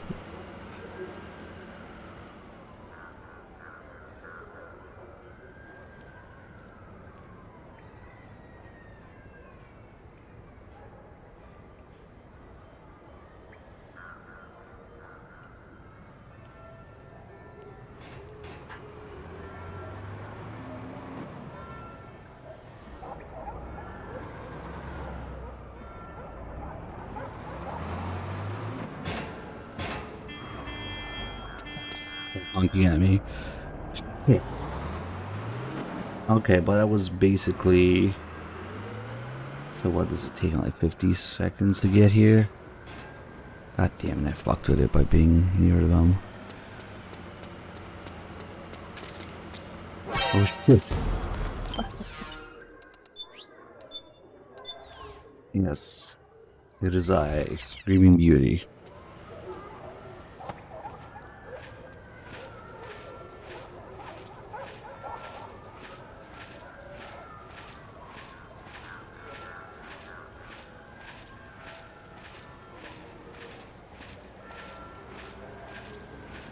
Uh-oh. Uh-oh. Fuck. Oh, wait, maybe... Nah, they're waiting for him, huh?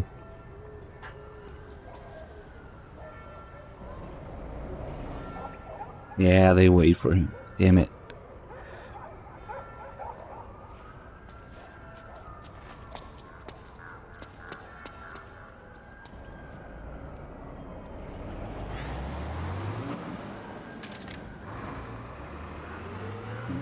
I'm here.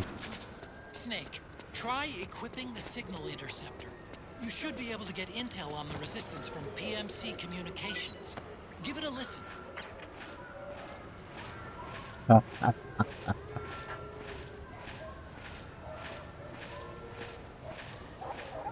figured it would be a shit show, so I never tried it before. The thing we're talking about, but yeah, it just it doesn't work that way they described it.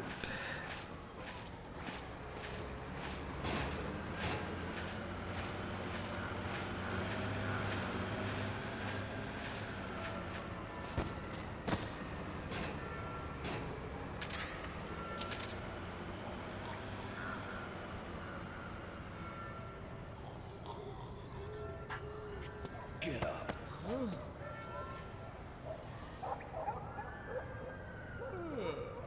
There's no way, it's too early, right?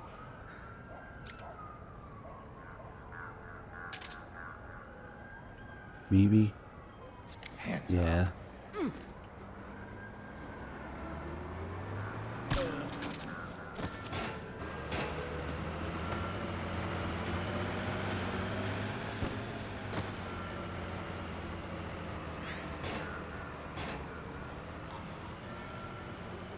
Yeah, he just stands in place until you're near him again.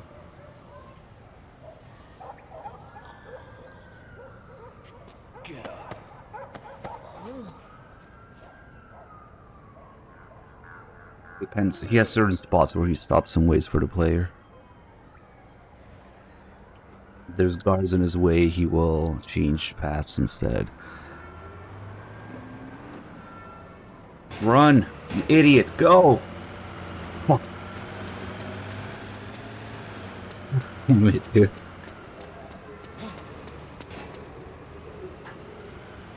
Ah. Last round.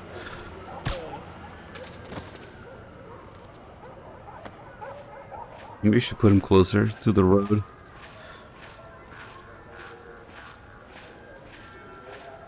But then they'll see him. If they see him, that's the problem.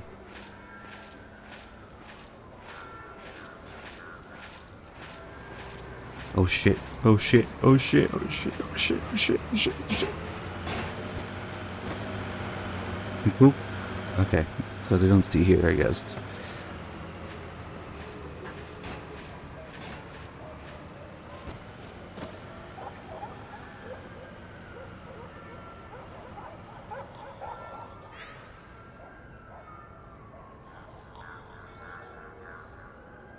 Get up.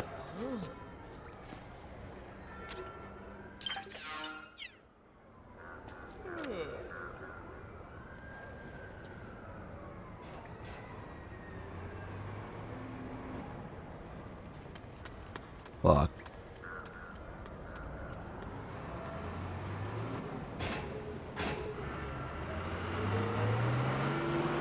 Alright. Fuck. We'll fuck with it some other time.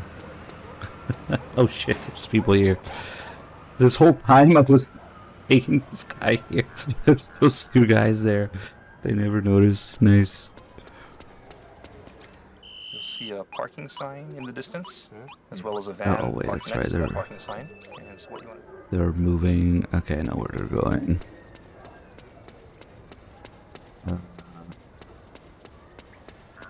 They're going here.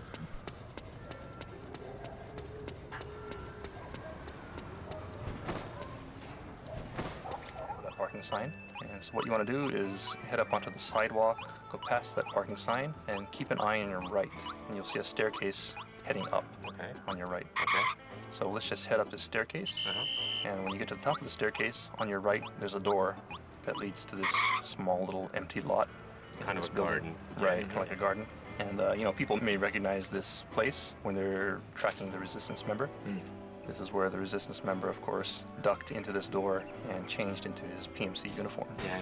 You know, one thing about that, I think a lot of people probably didn't realize at that time, and a lot of the team actually didn't realize until later, is that when he changes his uniform, it's actually not identical to the other PMC soldiers. If you look really closely, you can see that his helmet is actually Really just close. slightly different from the other PMCs. You know, the character designer, the character artist who was making, you know, the Resistance guys, when he was making these characters, he wanted to just add a little variation in there, you know, just to say that, yeah, he has a PMC uniform, but he's not a real PMC, so his uniform doesn't exactly match with with everyone else's uniform. So for people who are very attentive, you may have noticed that. For those who didn't, next time you play, try and take a look at his helmet. Okay.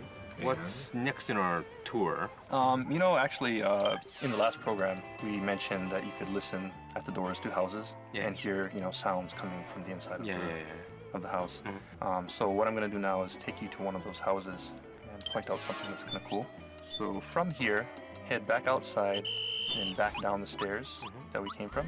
You should be heading north.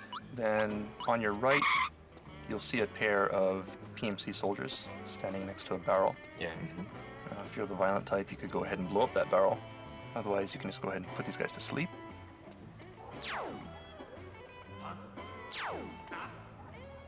Okay, so we put them to sleep. Right, so we put these guys to sleep.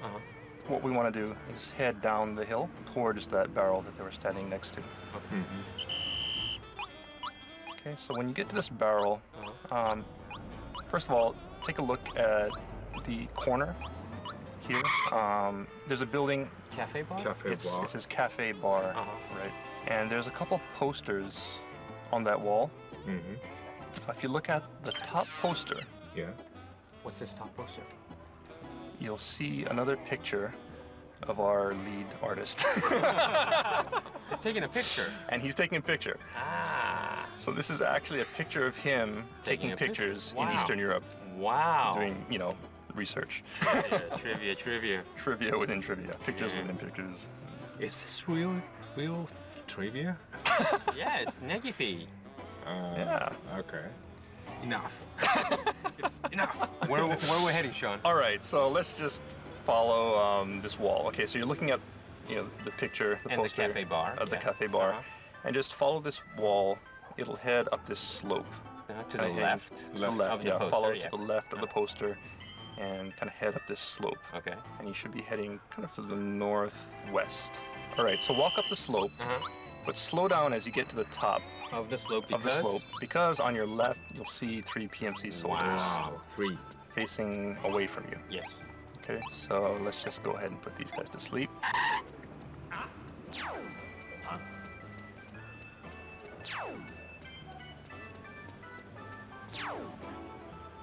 Okay, so once you get these 3 guys to sleep, where will we go? Okay, so now we got these guys to sleep, and what we want to do is head up the slope. You know, they're kind of standing at a split in the road. Yeah.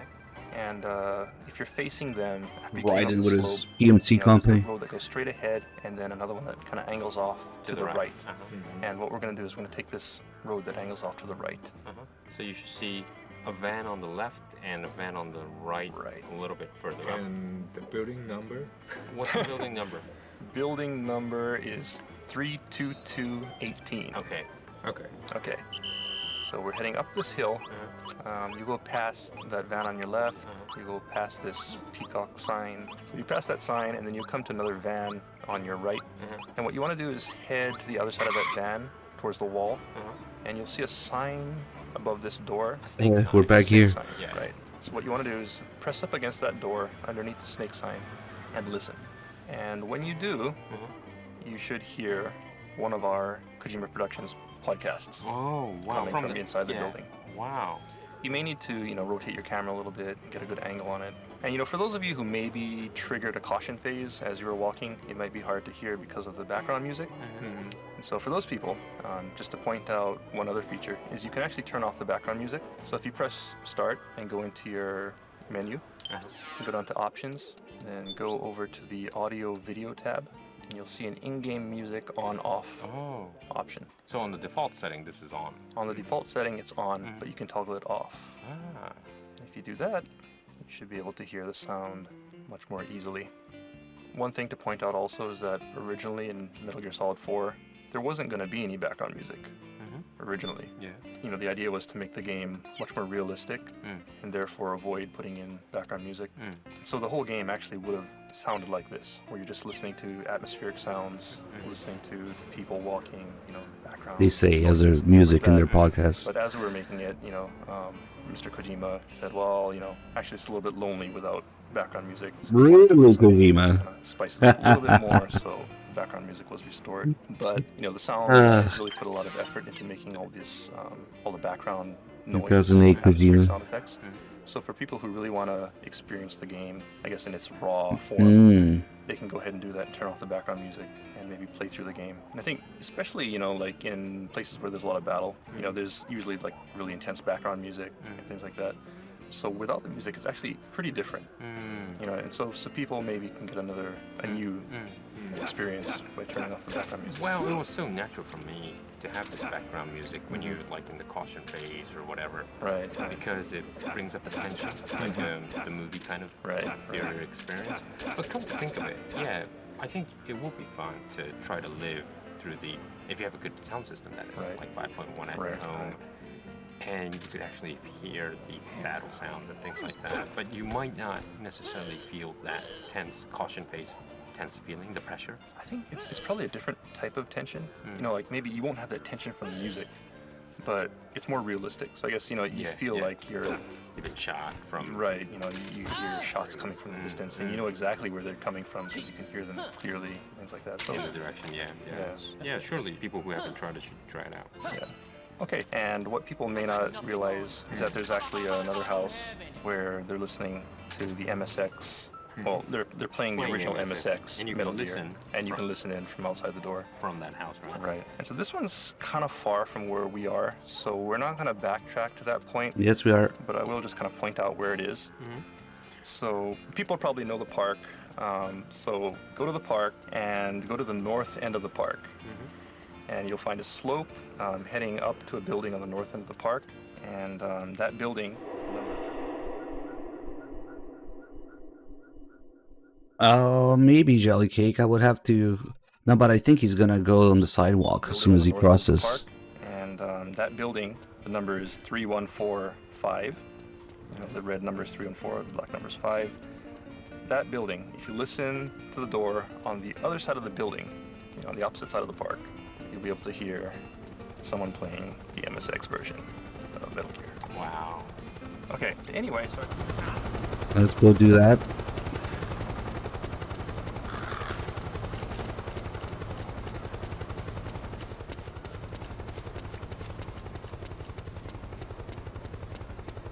It's really not that far.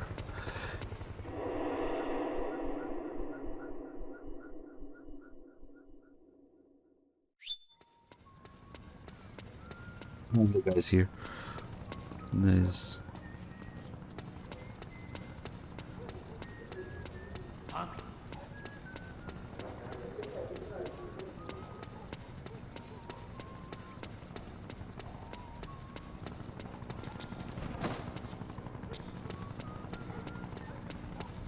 Here.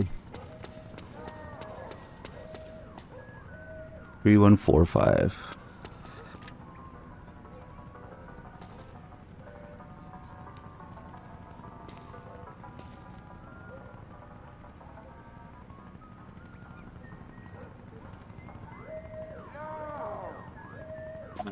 He keeps getting caught. No.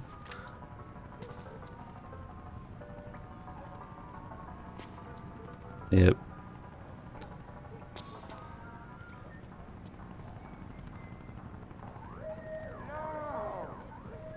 What a noob.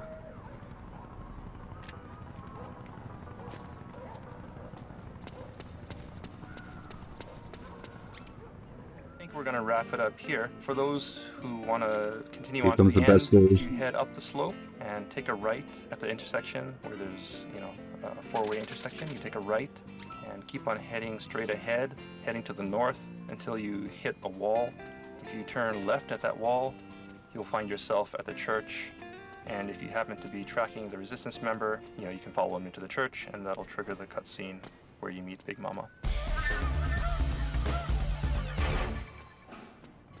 Well, this was kind of, as Sean said earlier, maybe this time or the last show, but it's a very unique stage. You know, it's not like shooting, destroying, or also not just a simple hiding Metal Gear essence, espionage essence. But it does have the espionage essence because you have to follow someone. Right, hiding. And there's a lot of traps like helicopter searchlights, you know, the cars that on patrol. Well, it's a famous story that, first of all, that we had this boot camp session by Kojima Productions. Yeah. Where we invited how many? 20? I think 20 press people. 20 press people from Europe and from America to come down to Japan, and we kind of went up north of Money game journalists. What could go wrong? Resort area, where we have our, we can't say it officially, but a secret hideout of Konami's secret hideout. Right. Kind of a training kind of camp. That's why we call it boot camp. But so we wanted to invite these press people to kind of ask their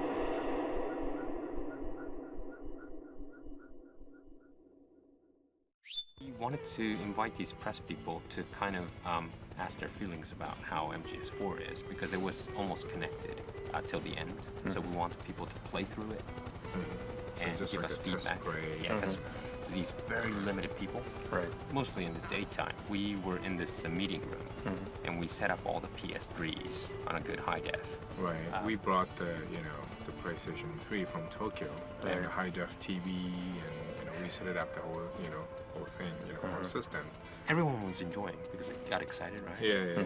And we were really excited too to set this up and watch these. Until everybody was excited. Everybody was enjoying it. Until.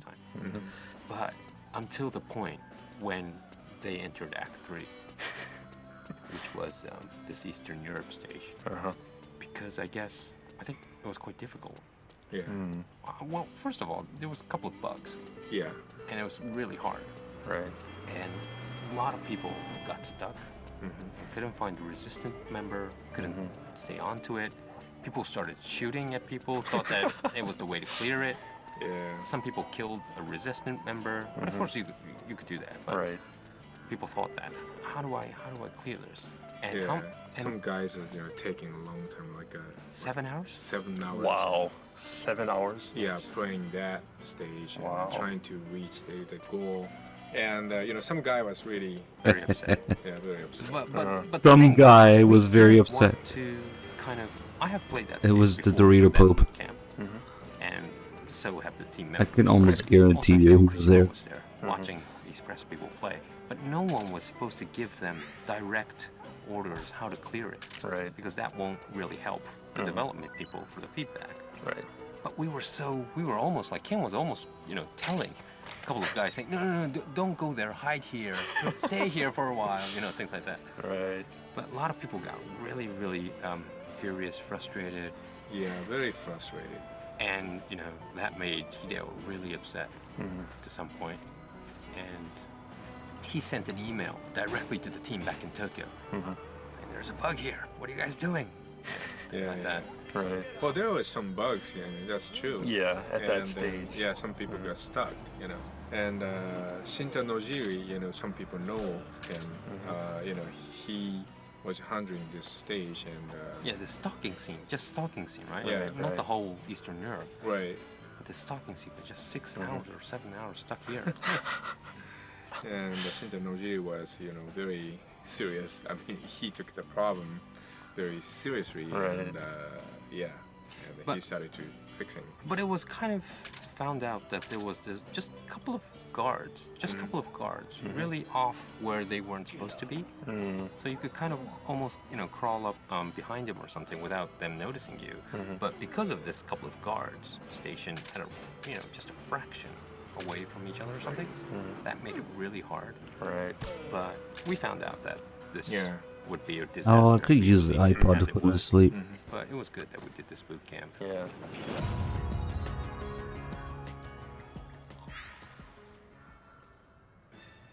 Okay, Sean, what's up for next? Okay, so next time we're gonna go to the stage after Eastern Europe, which means we're gonna jump onto Moses, Shadow Moses. Oh, yeah. It's your turn. It's my stage, yes. Yeah. Where do we hook up? We're gonna meet up at the heliport. Yeah.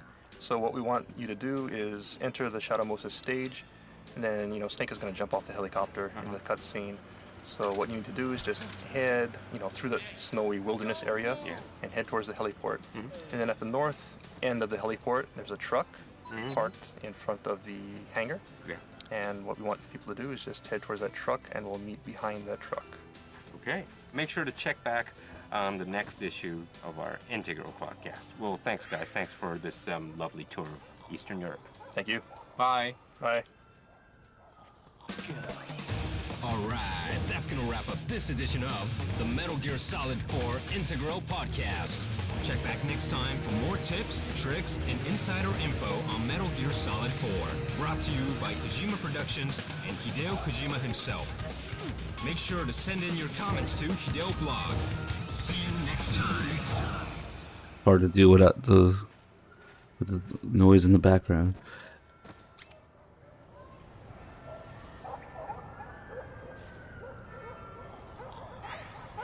Get up.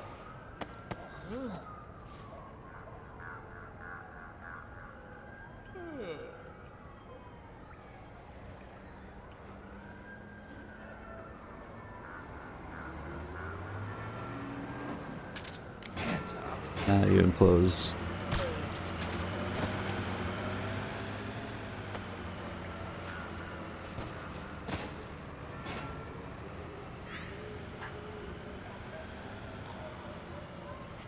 Get up.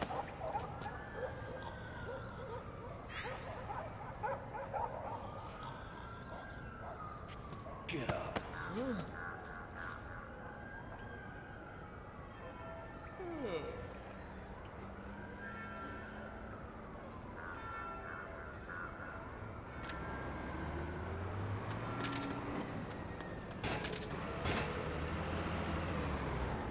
Oh,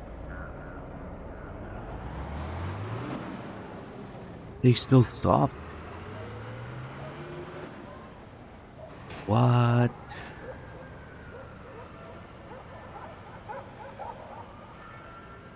So it has to be very exact, if at all possible.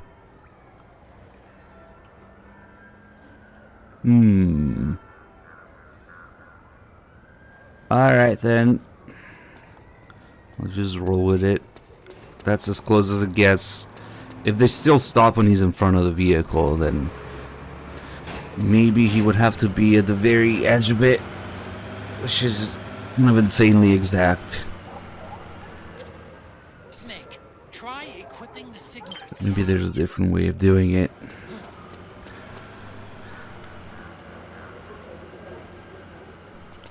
Let me try one last thing. If I can hit him.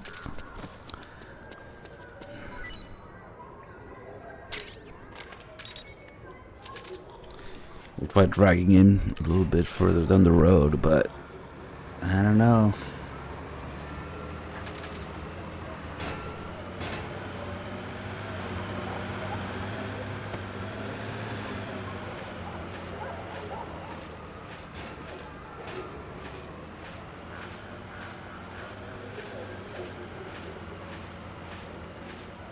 See what path he takes, but it seems like the car stops for him anyway. There are certain circumstances in which it will happen. I've seen it happen. Although I've seen it happen more with the Resistance member, but whatever. It seems extremely specific. It might just be another one of Shonaison's lies. I mean, it already is, because the way he described it doesn't work at all. Shit. Was me. Oh, what the hell? What? How did he wake up like that? Now they're suspicious. But he was asleep. I don't know.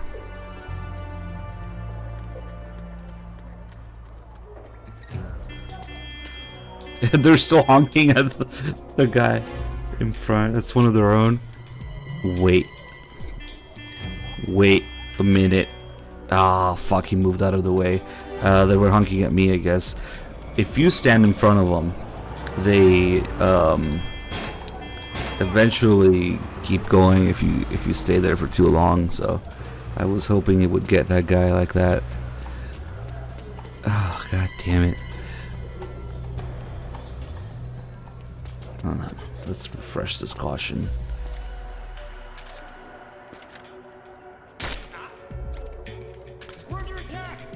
It was me. That might be the other way of doing it. If you stand there so long that they keep going anyway.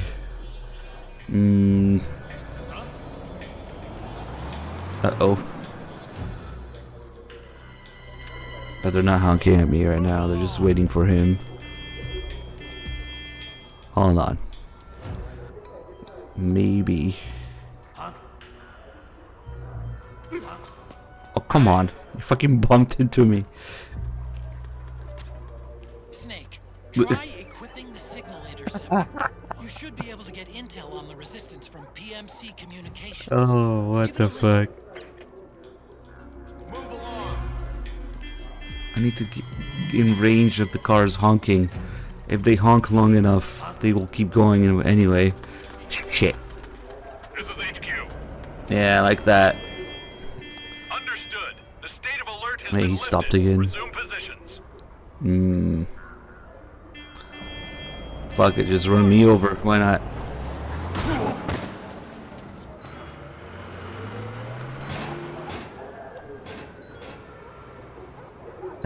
Well, unlike a certain other game, it's not breaking the second you start doing something. How nice. Let's reload that save, finally.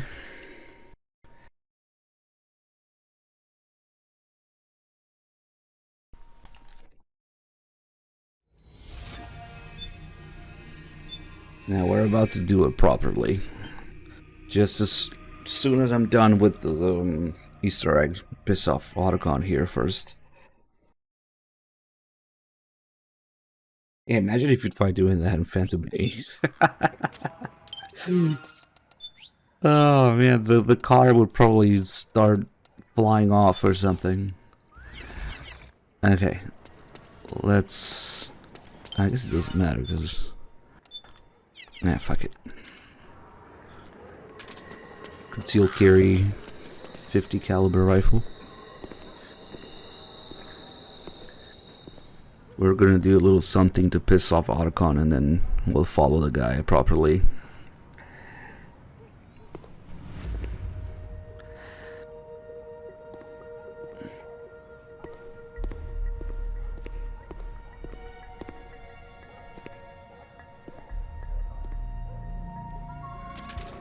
Good. You found a. Shut up.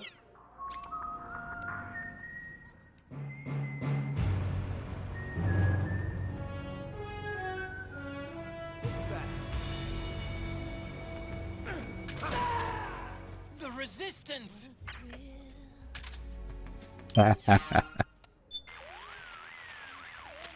Snake, what are you doing? We need them to lead us to Big Mama's hideout. Don't harm the resistance. Does that kill every resistance member? Okay.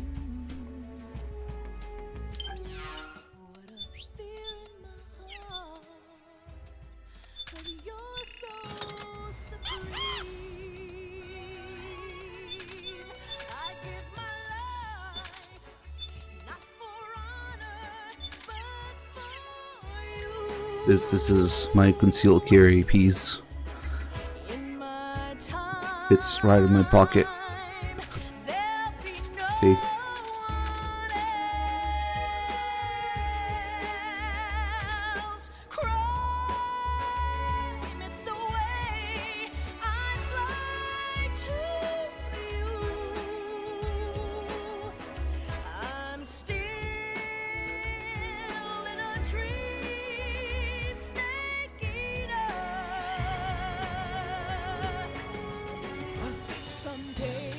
The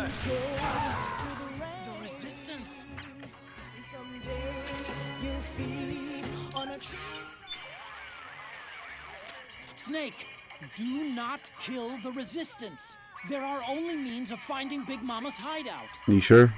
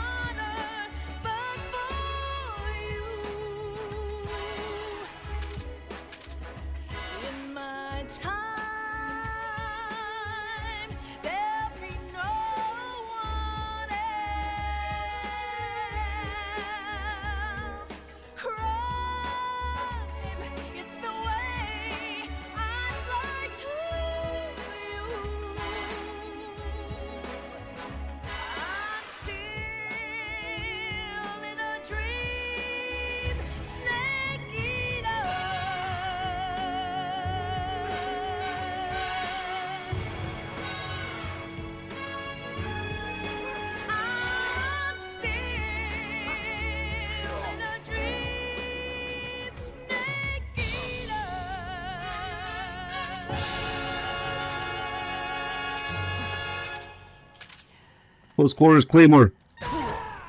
The resistance. AQC.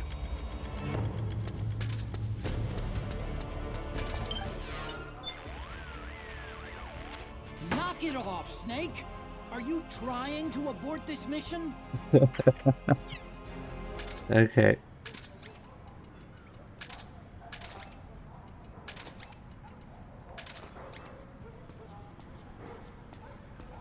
Like how it actually works when Snake has his hands in his pockets. Even if you have a gun equipped, it doesn't show. So you can walk with a gun equipped if you're just walking, but the second you start running, he takes it out. So you can either not have a gun equipped or have a gun equipped and walk. It actually matters.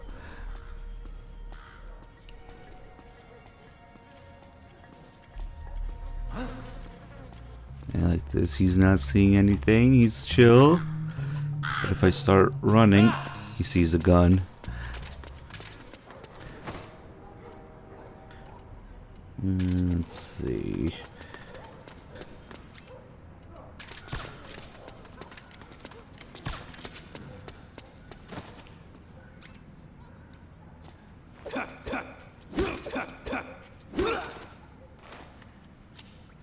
Who's that? Okay, why is he not?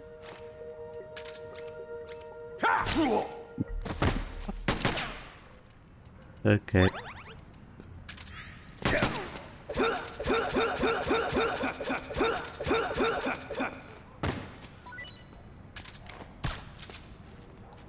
Get up.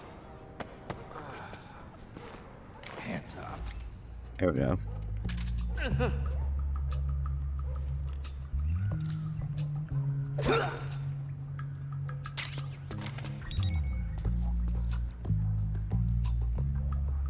Stay back! The resistance!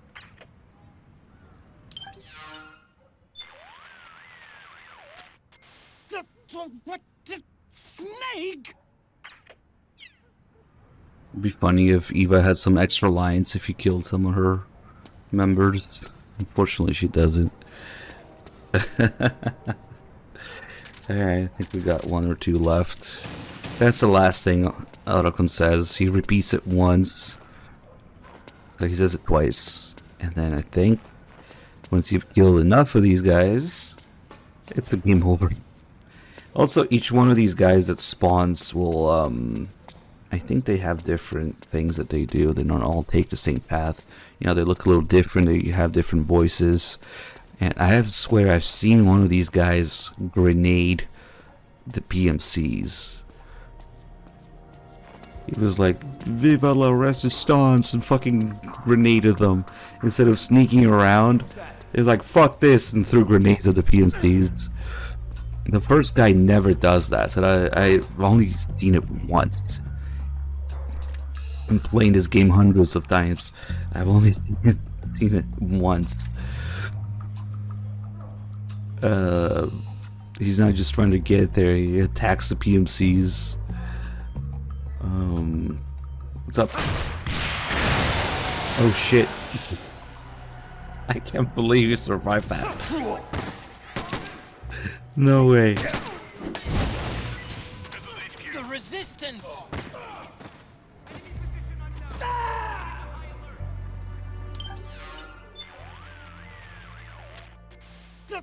What? Snake? Okay, this is gonna be a huge clusterfuck. But let's try following the last guy. I don't know if maybe that's one of the conditions that you're following somebody other than the first guy. Also, when they get captured, they get executed. So if that guy gets executed, instead of waiting for a new one, the next one is the last one. So we would get a game over if he gets executed.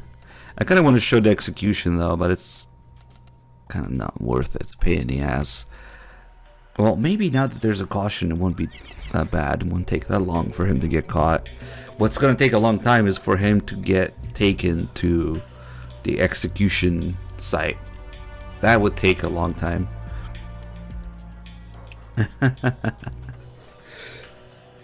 Because they only execute them in certain checkpoints. You know where we saw those two guys standing there? I said, oh shit, there's been two guys here the whole time. They take the resistance member past the fence and they execute them there. It's like a special little scene. I don't know if it's gonna be worth it, but fuck it, let's try it. I'm gonna make my life harder than it needs to be for this. Oh, he's already here. Okay. Also, I guess we should show this as well. If you have one of the beauties' faces and he looks at you. Hey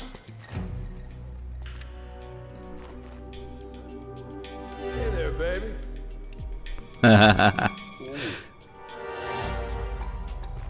Works in the PMCs too, kind of. One of these other guys says, "You looking for a real man?" This is HQ. All clear. Understood. The state of alert has been lifted. Oh, is he? Where the fuck is he going? Is he just gonna start over from here? Yeah.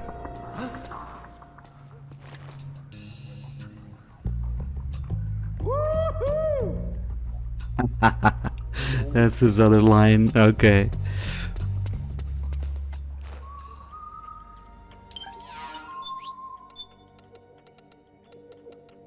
Why can't he do that for Campbell?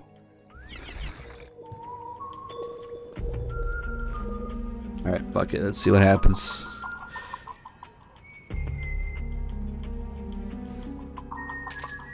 It's probably gonna be a huge clusterfuck.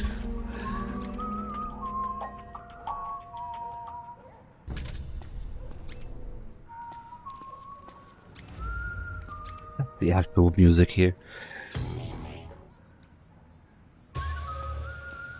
Ooh, document theme, nice.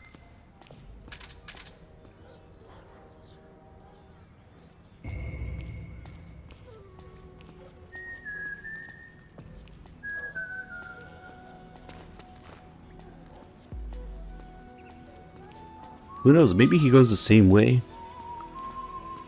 It happened in the park that I saw them grenade the PMCs. So he was going the same way. It's just when he got to the park, he started fucking throwing grenades at him. Maybe it's what he does instead of the other guy who takes a piss. I don't know. We'll see. I'm not even sure that it's this guy.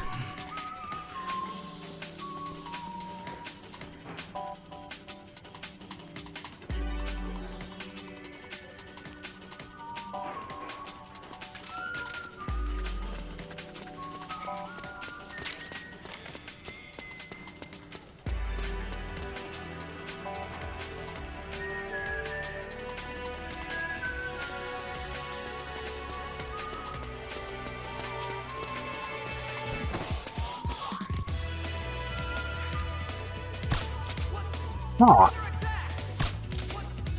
Oh man, that's the one thing you don't want to miss. Fuck.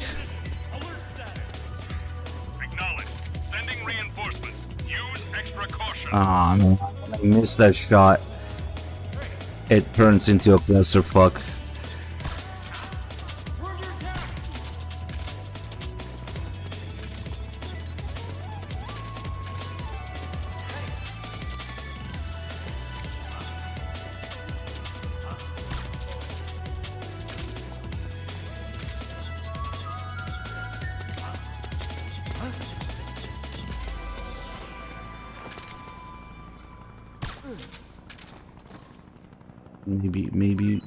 Maybe we're okay.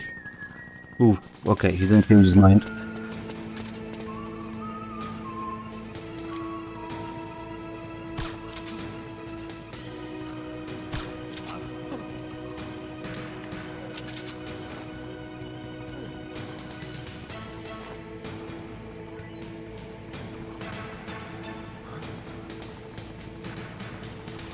Just go.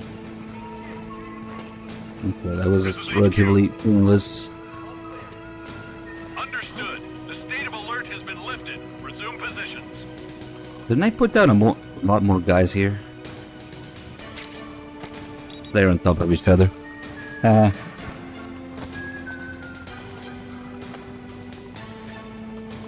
Oh shit.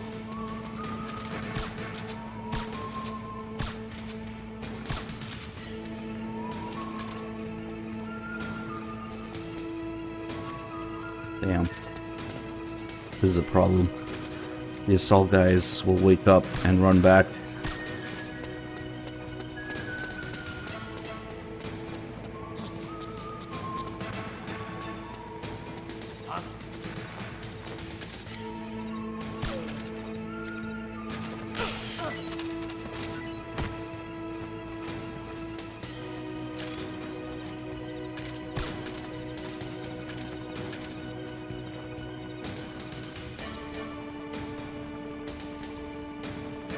Oh, it's the Heim theme. Hold on.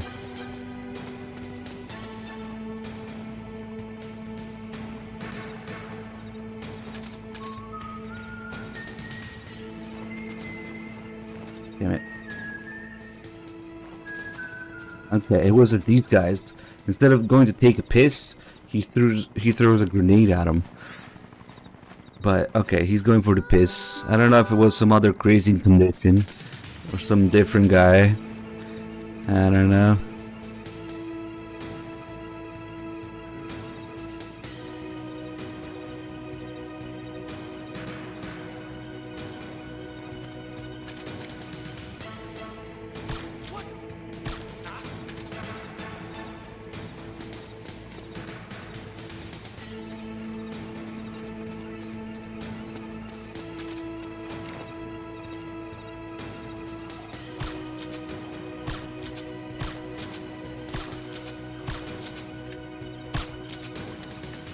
Fucking mess.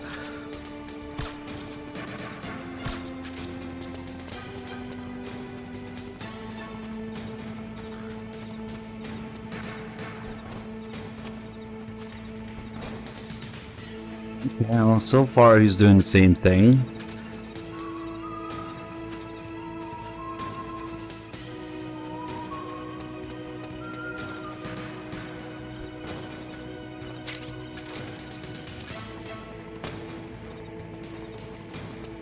Maybe we're okay. Maybe he's normal.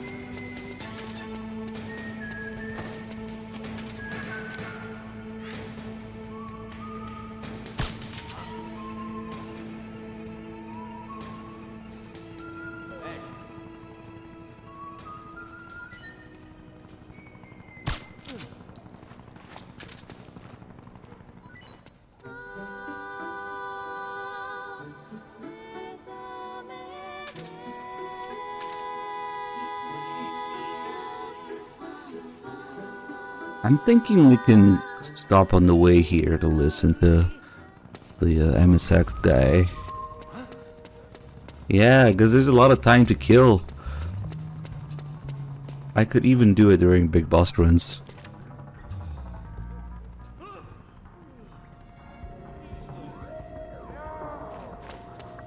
This whole time we're just waiting for this guy to get to the end here, so you can stop there and listen.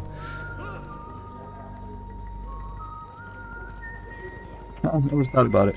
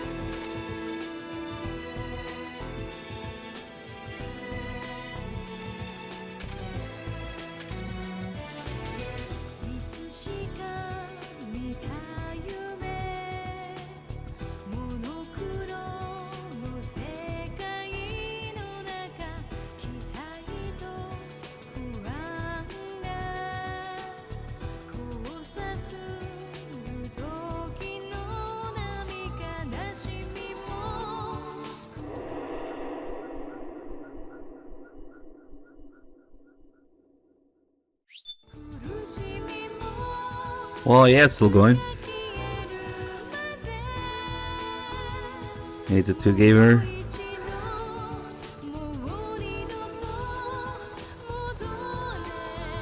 Just 4 is easily 12-hour game if you're not fucking around.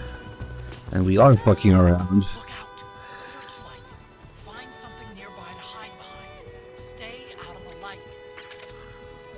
Even if you're not fucking around, it's 8 hours of cutscenes and maybe 3 or 4 hours of gameplay. Even if you're good. So, yeah.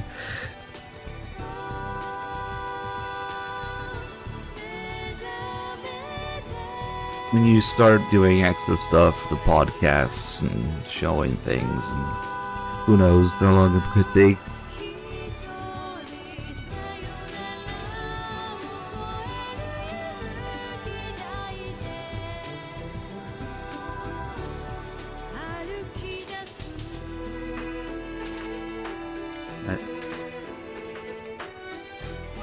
I'm surprised this guy has the same path as the first guy.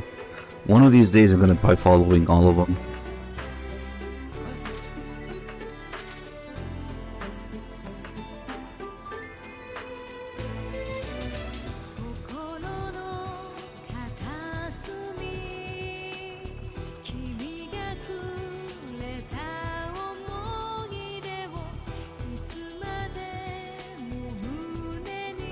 Can you go any slower?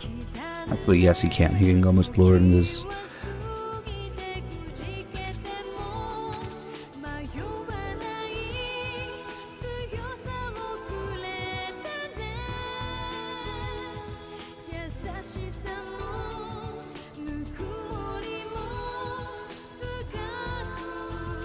No, the Enders? You mean the Enders 2 demo? Because that's what people bought in the day, back in the day. That's kind of a shame. But that's just how it was.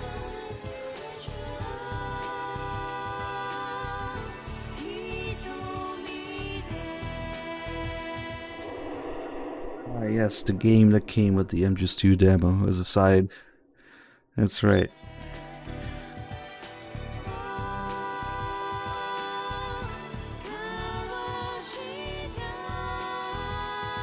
Hopefully once you get to Shadow Moses in that podcast, they'll talk about, oh, let us know if you or your friends are interested in Zelda the Enders 3. Surely we'll get on that. That was in 2008, 2009. Well, whoops. I guess that's not happening.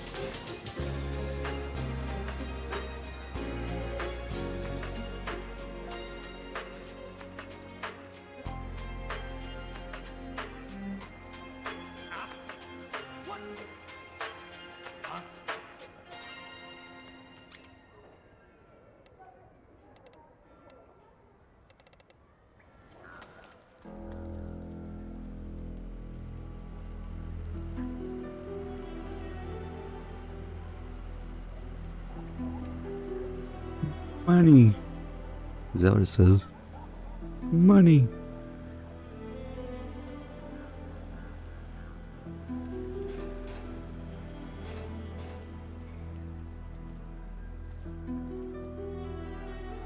There's a subtle Phantom Pain reference here.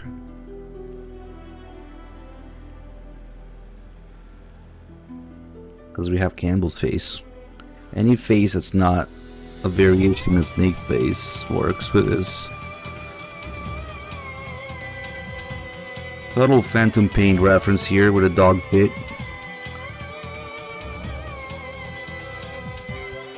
Diamond dog shit. Kojima does it again.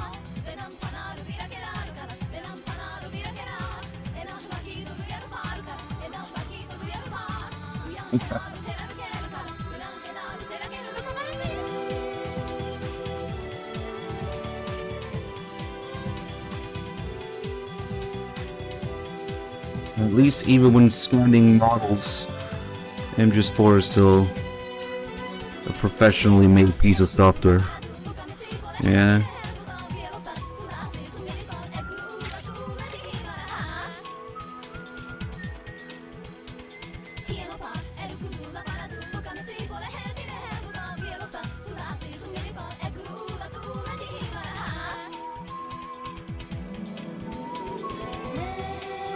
How many magazines do you want? Yes.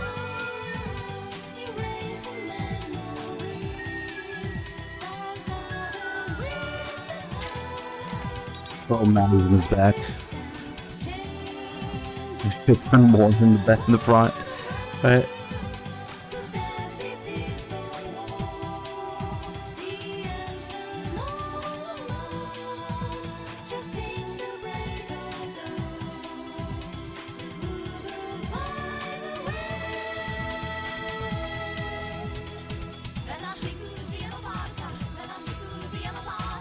The bicycle helmet that they were talking about.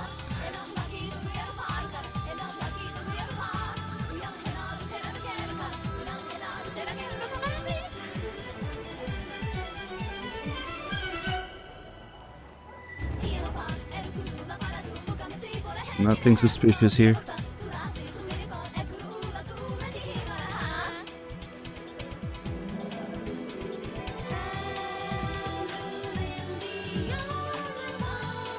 Traveling beyond this asshole.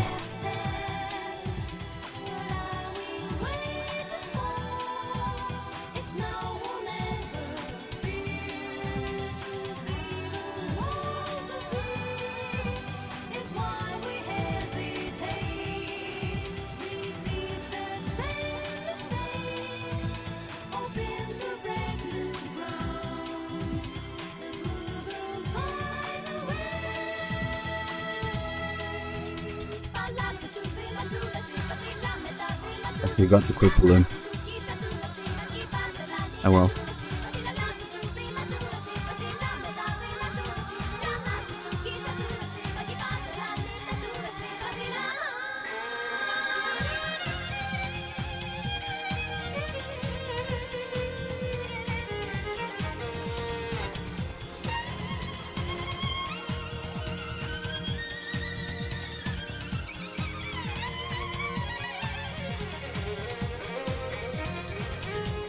Yeah, pressing against the wall, going, crouching is not suspicious, so you could do this.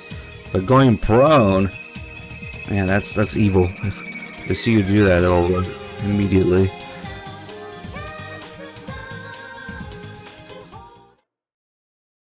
Alright, finally, here we go. The thing that was never supposed to happen, you know, the reason that they made MGS3 be a prequel, among others, is not to mess with MGS1 and 2's story and characters. Yeah, what does MGS4 do? The exact opposite. MGS3 characters meet MGS1 and 2 characters. God damn it. And it's all downhill from here. Actually, it was a support team in the previous game.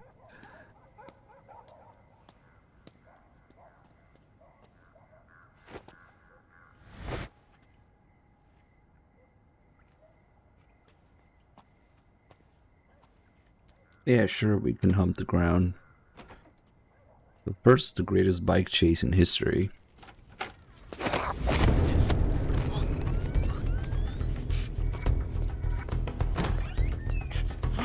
Did they change the guy's model?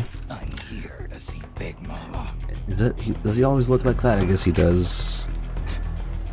Shit, I don't know. Is this the guy? What do you think? I didn't hear him coming at all. He's Fortune torpedo tits. Yeah, but look at him. He's ancient.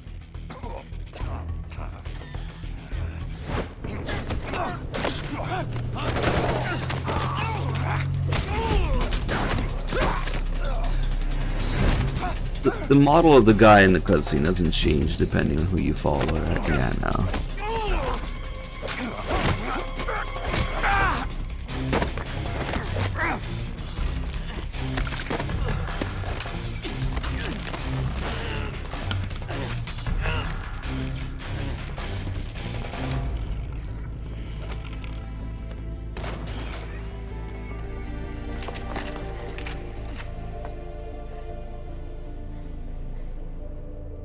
Very impressive, CQC, Snake.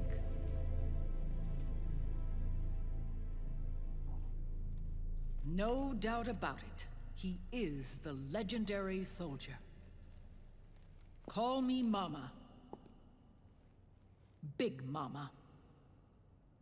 Alright guys, we'll have the poll that we usually have here.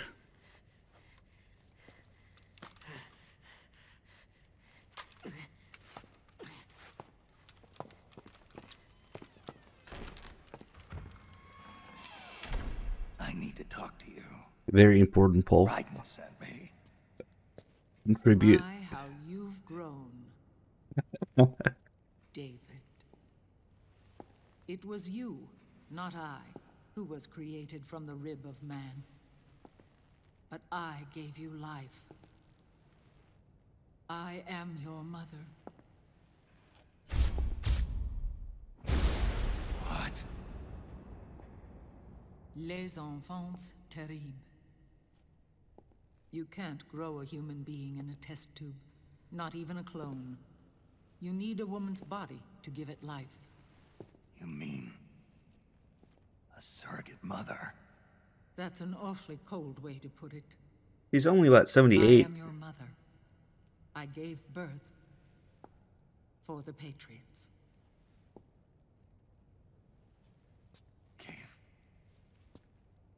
Birth.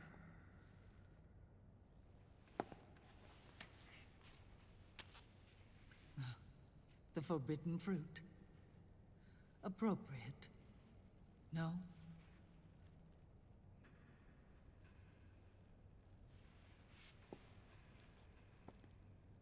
Follow me.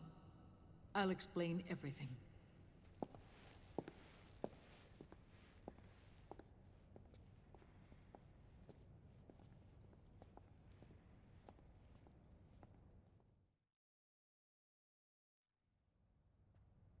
The man who wants me dead is Liquid, your twin. You think you know him, but I know him better. He was once Ocelot, but Liquid has taken control of his soul. And now he's locked in a bitter struggle with Zero. Zero. The founder of the Patriots. Founder? When did this happen? 40 years ago. During the Cold War, when the United States and the Soviet Union were still at odds. It was in that chaotic era that the Patriots were born. And I played my part. I was one of the founding members. You? Zero created the Patriots to manage and control the American state. That control endured long after the Cold War ended.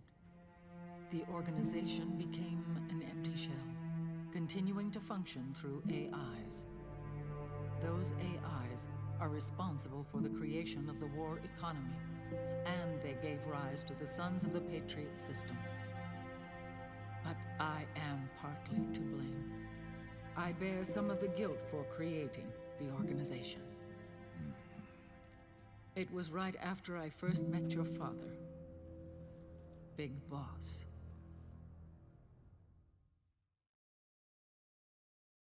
Back in 1964, I was ordered to take part in a CIA op called Operation Snake Eater, which concerned a new weapon the Soviets were developing at the time.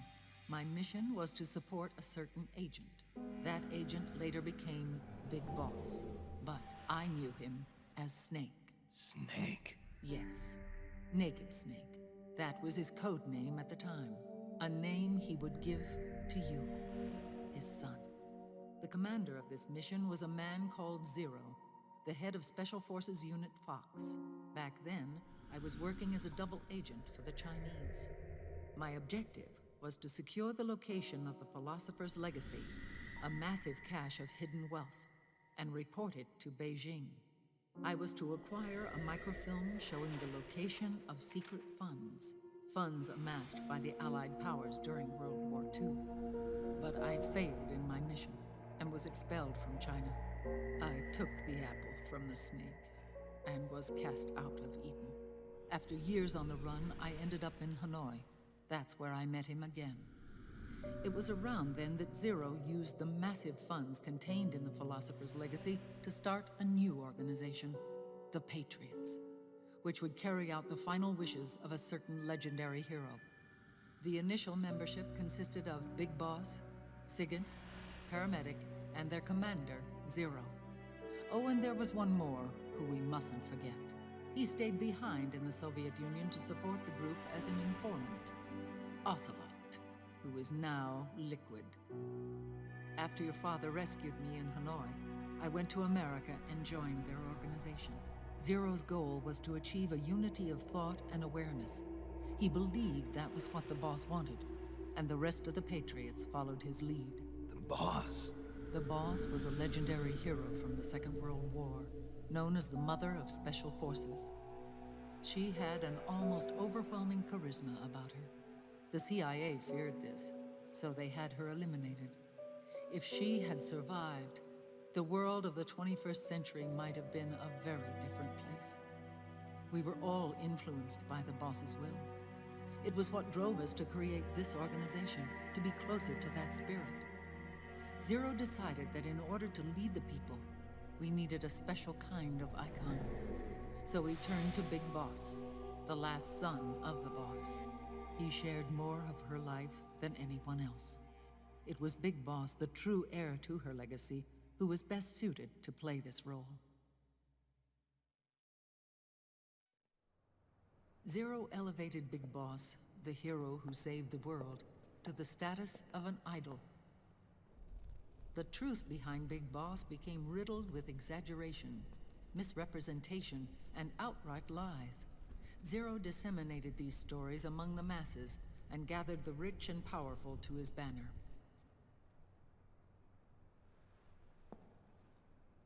Every era needs its symbols to control the people, whether it be the stars and stripes, or the hammer and sickle.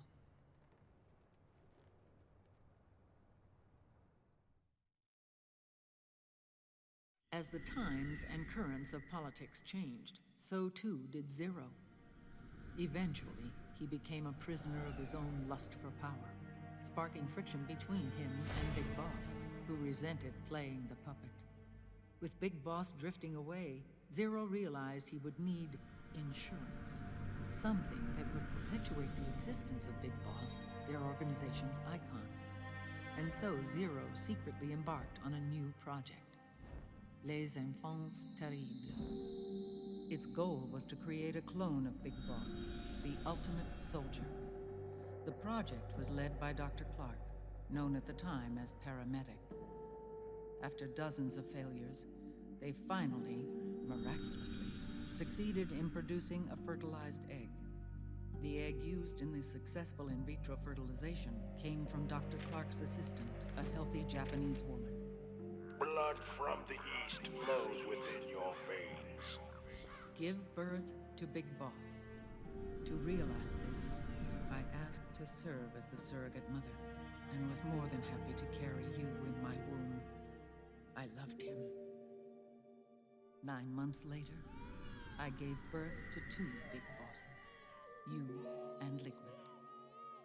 It didn't matter that you were clones, or that they had manipulated your DNA.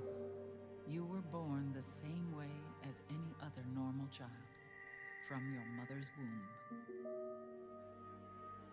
But Les Enfants Terribles proved to be the final straw for Zero and Big Boss. Determined to oppose Zero and his plans, Big Boss broke away from the Patriots. He left the States, created his own mercenary company, and drifted around the world. I'm sorry. Your father never wanted you. Human life isn't meant to be manipulated like that. I knew that, but I wanted you. After Big Boss left, Zero really lost control. What Zero wanted was an orderly world, one governed by rules. His fortune grew through countless wars, and his words influenced decision-making all the way up to the Oval Office. As the world saw the rise of digital technology, IT, the internet, and genetics, the Patriots' power grew immense. Their roots spread and took hold throughout the globe. In time, they began to dictate the fate of entire nations from the shadows. And before we knew it, the Patriots, the proud police of the world, started bringing an entire planet under their control. Yeah, the original background for Big Boss was heavily altered after. Was that he was part Japanese, yeah, and that's why Snake was part Japanese at the time MGS1 being written.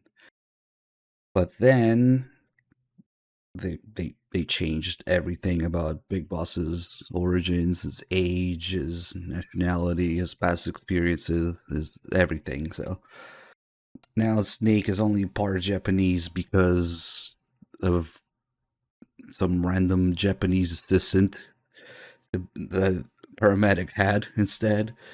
Whoops. Okay. Yeah, then they kind of gave that role to Kaz and Peace Walker instead.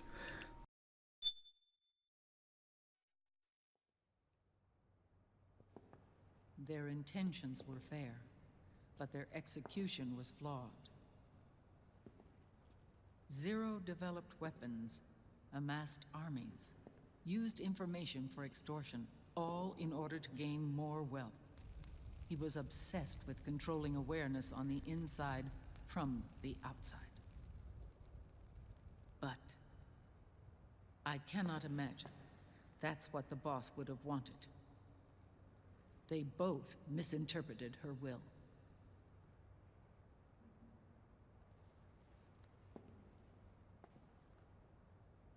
And their absolute reverence for her drove them apart. So began the war between Zero and Big Boss. Opposing interpretations, each striving to realize the boss's will. Everything you see today stems from their Cold War.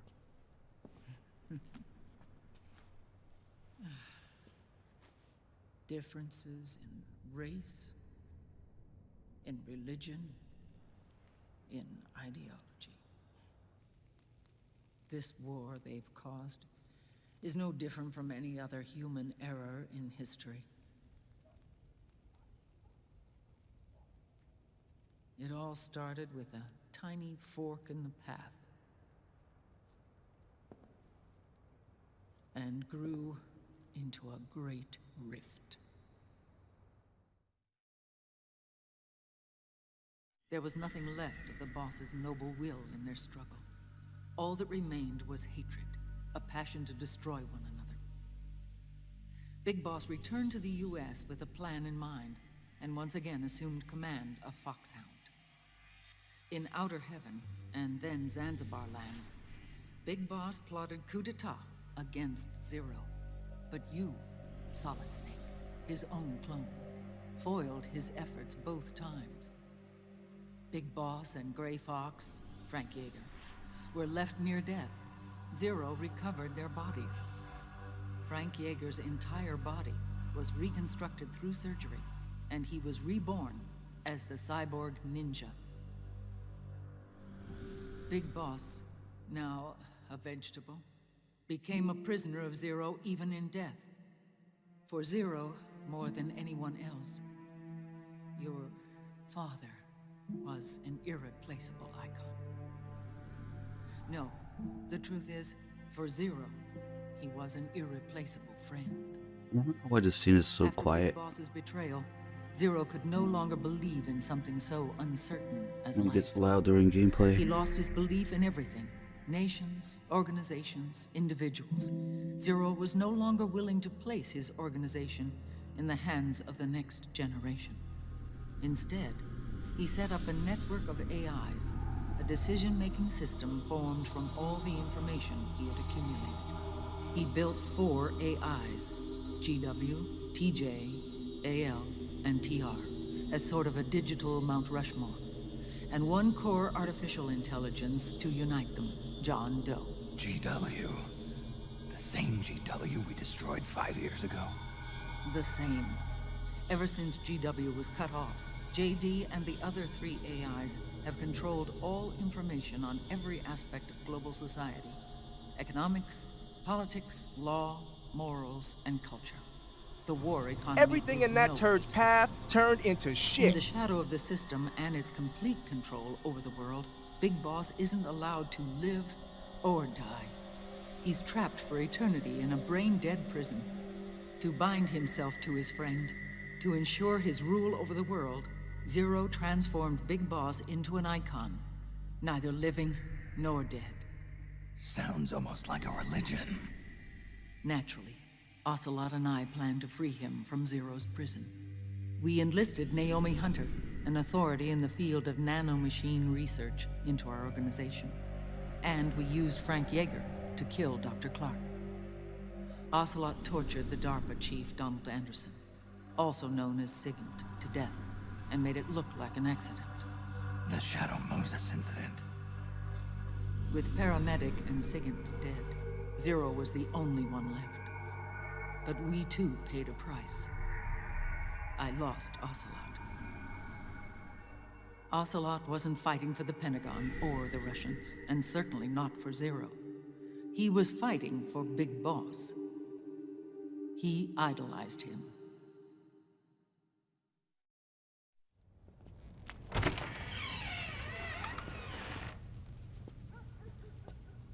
When Ocelot grafted Liquid's right arm to his own, his body was taken over by Liquid's thoughts and spirit. He may be Ocelot in physical form, but his mind is Liquid's. I was the last one.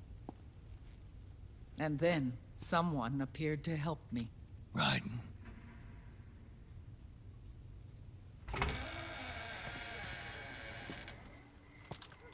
It was when I met him that I finally discovered the location of Big Boss.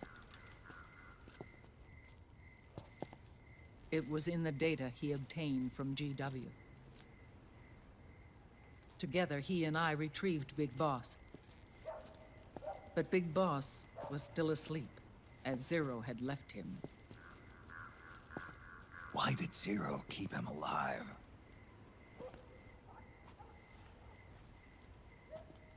People need heroes. Zero wanted to create a messiah. A legend that would never die. Liquid is after Big Boss's body.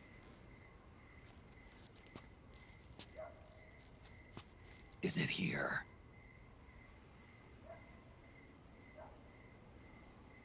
I'll take you to meet him.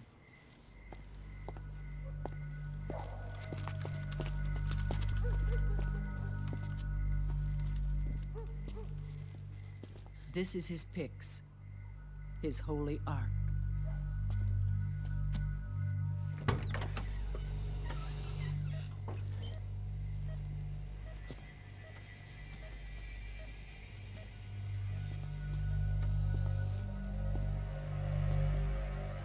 Oh, now I know why Snake doesn't notice the wrong eye is missing. Because he's looking at him upside down. Oh.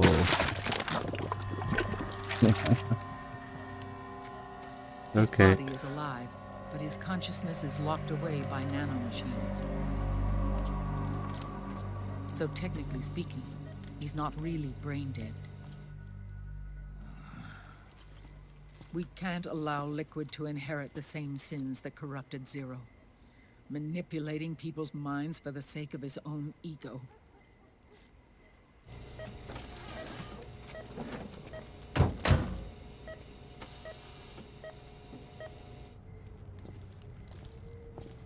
Yeah, Solidus being a perfect clone is MGS4 nonsense. He wasn't supposed to be a perfect clone, rather just a balanced clone. Pretty big difference until they need his code to unlock the system. She's not in the Nomad anymore. When? Less than an hour ago. She disappeared right after she and Sonny got back from Dr. Madnar's place. Why weren't you watching her? I didn't have my glasses on. Naomi said it herself. The experiment can't succeed without her. You think she went back to Liquid? What about Raiden? Good news on that front. We managed to get our hands on a dialysis machine and set up an ICU. Dude, the first time I saw this, I thought Big Boss got up and started walking around. Yeah, no worries there.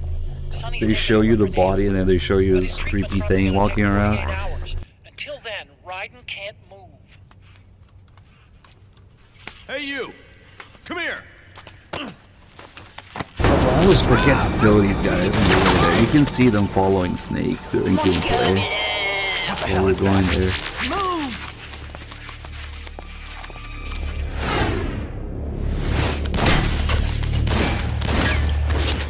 Oh, guys. Is that who I think it is?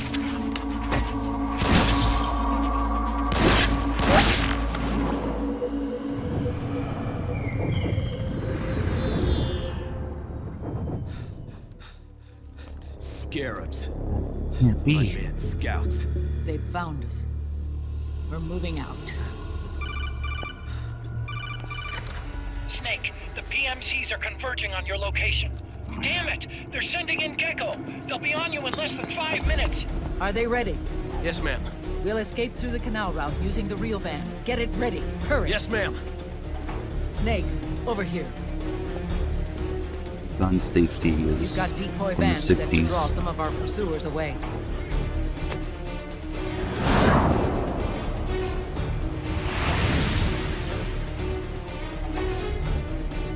Yeah, I can't do it as good as Dog does.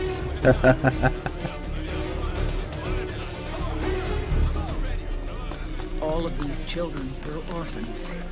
They work in arms factories. And when they grow up, These they want to 40-year-old join a bald PMC. children.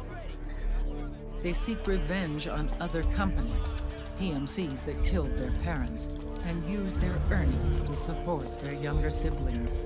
There are countless child soldiers like these in the PMCs. Nowadays, anyone with a computer can get combat training. The FPS games that these children love are distributed for free by these companies. Of course, it's all just virtual training.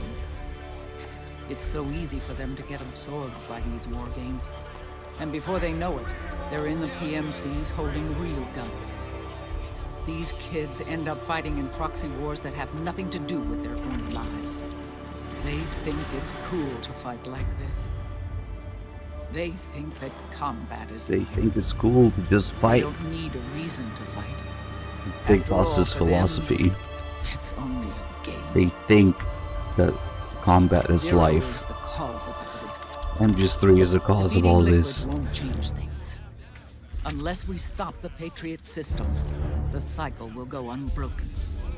You know, the very thing that Snake spent the entirety of his character development breaking away from. Hop on. That combat is life. Hold on to me. MGS3 created all these fans that think that fighting is cool. Yep. With so many wars being waged, oil and biofuel have become as precious as diamonds. It's been a while since I went out for a ride. Are you sure about this? I only get off my bike when I fall in love. Or fall dead. Big Mama. Wait, could it be? Call me Eva. Oh my god! Oh my god, guys! No way! It gets loud as shit now. There.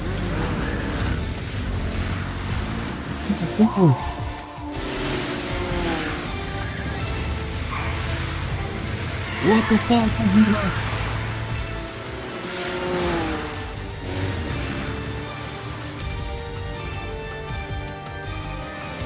I told you. Here we go. That was good.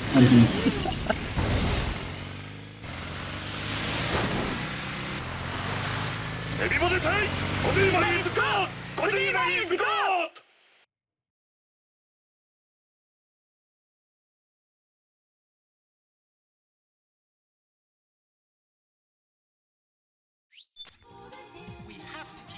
We still have Beyond the Bounds playing.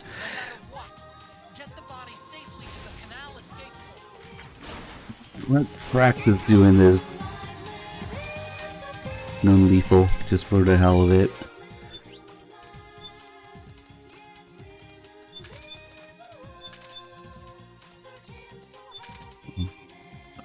No.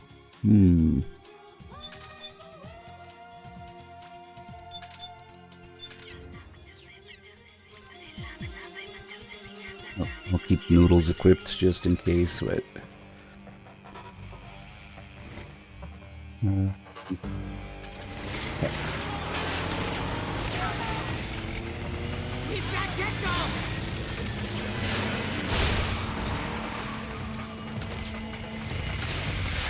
This frigging bike base being one of the biggest obstacles to a big boss run in this game. Shit. I forgot it was a barrel first. I already got hit. Horrible.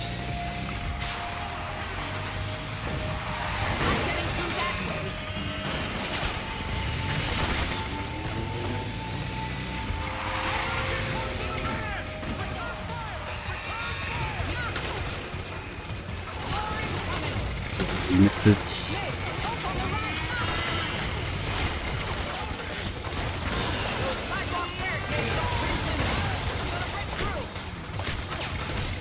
That work?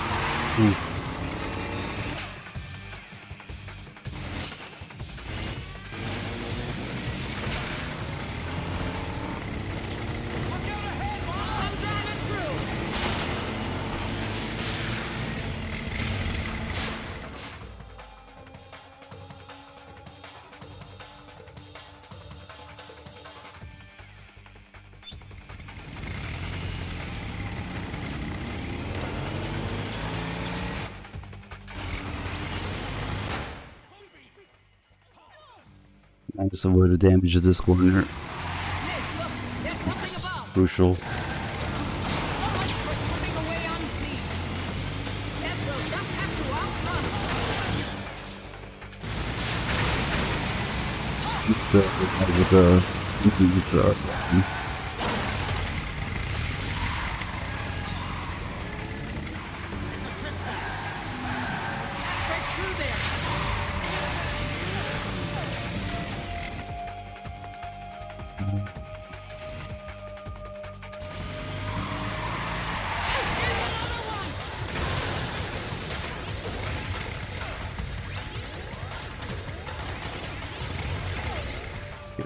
Back to the equalizer there.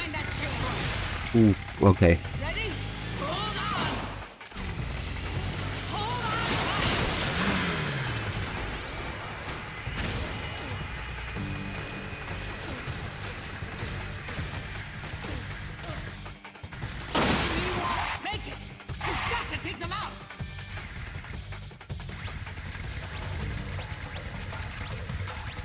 I'm taking the bike chase seriously, like it's a big boss run or something. Who's that guy? Why is he there? Yeah, that shouldn't have happened. Oh well.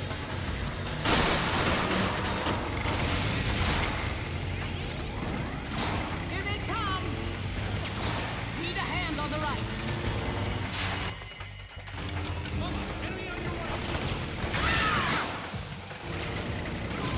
Enemy dead ahead! Stop right there!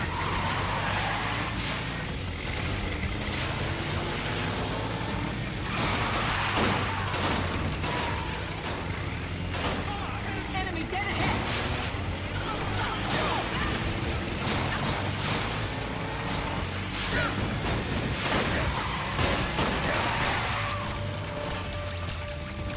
Need help in front!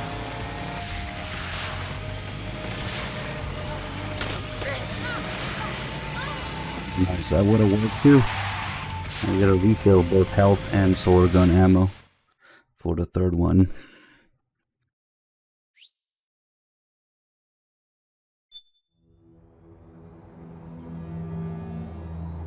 That actually went kind of decently. There you are, Snake! Where's your anger? Show me your rage!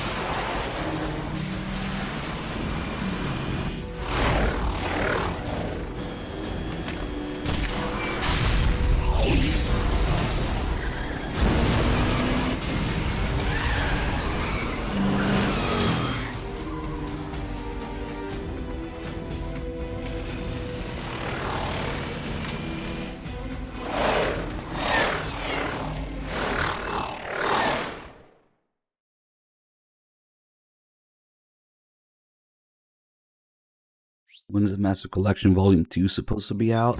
Heh.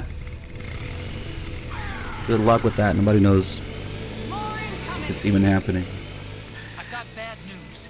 The decoy vans have all bitten the dust, which means the enemy will be focusing on you now. I just need you to hold them off a little longer.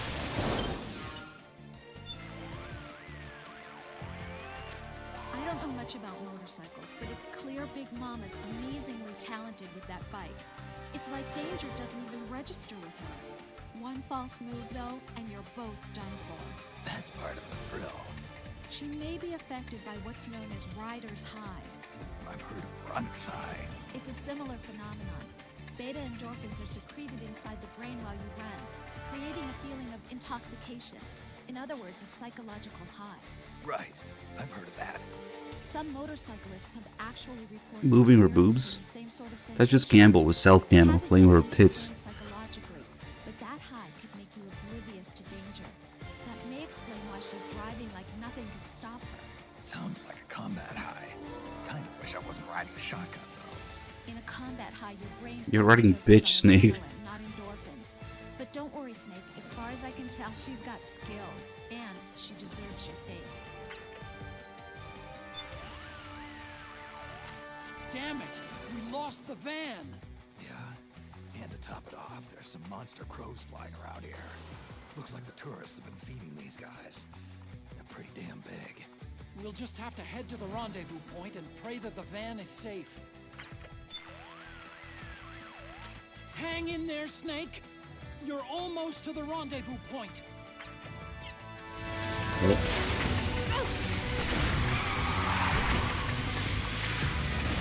Have you tried aiming the shot? Need help in front!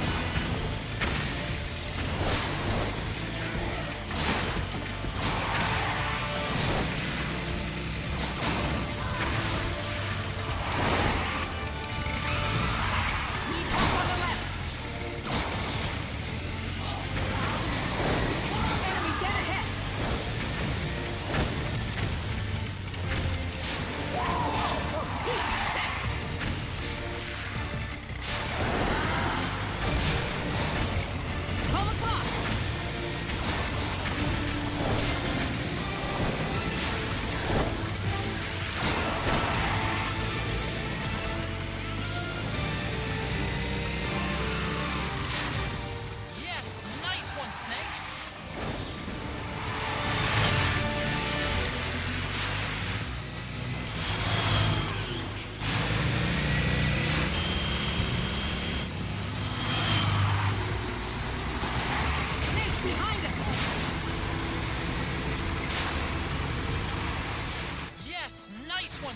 See if I can get this next shot. It should be okay.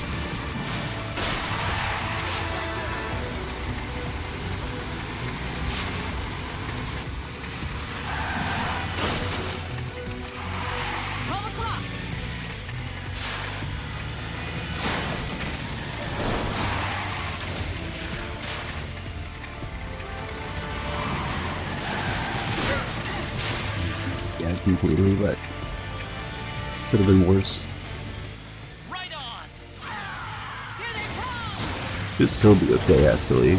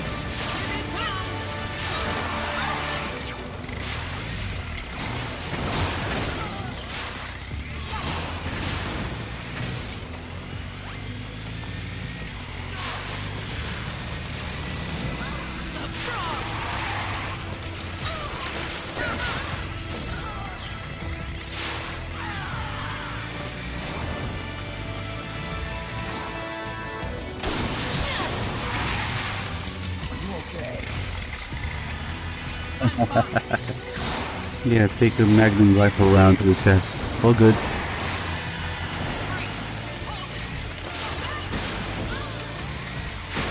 Wow, that was actually a good bike pace.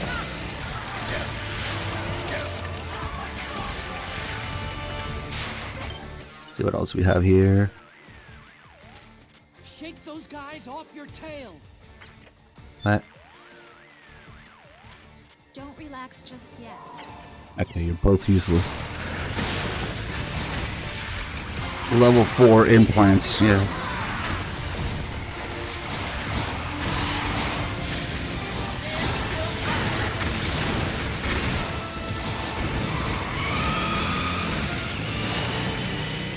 I think we lost them.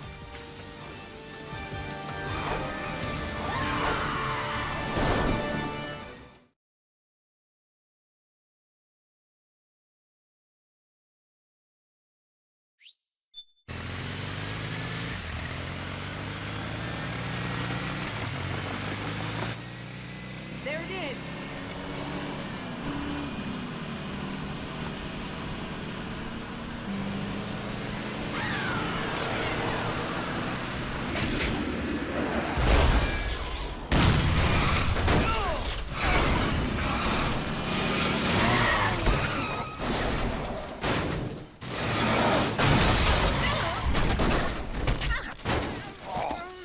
What are the chances? Come on. Are you okay? Hey kids, remember I'm just 3? Big Mama, come on. Stay with me. Eva, I need you. Is that you? Snake.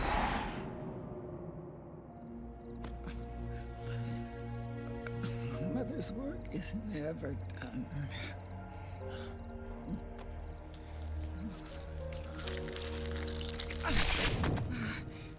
Big Mama.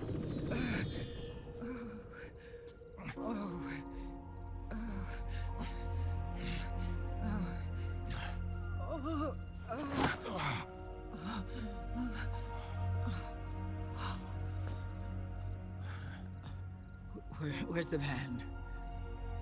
Nice. This is what we have first time weird as an emote.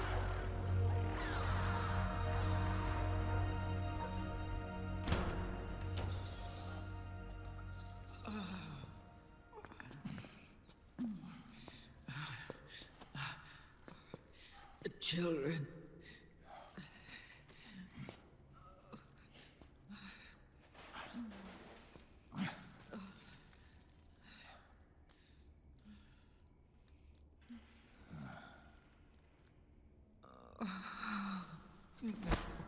No.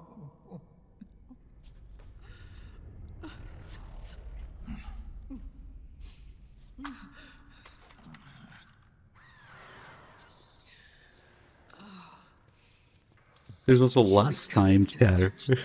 That's a great fucking idea for an emote. Stay here. Keep watch. I'll contact the children. Here. Take this.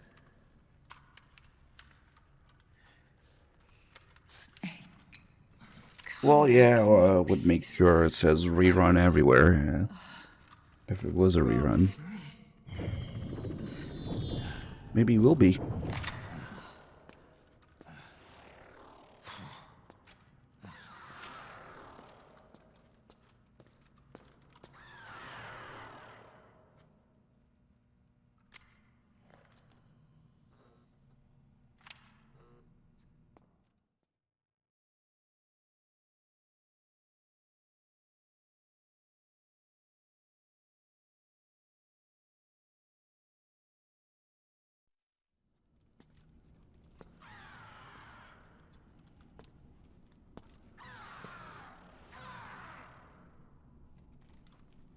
I think I'm just gonna try to kill her one hit, one or two. Mechanics are not really too interesting in this fight. She does a couple cool things, like when she overheats, she stops for a second, she's cooling off, and then if you hit her while she's doing that, she will, for some reason, say random stuff when she recovers. I forget what else she says, like she screams something. She screams the name of her voice actress, of all things. Which is unfortunate, because it sounds like a bad word when she screams it. Forget what the other thing she yells is.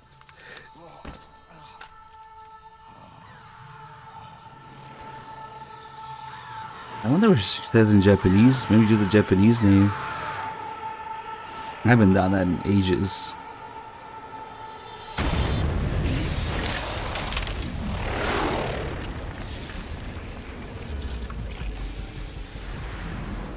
Give me your anger, Snake. Let it boil to the surface. Because you see, her voice actress name is... yeah. Unfortunate when she yells it.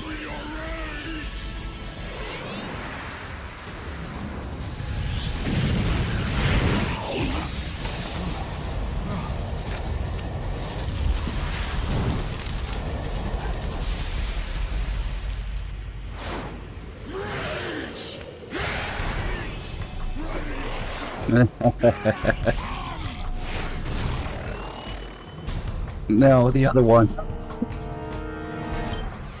It's also a mechanic in itself that if she's unaware of your position, there is a damage multiplier when you first hit her. And if that hit is a headshot, of course, there's another damage multiplier. And if it's with the fully charged railgun, that is enough to kill her in one hit. So if we can get a fully charged headshot while she's unaware of Snake's location, she goes down. Even if it isn't a headshot, it should take 2 hits.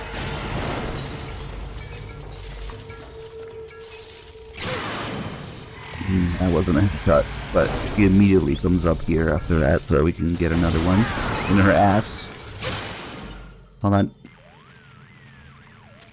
Those sliders will sometimes leave her side Sliders. and operate independently, most likely acting as a remote scouting platform. If you see a slider Chicken sliders. outside, don't hesitate to shoot it down. That should reduce the beast's situation awareness and tilt the odds in your favor. Floppy Joe's sliders, but I forgot he called them sliders. Attacks are taking a heavy toll on the surrounding structures. As more of them are reduced to rubble, you'll have fewer places to hide. I know. Time is not on your side, Snake. You need to finish this thing fast. It's already over. The beast's attack. This beast seems to be seething with rage. Anger causes us to lose self-control, making it the most dangerous emotion of all. This makes her extremely dangerous, Snake. Be careful. Snake, don't forget that your ability to fight is effective. Yeah.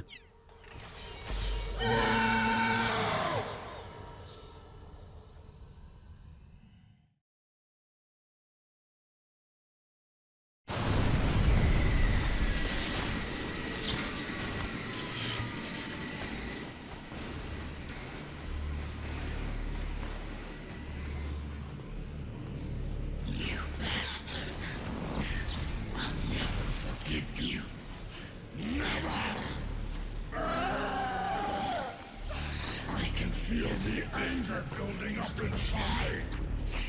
Eating away at me.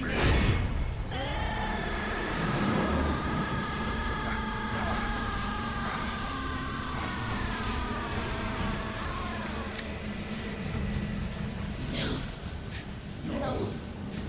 I'll never forgive myself. I don't want to be angry. I don't need anger. I'm not angry.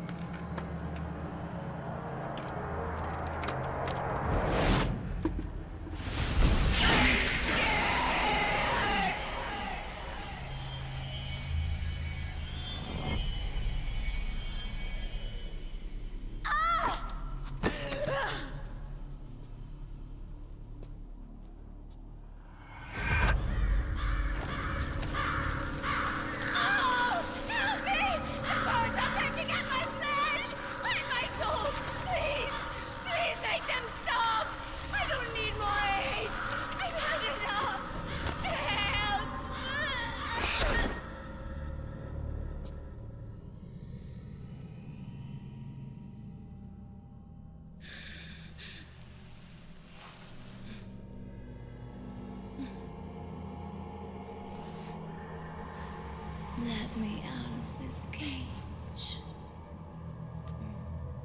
He's looking at her ass, of course. These wings. I don't need this range.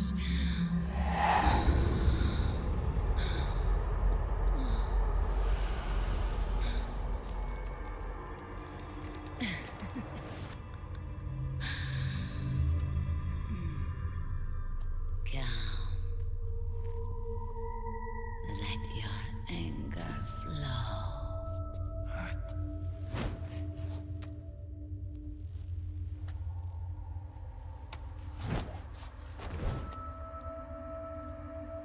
It's that time again.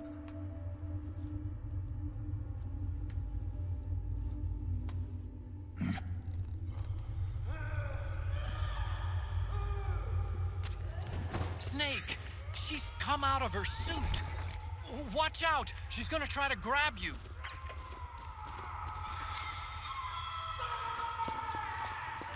Come on, get down.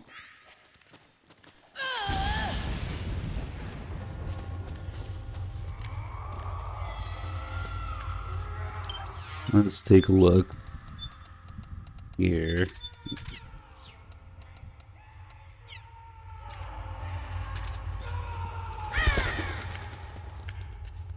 Oh, what's Snake do?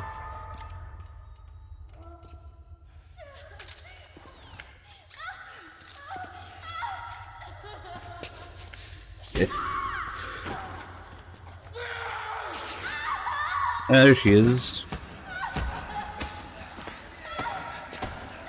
Those fucking sounds.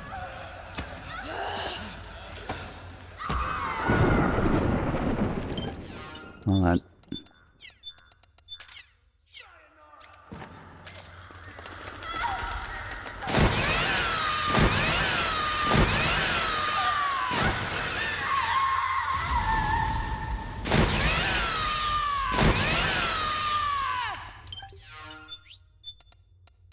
What was that grenade launcher she was using?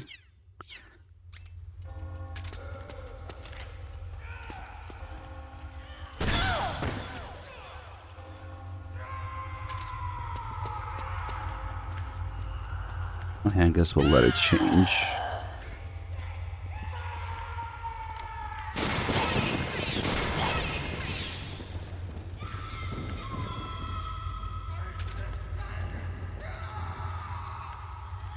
I forget if they also dance outside the white area in the regular stage. Maybe not.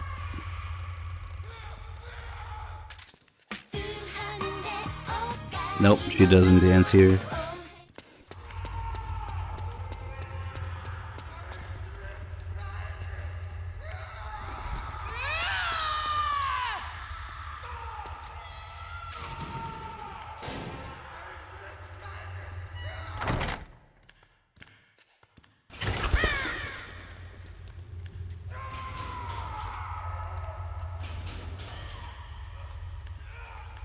Rage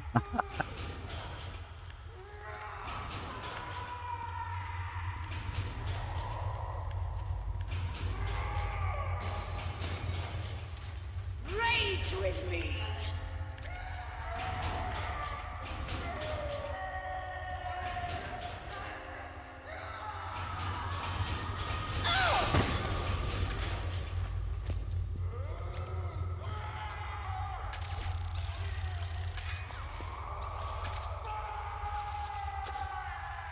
This is a little first.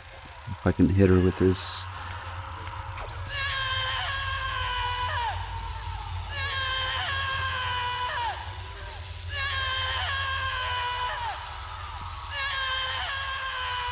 It does very little damage, but if you have enough battery, technically, you could do the whole fight with it.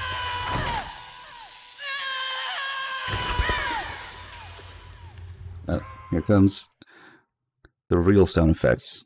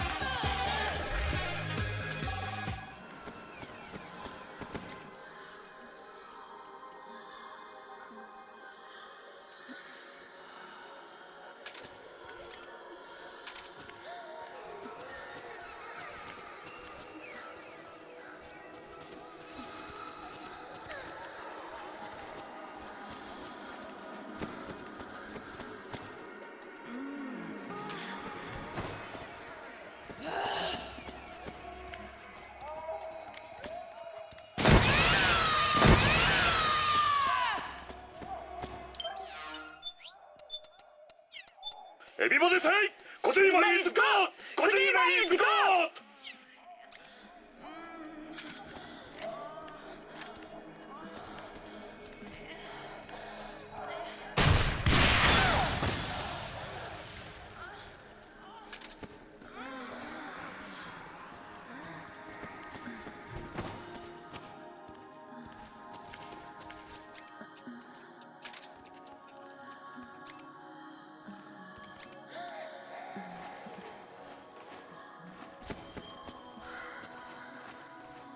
Do they only have this one pose when they're crawling?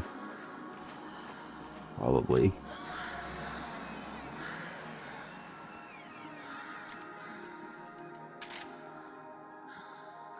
For science.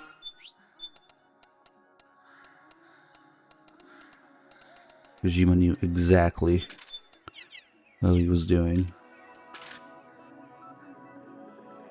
Oh, nice. You can keep the camera out, equipped, and then zoom in. I guess that's the same as just doing this with the camera. But then it kind of makes the camera overlay go away with the scope. Are you ashamed of your wars and D's yet? Oh wait, wrong game.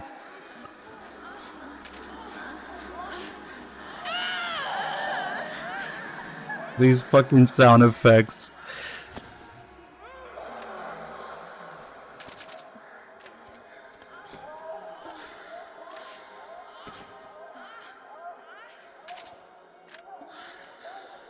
Yeah, it's not creepy or anything.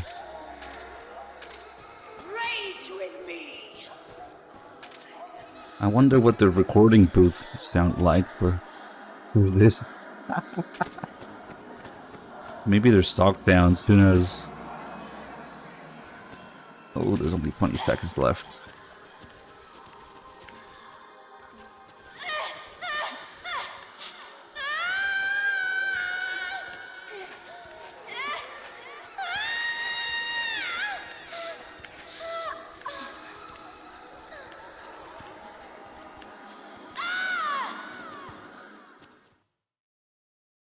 Oh shit!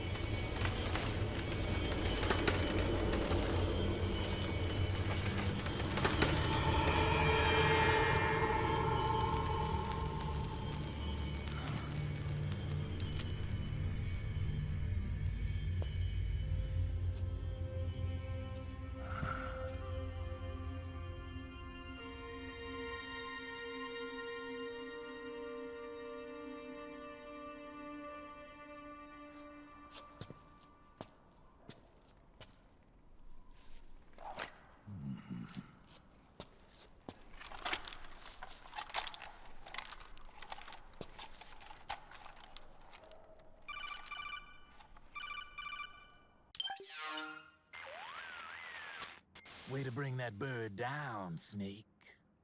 Drebin. And you got yourself a souvenir, too. A grenade launcher. Nice. That's a real user-friendly weapon. Not much use to me without an ID, though. I'll launder this one free of charge. What's the catch? Only that you give it to me when you're done with it. A weapon with that many decades of rage stored up inside it? Now that's a collector's item. How old was she? I'd say about 20. But she had years of soldiers' rage hidden away in that youthful body of hers. Soldiers? Yeah, the soldiers of Ake. A place that hasn't seen peace in a long, long time. She was captured by one side or another, and kept caged up like an animal, along with God knows how many other kids. Anonymous violence. Exactly. It's unknown whether her captors were with the government or the rebels. In any case, they got their kicks by abusing these helpless little kids day after day after day. That constant barrage, that battlefield rage slowly built up inside their bodies, their minds. The kids tried to keep each other's spirits up, always clinging to the hope that someone would come to their rescue, barely surviving off of scraps of food. But those soldiers didn't stop. They called the kids parasites and shit-eating ravens, beat them even harder. Then one morning, the soldiers just up and left, leaving the surviving kids to be eaten alive by the birds. Almost like one of those sky burials. One by one, their bodies were picked apart by ravens' beaks, until finally the flock came for her. But by some miracle, their beaks cut her bonds instead. And like that, she was liberated.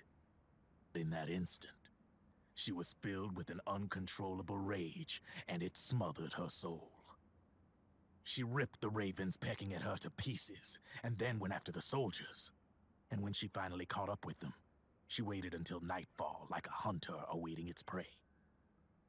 They say that when a raven cries, a man dies. And that's exactly what happened that night. Screeching and cawing, she killed every last living being in the camp. Both the soldiers and the civilians they'd enslaved. In her eyes, there was no longer a difference. The cruelty her friends had suffered, the pain and humiliation she'd endured. Hers was the distillation of the rage that decades of war had imparted on those soldiers. It was her strength, and her greatest weakness. You're something else, Snake. You managed to cleanse Raven of her rage. No, seriously. You're the seed of war. In fact, I'd say you might even be war itself. Drebin. Maybe it's still too early to tell. You've still got half the B&B Corps ahead of you. Keep your eye on the ball, pal.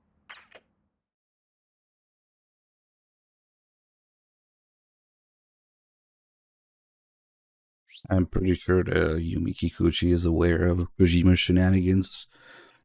Of course.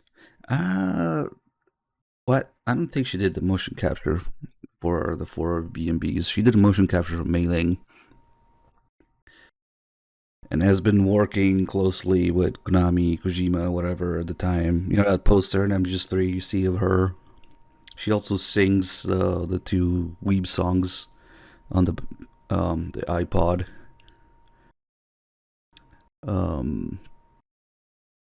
And they use her likeness for Raging Raven, but she motion captures Mei Ling.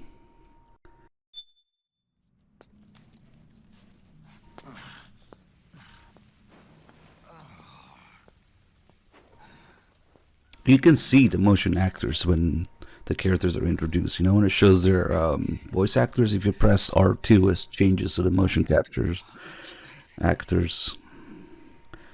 Maybe we'll try it with Crime Wolf when she shows up. The real one is floating down the river, headed downstream. I managed to get in touch with the children. The Pix is safe. We're going to rendezvous. Did she do her own motion capture for Raging Raven too? I guess that would make sense. I don't know. I forgot to hit R2 when she was introduced. The chance of escape. For sure, she's Mei Ling's motion actress. Good thinking. Are you sure you're not getting confused with her face being used for Raging Raven? Kojima's scanning models.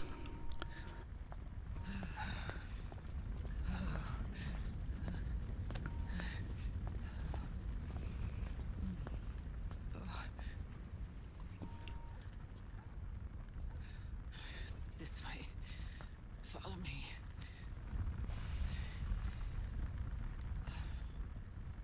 I don't need to feel the wind anymore. There's no need to keep lying to myself. I only get off my bike when I fall in love. Or... Yeah, I guess it makes sense. She does her own motion capture too. Give me a hand. Yeah.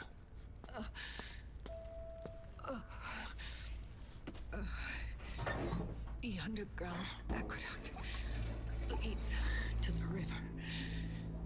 There should be I think she was regularly on, or she was regularly on Kojima's Hida-chan program thing.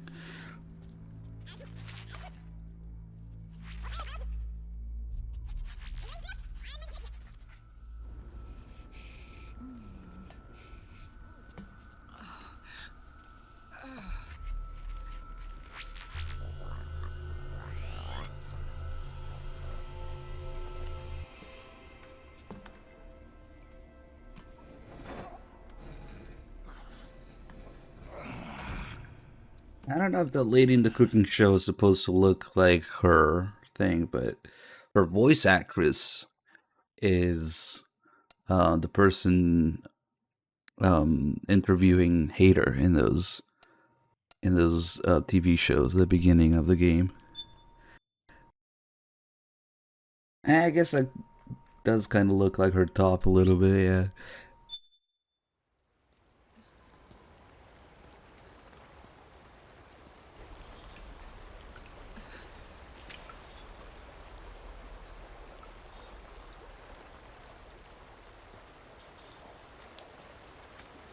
Yeah, those things are largely ignored, but a lot of production value and details went into them. All those crazy TV programs and ads at the beginning of the game.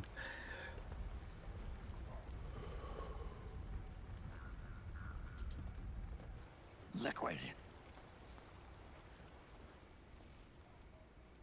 Not bad. Where's the pigs? That no longer matters. Where is it?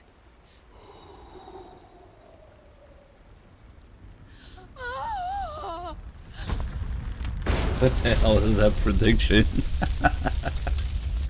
Is that it? You clogged the predictions for 30 minutes for that.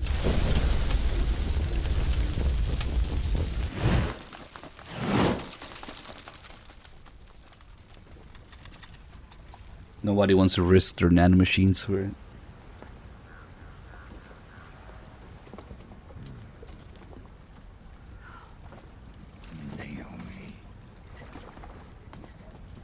Naomi told me everything. And now, thanks to her, I finally have it. The thing I've sought for so long. Big Boss. Put down the gun, Snake. It's already too late. You almost did it. But it looks like I win after all.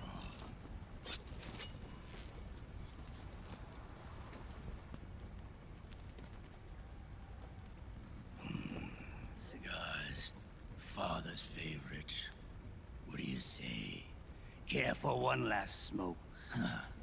You think you're Big Boss now?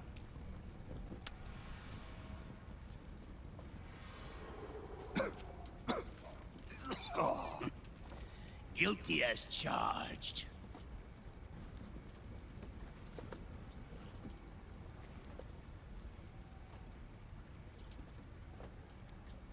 But all all that ends today.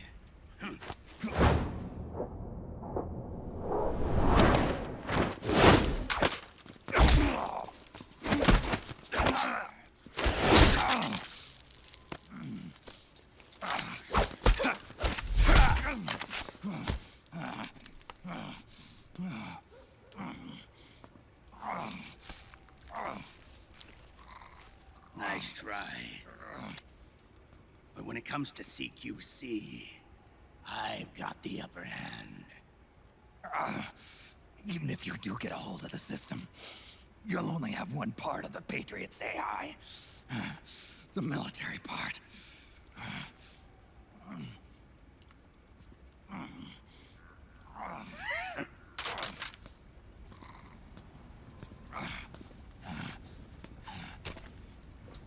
What of it, brother?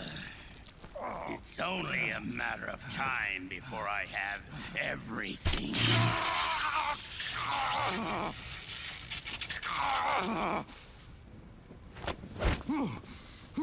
Remember GW?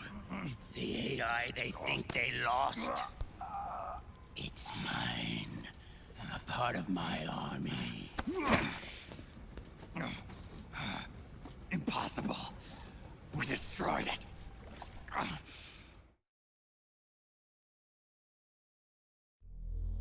Your worm only managed to cut GW into little pieces. Pieces we were able to reconstruct. And then we stowed it away inside JD's network. This man's body has served me well, allowing me to pass every security barrier between me and GW. After all, the Patriots system is nothing more than a machine. Now that GW is a spook inside the network, there's no way JD would recognize it as an external threat. Once I destroy JD with a nuclear strike, the Patriots network will be mine. And then, I'll build my haven, free from all forms of control. I'll cast aside my old identity and take my own name for the first time.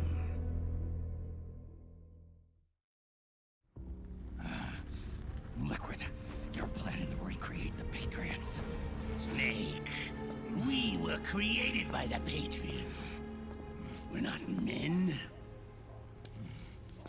We're shadows in the shape of men.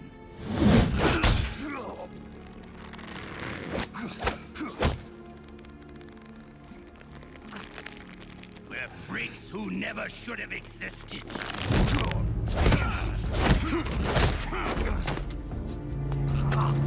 We're a system. Insurance that future generations never prosper.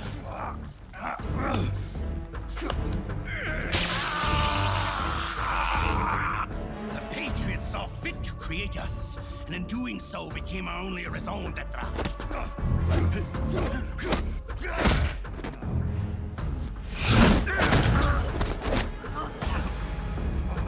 I won't fight my fate any longer.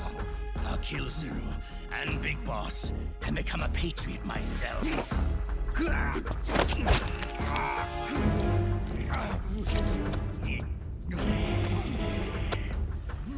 all began with Zero and Big Boss. Our purpose in life is to fulfill our destinies. And once all is returned to Zero, the world can be reborn.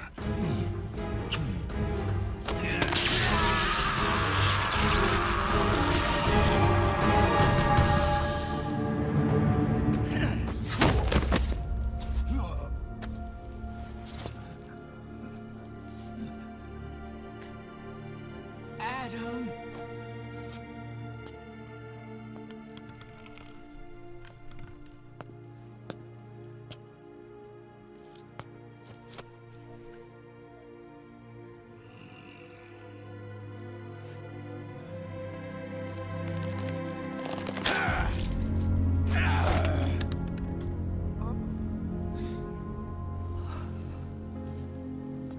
So long as we both live, the world will not know an age of light. If we're to pass the baton to the next generation, the only choice left to us is death.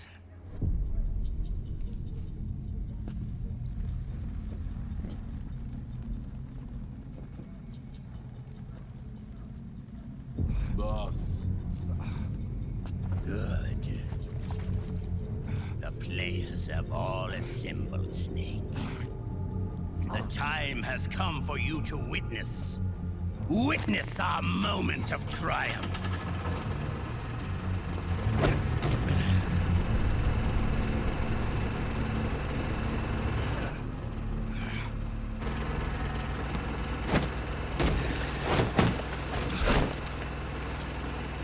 Go!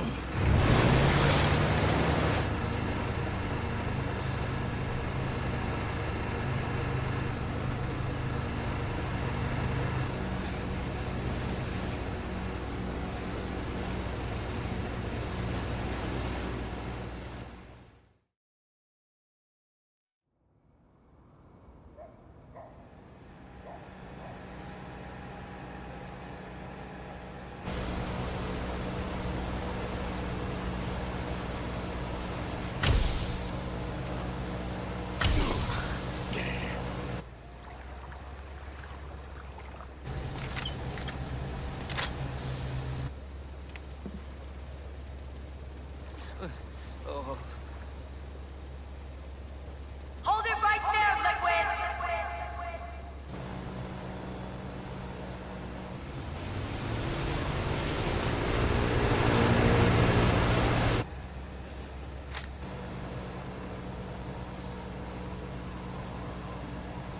Drop your weapons and stand down, now!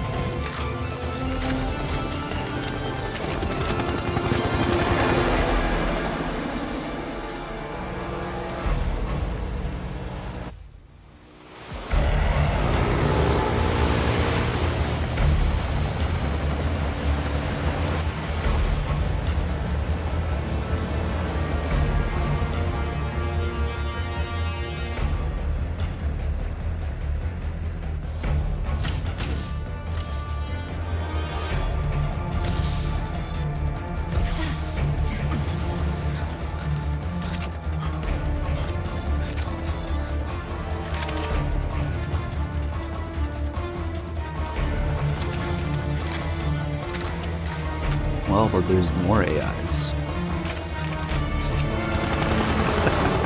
I don't know. And then, of course, they do retcon Emma's not destroying GW completely, and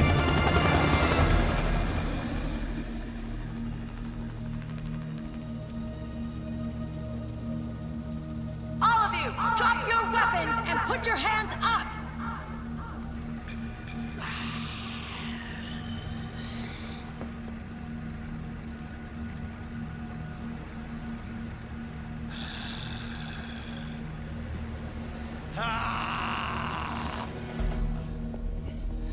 Barrel!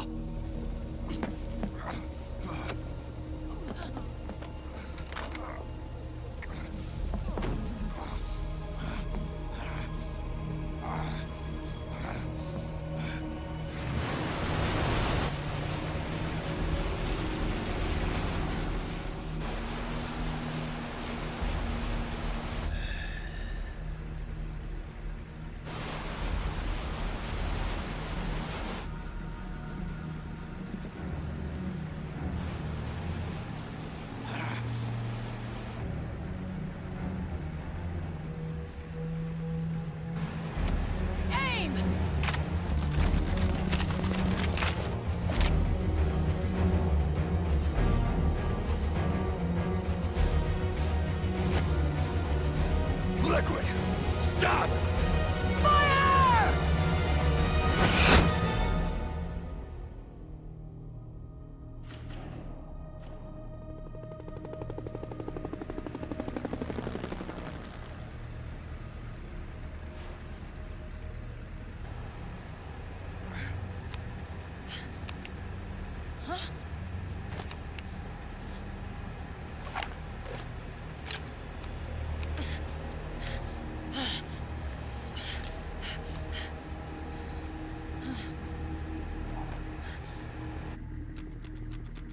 What?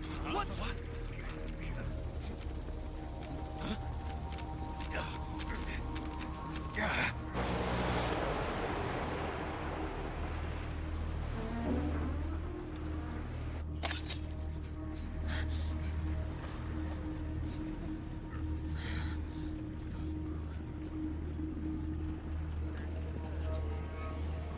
The system is mine. Your guns and your weapons are no longer your own. Behold, guns of the Patriots.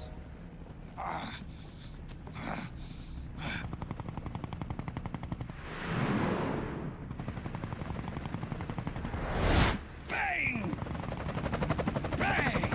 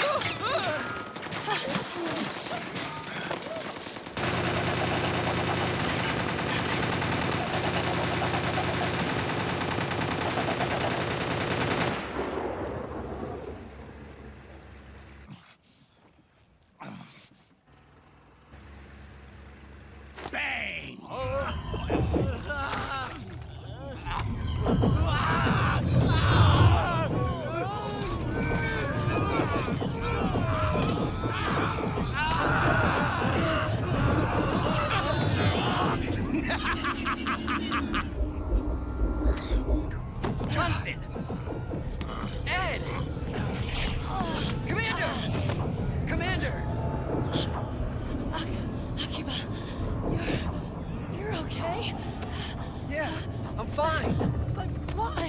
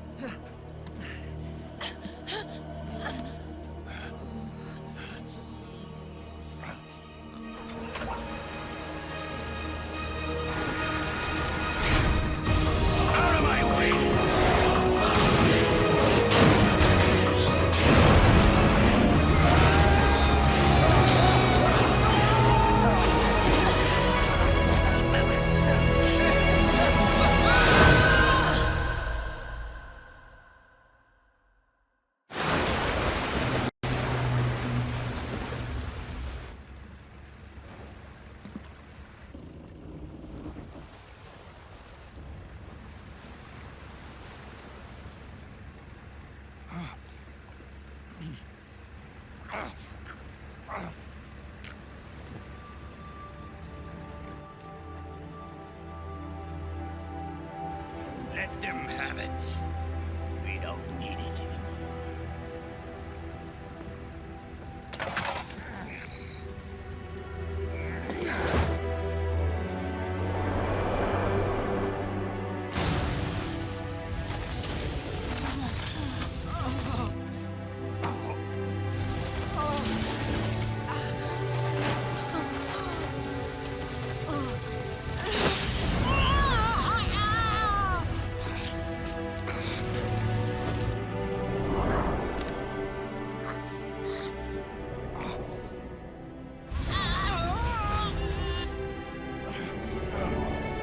So long, Snake.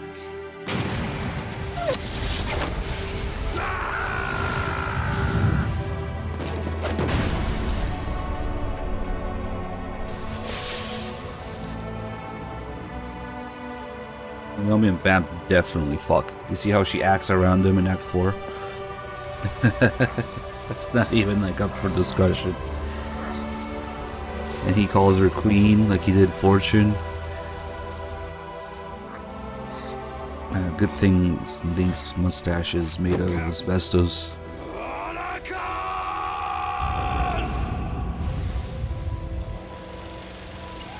Somehow Eva throws herself in the fire for Solidus.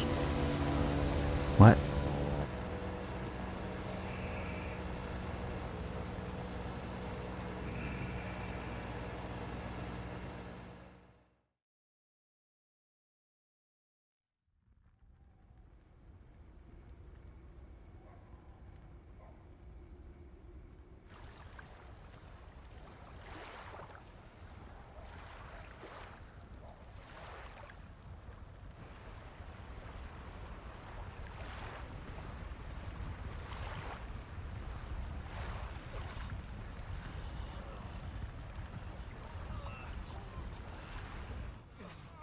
That's just going back to the thing I was talking about where they changed the ending and had the real big boss show up and all those shenanigans.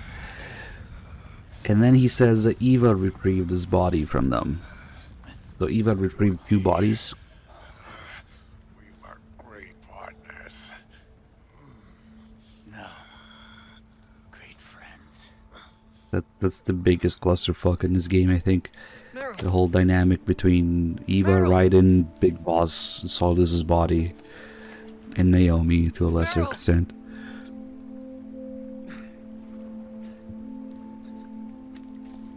My theory is that Meryl falls in love with Johnny because the system just got scrambled and the nanomachines are no longer regulating her brain activity, hormones and whatnot.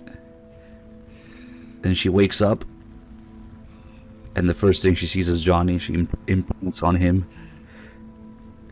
Because, like, her brain secretions are all over the place right now. That's the only reason that she falls in love with him.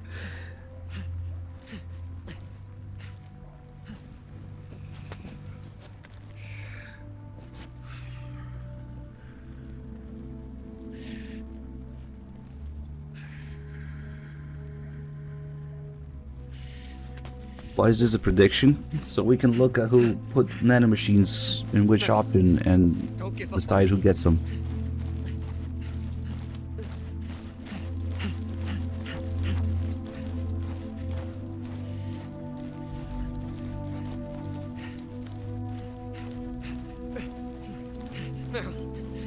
Don't go. Meryl.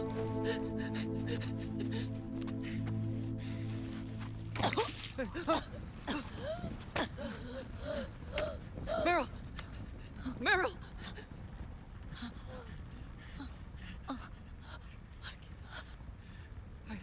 I. It's not. I mean.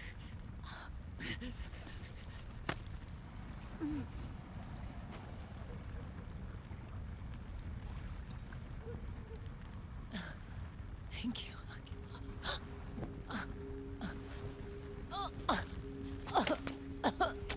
You okay, Meryl?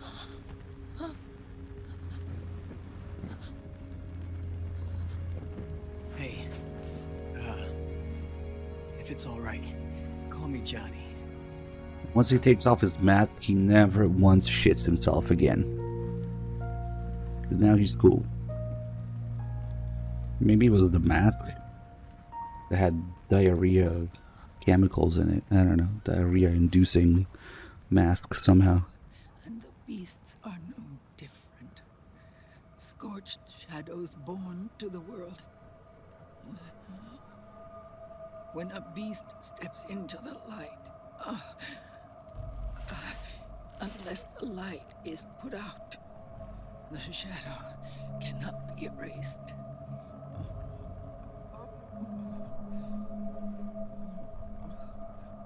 So long as there is light, there is shadow.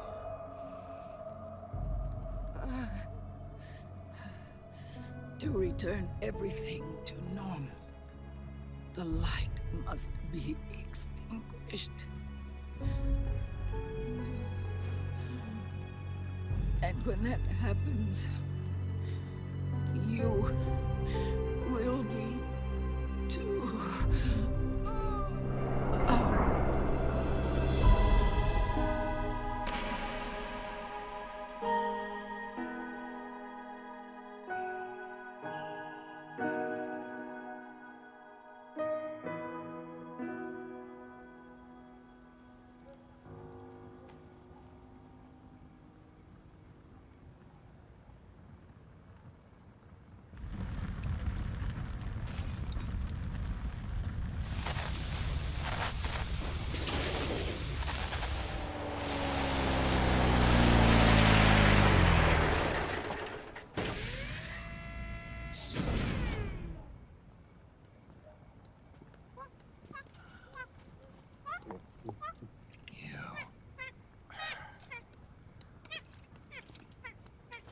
Like I said, we pride ourselves on service.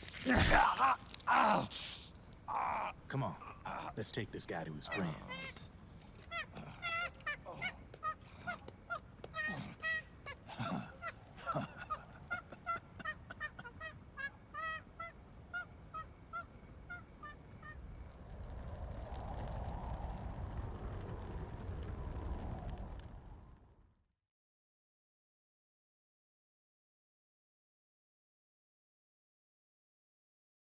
Hey boys, much to my surprise, we're going to switch streamers.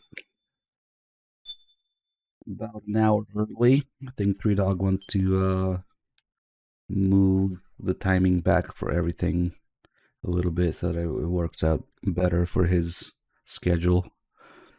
So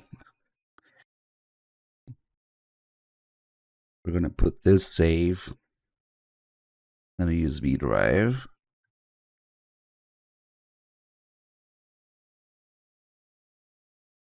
Yeah, I didn't have any of my stuff ready because I didn't think it'd show up already.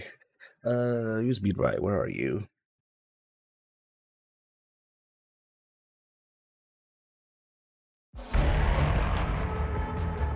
That XMB theme is so loud. Okay. What do we have here? We still have this old save. Let's delete it.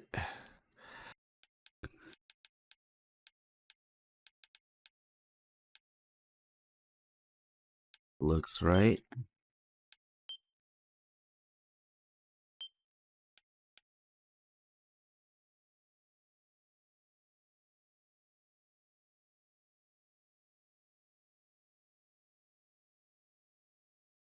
Okay. Let me just send this to 3Dog. Meanwhile, I know just the activity to do while we wait for the thing to transfer and Dog to get his save in order. I wasn't gonna do this because effectively we had to sit there for a while to talk about it. And I didn't want to stall the game, but we'd try and make sense of the freaking thing that happens in this game between what I was just talking about, essentially. Big Boss, Solidus's body, Eva, Raiden, and Naomi. So the facts are that Eva and Raiden retrieved Solidus's body, but also the real Big Boss's body.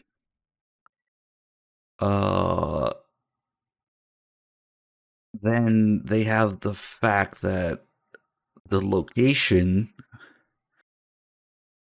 of either Solidus or Big Boss. I mean, when okay, so the body you see there in the van is Solidus's body, and Eva says that they acquired a location from the Raiden's nanomachines.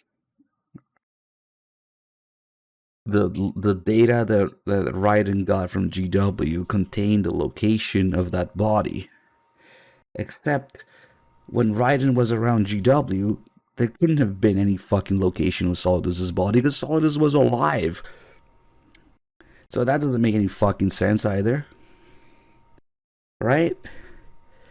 Location of Solidus's body. Bottom of Federal Hall. At the time that Raiden was there. So that doesn't sit right with me for one thing. This is all caused by the fact that the real Big Boss shows up at the end. And he says, Eva stole my body from them. And rebuilt it with pieces from Liquid and Solidus.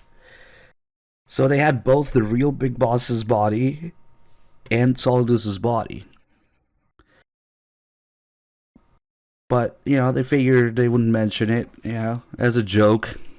To protect what? It doesn't make any fucking sense because functionally they're the same. Solidus's body also works as a key to the system. Because now, in MGS4, Solidus is a perfect clone of Big Boss. So, what the fuck? It's like the equivalent of making a copy of your house key and then leaving it out on the porch with a tag that says main door key. The Patriots created Solidus while hiding the real Big Boss because his genetic code is so precious. They created Solidus, and somehow his genetic sequence is also the key to the system because now he's a perfect clone of Big Boss. In MGS1 and 2, Solidus was never a perfect clone of Big Boss. He was a well-balanced individual, as they called him. I checked this in Japanese too. So, why the fuck would they have both bodies work for that and then create this decoy thing that's not really a decoy thing because Solidus's body fucking works anyway? And the Patriots are so smart making Solidus. And then imagine if they didn't retcon this, like, so what, Solidus was the key to the Patriots all along? And he just never noticed, you know? And I'm just too. Not to mention the Snake doesn't notice that the wrong eye is missing when you see Solidus's body. And then Naomi somehow leaves a message for the real Big Boss after she dies. I don't know, man. The whole thing. The only way that any of this makes sense is if the real Big Boss wouldn't show up at the end, which was the original idea. That's probably a leftover thing from when the original Big Boss wasn't gonna show up randomly at the end. They did that because of the whole mechanic or dynamic behind Akio Otsuka and his father at the time. Probably, mostly. And the fact that they wouldn't let Kojima do the original ending with Snake and Otacon dying instead. So I don't know. That's the thing that I can't wrap my head around in this game, unless you take that real life part of it in consideration. They changed the ending, but then they didn't change the whole thing with the body here. Like, what the fuck? I don't know. Anyway, I'm done rambling about it. I was just gonna ramble until Dog was ready, which he is now. Maybe he'll have a take on this. I don't know. So the stream is gonna go down for a few seconds. Sorry guys, I'm a little disoriented because this wasn't gonna happen for another hour or so. But yeah, we're changing the timing up a bit here. Stream is gonna go down for a few seconds, guys, and then Dog will continue right where we left off. If your stream isn't back in 10 seconds or so, just refresh whatever you're watching this on. Thank you everybody for watching. Hope you guys enjoyed the marathon so far. We'll be right back.